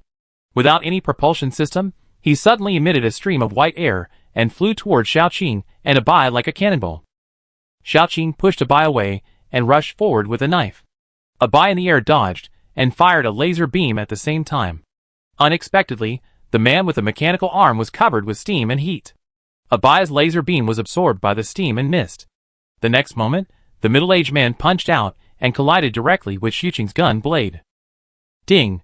Xiaoqing blocked with her sword. The power armor's thrusters sprang into the air to help absorb the force. Immediately, she used the grappling hook to spin in midair, preparing to strike back. The middle-aged man seemed to notice her movements and sneered. "Flashy." With that, His fist erupted with a frenzy of supernatural energy, a jet of white, high-temperature steam erupting, completely enveloping Xiaoqing, leaving her no room to move. Whoa! Just as he was about to follow up, he suddenly realized that Xiaoqing, whom he had thought was under control, had vanished in his steam. The next moment, a dark figure flashed out from behind. Xiaoqing's gaze was cold as she slashed with her sword, creating an invisible wave of vibration that directly dispelled the middle-aged man's steam. With one strike, a bloody mist erupted. Just as the intelligence suggests, this group is too powerful. Even without lattice evolution, we can hardly contend with them. At that moment, on a distant tall building, a telescope glared. A grim-faced man, chilled and unsettled, was utterly terrified. A voice came from the broken headset. Black Star, Dayo, Old Cat, Zijing, retreat immediately. Don't engage them. It's hard to escape them. A middle-aged man stood beside the gloomy man and said casually, your men have such poor mental preparedness. They're so abnormal in this situation. It's a good thing they haven't crystallized. Otherwise, even without Infinity's intervention you'd be finished. The middle-aged man wore a vest instead of power armor. He had a stubble on his face, and wore a pair of gold sunglasses. He looked a bit out of place among the uniform power armor of the Holy City organization. Gu Zheng's face froze at this. He glanced back at the group of armed Holy City soldiers standing behind him, and said to the middle-aged man with disdain, while this large decoy can't completely block the decoy signal, it will only attract minor trouble. As long as we use it after nightfall, none of them will be able to escape. How could I have known that they would actually bring out the giant ocean god in broad daylight? Should I say they were lucky, or just unlucky? The middle-aged man shook his head speechlessly. Let's retreat. Your men are almost exhausted. The man looked at the middle-aged man and said, aren't you going to take action? Whether it's the Lord's arrangement, we have an obligation and responsibility to fulfill, both for our holy city and for your divine revelation. Humph. The middle-aged man sneered. I done what I should have done. If we could have solved this directly, why would your holy city resort to decoys? Here. He waved his hand. You know we can't win a direct fight. The man's face darkened at this. Let's go, the middle-aged man said leisurely. This island has been surrounded by strange entities. Thanks to the great ocean god, the orbit around the star has been severed on both sides. The swordsman is now stuck. We must leave before dark. Who knows where that thing is hiding now? Buzz, just as the middle-aged man finished speaking, the two men suddenly heard a humming sound from the sky. Looking up, they were startled. A rusty, 10,000-ton ship had suddenly descended from the sky. At the same time, a cold voice suddenly rang out from behind it. I don't know where that thing is hiding, but you probably can't go anywhere. Chapter 423. Ever since Shirji's encounter with the three human ghosts, Lin Xian had sensed something unusual. The mutation caused by the great ocean god had a very wide range. From yesterday until now, they had only encountered members of the Falcon Sea group and the mysterious Holy City organization on the island. He had been prepared for an attack last night, but nothing happened. After interacting with Ryan and his group, Lin Xian realized that the strange entities gathering in the waters near Haiyan Island were likely directly related to him. He had been prepared for this. If the Advent cult attacked Lin Xian after the sword wielder incident, the Phoenix Order would undoubtedly focus on conquering them, as this would likely confirm Yilan and Lin Xian's suspicions that the Dark Civilization's consciousness was using the Advent cult to confront humanity. Thus, Lin Xian was quite concerned about information about the Holy City organization. His drones had deployed surveillance devices in many locations on the island, both for security and to detect any other individuals on the island. After the radiation-laden storm passed, reconnaissance equipment across a large area gradually regained connectivity. Lin Xian, accompanied by Kiki and Shirji, rushed over at high speed. En route, they learned from Monica and Ning Jing that this group was indeed from the Holy City organization. During their evacuation, they were captured by Monica's psychic abilities, leading to a clash. Then, they were attacked by Ning Jing and Qian Deli's team, and the battle unfolded in earnest. Judging from their hasty retreat, the giant ocean god's appearance seemed to have caught the Holy City organization by surprise. However, Lin Xian now realized that the floating islands, underwater monsters, and the migrating giant starfish or other bizarre entities were likely caused by some kind of human intervention. With the orbit around the star paralyzed, if they allowed this group to escape, they would be trapped on this island, facing a passive attack. Therefore, Lin Xian used his drone swarm and Shirji's sensory perception to remotely locate their location and immediately attacked with swift force. Boom! Lin Xian launched a massive ship, a massive 10,000-ton vessel, from the sky, giving the other party no chance to react. Shiori had already warned him that the two men's psychic powers were extremely high. Thinking of Vanessa, whose power had doubled after crystallization, Lin Xian couldn't afford to be careless. If the other party had psychics exceeding 10,000, they would be a real challenge. What? The man, sensing an oppressive shadow, looked up, his expression suddenly changed, and he shouted coldly, "Disperse!" Instantly, the men behind him all activated their power armors to full power, preparing to eject. However, after only half a meter, they were forcibly dragged back by an invisible telekinesis. A middle-aged man nearby frowned at this scene, turning back and whispering to the leading man, "I retreat first. You guys finish up." With that, a strange silver pocket watch suddenly appeared in his hand. As soon as he took it out, a powerful dark invasion force and a strange gravitational field erupted. Lin Xian immediately reacted, "Forbidden item. Kiki, grab him." Alright. Kiki soared from the street below, suppressing several others, while using telekinesis to restrain the middle-aged man. However, the middle-aged man's expression turned solemn at Kiki's telekinesis, and the pocket watch in his hand suddenly flickered open. The next moment, he vanished like a transparent ripple. Disappeared? Kiki was startled. Lin Xian's voice echoed from behind, "Be careful." The leading man, clad in dark gold power armor, erupted in a burst of dark red energy, charging directly towards Kiki. Whoosh!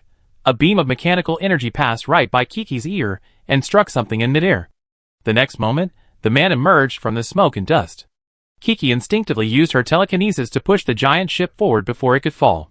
Suddenly, a massive ship, obscuring the sky and the sun, roared down, instantly engulfing the group. Its bulbous bow crushed the rooftop and upper floors of the building. Then, with a mighty metallic whine, the entire building began to collapse, sending clouds of dust billowing everywhere. Lin Xian watched as one of the two leaders broke free from Kiki's telekinesis and vanished, while the other was pinned down. His expression darkened. He realized the object in the middle-aged man's hand was definitely a forbidden item, capable of vanishing into thin air. Could it have similar properties to his flash bullets?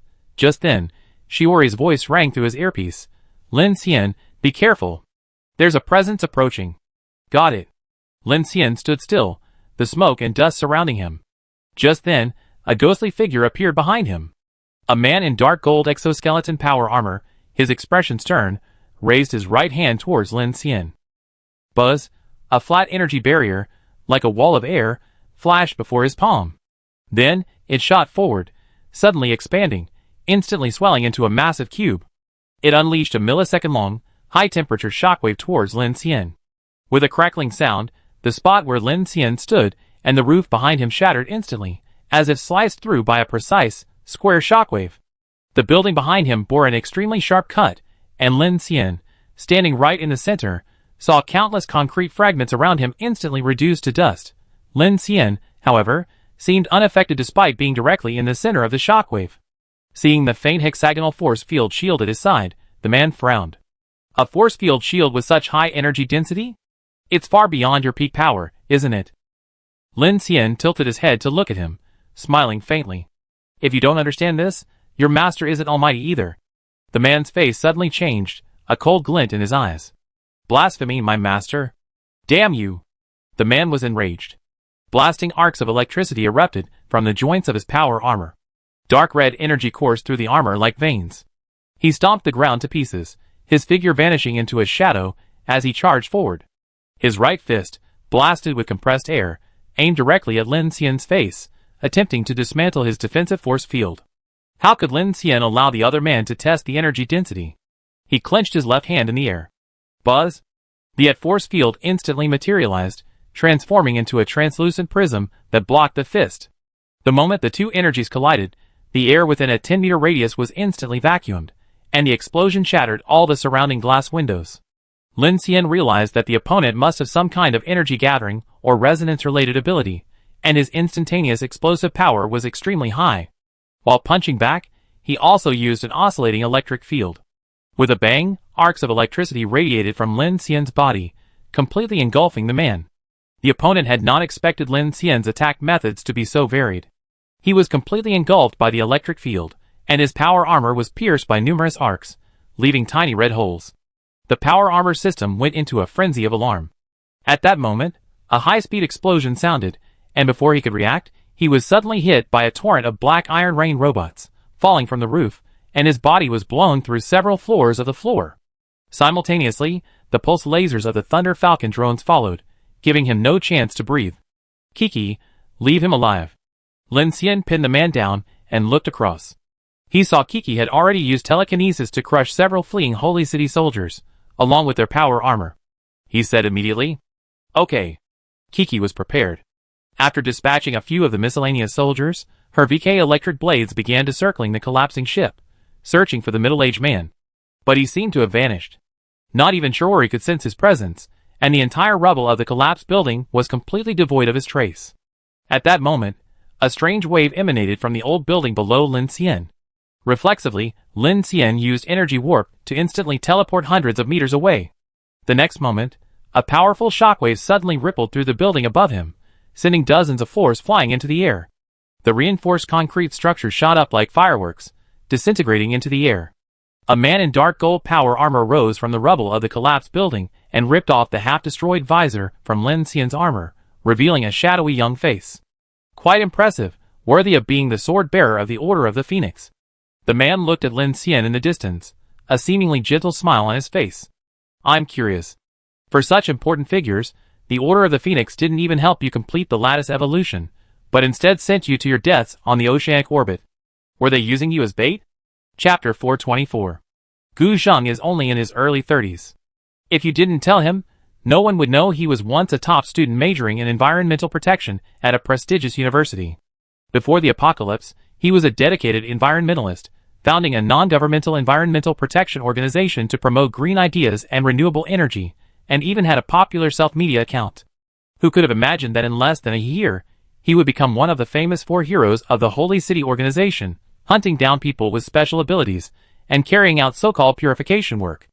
Upon hearing the other party's words, Lin Xian responded, "If you're so confident in crystallization, why are you making such a big move?" Gu Zheng looked at Lin Xian, and suddenly broke into a sneer. "Ha ha, brother, you don't really think you're so important, some kind of savior, do you?" He stopped smiling, and said to Lin Xian in a playful tone, "I have some sympathy for you. You, the Order of the Phoenix, and those survivor organizations. You know nothing about the Star Abyss, about darkness, about the future. One day you will realize that your weapons, your resistance to the supernatural powers that humanity has acquired, are meaningless to the master civilization." Lin Xian frowned at this, but he didn't show it beneath his power armor. Instead, he responded coldly, "Your actions make your argument sound unconvincing." "Really?" Gu Zheng's smile faded, his expression becoming serious and sharp. A concentrated resonant wave appeared in his palm, and he spoke in a tone that sounded like he was talking to himself. "Well, dying with hope is 1,000 times better than deceiving yourself and letting your faith crumble in the face of despair." Lin Xian. At this moment, Kiki also flew over, and the two of them surrounded Gu Zheng in a pincer attack. Kiki noticed the fluctuations of Gu Zheng's supernatural power, and warned Lin Xian, "Be careful. This guy has a peak fluctuation of at least 8,000. If he's fully crystallized, it might be 16,000. Do you want to capture him alive?" Lin Xian looked at Gu Zheng, his expression slightly narrowed. In the distance, on another battlefield, Monica, Ning Jing, and Qian Deli's team were engaged in a fierce battle. Several of the enemy's masters were crystallized warriors, making them difficult to deal with. Now that darkness was approaching, the power of the enemy's crystallization was constantly attracting a large number of strange entities. Lin Xian had to make a quick decision, and find the one who had escaped, otherwise they would be in trouble after dark. Ha, wishful thinking. Gu Zheng's eyes lit up with a powerful supernatural light, and he floated into the air, radiating a large number of square shockwaves from his body, looking extremely eerie. Buzz, an extremely powerful peak of supernatural power continuously climbed from his body, gradually expanding to an astonishing degree.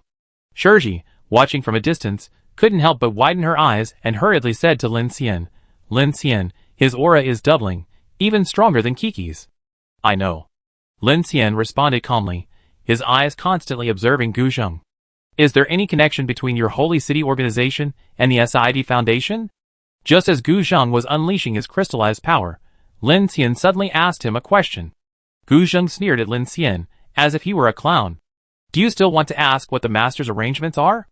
Lin Xian nodded and responded seriously, "Who is this master you're talking about?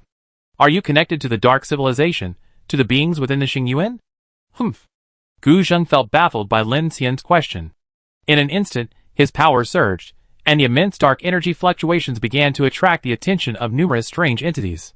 For a moment, the sky around the block seemed to dim, and countless eerie roars began to rise. Humanity's swordsmen are such fools. It would be a shame if they weren't annihilated. Gu Zheng shook his head, shouted coldly, and vanished from his position at an astonishing speed barely identifiable with the naked eye. A massive gust of air erupted from the ruins, and before the roar of the gust of air had died down, he had appeared before Lin Xian, his hand raised to his face. "Goodbye, sword-bearer. Go down and ask the master." "Oh no, the master's civilization has no religious theory. You won't have another chance." With that, the shockwaves in his palm instantly expanded dozens of times, transforming into a dark purple, transparent square wall of air that completely enveloped Lin Xian. A destructive force erupted. At this moment, Lin Xian's gaze remained fixed on Gu Zheng's face, and he demanded loudly, "So you have indeed come into contact with the dark civilization, right? You are communicating with darkness?" "Idiot!" Gu Zheng's eyes flushed blood, and he unleashed a destructive supernatural power blast. Boom! The square impact zone created by his shockwaves created a vast vacuum in the air. The immense recoil generated an explosive wave of air that spread out over a radius of several kilometers.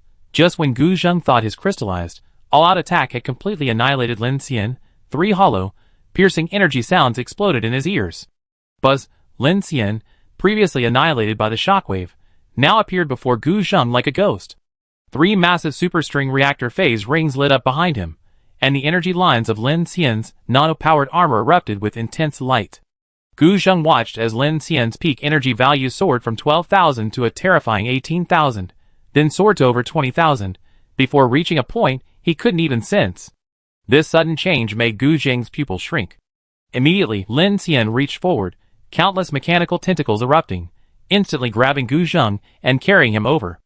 A mechanical energy cannon pierced his heart, and then, with incredible speed, Lin Xian pressed a strange device against Gu Zheng's head.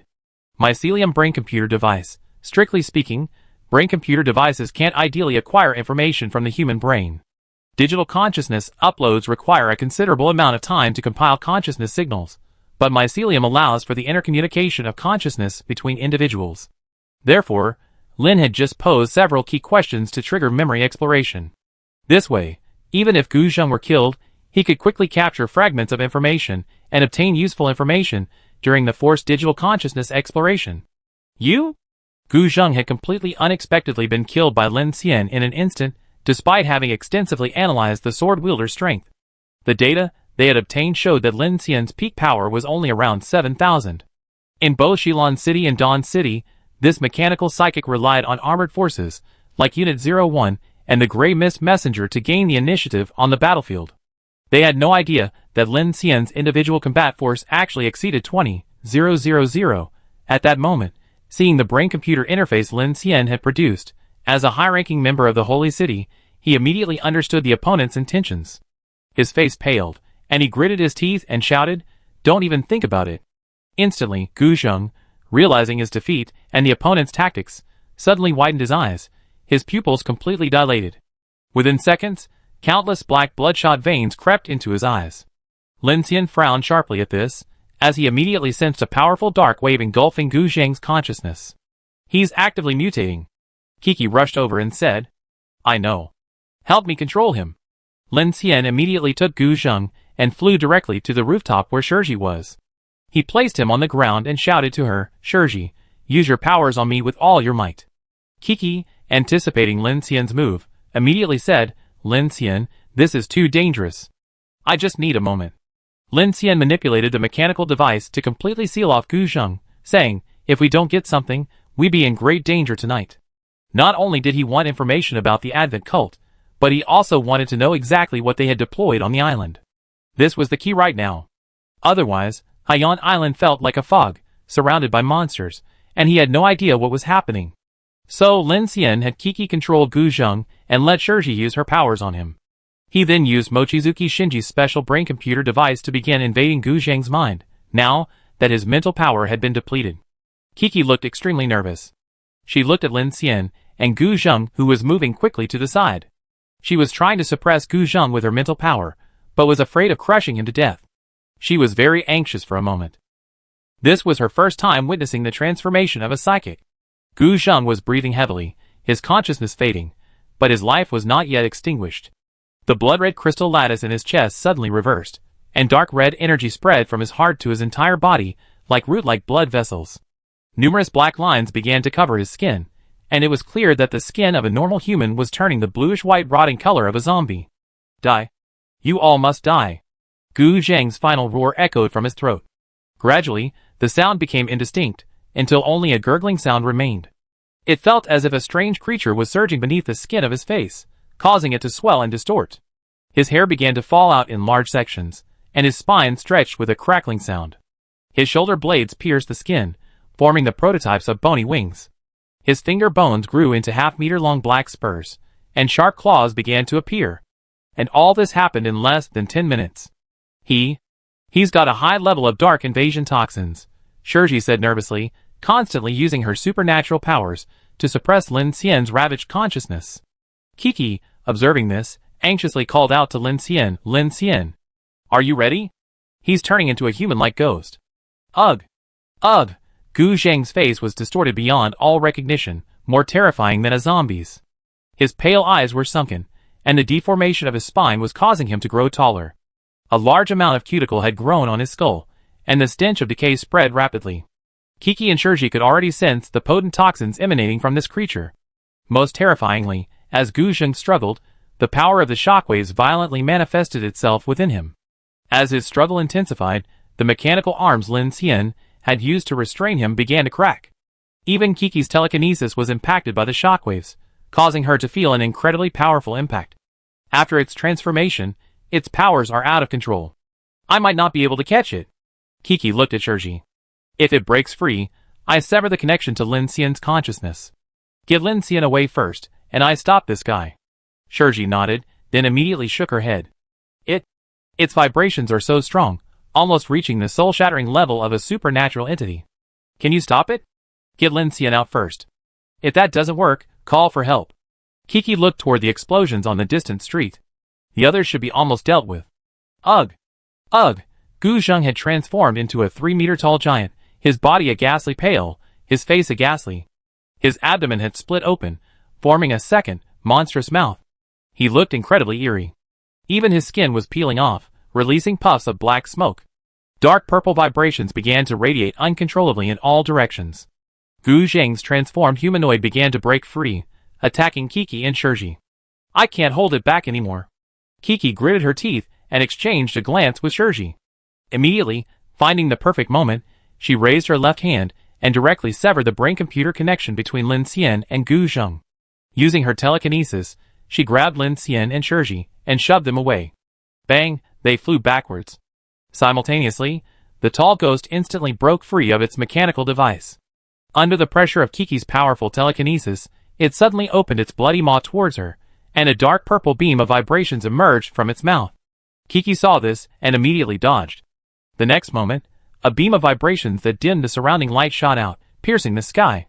The massive shockwaves swept away the low-lying clouds, and the resulting gust of wind shattered the windows of every building in the entire block. Boom! Wow, that's powerful. Kiki narrowly dodged, unable to resist a groan. If she'd been hit by that blow, even in Lin Xian's custom-made power armor, her telekinetic shield would have been instantly pierced. This crystallized mutant, after its transformation, was even more terrifying than a monster. Kiki seized the opportunity before the man could rise, suppressing him with one hand with her telekinesis while manipulating her VK electric blades like a torrent, piercing the man element like 1,000 arrows. Swish! The torrent of metal, like a torrential downpour, suffused with Kiki's powerful telekinesis, pierced through at super high speed. The man element, sensing the threat, lay on the rooftop, opening its mouth and a second maw on its abdomen. Square ripples of vibration rose and expanded, forming a force field shield in front of it, completely blocking Kiki's torrent of electric blades. Seeing this, Kiki let out a cold shout and, with a flick of her fingertips, attempted to use telekinesis to snap the ghost's neck. With a snap, the ghost's neck instantly flipped 180 degrees. However, the ghost simply braced itself against the ground, not only surviving but also attempting to force itself to rise. At this moment, Kiki finally felt the pressure of a peak power far exceeding her own. This was the first time, aside from those large, unnatural entities, that she had been unable to suppress a ghost with telekinesis. Unconvinced, she raised both hands and pressed, exerting all her strength to push it back. However, the ghost had already sensed her position, and several flesh tentacles appeared from nowhere. They all lit up with tiny vibration ripples, and instantly fired laser-like impact beams at Kiki. Kiki was startled, having not expected the monster to resort to such tactics. She tried to dodge, but a blast pierced her power armor shoulder blade, causing her to feel the pain and her telekinesis to lose control. The figure immediately broke free, swiftly disappearing into the ruins of a building in a cloud of dust. Kiki immediately rushed to look for it. Her shoulder seemed only scratched, fortunately not seriously, but she felt a strong sense of threat. "Where have you been? Damn it! If only I had lattice evolution, I wouldn't be afraid of you, a monster." Buzz, just as Kiki was rapidly following, she keenly detected an extremely dangerous supernatural wave. Quickly reacting, Kiki used telekinesis to counter-propel herself in midair, launching herself outward like a cannonball. Swoosh! The next instant, a massive blast beam, as thick as a bucket, shot out from a low building below. Its power was so immense that it scorched the air, piercing directly into the spot where Kiki had been standing. "I found you!" Kiki zeroed in on the source of the blast beam and directed a torrent of electric energy towards it. Suddenly, her expression changed, sensing something unusual. She turned and, with a swift, glimpse movement, snatched up the figure that had mysteriously appeared behind her, preparing to unleash the blast.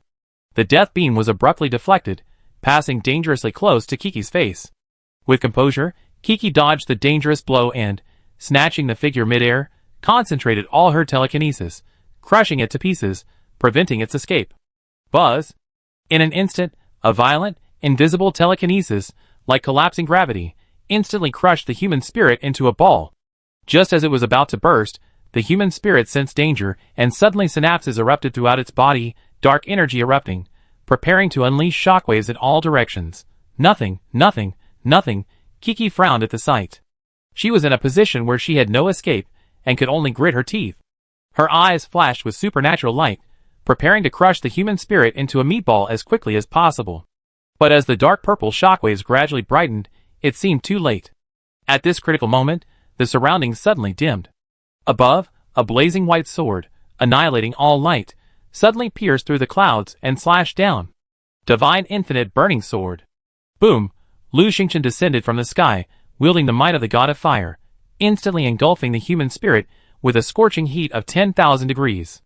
"Who is this evil spirit? Why don't you just submit to my slaughter?" Brother was Infinity Ring spun at high speed, his supernatural power peaking to its peak, shattering the shockwaves of the human ghost. At that moment, a ghostly figure shot out of the air and fled. This human ghost seemed to have consciousness. After being injured by Kiki and Brother Hua, it actually tried to escape. Strange, a human ghost would actually run away? Brother Hua, sheathing his burning flame sword, landed beside Kiki, unable to help but wonder.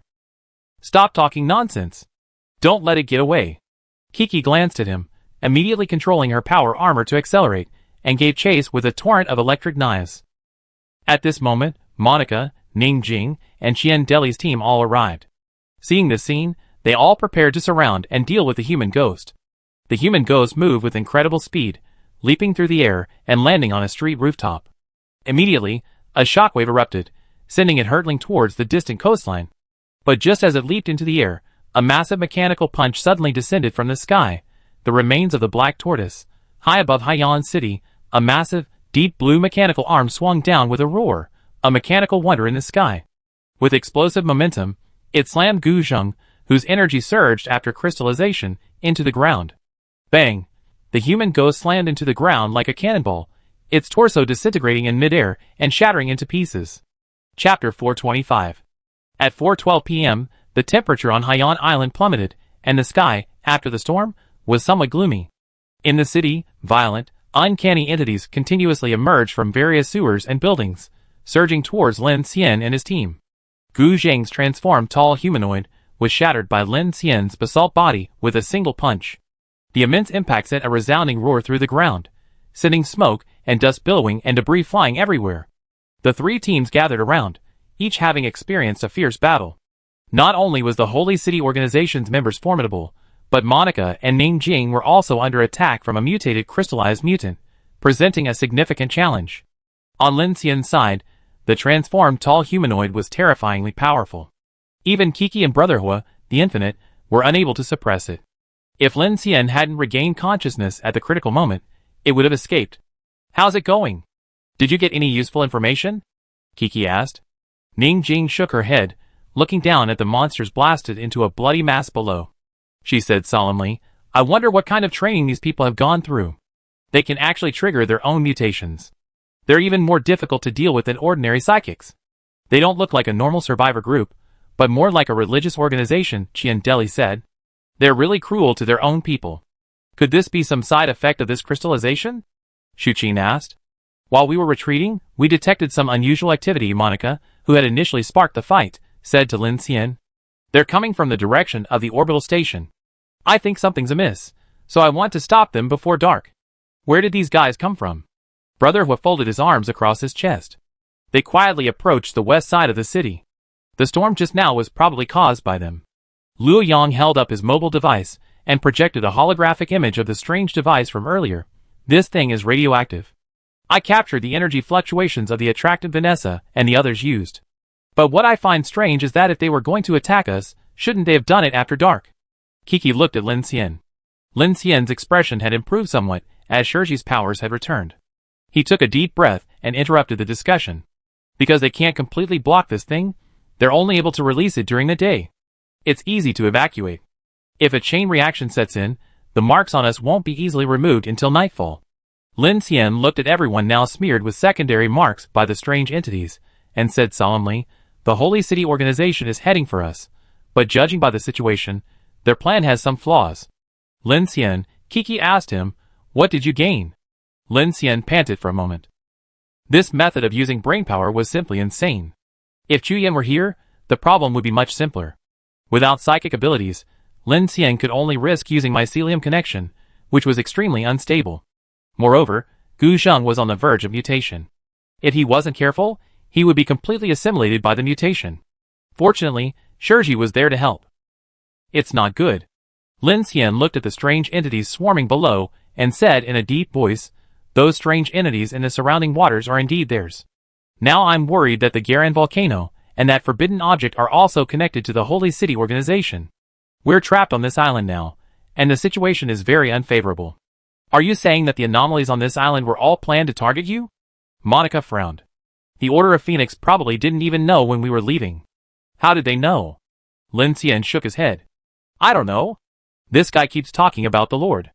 I suspect they may have had long-term contact with the Dark Civilization, and my mind has been intimidated by the darkness, so I have a feeling that the big guy just now might have known of my existence." "Do you think the Dark Civilization ordered the Adventists to kill you?" Kiki's face darkened. But why did they use the attractant? And why did that giant ocean god suddenly run away?" "He didn't run away." Lin Xian looked up at the gloomy sky. "I have a feeling that thing is either in the surrounding seas, or perhaps it's in the atmosphere above the clouds, but for some unknown reason, it suddenly died down. That's trouble." Qian Deli took off his mask and couldn't help but spit. "The orbit around the star is broken. Neither the air nor the waterways are accessible. Aren't we trapped here?" "Trapped?" Monica replied calmly. "You're worrying too much. What's going to happen next night is an unknown for us. We spotted quite a few giant, strange flying objects along the eastern coast. At first glance, they're at least exceptional level." Ning Jing relayed her findings to Lin Xian. "And they're all in large groups. If they surround the island, we'd be hard-pressed." "Ah! We've seen quite a few too, all huge monsters." Sasha groaned. "Why are they all surrounding us? What the hell are they doing?" "Captain Lin," Shu Qin addressed Lin Xian. At this moment, everyone's eyes turned to him. "There are more secrets on this island." Lin Xian removed his power armor visor and pressed a hand between his brows, straining to capture the chaotic fragments of his consciousness. Gu Zheng's mind was filled with the endless subjugation of the Adventists, and the madness of the shattered human worldview. He tried his best to capture something, but all he could hear was a roar of alienation. Among those fragments, the only useful thing he captured was a scene of a dim underground tunnel filled with corpses and wastewater. In a bright hall, hundreds of people stood reverently in several solemn formations. Atop a high platform, a vague figure seemed to be saying something, while those below raised their fists and cheered. Then came the muffled roar of thunder, gunfire, the claustrophobic sounds of deep water, and the faces of countless strange monsters. The most profound image Lin Xian captured was of a room filled with people. In the foreground stood a blue ball of light, like a hologram, yet also like some kind of physical object, emitting a faint blue glow. Gazing into this blue light, he suddenly took in numerous three-dimensional images, somewhat expressing a certain stance, a certain philosophy, a certain history. How to solve poverty and hunger with synthetic food. How to abolish the five senses, gender, and pain, and break the biological reproductive isolation, freeing life from disease, merging consciousness, and advancing to a higher form of life. No divisions, no lies, no pain. When all living things lose their consciousness, and humans become perfect beings without wisdom, pain, or individual differences, the blue planet will become a mindless eternal paradise, where they share happiness through mutual predation and the fusion of ganglia. Excessive size will lead to division and reproduction. The evolution of civilization requires the iteration of life and the awakening of consciousness. Only a civilization without social structure or conflict can achieve a higher form of social life, where all desires can be shared and all suffering can be eliminated. The melody echoed in Lin Xian's ears like a resounding bell. The message conveyed by the blue ball of light was even more terrifying than the imprint of thought. None of the fragments of neural consciousness Lin Xian had captured had such clarity, allowing him to hear those voices as if he were there himself. What eternal paradise! What fusion nerves! This doesn't sound like the will of the Adventists, but more like the indoctrination of another civilization. Swish! More and more strange entities emerged from the streets below. Some surrounded them, while many were actually charging towards the infinity, seemingly affected by the residual attractant released by the Holy City organization. Shu Qin's face paled as she watched. Oh no! They're starting to converge on the infinity. There's danger over there. Captain Lin. Lin Xian, recovering from his chaotic tangle of consciousness, was covered in cold sweat. He constantly tuned out the lewd music and focused on the scene in the underground tunnel. He immediately said to everyone, Qian Deli, Queen Mo, lead the team back to the infinity and move the train to the underground tracks of Binhai University. Find a location to set up defenses. Make sure to clear the mark before dark. Okay, Qian Deli nodded in agreement. Monica looked at Lin Xian. What about you? There are still quite a few people on the island.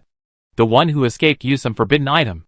It might be connected to what Ryan and the others said could control the Garan volcano. Sister Ning, Xiaoqing, and Brother Baihua, come with me. I think they might be in some sewage system. We have to find them. Ning Jing frowned. Are you worried they're planning to detonate Mount Garan? Lin Xian shook his head. It's not that simple, but they must have a hiding place. And if something happens here, how will they get out? Oh, that's right. If the people from the Holy City were still on the island, there should still be a chance to stop them. Kiki finally understood. Brother Hua clasped his hands together. All right, these clueless cowards dared to plot against us. We must burn them all to ashes. Watching the darkening sky and the monsters swarming the streets, Lin Xian knew the situation was becoming dangerous. He immediately ordered Monica and Qian Deli's team to retreat. Meanwhile, he tracked down several of the Holy City's transport vehicles. Sure enough, one of the individual aircraft had a navigational path pointing directly to a floating prison off the southeastern coast of Haiyan Island. Right here, hurry! Lin Xian had a feeling that the middle-aged man possessing the forbidden object might be a serious problem. It was almost dark, and he couldn't just sit there and wait for someone to offer him a gift. He had to take the initiative. He reasoned that this group had attracted so many strange entities. If they could remain unscathed, it meant they likely had some way to avoid danger. Okay, let's go! Lin Xian and Ning Jing led their men directly southeast, increasing their speed to maximum. Based on the time it took for darkness yesterday, they only had about an hour left. Haiyan Prison wasn't located on the main island of Haiyan. Because it was a tourist destination, the prison was built on a small island about 30 nautical miles southeast of Haiyan. In the southeastern waters of Haiyan Island, a gray-black concrete building stood alone on the island, resembling the rotting skeleton of a giant beast. The barbed wire surrounding the prison had long since rusted and broken, twisting and sagging as if torn apart by some immense force. The entire prison was enclosed by high walls, resembling a massive reinforced concrete fortress. As soon as Lin Xian, Kiki, Ning Jing, and the others approached, they immediately noticed something was amiss.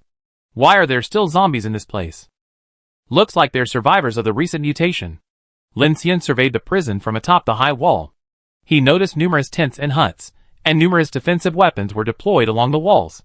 The area within the walls resembled a natural shelter, even planted with abundant greenery. It seemed the survivors from Haiyan Island had gathered here, creating a sturdy shelter. But now, within this prison shelter, only countless wandering zombies remained. A deathly silence reigned, and a dark red, bloody mess spread throughout, as if to remind everyone that the tragedy here hadn't lasted long. Ning Jing said gravely, "What a shame. I wonder what happened to them. This looks like a pretty good safe zone. Be careful. Those Holy City Organization members might be here." Lin Xian activated the mechanical scanner. "Search for any entrances to the underground fortifications. They can't have so many vehicles sitting out there. Over there." A Bai pointed directly to a square deep within the prison, fenced off with barbed wire. A row of large gates stood on one side of the building. There was a strong surge and soul drain there. "Let's go!" Lin Xian immediately set off, turning back to Kiki and Xiaoqing and gesturing, "Protected by Shiori." "Okay." Swish. Lin Xian and his men descended from the sky. He summoned hundreds of Thunder Falcon drones, rapidly firing silent pulse beams, mowing down the zombies in droves, completely clearing the area. They then quickly headed towards the gates. Lin Xian scanned the area and discovered that the gate had been reinforced. He raised his hand and swallowed it. The metal prison door had already collapsed, revealing a deep corridor within. This was the storage area of the prison. Entering through the corridor, it was damp and dark, filled with a foul odor. Further down, a large hole had collapsed in the basement used to store miscellaneous items. The sound of dripping water echoed in the empty space. Lin Xian operated the drone, turned on the lights, and peered downwards. He immediately discovered a large pipe underneath. However, contrary to expectations, this wasn't just a sewage pipe. Judging by its size, it looked more like a tsunami discharge pipe. There's only one prison on this island. Why would they have such a large discharge pipe? Ning Jing, sensing something was amiss, said. Xu Qin, standing nearby, said, "It might be some kind of military facility. It looks quite old." "Lin Xian, are we going down here?" Kiki asked. Before Lin Xian could say anything, he suddenly heard footsteps echoing from the pipe below. It was like the sound of leather shoes hitting the floor, a sound that seemed incredibly eerie in this dilapidated environment. Just when Lin Xian thought someone was coming out, he saw a pair of strangely severed feet. Chapter 426. Boom! With a resounding crash, a heavy black train burst from the rubble of the collapsed Haiyan West Railway Station. Simultaneously, 311-30 and 3 G3 electromagnetic railguns, each equipped with armored shields, opened fire simultaneously, crushing the surrounding red bone and other strange entities. Then, with furious force, the train entered the city tracks, heading toward the city center. Having left the main track, the Infinity resumed its rail-borne propulsion. The train, weighing over 1,000 tons, rolled over the tracks, sparks flying from its wheels, and a humming of steel. High in the sky, Sasha piloted the Flying Peach, bombing its way through, flames erupting along the trackside and smoke billowing into the air. The blast-proof door of train car number 5 opened. Inside the building, Lu Cheng, Xu Qin, and Luo Yang, clad in power armor, drew their weapons and unleashed their full fire on the pursuing strange entities on both sides of the railway. Ryanosuk soared above the train's roof, wielding powerful telekinetic waves to suppress any monsters blocking the train's path. 5:23 p.m. Less than 50 minutes left. Our current markings are persistent and can't be completely eliminated. In the cockpit, Chen Sichuan observed the battle outside the window and solemnly shouted into the communicator, "Before we go underground, we need a major cleanup. By the way, can we use 100,000 silver dragons?" Qian Deli's voice came over. As soon as he finished speaking, Ding Junyi, who was working in Carriage 3, responded directly, "No, the new buds haven't spawned yet." "What should we do then?" "These monsters. Although there aren't many, they seem endless." Sasha, piloting the mecha bomber, said nervously from the air, watching strange figures constantly appear on the streets and buildings in all directions. "We can use the same method we used in the snowfields." Chen Sichuan said over the airwaves, "I saw there's an interchange between freight and subway stations just before University Town Station. We can stop there and find the right opportunity to take them out all at once." Swoosh. At the rear of the train, Monica, commanding the rear, repelled several monsters with a few whistling sword strikes. Their green biofields flickered constantly, and even the orbital electromagnetic cannon couldn't penetrate them completely. Multiple concentrated fire was needed to eliminate them. Monica then said, "These aren't snow monsters. With so many of them, we're not sure we can eliminate them quickly." "That's right, these guys' defenses are truly insane. They can actually withstand a heavy machine gun sweep. Lu Chong said in disbelief. Shu Qin and the building combined their efforts to focus fire on a split-tailed man. A high explosive round blew it up, sending its defensive field flickering.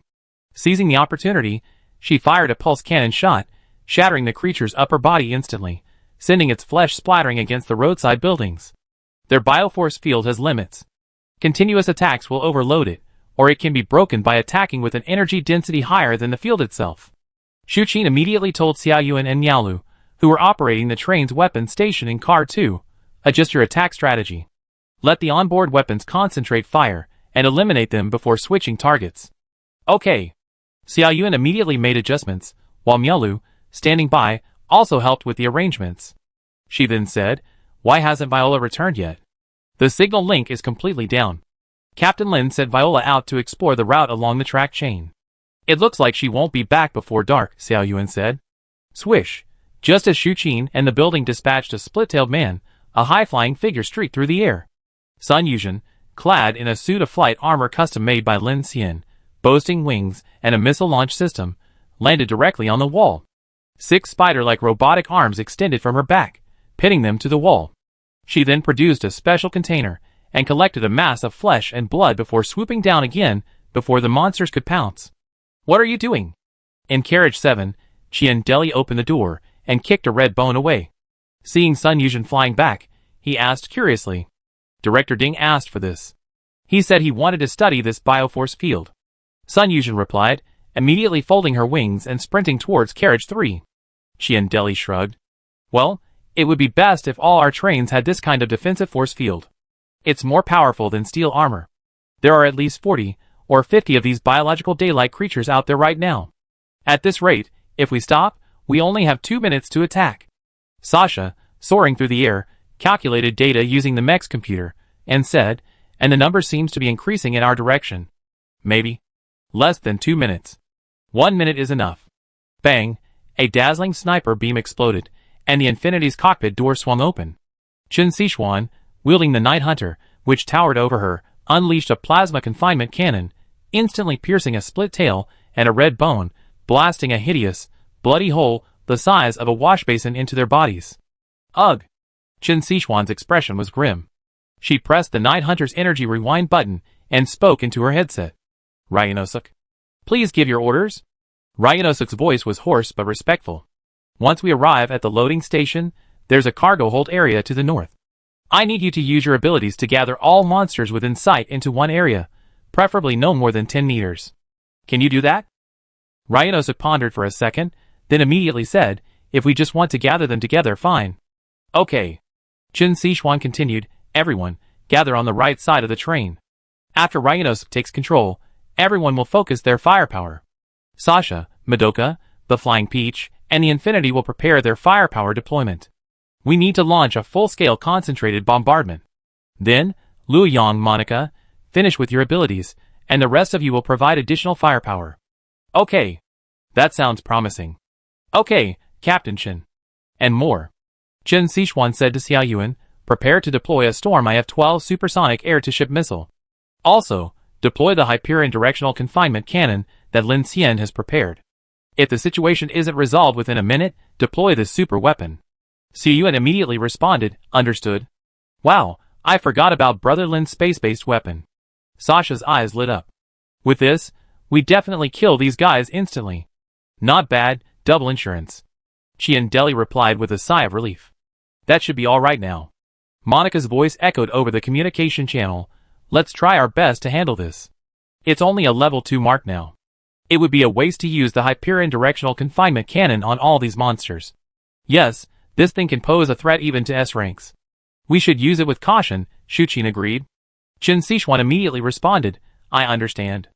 That's why it's a backup plan. We be arriving at the loading station soon. Everyone, brace yourself. We must crush them with one strike and wipe out the Dark Mark. Okay. Everyone responded in unison. The heavy train roared along the main line, its steel trembling. The Infinity's brand new armor was already covered in the sticky blood of the strange creatures. The 1,130mm close and weapons system and the electromagnetic railgun on the roof alternated fire, the blazing barrage tearing through the air, focusing fire on the incoming red bone and split tail, but the frequency had been reduced.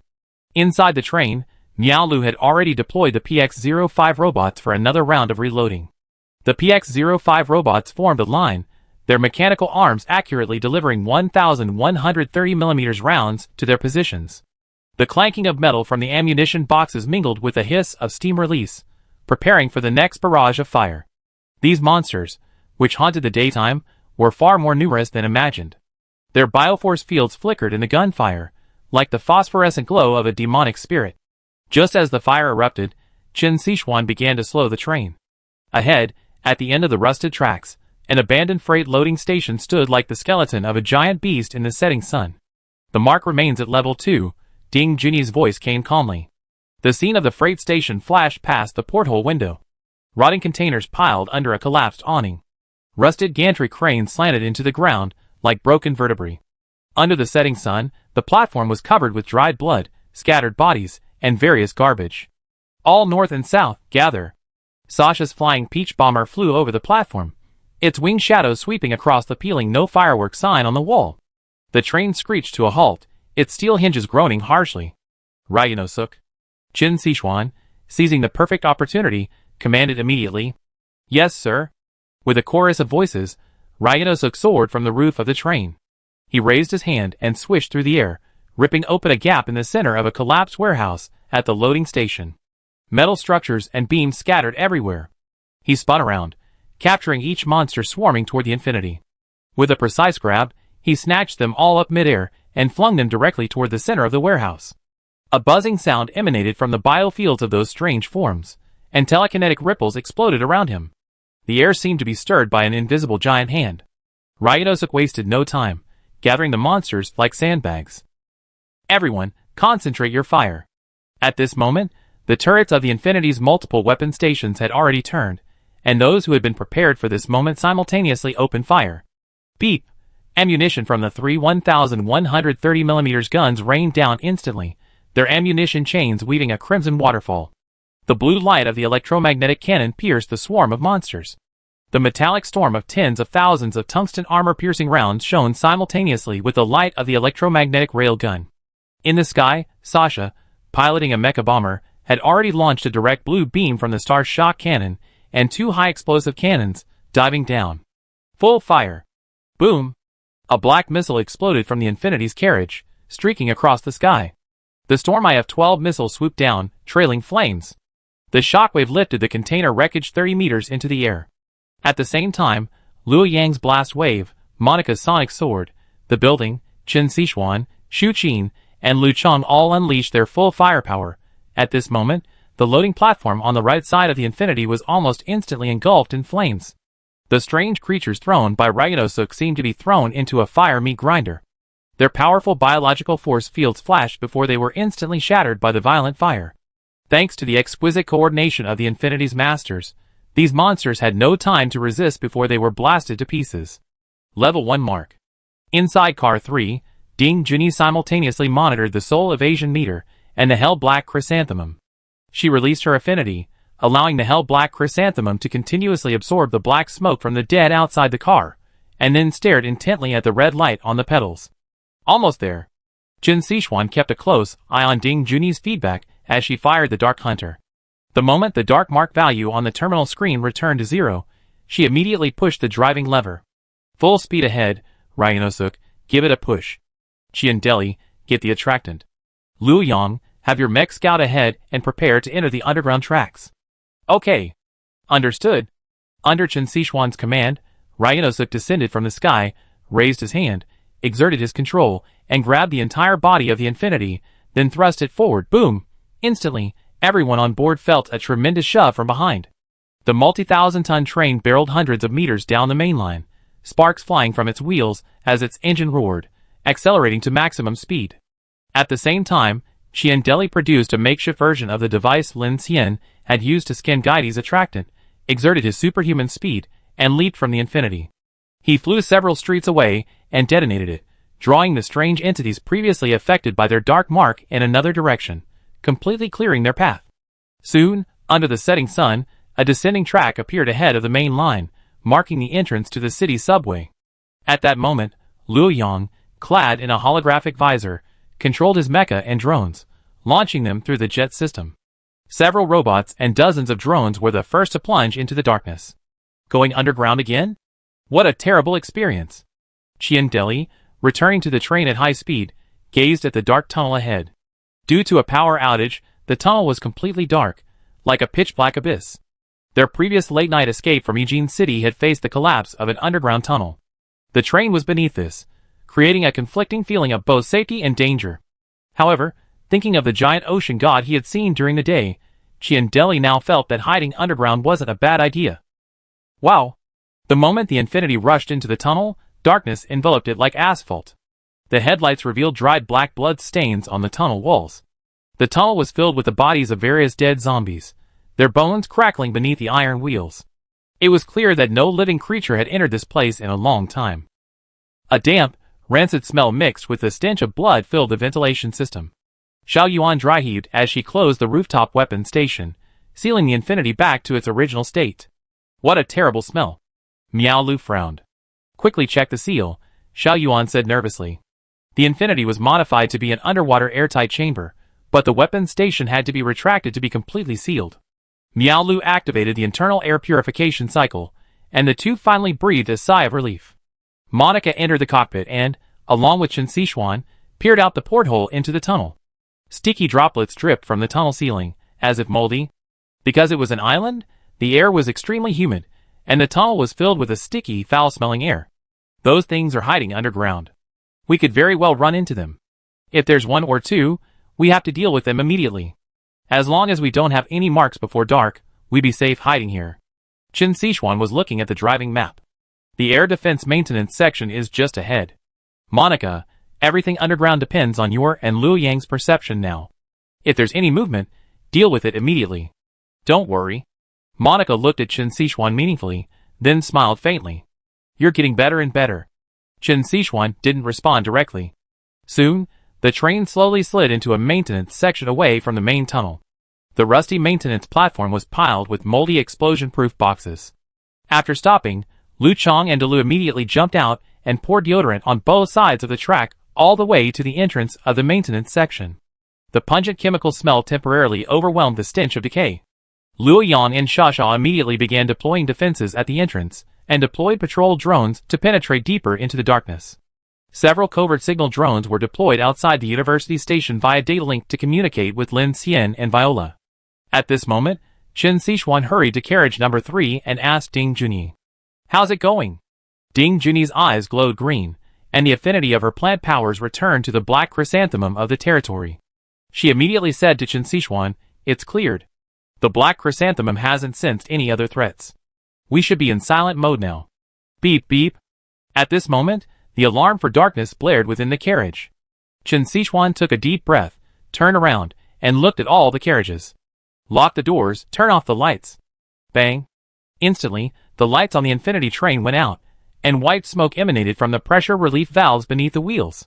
As the engines died, the heavy train vanished perfectly into darkness. Outside the maintenance section, deep beneath the main track at both ends, eerie noises emanated, sometimes distant, sometimes near, and the cold rails occasionally trembled. On the ground, the signal base station deployed by Luo Yang flickered a faint green light amidst the ruins. 6:12 p.m. A mysterious light flashed across the sky, and darkness descended. Chapter 427. Darkness engulfed the entire city like a tide, waves surging along the coastline, undercurrents surging. The Infinity train sat quietly in the maintenance section of the Civil Air Defense Facility, its engine shut off, its lights dimmed. Everyone on board was carefully hushing their breathing. Inside, only the faint red light on the dashboard occasionally flickered, illuminating the tense faces of those in each compartment. Even Ding Junyi stopped what she was doing, stood still with her hands in her pockets, awaiting the darkness's response. This moment is often the most dangerous. Chen Sichuan stood at the cockpit's observation window, peering through her night vision goggles into the depths of the tunnel, where the main track led. Something's coming. Monica activated her sonic abilities, keenly detecting the eerie sounds coming from deep within the tracks. Chen Sichuan's eyes narrowed. Her evolved senses had greatly enhanced her sensitivity to sound. While not as extreme as Monica's, she could still hear numerous rustling sounds approaching from afar.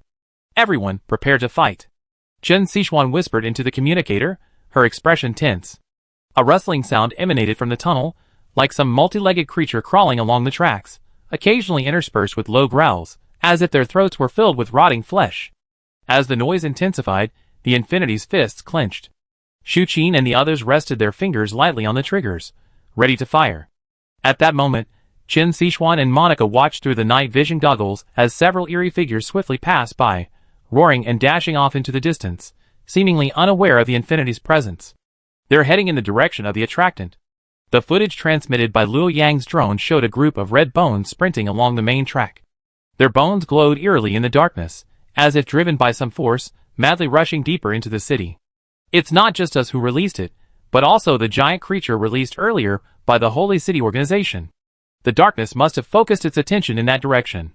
Xiandeli analyzed. How strange. These monsters, are they fleeing?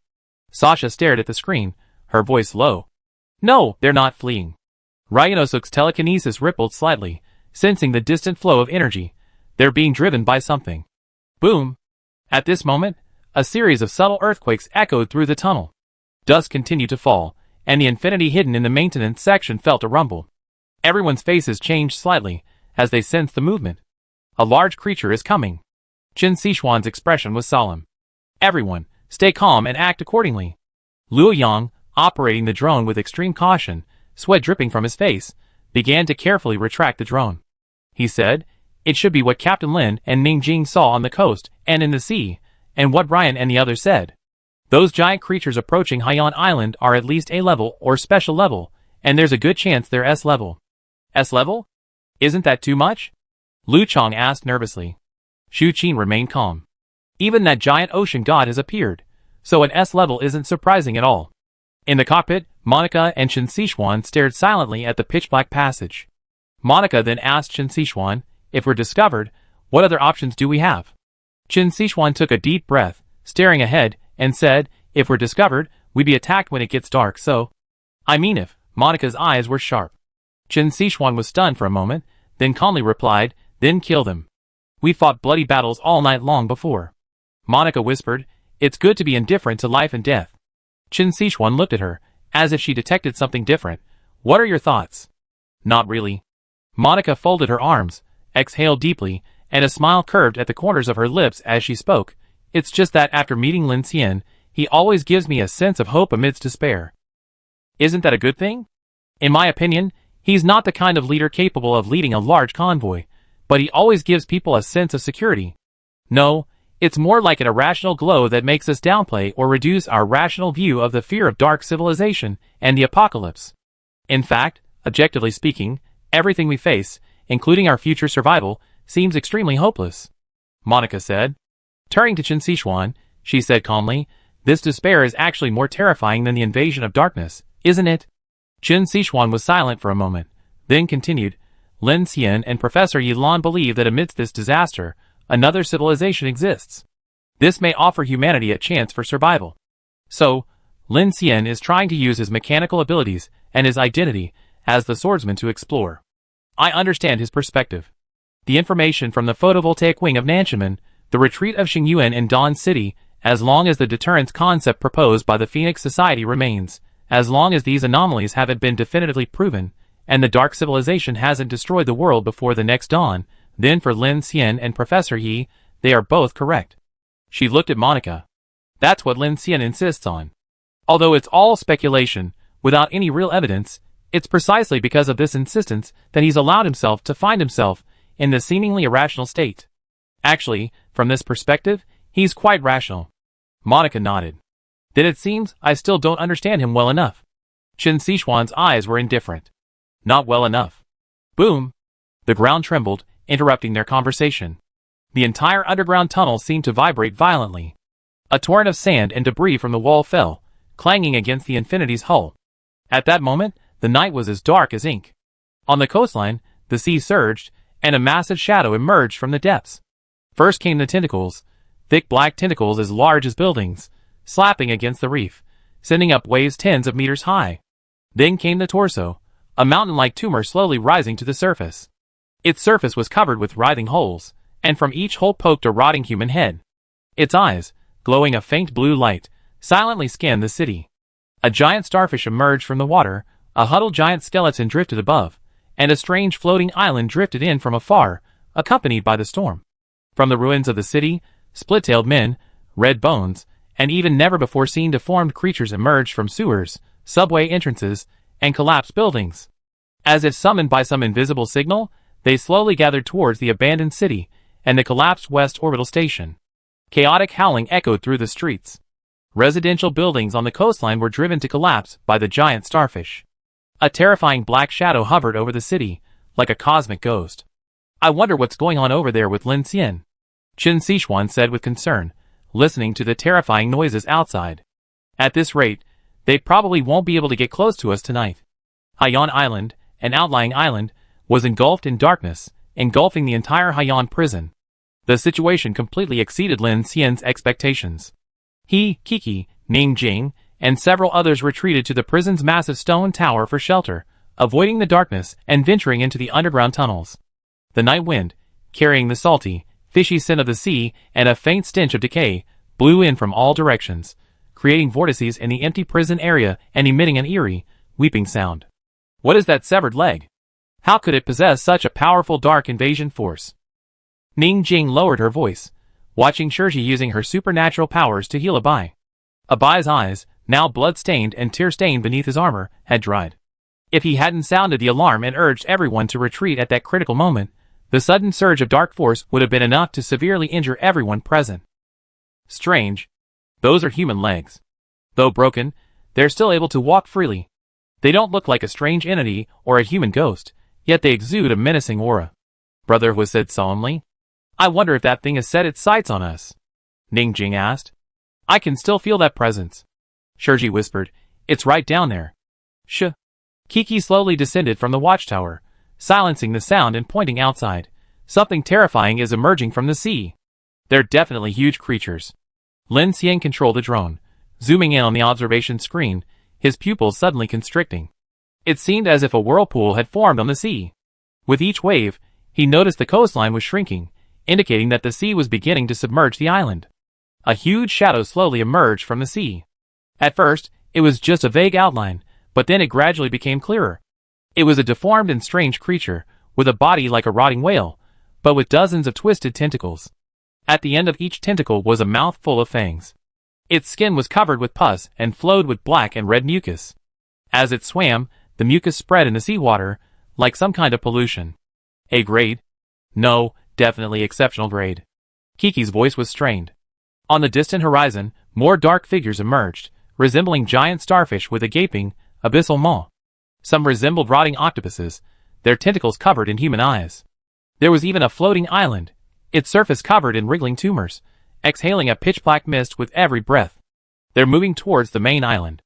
Ning Jing's voice was cold.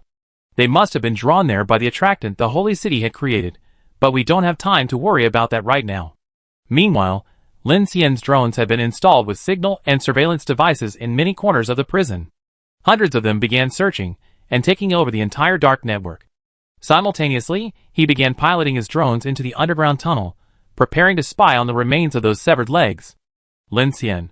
Kiki leaned over and asked solemnly, "Could it be a parasite like the one we encountered in Human Town?" "I thought so too, but it's too strange." "Luckily, we didn't go down directly," Lin Xian said. Ning Jing stood by the tower window, and she and Xiaoqing were observing the situation outside, keeping watch for the team. Inside the tower, only the signal light of Lin Xian's drone was flashing, otherwise, everything was shrouded in darkness. Lin Xian now turned his attention to the drones, piloting a scout drone into the underground warehouse again. Under the night vision, the pit looked like a black abyss. As Lin Xian surveyed the terrain, his eyes flashed with the image from Gu Zheng's mind. He caught sight of many members of the Holy City organization constantly emerging from this tunnel, and a sudden wave of confusion filled him. How did these people get out? He immediately deployed a small signal transmitter from the drone next to the pit, and then it slowly descended from the pit. The drone made no sound. Lin Xian held his breath as he watched the dark outline of the tunnel. A deep, large drainage pipe stretched as far as the eye could see, visible through the night vision noise. A faint sound from the flight control was heard, and the drone slowly turned. On the other side was a similarly dark tunnel. As the drone descended, Lin Xian noticed nothing unusual. However, before nightfall, they did see a pair of severed legs moving eerily beneath the tunnel. If Abai hadn't alerted them quickly, who knows what might have happened. On the severed legs, Lin Xian seemed to detect a vibration resembling a forbidden object. Thinking of this, he immediately activated a search module on the Scout. It was a special device used to detect forbidden objects that Lin Xian had seized from the Holy Revelation member named Lao Gui in Silent City. He had later modified it onto this specialized reconnaissance drone, specifically for the purpose of searching for forbidden objects. At that moment, strange noises suddenly appeared on Lin Xian's observation window, accompanied by signals stuttering and flickering. Lin Xian immediately sensed something was amiss. The view ahead remained pitch black and empty. He frowned and began to rotate the drone again. Perhaps due to the signal anomaly, the drone jerked as it rotated. The fragmented image began to shift to the rear, and then, without warning, a dark figure appeared. It was a tangle of black worms, resembling a long snake. Its immense size almost filled the entire pit. Its eerie appearance in the drone's imagery made Lin Xian's gaze suddenly narrow. Looking down, he was struck by the sight of the pair of severed human legs, completely torn from the knees. From the pale, rotting tissue of the legs, a dense swarm of black worms sprouted, enveloping the entire tunnel. Lin Xian's brow furrowed, and he couldn't help but gasp, realizing that what they had seen earlier wasn't just a pair of severed legs, but a massive tunnel creature. Strangely, aside from the human legs, the main body of this creature was completely invisible. What a close call! If it weren't for Ah Bai's observation, none of Lin Xian's men, armed with their power armor observation and radar systems, would have noticed it. If they hadn't rushed in, they wouldn't have known what had bitten them. It was truly horrifying. Wow! At this moment, the tunnel-bound creature, entangled by countless black worms, surged towards the drone, seemingly devouring it. Lin Xian's frozen footage only revealed countless long snakes slithering across the camera. The next moment, an even more terrifying scene unfolded. Amidst the black worms, a large number of undigested human corpses began to emerge. Some were bare bones, others were broken limbs. Several were still wearing the Holy City Organization's power armor, evidently not having been dead for long. At that moment, the footage abruptly stopped. Lin Xian couldn't tell if the drone was damaged or if the signal had been completely lost. "How's it going?" Kiki asked. "That tunnel should lead somewhere. The Holy City Organization has been here before, but there's an invisible monster blocking the flood discharge pipe," Lin Xian replied. "An invisible monster?" Kiki frowned. "How big is it?" Lin Xian shook his head. "I can't see the whole picture, but that kind of dense darkness is definitely something serious." At this moment, Lin Xian thought of something and said to Kiki, "Kiki, use the information you got from the Federation and check this prison. If this passage is military related, then we should know what the Holy City Organization is doing down there." "Right." Kiki immediately activated her power armor's intelligent computer. The data from her information center had already been imported into it. She quickly retrieved information related to the offshore Haiyan prison and began searching. Not long after, Kiki's surprised voice echoed from a light curtain. "How's it going?" "Lin Xian, you guessed right." Kiki simultaneously displayed a holographic screen, magnifying a secret blueprint. Ning Jing and Hugu, standing nearby, missed it. Ning Jing couldn't help but exclaim in surprise as she took one look. G-085 Nuclear Submarine Underwater Secret Harbor. Chapter 428. A secret underwater nuclear submarine harbor. Lin Xianyuan had never imagined that such a heavyweight military base existed beneath Haiyan prison. No wonder. If it's such a large military base, it wouldn't be surprising if the Holy City people were hiding here and using it as a base. Kiki's face suddenly dawned. Since the Holy City Organization had already prepared to snipe us, how did this place fall? Ning Jing frowned. Or has this base already been destroyed? Very likely, Lin Xian said gravely. But I just checked the zombies in the prison, and it seems none of them belong to the Holy City Organization. This means they haven't been here long, but have only recently appeared. Kiki nodded. Something must have happened here, leading to the fall of this shelter, and the invasion of the strange entity. Brother Hua folded his arms. Then wouldn't our trip have been in vain? Lin Xian's gaze narrowed slightly. At least we have a rough idea of how the group got here, and how they plan to leave. You mean the submarine? Kiki asked. Lin Xian watched the drones deployed to monitor the warehouse sinkhole, ensuring the blackworm monsters hadn't emerged. He then said, but the middle-aged man who used the forbidden item hasn't been found yet. Also, submarines operate in the deep sea, which logically should be more dangerous than the surface.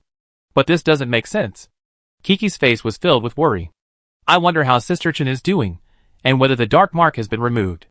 Otherwise, these strange entities drawn here by the holy city might devour our infinity. Lin Xian's expression darkened upon hearing this.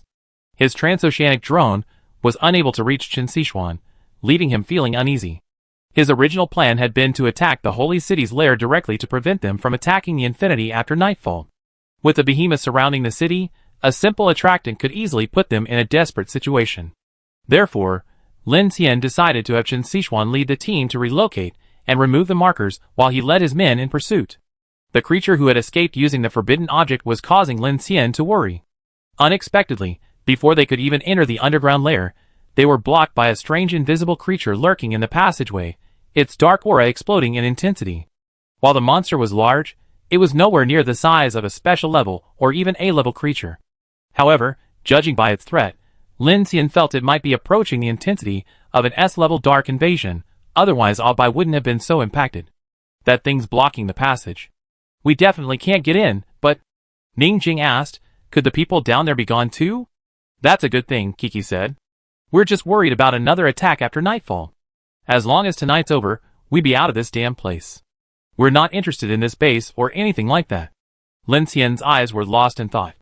A fragment of Gu Zheng's consciousness flashed before his eyes again, giving him a headache. At that moment, he heard the muffled drum-like sound, and suddenly opened his eyes. He said in a deep voice, I was wondering what that sound was. Turns out, it's inside the submarine. Captain Lin? Ning Jing looked at Lin Xian. In addition to the surface team, the Holy City also has a submarine force. Lin Xian frowned, his expression sharp. Strange. The Falcon Sea group doesn't dare to sail freely in dangerous waters, but they can, and they even dare to sneak deep into the sea.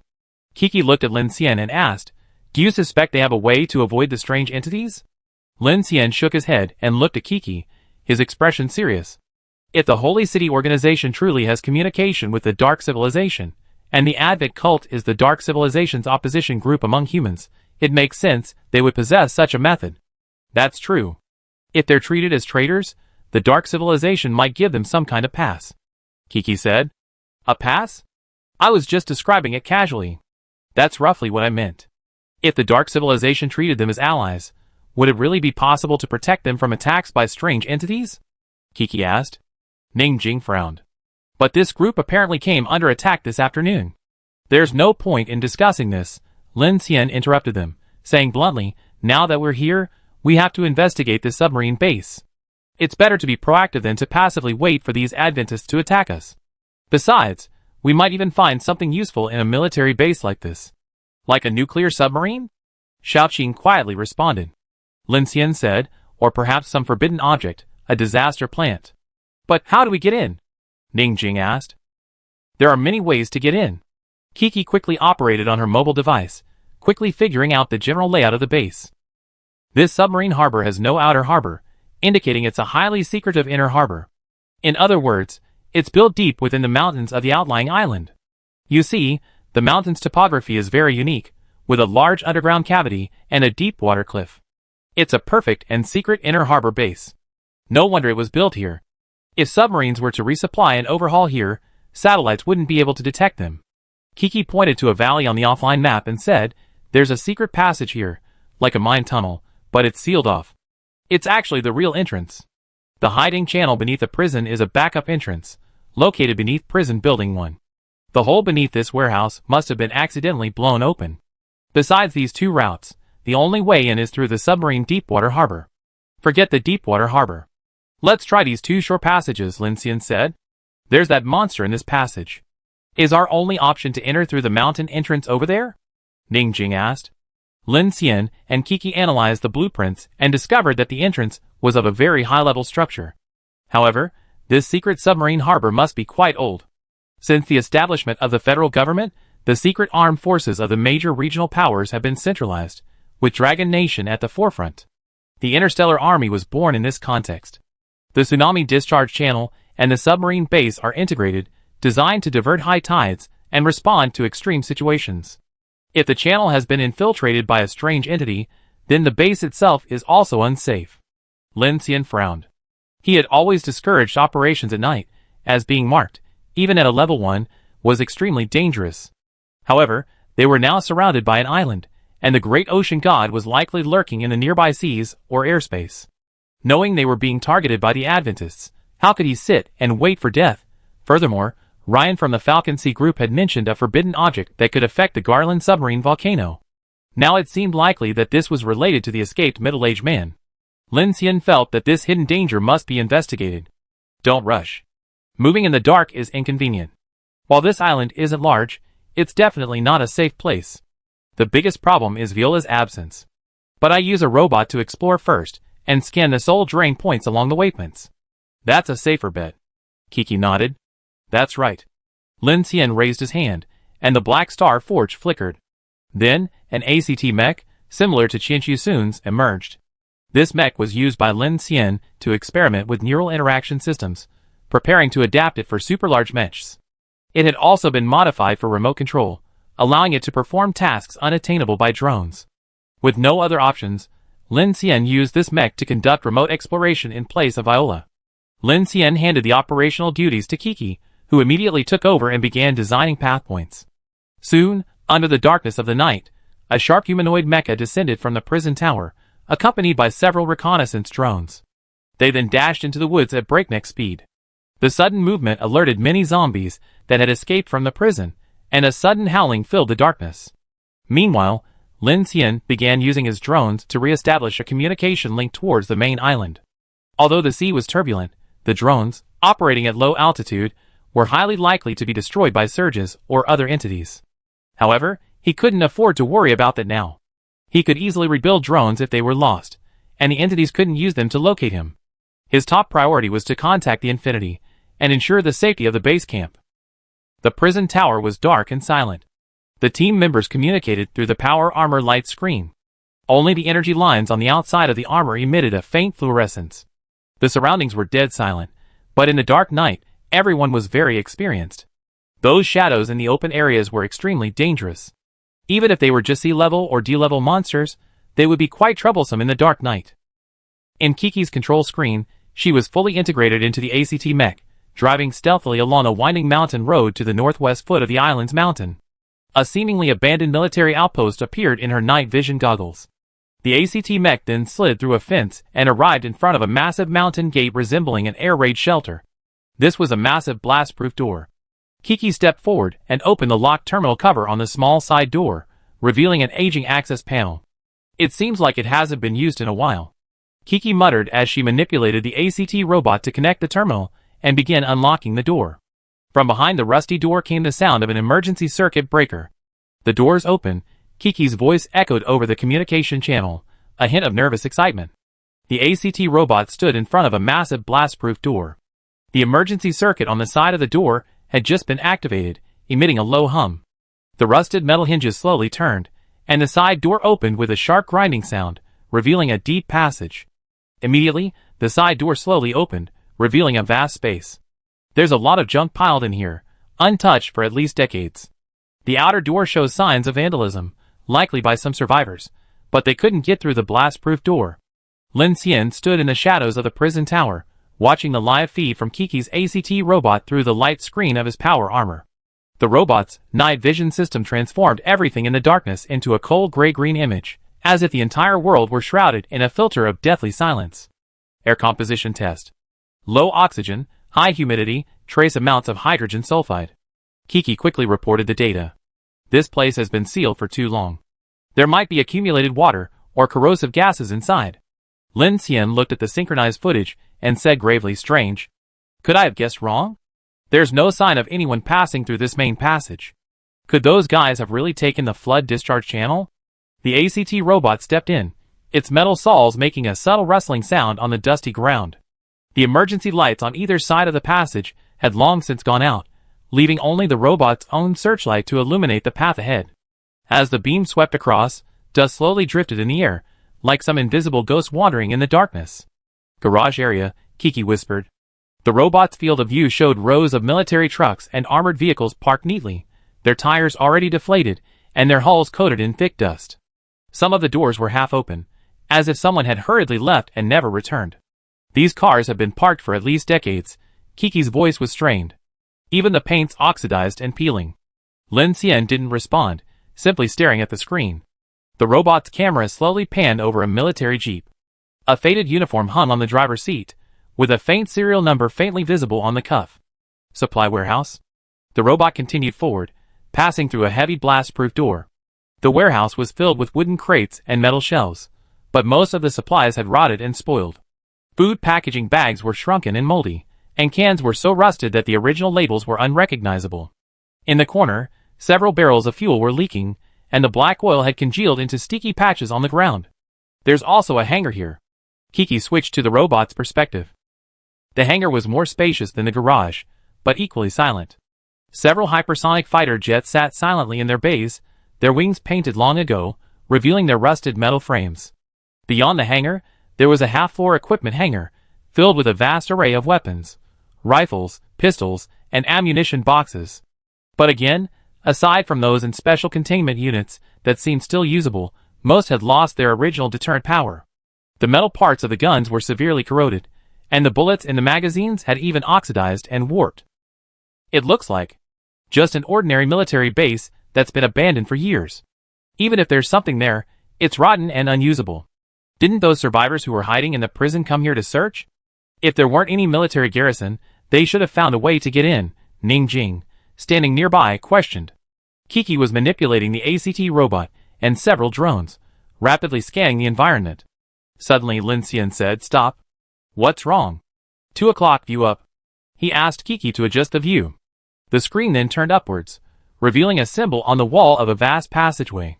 Although faded, Lin Xian and the others recognized it instantly. Nuclear radiation symbol. In the deepest part of the base, a massive lead door appeared within the night vision field of view.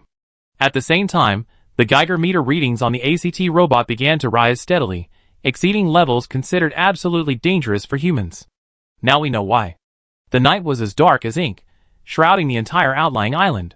Lin Xian, along with Kiki, Shirji, and Ning Jing's team, had arrived at the long-abandoned military base. Looking at the numbers on the Geiger monitor, Lin Xian said gravely, "Coming here without full-body power armor is simply suicide. However, this radiation level doesn't look like a large-scale nuclear leak. Strange, is there still nuclear fuel here?" Kiki asked as the group followed the path explored by the robots and arrived at the sealed gate inside the military base. Lin Xian looked at the mechanical gate ahead and waved his hand. The mechanical heart quickly activated the dust-covered folding fan gate. With a crackling sound, the gate slowly opened. The others behind him retreated into formation, their faces on guard. The moment the gate opened, a surge of air suddenly blew out, sending dust flying everywhere. As the gate swung open, a scene completely different from the outside appeared before them. Behind the door was an area enclosed by a steel gate and barbed wire. There were also tracks on the ground. Lin Xian casually scanned it and discovered a short passage. The ground on this side was spotless, and the passage was lit, clearly indicating that someone was active there. "Be careful, this might be their base." Lin Xian raised his hand to urge the team to prepare, then led the drone. They cautiously ventured inside. Upon exiting the passage, the scene before them stunned everyone. Outside, a massive four-armed mechanical device emerged, towering over a deep pit over 300 meters in diameter. For ventilation ducts extended downward, creating a truly majestic sight. "What is this?" Kiki asked in surprise. Lin Xian shook his head and immediately descended the stairs. When they reached the lower level, an even more shocking scene appeared before them. A massive mechanical column extended hundreds of meters underground, plunging deep into a pool of red lava at the very bottom.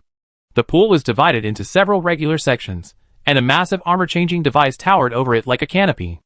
Upon entering, Lin Xian and the others noticed the temperature of their power armors rising steadily, and a wave of heat rose. "It looks like some kind of geothermal device, but how can the radiation be so high?" Kiki asked. Lin Xian shook his head. The scene before him was beyond his expectations.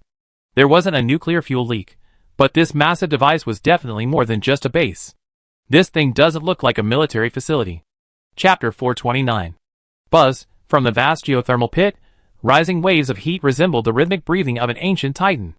The dull creaking of metal rustled like a murmur from the distant past. The heat rising from the ground made the entire space seem scorching. The ground and guardrails were scorching hot. Working in such a place required wearing high-temperature power armor. "This looks like a missile silo or a storage base for some classified weapons, but the space has been extensively excavated. This geothermal heat might be connected to the Garland underwater volcano. Lin Xian stood halfway through the massive structure, unable to see its entirety at first glance. Judging from the structure of the shaft, at least 2/3 of the space was newly excavated. This was a stark contrast to the military base he had just seen. This large-scale construction was definitely not something a small organization could pull off. Lin Xian's first thought was the large testing ground in Qingshui town and the SID Foundation. What's this thing used for? Extracting geothermal energy? It looks like it's still operational.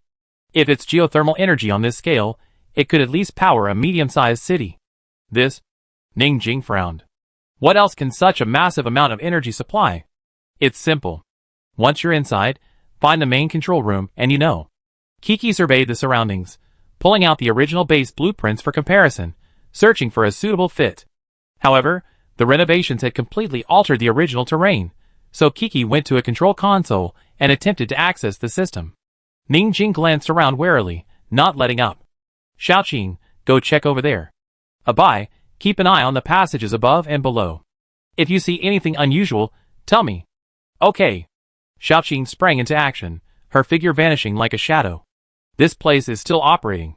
We come in, they should have spotted us. They might be hiding somewhere watching us. Kiki operated the terminal. Once connected to the system, she could quickly grasp the situation. Lin Xian's drones had already begun patrolling in all directions. Without Viola, he couldn't conduct complex multi-threaded reconnaissance, so he could only have the drones patrol in separate areas. I haven't detected any signs of life since we came in. Lin Xian glanced back at Shirji, who shook her head. Her power armor had a more sophisticated radar system, designed specifically for reconnaissance and assistance. Lin Xian could also connect and control it. If even Abai and Shirji hadn't noticed anything unusual, then no one else would have noticed either. It doesn't matter. They're just a bunch of cowardly rats. If they dare show themselves, I take action. Brother Hua snapped his fingers, a flash of fire flashing from his fingertips, eager to fight. Brother Hua, did you feel any pressure fighting those who had achieved lattice evolution this afternoon? Lin Xian suddenly asked, hearing Brother Hua's words. Lu Xingchen smiled slightly, leaning sideways with his hands behind his back. It's just an unorthodox method. How can it compete with the power cultivated by us? Do you need to develop lattice formation? I already have the Phoenix Order's technology and level 4 blood essence. Brother Lin, why didn't you say so earlier? Brother Hua immediately turned around, catching Xuqing's distant glance. He quickly cleared his throat and said seriously, I thought about it carefully. This lattice evolution seems to have similarities to the formation of the nascent soul in cultivation. Perhaps it's also an opportunity. But Vanessa and the others also said there are dangers, Lin Xian said solemnly. I also discussed this with the Order of the Phoenix.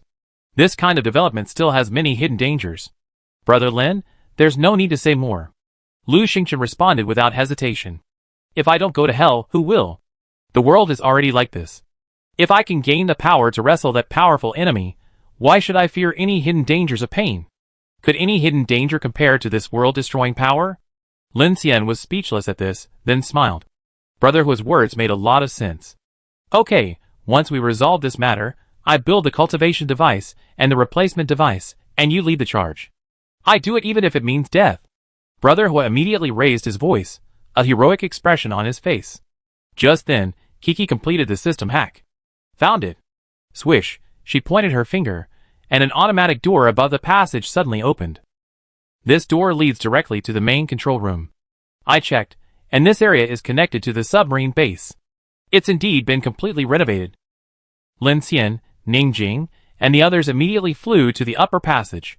Seeing the automatic door open ahead, Lin Xian immediately piloted the drone in, followed shortly after. Inside was a highly automated passageway. As they continued deeper, more and more rooms came into view.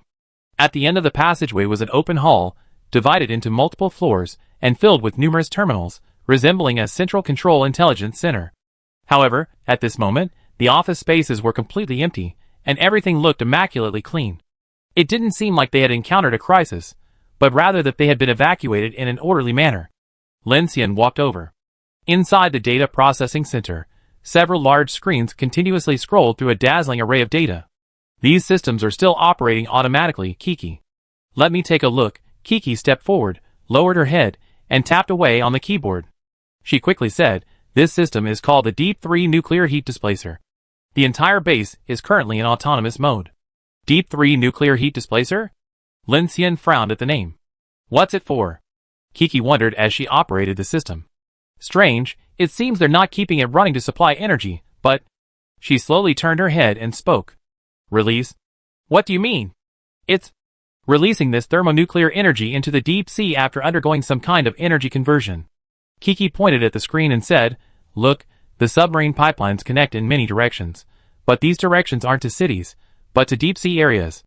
How strange." Beep. At this moment, Lin Xian's drone search alerted him. He immediately captured the footage and found some traces. There were people here just a few hours ago. Sister Ning, Brother Hua, search around. That's exactly what I was thinking. Brother Hua immediately took action. Ning Jing nodded, and the team immediately dispersed to search. Lin Xian looked at the strange data on the display screen with confusion. If the current situation didn't allow it, he would have immediately connected with Chu Yan's consciousness. Perhaps the Phoenix Society would have a better understanding of these anomalies. Shirji, standing nearby, surveyed the surroundings, a strange look on her face. Lin, I don't think this place is right. What's wrong? Lin Xian subconsciously grew wary. Seeing Lin Xian misunderstood, she quickly waved her hand and explained, I've seen plenty of this in Silent City. Many of the instruments and equipment here aren't experimental equipment, but more like monitoring center, right? Kiki, who had been busy processing data, looked up and added. Shiori, after struggling to find the right adjective, paused and nodded repeatedly. Monitoring? Lin Xian grew increasingly curious. Monitoring what? Kiki displayed a large amount of data on the screen. Most of the content was identical, with only a few variations. Did you see that? Date? And then? That's all. Kiki tapped the screen, annoyed. The data here isn't experimental data. Instead, it's monitoring specific areas based on underwater audio waves and fluctuations in the soul emancipation value. And those specific areas, are they the areas of thermonuclear energy release? Lin Xian replied. Yes. Kiki nodded.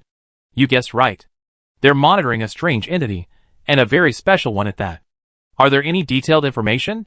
No, there's only one log entry here, and they've given it a codename. Uniga 1. Lin Xian caught a glimpse of something.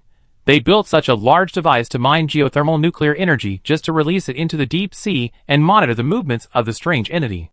Why does this sound like feeding? That's what I thought. Kiki shrugged. It's hard to explain otherwise, but I can't figure out the purpose of this either. It seems we uncovered another major secret. Lin Xian said solemnly, I'm wondering if the giant ocean god and the gathering of strange entities in the surrounding waters are related to this device. Very likely. Are there any other clues? What organization built this base? Do we need to investigate further? Kiki tapped her finger, and a log page popped up on the monitor desktop. In the upper left corner, a clear SID logo appeared. As expected, Lin Xian's suspicions were immediately dispelled. He couldn't imagine such a massive undertaking being undertaken by anyone other than the Crimson World or the Foundation. And judging by Ryan's intelligence, the Holy City organization was merely a large C group, apparently affiliated with the Crimson World or the Foundation as a pawn of the Adventists. This gave Lin Xian a clearer picture. Do we need to investigate further? Just then, Kiki's voice suddenly echoed from behind Lin Xian. It seemed as if she was repeating her previous words. Instantly Lin Xian looked up at Kiki, who also jerked her head upwards, instinctively saying, Who's talking? Shirji turned around in surprise. Inside the empty metal hallway, a warm white light flickered faintly. The hall was completely silent, as if the few people had just heard the voices. But judging by the three people's reactions, Lin Xian knew it wasn't an illusion. He immediately summoned 2 drones, and flew them into the hallway. They found nothing. Shirji nervously took a step back, scanning the empty surveillance room. She lowered her voice and said, Lin, there's someone here. Buzz, Kiki immediately stepped forward upon hearing this, raising her hand to create a telekinetic shield. At the same time, Ning Jing, Huigu, and the others, hearing the communication band's voice, responded immediately, moving towards the hall. Be careful. It could be another invisible creature, just like the monster in the passage. Lin Xian now regretted not bringing Director Ding, the regional black chrysanthemum, and the blood vine with him. This kind of direct optical invisibility was a new experience for Lin Xian, and he was inevitably caught off guard. Can you sense where we are? Lin Xian pulled Shirji behind him. In this situation, he could only rely on Shirji's presence. Shirji was also nervous at this moment, clearly new to this situation. Frowning, she glanced around and spoke quickly. I don't know, but I can sense someone standing next to us. Observing us. At these words, Lin Xian and Kiki felt a chill run down their spines. Kiki. I give it a try. The two of them were in perfect sync. Kiki immediately used her telekinesis to spread out in all directions. With her precise telekinetic detection, she could react instantly to any abnormality. I want to see what kind of monster it is, Kiki said. I want to see what kind of monster it is. Unexpectedly, just as Kiki's words fell, the same voice resounded before them. This time, they could hear it clearly. It came from a corner of the hall ahead. Imitating me again. Get out there. Kiki's eyes flashed cold, and she suddenly attacked. Her terrifying telekinesis blasted towards the corner, blasting away the tables and chairs in front of her. The violent telekinesis rushed directly into the corner, leaving only a wave of air pressure to be dissipated. Caught? No. Kiki's expression was serious. I clearly heard it in that direction. Be careful. Lin Xian had already summoned over 100 drones to rapidly scan and patrol the hall. The Iron Rain drones were flying at high speed, and he was still summoning more. As long as the thing didn't physically disappear, they would likely capture it. At this moment, Hu Ge, Xiaoqing, and Ning Jing also rushed in from several corridors. Abai, flying quickly in power armor, had just rushed into the hall and immediately noticed something. Captain Lin, there's someone behind you. Buzz. At that, Lin Xian instinctively activated his force field shield behind him, but the next moment, nothing happened. Lin. Shirji, sensing something, turned and pointed to Lin Xian's side. Before she could finish her words, a slender white figure suddenly appeared, knocking away several drones and charging directly at Lin Xian. Reacting quickly, Lin Xian activated his superstring reactor's phase iris ring. The force field shield instantly expanded, like a violently enveloping sphere, immediately blocking Lin Xian's side. Boom! The next moment, a burst of electric arcs exploded. Lin Xian saw a hand covered in arcs of electricity clasp his force field shield from midair. The violent energy made him feel a surge of electricity, and he immediately realized that this sudden attack was quite powerful. Brother Lin, be careful! After Lin Xian blocked it, Lu Xingchen had already struck out at top speed. A flaming rapier from his fingertips erupted with mach rings, piercing directly through the monster and instantly striking it. At the same time, a dark gray microwave rose from the white monster, blocking Lu Xingchen's flaming sword. Sparks exploded in all directions, affecting the computer equipment in the monitoring hall. At the same time, Kiki followed suit, using telekinesis to capture and subdue the creature. What is this? After Kiki captured and subdued it, Lin Xian and the others realized it was actually a human. Although it was a human, it was a far-fetched sight. This person's skin was grayish-white, and their body was slender, standing over 2 meters tall. They looked like some kind of cloned experiment, their features obscured by melted flesh, like ice cream under the scorching sun. Their single mouth, a single object, resembled something deliberately distorted by the artist in an abstract painting, sewn shut with a black thread. Forearms of varying thickness sprouted from its naked body, misshapen and tangled. Its hideously twisted fingers twitched like tentacles, as if in immense pain. Their mouth was sealed, but Kiki's voice continued to emanate from its belly. What is this thing? Imitating me again? Kiki asked, raising her hand to crush the creature to death. Lin Xian sensed the twisted dark energy pulsing from the 4 hands of the humanoid monster. Although controlled by Kiki, it didn't seem to struggle, and he immediately realized something was amiss. Be careful. Lin Xian waved his hand, and dozens of iron curtains instantly deployed shields, rapidly closing in around the group. The next moment, an incomparably blazing aura suddenly erupted from within. Countless sword techniques, similar to the blazing sword technique Lu Xingchen had just unleashed, shot out in all directions through the gaps in the iron curtain's defenses. Instantly, everyone dodged. Lin Xian pulled Shirji away, Ning Jing pushed aside the stunned Abai, and Xiaoqing and Kiki dodged nimbly. Only Hu Ge was caught off guard, and was sent flying by his own blazing sword attack. Fortunately, the high-temperature power armor Lin Xian had specially crafted for him blocked the attack, preventing him from being injured. However, he was hurled awkwardly into the wall, damaging a section of the plaster. This guy can absorb superpowers? Ning Jing, who pushed Abai away, reacted immediately. Chapter 430. Outrageous. Brother Hor rose from the rubble, completely blown away. After 100 days of navigating the apocalypse, This was the first time he suffered a serious loss from a fire-based ability, especially one he created himself. He was about to attack in a rage, but Lin Xian immediately stopped him over the communication channel. Brotherhood, don't attack. Brotherhood's abilities were always deployed on a massive scale. They were now trapped in this underground base, and it was easy for them to accidentally injure their own men. Furthermore, Lin Xian immediately realized that if this monster could absorb abilities, Brotherhood's fire-based abilities would be countered, posing an even greater threat. After interrupting Brotherhood's counterattack, Lin Xian watched as the strange figure melted a large area of Lin Xian's Iron Curtain drone's shield with intense heat. He decisively commanded more Iron Curtain drones to surround it, while simultaneously dispatching numerous Thunder Prison drones to prepare for a high-voltage arc shockwave. Kiki. I know. Kiki and Lin Xian worked in perfect harmony. As Lin Xian prepared to launch his drone attack, she immediately surrounded it with her telekinesis. Sizzle. The Thunder Prison drone's arcs vibrated, a violent flash that bathed the entire hall in dazzling light. As the Thunder Prison erupted, the space fell silent. Just as Lin Xian prepared for his next move, the power armor system suddenly detected an extremely dense burst of energy. The next moment, the white monster, enveloped in countless iron curtains, suddenly erupted with thousands of arcs. These arcs seemed to be a response to Lin Xian's attack, and their power seemed even greater, penetrating Kiki's telekinetic shield and destroying a large amount of surrounding equipment. This thing absorbs and transforms all potential energy, not just supernatural powers. Lin Xian removed his force field shield, only to see the white figure violently emerging from the half-melted drone debris. At that moment, a flash of light flashed, and Xiaoqing struck out at high speed, severing one of the monster's arms midair. Whether it was the gap caused by the energy release or the lack of time to activate the bioforce field, the white monster plummeted to the ground. Xiaoqing pierced its forehead with a precise hook and approached with the speed of a bullet, the blade in her hand flashing as she prepared to decapitate it.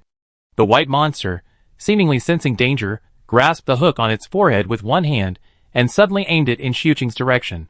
A low, trembling moan emanated from its mouth, which was sewn shut with black thread.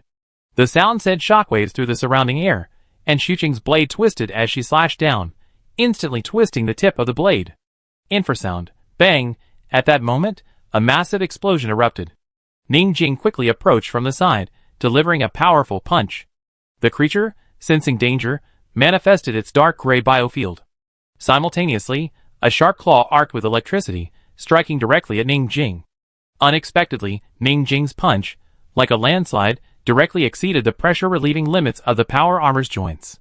A thunderous explosion echoed through the confined space, blasting the white monster's biofield, along with its head and half its shoulder. Bang! A cloud of blood and tissue fragments erupted in a fan-shaped spray, coating much of the area.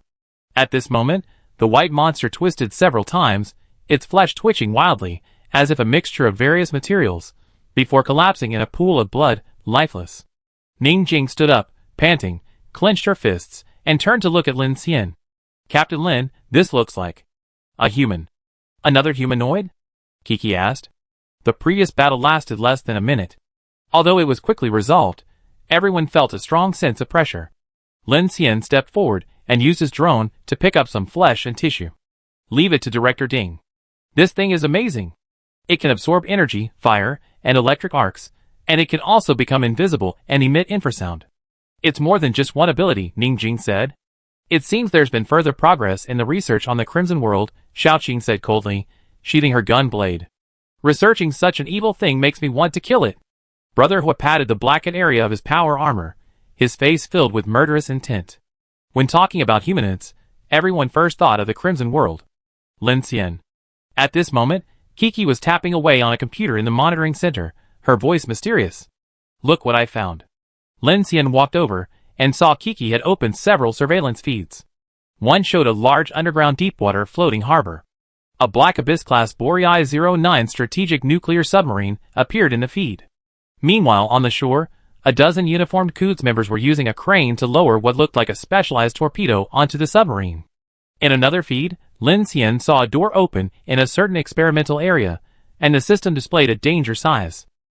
We found them, right down below in the submarine's inner harbor. It seems they knew we were coming, so they released a monster to cause us some trouble, Kiki analyzed. Upon hearing this, Lin Xian's gaze focused on the surveillance footage, and he said gravely, it's dark now. Where are they trying to go? The lights of the nuclear submarine's inner harbor cast mottled reflections on the murky water. The Abyss-class Beifeng 09 strategic nuclear submarine, like a slumbering steel behemoth, half floated on the dark green water. Its pitch-black hull shone with a cold metallic sheen, and the sonar array on its bow resembled a silent maw, ready to devour any threat from the deep. On the dock, a dozen researchers in white radiation-proof suits were busy operating a massive lifting robotic arm, slowly hoisting one specially designed torpedo after another. The torpedoes were painted with a distinctive attractant marking, which stood out in the dim light. "Be careful. Don't damage the stabilizer," a middle-aged man wearing goggles shouted sharply, his voice echoing throughout the enclosed harbor. The hydraulic system of the lifting arm emitted a low hum. The steel cable tightened, and the torpedo was steadily lowered into the submarine's vertical launch bay. Another team of personnel checked the hull seals, scanning the welds with a handheld detector. The beeping sound of the instrument was like some eerie counting. In the submarine's conning tower, several members of the Quds force, dressed in black uniforms, were communicating with the interior cabin via communicator. Their voices were low, but their tone was full of unquestionable authority. "Loading progress? 70% complete, estimated to be 8 minutes. Speed up, the tide window is not waiting." The water in the harbor was slightly undulating as the submarine's buoyancy control system was fine-tuned to ensure stability during loading. Occasionally, a drop of water would slip from the hull and drip into the bottomless water, stirring up faint ripples that were quickly swallowed by the darkness. The air was filled with a damp, cold smell of engine oil, seawater, and metal. On a metal walkway near the floating harbor, a middle-aged man in a military vest and sunglasses quietly observed the bustle below, groping for a silver pocket watch. At this moment, hurried footsteps echoed from the distant entrance of the walkway. "Professor Chun." A young subordinate approached quickly. "The surveillance footage shows they eliminated composite test subject number 3. They should have discovered us, and will soon engage. Should we retreat? Or open the floodgates and let that thing in? We can definitely stop them," an assistant beside Professor Chun whispered. Chun Yinxiu slowly raised his head, adjusted his glasses, and calmly glanced through the lenses at the surveillance screen. On the screen, Lin Xian's figure was moving through the metal corridor, approaching the inner harbor. Chun Yinxiu was silent for a moment, then spoke calmly. "A single exceptional level being thinks he can stop the sword bearer of the Order of the Phoenix? This?" The assistant was speechless. "The Lord has already made arrangements." Chun Yinxiu waved his hand. "Inform everyone, lay down your weapons if you don't want to die. Lower your weapons." His subordinates looked surprised. "Indeed?" Chun Yinxiu turned around. "Let's go and meet the sword bearer." "No need, I'm already here." At this moment, a voice came from Chun Yinxiu's communicator. He was about to take a step when he froze. Everyone looked shocked. Chun Yinxiu glanced at the communicator with a complicated expression. After a long moment, he sighed grimly. "Mechanical superpowers. Dong, dong, dong." Below, everyone lowered their weapons and raised their hands. Footsteps could be heard from the distance in the corridor. Before anyone could even see a figure, a large number of metal devices flew out of thin air, precisely finding each member of the Holy City organization and locking their hands and feet. Simultaneously, a large number of Thunder Falcon 2000 drones took off, their pulse cannons trained on each person's forehead. The moment they entered the inner harbor, all the communicators here were taken over by Lin Xian. "You're a smart guy. Your words just now saved these people's lives for 30 minutes. Lin Xian, along with Kiki, Ning Jing, and Brother Hua, emerged fully armed, surrounded by drones. Although there were only 7 of them, the firepower displayed by Lin Xian's group was no less than that of an armored regiment. Chun Yinxiu looked at Lin Xian walking ahead, standing still and saying calmly, "Hello, Captain Lin. Do you know me?" Lin Xian glanced at the middle-aged man, his eyes scanning him. He caught sight of the silver pocket watch, and a hint of alarm flashed in his eyes. Chun Yinxiu smiled at this and said, "We all know you. My name is Chun Yinxiu. You may have heard my name." Chun Yinxiu. Lin Xian felt that he had definitely heard this name before. Just then, Shirji's voice and a document reached his ears. "He is the leader of Divine Revelation. He and a man named Shintua founded Divine Revelation, an Adventist organization that fanatically worships supernatural powers and the power of forbidden objects." A file about Chun Yinxiu appeared on the screen before him, and Lin Xian finally recognized the man before him. "Are you guys going to run away?" Kiki asked with interest, looking down at the nearly 50,000-ton Abyss-class Beifeng 09 strategic nuclear submarine below. "At this time?" Chun Yinxiu said, Darkness doesn't necessarily mean an enemy. Sometimes, in times of crisis, changing perspective can make everything clear. Oh! Lin Xian pointed at the torpedo dangling in the air. If you're so confident, why are you using something like this? I thought you allied with the dark civilization, and the strange entities wouldn't eat you anymore. Lin Xian's drone swarm hovered on both sides of the passage, the red dot of its pulse cannon locked onto the brows of each Holy City member. Qin Yanxiu stood on a steel platform, his silver pocket watch twirling between his fingers. His gaze behind the lenses was calm, almost indifferent. Captain Lin, he said, his voice as steady as a laboratory thermostat. Do you believe there are superior and inferior civilizations? Are you trying to lecture me here? Lin Xian smiled. I didn't kill you. Why do you think that was? Of course I know your intentions. Qin Yanxiu chuckled and asked, aren't you curious about why you encountered all this?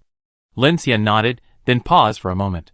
He then looked at Qin Yanxiu and said, I also want to understand how the former director of the Special Items Research Department of the Angel Project came to establish divine revelation.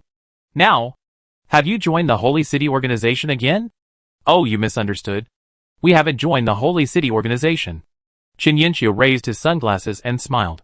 We are all just acting according to the Lord's orders. Also, don't get me wrong. Qin Yanxiu stroked his silver pocket watch and said to Lin Xian, I just wanted to talk to you, the sword bearer. Now that the Lord has rescinded the order to kill you, you don't have to worry about me attacking you. I might not be your match, but please believe me, I am not your prisoner. If I want to leave, you can't stop me. Lin Xian's gaze narrowed slightly, as he gazed at the other person's silver pocket watch. He could sense the distorted dark energy fluctuations of the forbidden object, and subconsciously used his mechanical abilities to probe it. As expected, neither mechanical manipulation nor mechanical devouring had any effect. Hey, quite arrogant. Kiki was displeased by this and immediately said, let's give it a try. With that, she immediately used a telekinetic wave to grab Qin Yanxiu. However, as soon as she moved, she immediately sensed something was amiss. Kiki's telekinesis seemed to vanish around Qin Yanxiu, and she sank directly into the quagmire. Hey, what's going on? This? Qin Yanxiu smiled calmly, then mentioned the silver pocket watch. Number SID 05, silver pocket watch. This forbidden item continuously generates a property similar to the spacetime force field within Xingyuan, allowing it to expand by approximately 7 seconds to the surroundings 3 meters away. So, theoretically, if I were to leave, it would take 7 seconds for you to detect me. At the same time, any attacks against me would be slowed. Pretty interesting, right? Lin Xian and the others' expressions changed slightly upon hearing this, but Qin Yanxiu continued. Also, I possess more than one forbidden item, but for safety's sake, I won't share their properties. Lin Xian looked at him. Why do you seem to be showing off? No, I'm just saying that these powers are incredibly advanced, far beyond human civilization, and therefore incredibly fascinating. After that, Qin Yanxiu said to Lin Xian, that's why I wanted to talk to you. You're the one the master has targeted. You may not know this, but this is an opportunity that could change everything. Lin Xian thought for a moment, then asked directly. You just said the master has rescinded the order to kill me. What did you mean? It's simple. The dark civilization wanted to kill you, but the order was rescinded. We believe this means the Lord may have other plans for you. You don't know the reason? Lin Xian asked. Qin Yanxiu shook his head. Actually, you don't have to overthink it. If your master wants you dead, you simply can't leave this island. Qin Yanxiu chuckled. Captain Lin, have you ever seen the tsunami caused by the great ocean god? That mighty force, capable of throwing a 10,000-ton ship into the clouds, is as natural as breathing to it. If that being wanted to kill you, would you still be standing here talking to me? Not necessarily. Lin Xian flipped open his power armor visor and looked at Qin Yanxiu calmly. I'm a stubborn person. I simply feel that your master wants to kill me but can't, which is why I'm here. I don't think it's willing to kill me for any reason. Besides, he looked down at the Abyss-class Nordic 09 strategic nuclear submarine and said seriously. You say you can leave at any time. I don't think so. You know I have mechanical abilities, so you should know that crushing this thing is like a toy to me, right? Qin Yanxiu's pupils narrowed slightly at this, and his calm expression shifted slightly. You think the darkness can't destroy you? Isn't the fact that I'm still standing here the answer? Lin Xian asked. Qin Yanxiu closed his eyes and took a deep breath. I have to say, only someone with your character could possibly become the sword bearer of the Phoenix Society. You're still stubborn and hardened.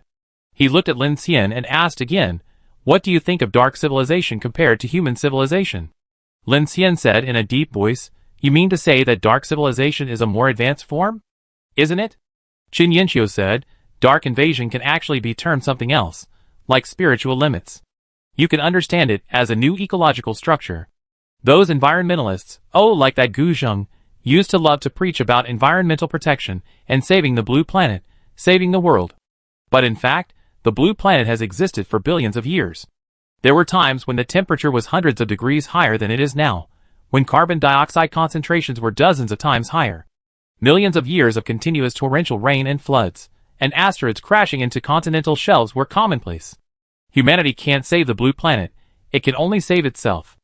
Any environmental change is like this, it's all about how humans adapt to this environment. So, if you understand dark invasion as a new environment, it's not that complicated. Those who survive have successfully adapted. Evolution is nature's reward for these survivors, isn't it?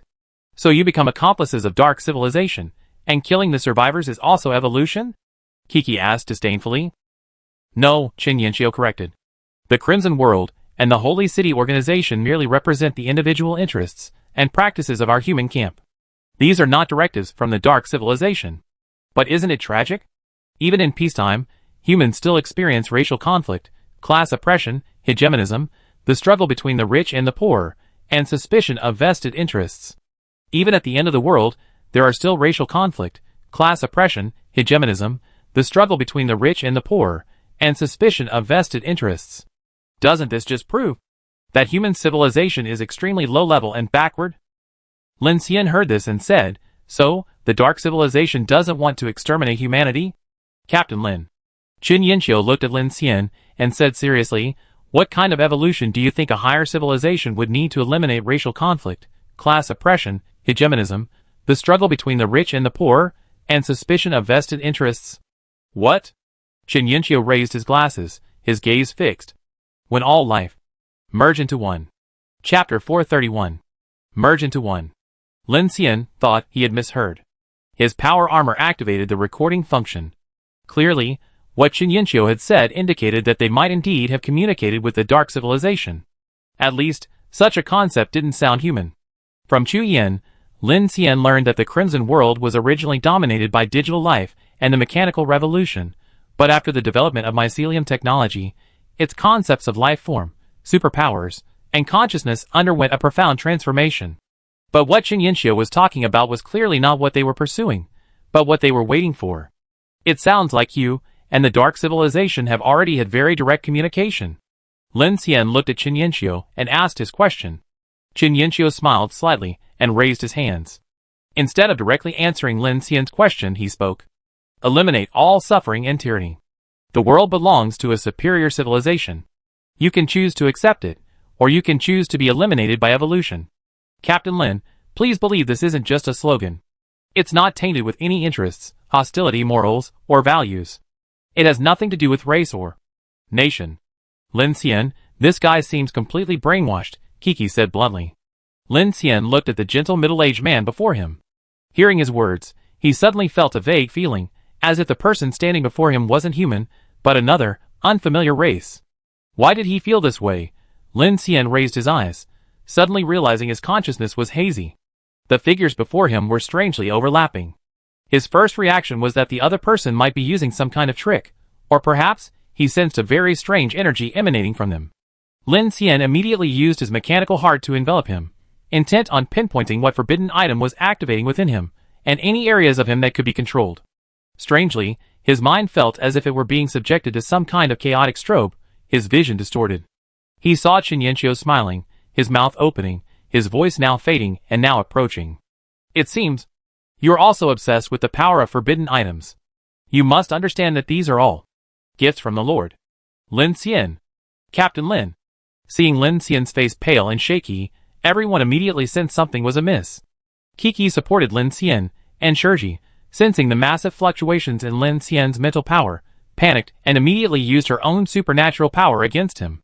However, this time, as her power entered Lin Xian's mind, a bottomless black hole suddenly appeared before her, sucking her in. The next moment, a dark, blood-red ray of darkness rushed towards her, knocking Shirji away. Ah! A sudden change occurred. Xiaoqing and Wuge, who were standing beside him, looked at Qin Yanxiu and attacked instantly. Fire Fist. Shadow Slash. The two shouted softly, and a violent force arrived in an instant. In a mere split second, the sharp edge reached his throat, and the fire fist was in his face. Click. At this moment, Qin Yanxiu suddenly opened his pocket watch. In his sight, all the attacks seemed to be frozen and distorted in that moment. He then looked at Lin Xian and said in a low voice, "We will meet again, sword bearer." As he finished speaking, he produced another strange gear and disappeared from the spot. At this moment, Lin Xian's consciousness was rapidly rising. He felt an astonishing speed carrying him away from the blue star. Space grew increasingly dark. When he fixed his gaze, he suddenly saw a massive man-made spacecraft rapidly appear before him. The South Heaven Gate.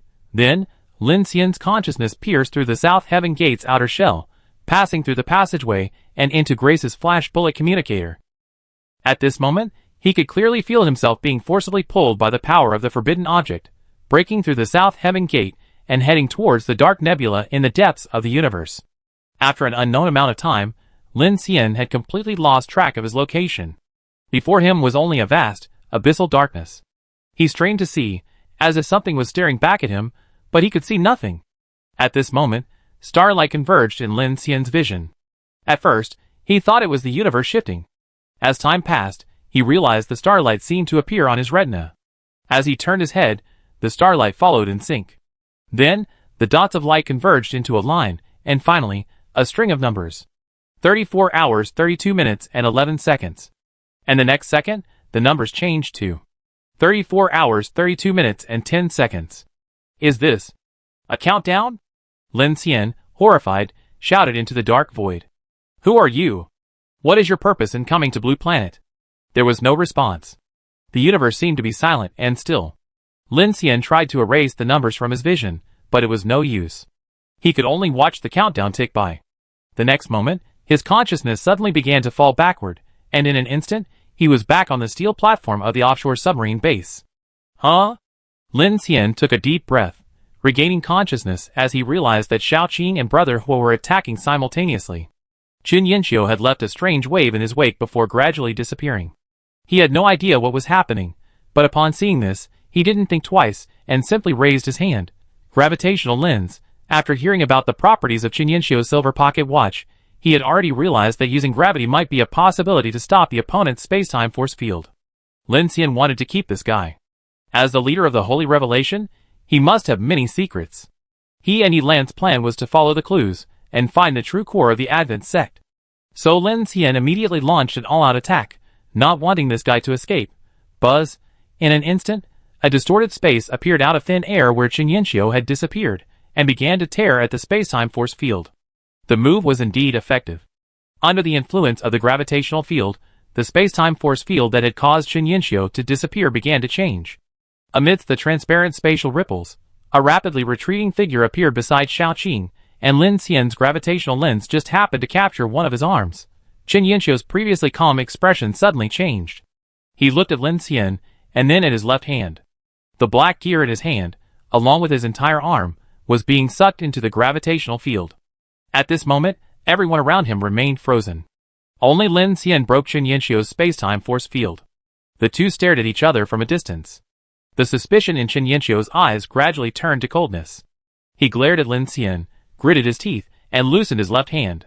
Before his skin and flesh could peel away, and the acceleration of his space-time force field could be offset, he broke free and disappeared again.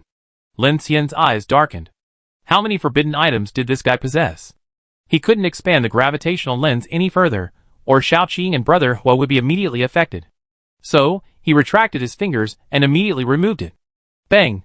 The next moment, Fire Fist and Shadow Slash pierced through, sending up a wave of air that flattened the guardrails of the steel platform ahead. Xiaoqing and Brother Huo only then realized that Qin Yanxiu, who had been so close to them, had vanished into thin air under their attack. Both looked bewildered. Strange? Disappeared? No need to chase. Lin Xian stopped and glanced over. Qin Yanxiu's assistant had collapsed to the ground, dead at some point. Below, more than a dozen members of the Holy City organization had also died. Lin Xian, what's wrong with you? Kiki asked hurriedly, supporting Lin Xian.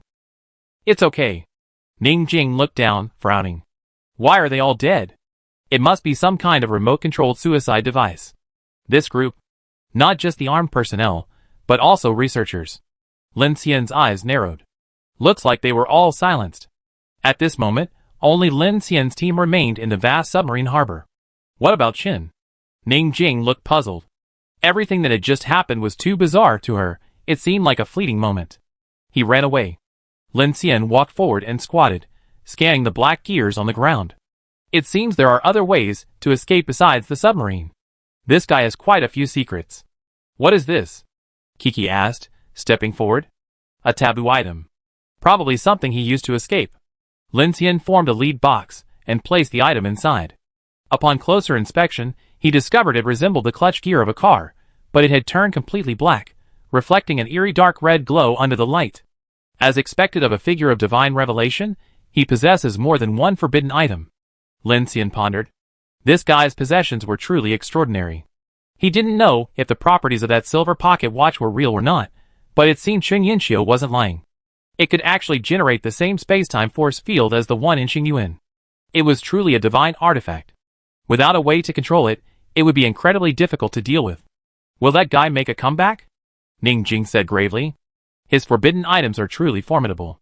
Should we search this place? Lin Xian put the black gear away from the lead box and said in a deep voice, if he comes back, he might not be able to leave. But we should be careful. As he spoke, he rubbed his eyes, and realized that the countdown that had appeared in the starry sky had actually appeared in his sight. 34 hours 29 minutes, and 22 seconds. What's wrong with you? Kiki noticed Lin Xian's abnormality and asked. I saw something strange. Lin Xian's expression was solemn. He knew without a second thought that the countdown before him was definitely not a good sign. Simultaneously, a chill ran down his spine. He didn't know if what had just happened was caused by Qin Yanxiu or something else. But Lin Xian realized that the forbidden object he possessed was, in some sense, no longer just a treasure, but rather had some connection to the dark civilization. His worst fears seemed to be coming true. Lin Xian's mind was in a turmoil, a feeling of helplessness, as if being watched by darkness, but he had no recourse. What did this countdown mean? The end of life? An unknown disaster? Will the world change? Why did the dark civilization give up on killing him? What kind of monster is Uniga 1, and what is its connection to the Garan volcano? What exactly does the life fusion that Qin Yanxiu mentioned about the dark civilization mean? Can all the forbidden items still be used? Lin Xian had no idea. He untied his head armor and walked to the edge of the steel platform. He leaned on the handrail and took a few deep breaths to suppress his surging and chaotic thoughts. A cold sweat streamed down his face. Everyone around him looked at each other in confusion. Kiki realized what Lin Xian might have encountered, but seeing Lin Xian's complicated expression, she couldn't bear to disturb him and could only watch silently. Whether Lin Xian closed his eyes or opened them, the countdown was clear in his vision, as if someone had installed a HUD interface in his retina, and he couldn't escape it. Lin Xian took deep breaths and watched the countdown continue to decrease. He began to suppress his chaotic thoughts and calm himself. After recovering for a while, Lin Xian calmed down considerably. He glanced at the nuclear-powered submarine below and said, Sister Ning, you and Kiki, Abai, search this harbor and inspect the submarine. Lil Qinghua, Shiji, you will search the upper base together. Be careful of those experimental subjects from earlier. Keep an eye on the flood channel, and don't attract the attention of the monsters there. I deploy all the drones to assist you. Before daybreak, we thoroughly survey this base and thoroughly inspect any useful information, supplies, weapons, including the geothermal device. Abai and Shiji were assigned separately, because they both possess reconnaissance capabilities. Lin Xian planned to attempt a mind-to-mind connection with Chu Yan to communicate with the Phoenix Society. Ning Jing nodded, understood. Don't worry, Brother Lin. Hearing that they were going to operate with Shaoqin, Brother Hua was eager to try. What about you? Kiki asked. I'm right here. Lin Xian pointed to the submarine below. We meet at the command center here later. Kiki nodded, okay. Everyone immediately took action. Lin Xian released all of his over 1,000 drones. Most of his drones were sent out with Viola to explore the route. The transferred drone was currently contacting the Infinity in downtown Haiyan Island. Once the communication was connected, he could quickly recall Viola. At this moment, Lin Xian looked at the countdown in his sight, gathered his mind, and went to the submarine command center on the upper floor. He sat on the ground, his consciousness sinking into the Black Star Forge. Chu Yin. No response. Inside the giant planet, the sky train slowly rotated, and countless robotic arms from several construction lines were furiously crafting the arsenal's hull. Meanwhile, the remains of the Xuanwu hovered quietly in the distance. Lin Xian stared at his own mechanical space, his expression slightly gloomy. Chu Yin. No response, as if the connection between him and Chu Yin had vanished. This feeling made Lin Xian's face change slightly. What's going on? 34 hours 15 minutes and 22 seconds. The countdown was still ticking. Judging by the time, it still had 34 hours left.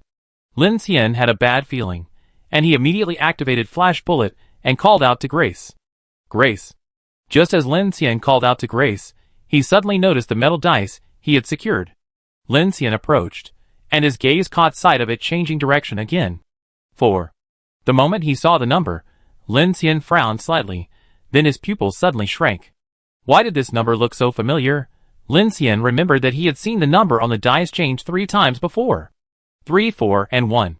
And this time, it was 4. 3,414? This number. Did I see it somewhere before? Lin Xian turned around, trying to find it, but suddenly froze. He saw the countdown on his retina had changed at that very moment. 34 hours and 15 minutes. 34 hours 14 minutes and 59 seconds. Chapter 432. Lin Xian felt the ringing in his ears grow increasingly sharp. He stared silently at the metal dice, and the countdown in his retina, frozen in place, his mind seemingly slowed to a crawl. Lin Xian's lips parted slightly, trying to gather his thoughts. Gee, Grace. Grace. If Grace didn't respond, then it was very likely that his connection to the Flash Bullet had been severed. Lin Xian tried to focus on the strange dark presence between his brows, but the numbers before him made it difficult to concentrate. What the hell is going on? A bad premonition grew within him. Lin Xian clenched his fists. If he lost contact with Grace, it would mean he would lose control of the Southern Heaven Gate, and with it, his direct connection to Chu Yan's consciousness. All the efforts of the Phoenix Society's Starry Sky Research Laboratory would be in vain. He stared at the metal dice, then took a deep breath. He immediately left the Black Star Forge and sat there, catching his breath. Damn it, focus. Lin Xian then opened the left arm of his power armor, pulled out a reserve of cold dark reagent, and thrust it hard into his heart. Chi. A surge of dark energy instantly flooded his body. Lin Xian clenched his fists and focused again. Grace. I'm here. When Grace's crisp voice reached Lin Xian's ears, his head jolted, and the breath that had been hanging in his throat suddenly dropped by 3 points. Grace, what just happened? Is there something wrong with the South Heaven Gate? 15 minutes ago, low Earth orbit sensors detected an unusual gamma ray burst, peak 3.15 TeV. The source had an alpha angle of 17.3 degrees and lasted for 0.42 seconds, penetrating the radiation shielding of the beam platform's nuclear concentrator. I have isolated the damaged unit, activated the backup power circuit, and am currently scanning for underlying system failures. Gamma ray burst? Has it affected the operation of the Nanshanman? There is currently a system vulnerability in the beam platform's nuclear concentrator. It is recommended not to activate the Nanshanman. I will repair it as soon as possible. Are you experiencing an emergency? Lin Xian closed his eyes and took a deep breath, then asked, what about Chu Yin? Can you still contact her and the Phoenix Society? Grace currently has no active mission to contact Chu Yin. If you need me, I can try to contact her. Contact? Grace understands. A few minutes later, Grace responded again. No response from Chu Yin. What's going on? The specific cause is unknown. Grace hasn't yet come up with a definitive theory about the connection principle of the flash bullets. However, based on what I know, I'm leaning towards research in the area of quantum communication. Lin Xian pinched his brow, paused, and continued. What about that strange entity outside the South Heaven Gate? Has it caused any damage? Observations indicate it's a space-like creature with no fixed form. Its entire body is asphalt-like, wrapped around the photovoltaic wing surfaces, and the outer shell of the main energy-concentrating structure of the North 2x6. It hasn't attacked the spacecraft. I fully repaired and connected the defense platform's clothes and weaponry for debris removal, but attempting an attack could cause an unpredictable chain reaction. Lin Xian shook his head. If it doesn't pose a threat to you or the South Heaven Gate, don't attack it yet. I understand. Can I understand this as Grace being able to launch a self-defense attack if attacked? Of course. Okay. Grace's voice was calm and clear. Lin Xian thought for a moment, then said, "Please continue to try to contact Chu Yin. Let me know if you have any news." Grace understands. After confirming that Grace and the Nanchumen were safe, Lin Xian breathed a sigh of relief. He wasn't taking any chances. He felt certain Chu Yin, the anomaly just now, and the countdown before his eyes were connected. The only uncertainty he had was whether it was related to Qingyanxiu. 34 hours, that's 10 a.m. the day after tomorrow. Lin Xian stared at the ever-changing numbers before him, his breath growing heavier. What exactly does this countdown mean? What will happen the day after tomorrow? Why did the metal dice show the same number? Is it a coincidence? Or does it foreshadow something? Buzz, a robotic arm extended from behind Lin Xian, a surge of electromagnetic force gathering and firmly grasping the metal dice. As Lin Xian pulled it out, the entire control room floor shook violently under the support of his power armor, the all-metal floor, and the platform denting several millimeters. Since escaping from Jiang City, Lin Xian had never encountered such chaos and confusion. Even now, he had no idea what was going on. Blood vines, triangular figures, metal dice. Holy City, Qingyanxiu, Garan Volcano. Then, there's the great ocean god, who seemed to have caught the Holy City organization by surprise, the triangular figure they saw a second time, the mysterious Deep 3 nuclear heat introducer, and what Qingyanxiu had said. Why did the Dark Civilization suddenly cancel their mission to eliminate him? Could this be the reason the great ocean god left? So what did the unusual gamma ray burst at Nanchumen and the countdown before him mean? Perhaps he would know the reason after the countdown ended, but there was no way Lin Xian would just sit there and wait for death. Holy crap! Lin Xian suddenly stood up, his eyes blazing. Sister Ning, Kiki, did you find anything? Inside the Abyss-class Beifeng 09 strategic nuclear submarine, the metal bulkheads were covered in condensation. The dim blue emergency light stretched Ning Jing's shadow across the corridors lined with pipes. She entered the submarine's torpedo compartment, facing the dense network of torpedo tubes at the base of the bulkhead. Hearing Lin Xian's voice, she immediately responded. Captain Lin, this submarine has a lot of supplies and weapons on board, enough for at least a 100-man operation. Everything is in good condition. We also found 12 high-explosive torpedoes and 20 torpedoes that look a bit unusual. After inspection, they seem to be used as underwater decoys. Each one has at least 200 decoy explosive units, enough to affect a large area of the sea. It seems the people of the Holy City use this method to avoid the monsters of the deep sea. Are these the only torpedoes? Lin Xian asked. But bait alone won't fool those deep-sea creatures. Inside the submarine's central control room, Kiki pointed to a box-shaped device glowing purple at the bottom of the console, and spoke into the communication band. I also found a device similar to our one power tower, which can resist the invasion of darkness in the deep sea. However, it can't block the energy signals of nuclear reactors. They should have other methods. Could it be a forbidden object? Ning Jing responded. That person from the divine revelation just now. This organization has extensive research on forbidden objects and Qingyuan. Perhaps it's related to this. Maybe? Kiki continued searching the submarine systems, trying to find anything related to Haiwen and the path. As she did so, she became concerned for Lin Xian. Lin Xian, are you feeling better? Lin Xian's condition had genuinely startled her. It's fine. Lin Xian thought for a moment, then said, I tell you later. What about Abai? Did he notice anything unusual? I'm asking you? Kiki turned to look at Abai, finding him looking around nervously. No, nothing. But maybe it's because of the connection between the waters. I seem to be able to sense some movement far underwater. Kiki tilted her head and looked at him. Are you afraid of being here? A little, Abai said calmly. It's quite depressing inside the submarine. Kiki shrugged, looking around at the sophisticated submarine equipment and structures. It's not much different from being on a train. That's different, Abai whispered. He said, the train has windows, and it's on the ground. It's like a tin can, especially with all the seawater outside. You don't know how deep it is, or what monsters might be out there. It's normal to be afraid. At this point, Lin Xian responded, trains are much safer than submarines. Yes. Lin Xian continued to contact Brother Hua, Xiaoqing, Shiji. How are you guys over there? In the middle level of the submarine base's experimental hallway, the corridors were deserted. Xiaoqing and Shiji were carefully searching each room for useful information, while Brother Hua, like a bodyguard, followed behind him with a majestic air. His fingertips swirled into layers of fiery rings, and as the rings floated in the air, he exuded an air of immortality. Upon hearing Lin Xian's voice, Lu Xingchen immediately responded, "Brother Lin, there's nothing unusual. Any useful items here have long been emptied, and nothing else exists. What about the geothermal well of the Deep 3 nuclear heat inducer? Have you checked it again?" Hearing this, Lu Xingchen looked at the two women in front of him and spoke boldly, "We have checked it, but we can't figure out the purpose of this device. We eliminated the threat. However, in my opinion, if this device is connected to the strange entity in the sea, we should simply destroy it. Since the Advent faction is colluding with the Dark Civilization, their actions must be nefarious, and destroying it will definitely be beneficial." Lin Xian responded, "The device is connected to the geothermal core. We should wait until we have a thorough understanding before making any plans. Besides, it's dark now, so it's not a good time to act rashly." Xiao Qing, who was leading the investigation and search, sharply turned around and rolled his eyes at Lu Xingchen, then quietly reported to Lin Xian, "We just found a site that looks like a human experiment.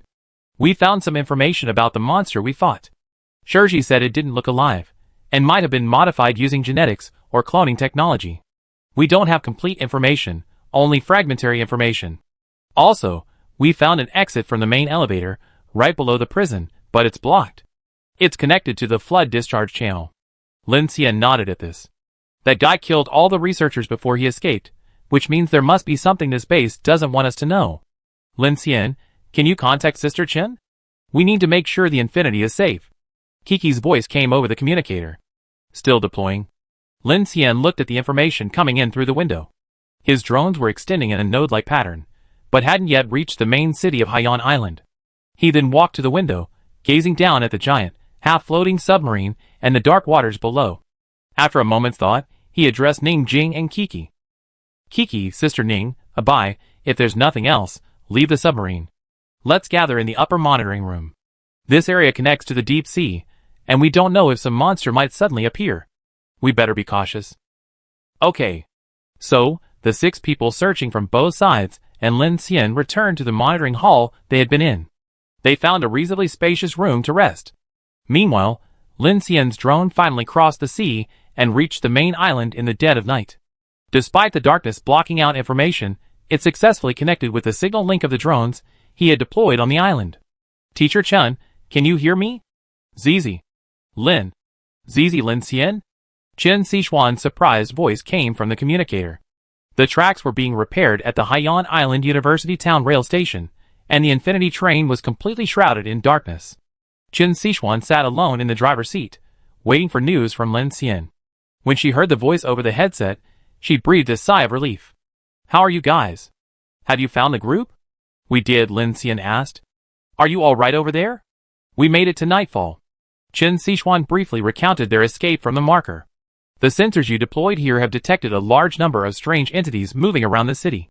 They're much louder than last night, and quite a few are large.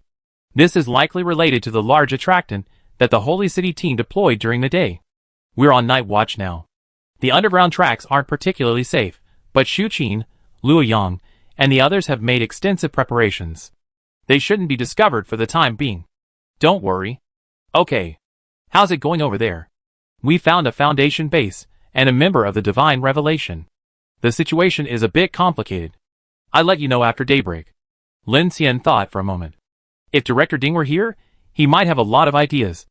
After confirming the Infinity's safety, he took a deep breath and said to Ning Jing and the others, "Thankfully, both sides are safe, but the trouble has just begun. We need to find a way to get out of the sky. We have to leave Haiyan Island after dawn." "Is Viola back?" Kiki asked. "If we can't find the orbital base station, we can't just wander around the sea.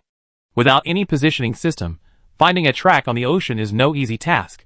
Lin Xian nodded. "I know.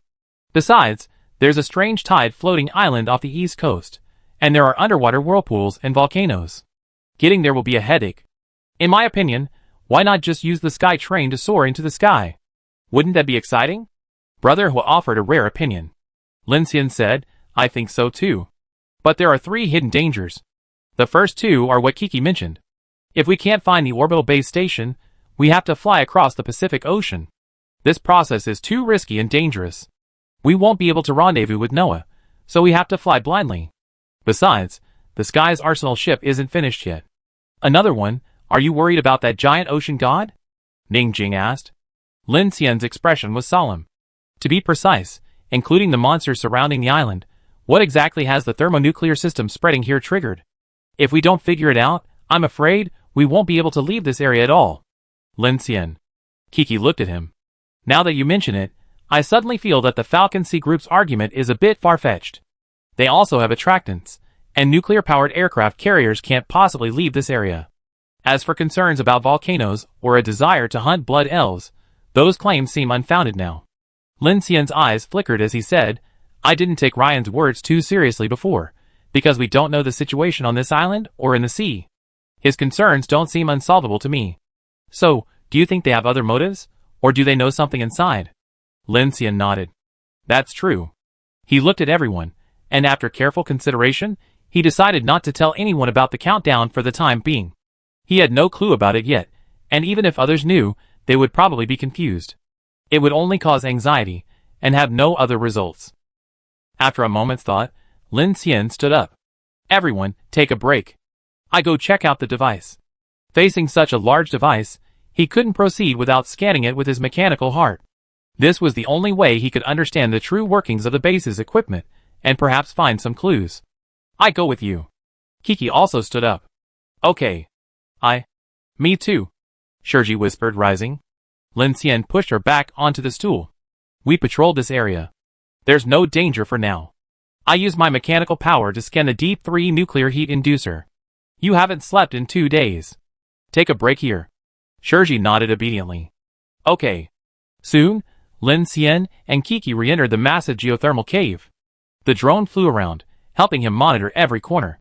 Lin Xian went directly to the topmost robotic arm, found a spot beneath it, and began scanning. Kiki looked down at the multiple floors, the mechanical platforms, and the crimson lava at the bottom. She said to Lin Xian, do you think this place is connected to the Garen volcano? Lin Xian opened his eyes and whispered, I think there definitely is. Chapter 433. The geothermal well before him surged with unusual force, a massive introducer towering within it like a stabilizing force. Seeing the scorching magma beneath, it was hard not to connect this place to the submarine volcano Ryan had mentioned earlier. Lin Xian even immediately wondered if this thing was directly related to the unusual movements of the submarine volcano.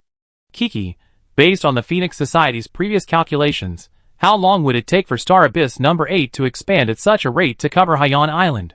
In the fiery geothermal cave, Lin Xian leaned against a corner of the introducer, performing a mechanical scan, when something suddenly occurred to him. Kiki, floating in the air, heard Lin Xian's words and immediately said, as for Haiyan Island, it's 9 days and 18 hours. Calculating so far, this shouldn't be a threat, right? Lin Xian fell silent. All the data had been pre-calculated before setting out to sea, and his mind was a little confused. He tried to find something related to the countdown he had seen, but after hearing Kiki's words, it seemed unrelated. Lin Xian, did something happen to you? Kiki removed her nano-armor and looked at Lin Xian with keen insight. Did that Chinyanshio do something to you earlier? Why did you suddenly faint? Lin Xian also removed his power armor, took a deep breath, and then said, I don't know what he did, but I think I'm experiencing the same situation as before with the strange radio station. Kiki was surprised. What? Were you transported to some other dimension again? Lin Xian shook his head. No, it's just similar. It's both related to forbidden objects. My consciousness was pulled by the flash bullets, and I seemed to see something in the universe. And then, a countdown appeared before my eyes. Scanning the Deep 3 nuclear heat introducer was a massive undertaking. A comprehensive understanding of its structure would take at least 7 to 8 hours. However, Lin Xian wasn't ready to sleep, so now that Kiki had mentioned it, he simply told her what was happening. Countdown? Yes, I've been studying it for a while. There are about 34 hours left. I'm not sure what this countdown means, or who put it in my eyes, but it doesn't look like a good sign. Also, do you remember that 1,000-ton metal dice we found in Taku Deepwater Port? I noticed the numbers on it kept flipping uncontrollably. I took a look, and I don't know if it was a coincidence, but the 4 numbers I saw were exactly the countdown time, 34:14. Holy crap. Kiki's expression changed slightly after hearing this. She quickly leaned in close to Lin Xian's face, staring intently into his. After a moment's gaze, she said, I don't see anything unusual. Are you sure it's in your eyes? Lin Xian shrugged. It's either in my eyes or in my brain. It's not a temporary illusion. I see. Kiki frowned, folding her arms in thought. With your personality, you wouldn't take any coincidences for granted, right? Lin Xian nodded. Yes. Then do you know roughly how often that metal dice flips? Kiki suddenly asked. Lin Xian was startled. He hadn't really thought about this question. I haven't paid attention to it. I just check it out whenever I think of it. The time varies, and I just happened to notice what I saw. So weird. Kiki said immediately, why don't you take it out? I keep an eye on it for you. Why? Kiki tilted her head. Once you get the next number, just see if it syncs with your countdown. If it does, we can discuss them together. If not, they might be two separate events. That way, you at least solved one problem, right? Lin Xian's mind clicked as he looked at Kiki and said, wow, smart. I was so focused on this countdown, and all these weird things kept happening, I was kind of losing my mind. He then used the magnetically controlled robotic arm to retrieve the metal dice. Kiki took one look and immediately used her telekinesis to take it. As they looked at each other, they noticed the number on the metal dice had changed again. Last time it was 4, this time it was 6. 6. Kiki looked at Lin Xian, who was now looking at the countdown. 33 hours 48 minutes and 1 second. This time, the number didn't correlate with Lin Xian's countdown. Lin Xian was stunned. Could this really be a coincidence? The numbers don't match this time. That means they're two different things. Kiki looked at the metal dice floating in her palm and said cautiously, now we need to consider why the supermassive metal dice, clearly not from Blue Planet, changed direction. Could someone be remotely controlling it? Also, a dice only has 6 sides and only 6 numbers. It's unlikely that it would match the countdown. What if 7, 8, or 9 appeared? Lin Xian smiled. I thought about it before, but once I saw that the numbers matched, it seemed a little unbelievable. Lin Xian, don't you feel unsafe carrying this thing? Kiki looked at Lin Xian and asked. Lin Xian took a deep breath. If it's not safe in my mechanical space, then I don't know any other safe methods. Okay. Kiki's eyes flickered as she said, I think this countdown might not necessarily be a bad thing. How do you put it? Lin Xian asked. Kiki raised a finger. First, to use your words, if the Dark Civilization wanted to kill you, logically there wouldn't be a need for a countdown, right? Yes. Lin Xian nodded. A countdown to the end of the world? Kiki asked. Not sure, but could this Doomsday be any more Doomsday than this? Lin Xian asked. So, Kiki's eyes flickered as she spoke confidently. Since you're seeing this countdown, it means it's meant to foretell what will happen after the countdown ends. You're definitely curious about what that will be, so this might be a reminder. Lin Xian's expression hardened upon hearing this. He immediately understood Kiki's logic. Foretell, reminder. Foretell what? Remind what? Lin Xian's mind sank. He glanced at the scanning screen before him and whispered, it's the morning of the day after tomorrow. Judging by the time, it's probably just after dawn. Where are we at this time? Kiki asked. We? Lin Xian looked at her. Tomorrow I must find a way to leave this island. He paused for a moment, and for some reason, he suddenly remembered the internal and external changes caused by the time dilation effect within Star Abyss number 5. But first, he needed to understand this device. Then, after dawn, he planned to try to find any trace of the Falcon Sea group and that Ryan, perhaps gaining some new information. He pondered for a moment, but there's a chance we can't leave. What? Kiki saw Lin Xian mumbling to himself, momentarily confused. At that very moment, as Lin Xian spoke, neither of them noticed, the metal dice in Kiki's hand quietly shifted. The number suddenly changed from 6 to 5. Chapter 434. 2:06 a.m. Scan progress 9%. Lin Xian had just begun to think that his group might not be able to leave Haiyan Island tomorrow, when the metal dice flipped again. Hey Lin Xian, look! Kiki exclaimed in surprise. The number on the dice has changed again. It's 5 this time. What does that mean? Lin Xian looked and paused. This was the first time he noticed a change in the metal dice. He checked the countdown and found that the numbers didn't match. He couldn't help but frown. It's not related, but this thing is definitely under some control. Otherwise, how could it change like this? What a strange thing. Kiki used her telekinesis to play with the metal dice. She tried to flip it, but no matter how she fiddled with it, it didn't change or react. It's not moving again. Kiki was now excited and immediately summoned the mobile computer in her power armor. Okay, let me study it carefully. How do you want to study it? Lin Xian asked. First, record the numbers, the changing times, and anything that shows a pattern, Kiki said. I think these numbers must represent something. There must be some secret. Lin Xian nodded.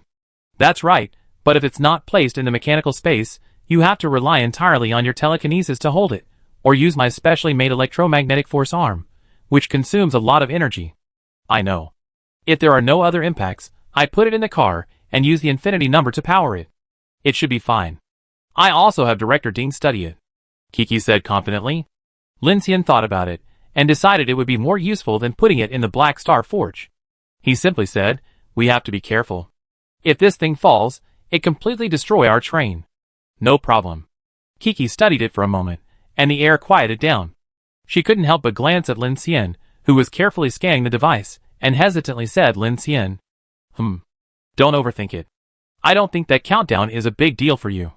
Lin Xian looked up. Kiki's words sounded like comfort, but he could hear a hint of nervousness. He immediately understood that although the girl spoke lightly, she was actually very worried about his unknown countdown. So he thought for a moment and said, actually, I'm not that worried.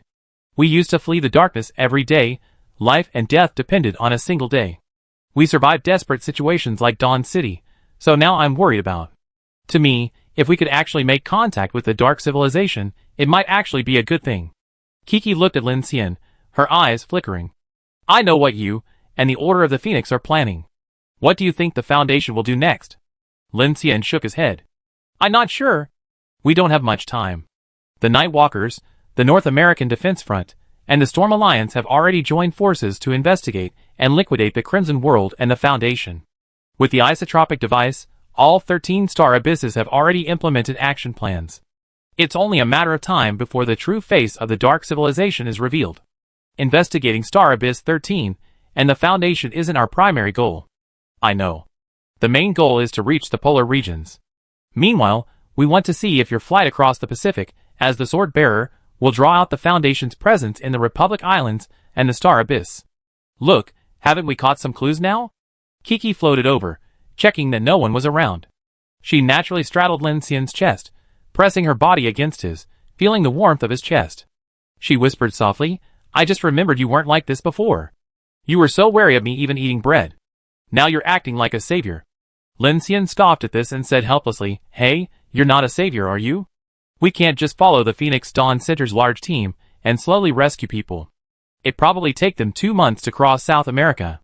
If we take the transoceanic route, we can reach the pole in less than 2 weeks. With Xinhua Heavy Industries there, my mechanical abilities can develop rapidly. I'm thinking about myself, okay? Okay, you're right. Kiki raised her face. Looking at Lin Xian, he said, by the way, that divinely inspired Qin Yanqiu said the Dark Civilization's plan is to fuse life into one. Do you think they're talking about the mycelial network? That immediately reminded me of it. The mycelial network in Yijin City does resemble something of a prototype, Lin Xian said. It's similar to the cloud network of human digital consciousness. If life forms become like this, then individual existence will have no meaning. Is this how advanced civilizations are born? I'm not sure. Do you think the 2 starships that escaped from the Pioneer Project can reach distant stars? How should I know? Hey, I'm scanning. Why don't you take a break? Why are you asking so many questions? Oh, I can't sleep. Hearing the countdown is giving me a little trepidation. Don't overthink it. Get some rest. We might have even bigger troubles coming up. Okay, it's just a little hot here. Ouch. What's wrong? You jerk, you hit me. You were the one who insisted on sitting on me like that. I don't care. Then don't move. The night was quiet as Lin Xian silently scanned the secret submarine base. He found nothing unusual. To be on the safe side, Ning Jing brought Ah Bai to the upper entrance to guard against the strange monster in the flood discharge channel just across the wall. Lin Xian periodically contacted Infinity to check on the situation. Kiki, finally overcome by exhaustion, fell asleep clinging to Lin Xian's body. Lin Xian controlled the metal dice with an electromagnetic arm and occasionally checked on them. Hours passed, but the numbers on the dice remained unchanged, seemingly completely random. This only deepened Lin Xian's suspicions. Scanning progress 80%. The massive device before him was arguably the largest single mechanical device Lin Xian had ever scanned. As the blueprint became clearer, his expression grew graver. It was 9:25 a.m., still dark, and the geothermal well still blazed. Kiki woke from a deep sleep, blinked drowsily, and whispered, Lin Xian, what time is it? After a moment, She didn't hear a response. She immediately straightened up from Lin Xian's arms and looked at him, only to find his face sullen. A night of scanning had not only left him exhausted, but also a hint of sweat on his forehead. What's wrong? Kiki saw Lin Xian's expression and immediately realized something was wrong. Scan progress 100%. Deep 3 nuclear heat inducer blueprint obtained. Lin Xian retracted the scanning screen, letting out a long sigh. He let Kiki off his body and stood up, walking to the edge of the robotic arm. Looking down at the massive well below, he said through dry lips, "This device isn't used to feed deep-sea anomalies." "What is it for?" Kiki asked. Lin Xian shook his head, a look of confusion on his face. "This Earth core heat drain is emitting massive amounts of nuclear heat into the surrounding waters, drawing nearly all the strange entities in the South China Sea here. Don't you find it strange? If the strange entities don't feed on this, why would they need to be fed?" "Huh?" Kiki was slightly startled by this, then thought, "Right? As Director Ding said, those strange entities all have their own batteries and absorb dark energy to function. So, isn't the Foundation's purpose to closely monitor those monsters? After all, isn't this a monitoring center?" Lin Xian turned and looked at Kiki. "You forgot one thing. They only have one target to monitor. Unica 1. Kiki's eyes widened at this, her cleverness immediately realizing. Those monsters that have gathered here are being devoured by Unica 1. This place. It's that monster's feeding ground. Chapter 435. At 10:25, the sky brightened, and all the strangeness in the world vanished, leaving only the undercurrent still surging beneath the deep sea. Lin Xian and his team departed from the underground base, soaring high above the sea, flying towards the central city where the Infinity was located. Unica 1. Feeding ground? No wonder there's so little to see on such a large island. Not even a single person, not even a zombie. Could this Unica 1 be the world-class giant ocean god? Ning Jing analyzed. That's pretty close. This also explains how the Holy City Organization's massive decoy bomb attracted the monster. This means the great ocean god's area of activity is within this area of several hundred kilometers. Lin Xian, clad in power armor, flew at high speed at the forefront. He glanced at the dark waters below and suddenly changed direction. "Let's go somewhere else." "Where?" "The Neptune," Lin Xian said calmly. "If I'm not mistaken, this Falcon Sea group holds quite a few secrets." Boom. Although it was already dawn, the weather was gloomy today, as if a storm seemed to be brewing, with thunder rumbling above the clouds. This reminded Kiki of yesterday's experience, and she immediately said, "No wonder the radiation levels are so high in this storm. It's rain vapor from the evaporation of submarine thermonuclear volcanoes." "That makes sense." Kiki frowned, and said to Lin Xian with some concern, "Lin Xian, now I think about it, could the Garin volcano eruption also be related to that Unica 1? That, I have to ask someone else." "Who?" Ryan, Lin Xian said. "He seems quite knowledgeable about submarine volcanoes." Kiki heard the meaning in Lin Xian's words, and stopped asking questions. The group crossed the west side of the island and flew towards the waters, where the Neptune was anchored, following yesterday's navigation direction. That monster caused such a huge tsunami yesterday. "I hope their ship didn't get overturned," Lin Xian whispered. His concerns were justified. Before he even got close, he could already see the nuclear-powered aircraft carrier anchored in the middle of the sea from a distance. The gentle waves swirled around the carrier, and a large amount of debris was floating around it. A large supply ship had capsized, and many small aircraft were busy on the sea. It was obvious at a glance that the situation was not good, considering this happened yesterday. The Neptune's portside deck revealed a hideous scar in the morning light. On the tilted runway, Ryan was directing the mechanical team to continue salvaging supplies. Erica, Azir, and other flight crews, as well as several large ships of various sizes, were working hard to right the supply ship. Almost the entire Falcon Sea group was deployed for this purpose. The surge is getting stronger. Drop the spare anchor chain. On the deck, the former plantation was nearly completely destroyed. A group of survivors were clearing the twisted remains of the arresting cable. Vanessa, sitting on the edge of the watchtower, operating a mobile terminal, looked up. The small enemy radar beside her ear responded, quickly acquiring a target. "Ryan, you were right. They're coming." With that, Vanessa immediately jumped from her perch, creating a strange wave of movement beneath her feet before landing smoothly. Elsewhere, Ryan, wearing sunglasses, approached, followed by Giddy and Erica. It seems they made contact with the people from the Holy City. "Wow, The shrieking sound of propellers cut through the air as Lin Xian and his 7 companions plummeted from the sky and landed directly on the deck. Seeing the devastation around them, Lin Xian removed his mask and asked, "Are there any casualties?" "Quite a few. A tsunami this magnitude is no joke." Ryan raised his sunglasses and smiled at Lin Xian. "As expected of a sword-bearer, our reconnaissance aircraft observed that monster attacking the west coast, and you're surprisingly safe and sound." Bang!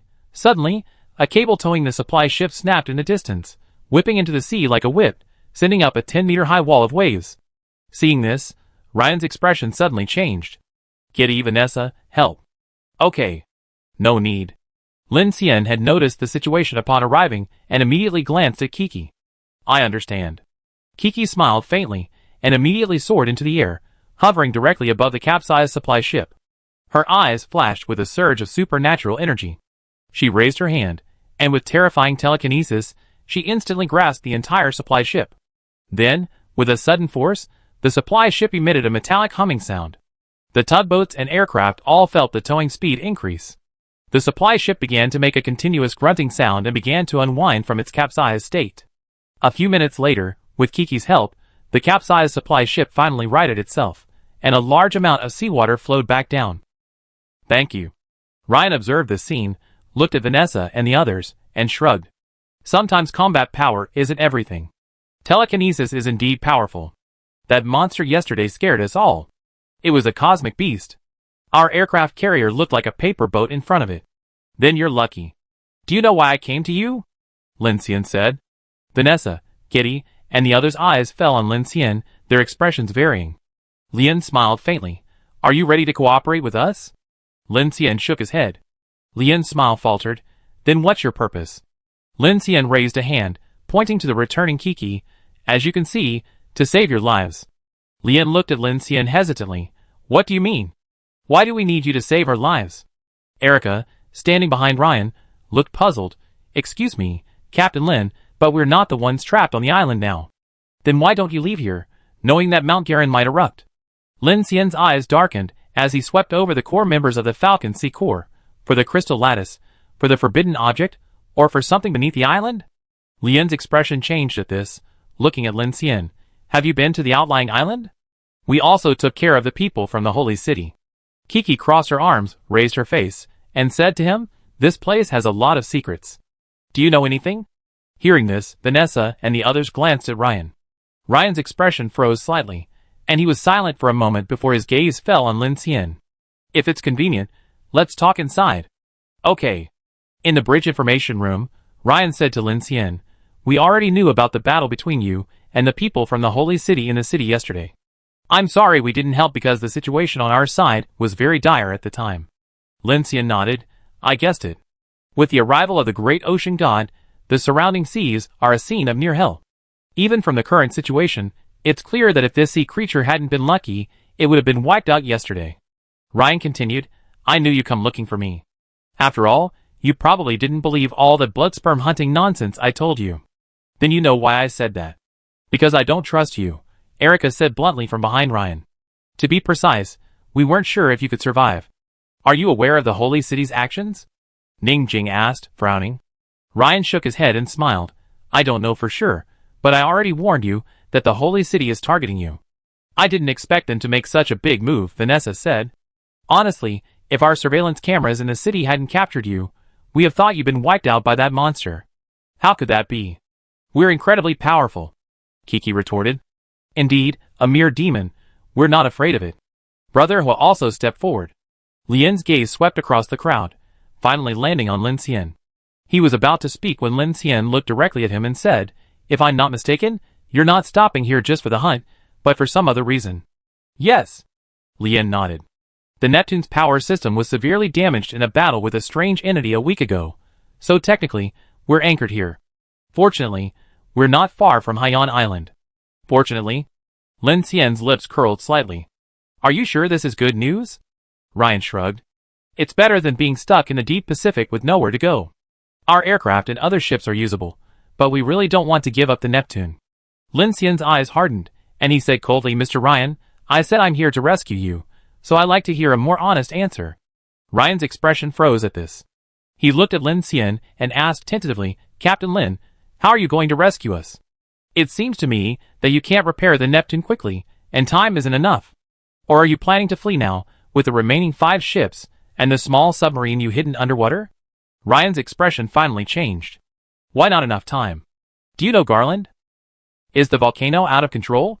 Lin Xian nodded, then pulled out a small detector from his bosom and said, I also know you have a forbidden item. Your ship is well stocked, and you're still collaborating with the black market on lattice business. I suspect this might be related, but I'm not concerned. I just want to tell you that there's a device beneath the outlying island. It's that device that has attracted many abyssal sea monsters, who are now gathering in the waters around Haiyan Island for a party. There's also a giant ocean god here. I think we have less than 24 hours before the entire Haiyan Island is submerged. Consider this information as a gesture of goodwill. If you find it useful, I hope it helps you. Lin Xian said, and immediately stood up to leave. Lin Xian had actually discovered quite a bit when he arrived yesterday, but he hadn't really cared much. Now that he thought about it, he guessed Ryan was just as Erica had said, wary and cautious of him. Most importantly, he was probably worried about getting into trouble. After all, their conflict with the Holy City didn't seem to have Lin Xian, the sword-bearer, as the primary target. Wait! Lian called out to Lin Xian. He paused, suddenly relieved, and said, after 24 hours, has that introducer become so unstable? Lin Xian looked at him. You really do know. Of course I do. Ryan glanced at Lin Xian and revealed a surprising piece of information. I used to be affiliated with the Foundation, working at that submarine base.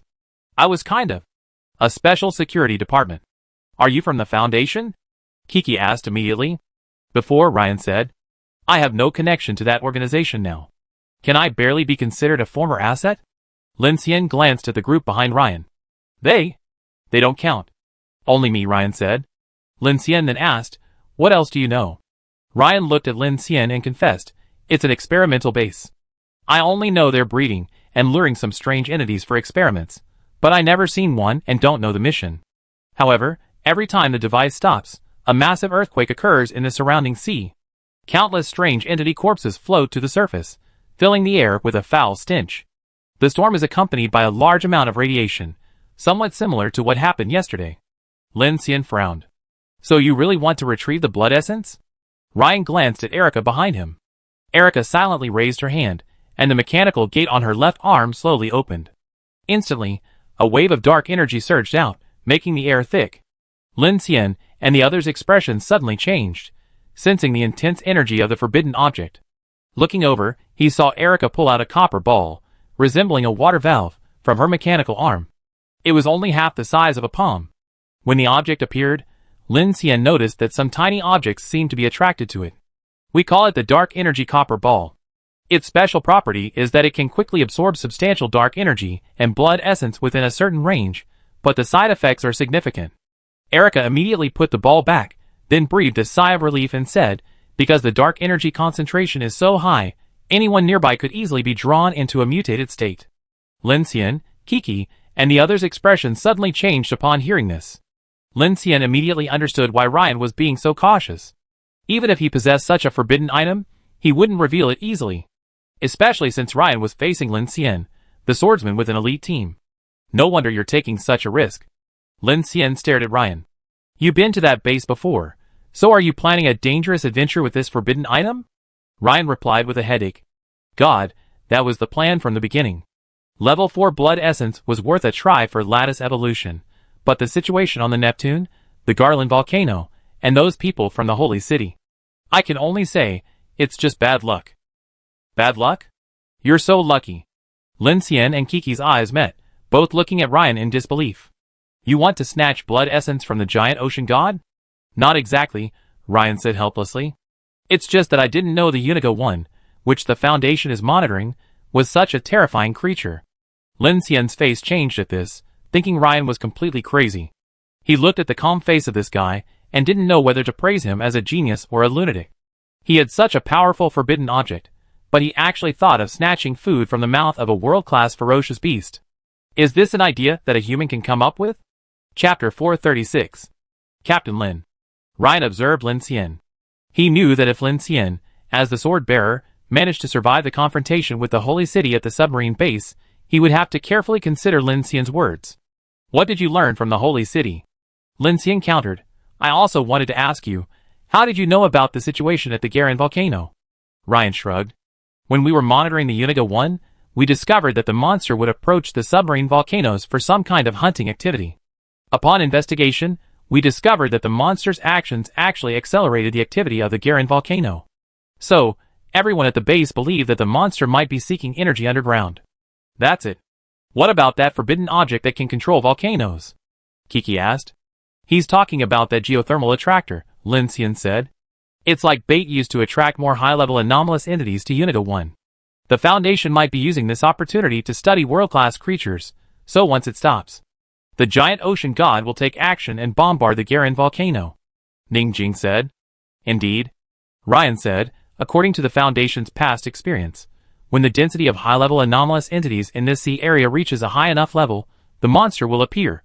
Now that the Foundation has withdrawn, only a group of people from the Holy City remain, so I think this is a good opportunity.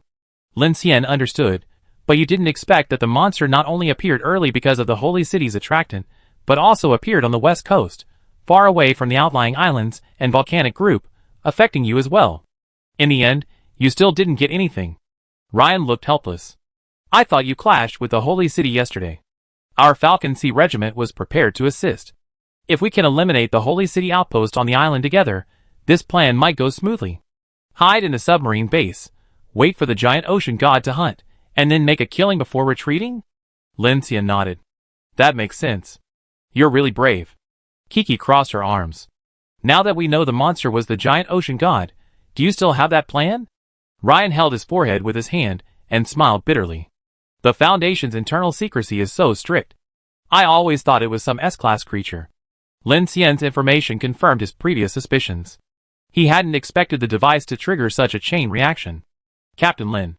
Ryan saw Lin Xian's frown and couldn't help but ask, you just said, less than 24 hours. What did you mean? The stability of the geothermal well has reached a dangerous threshold.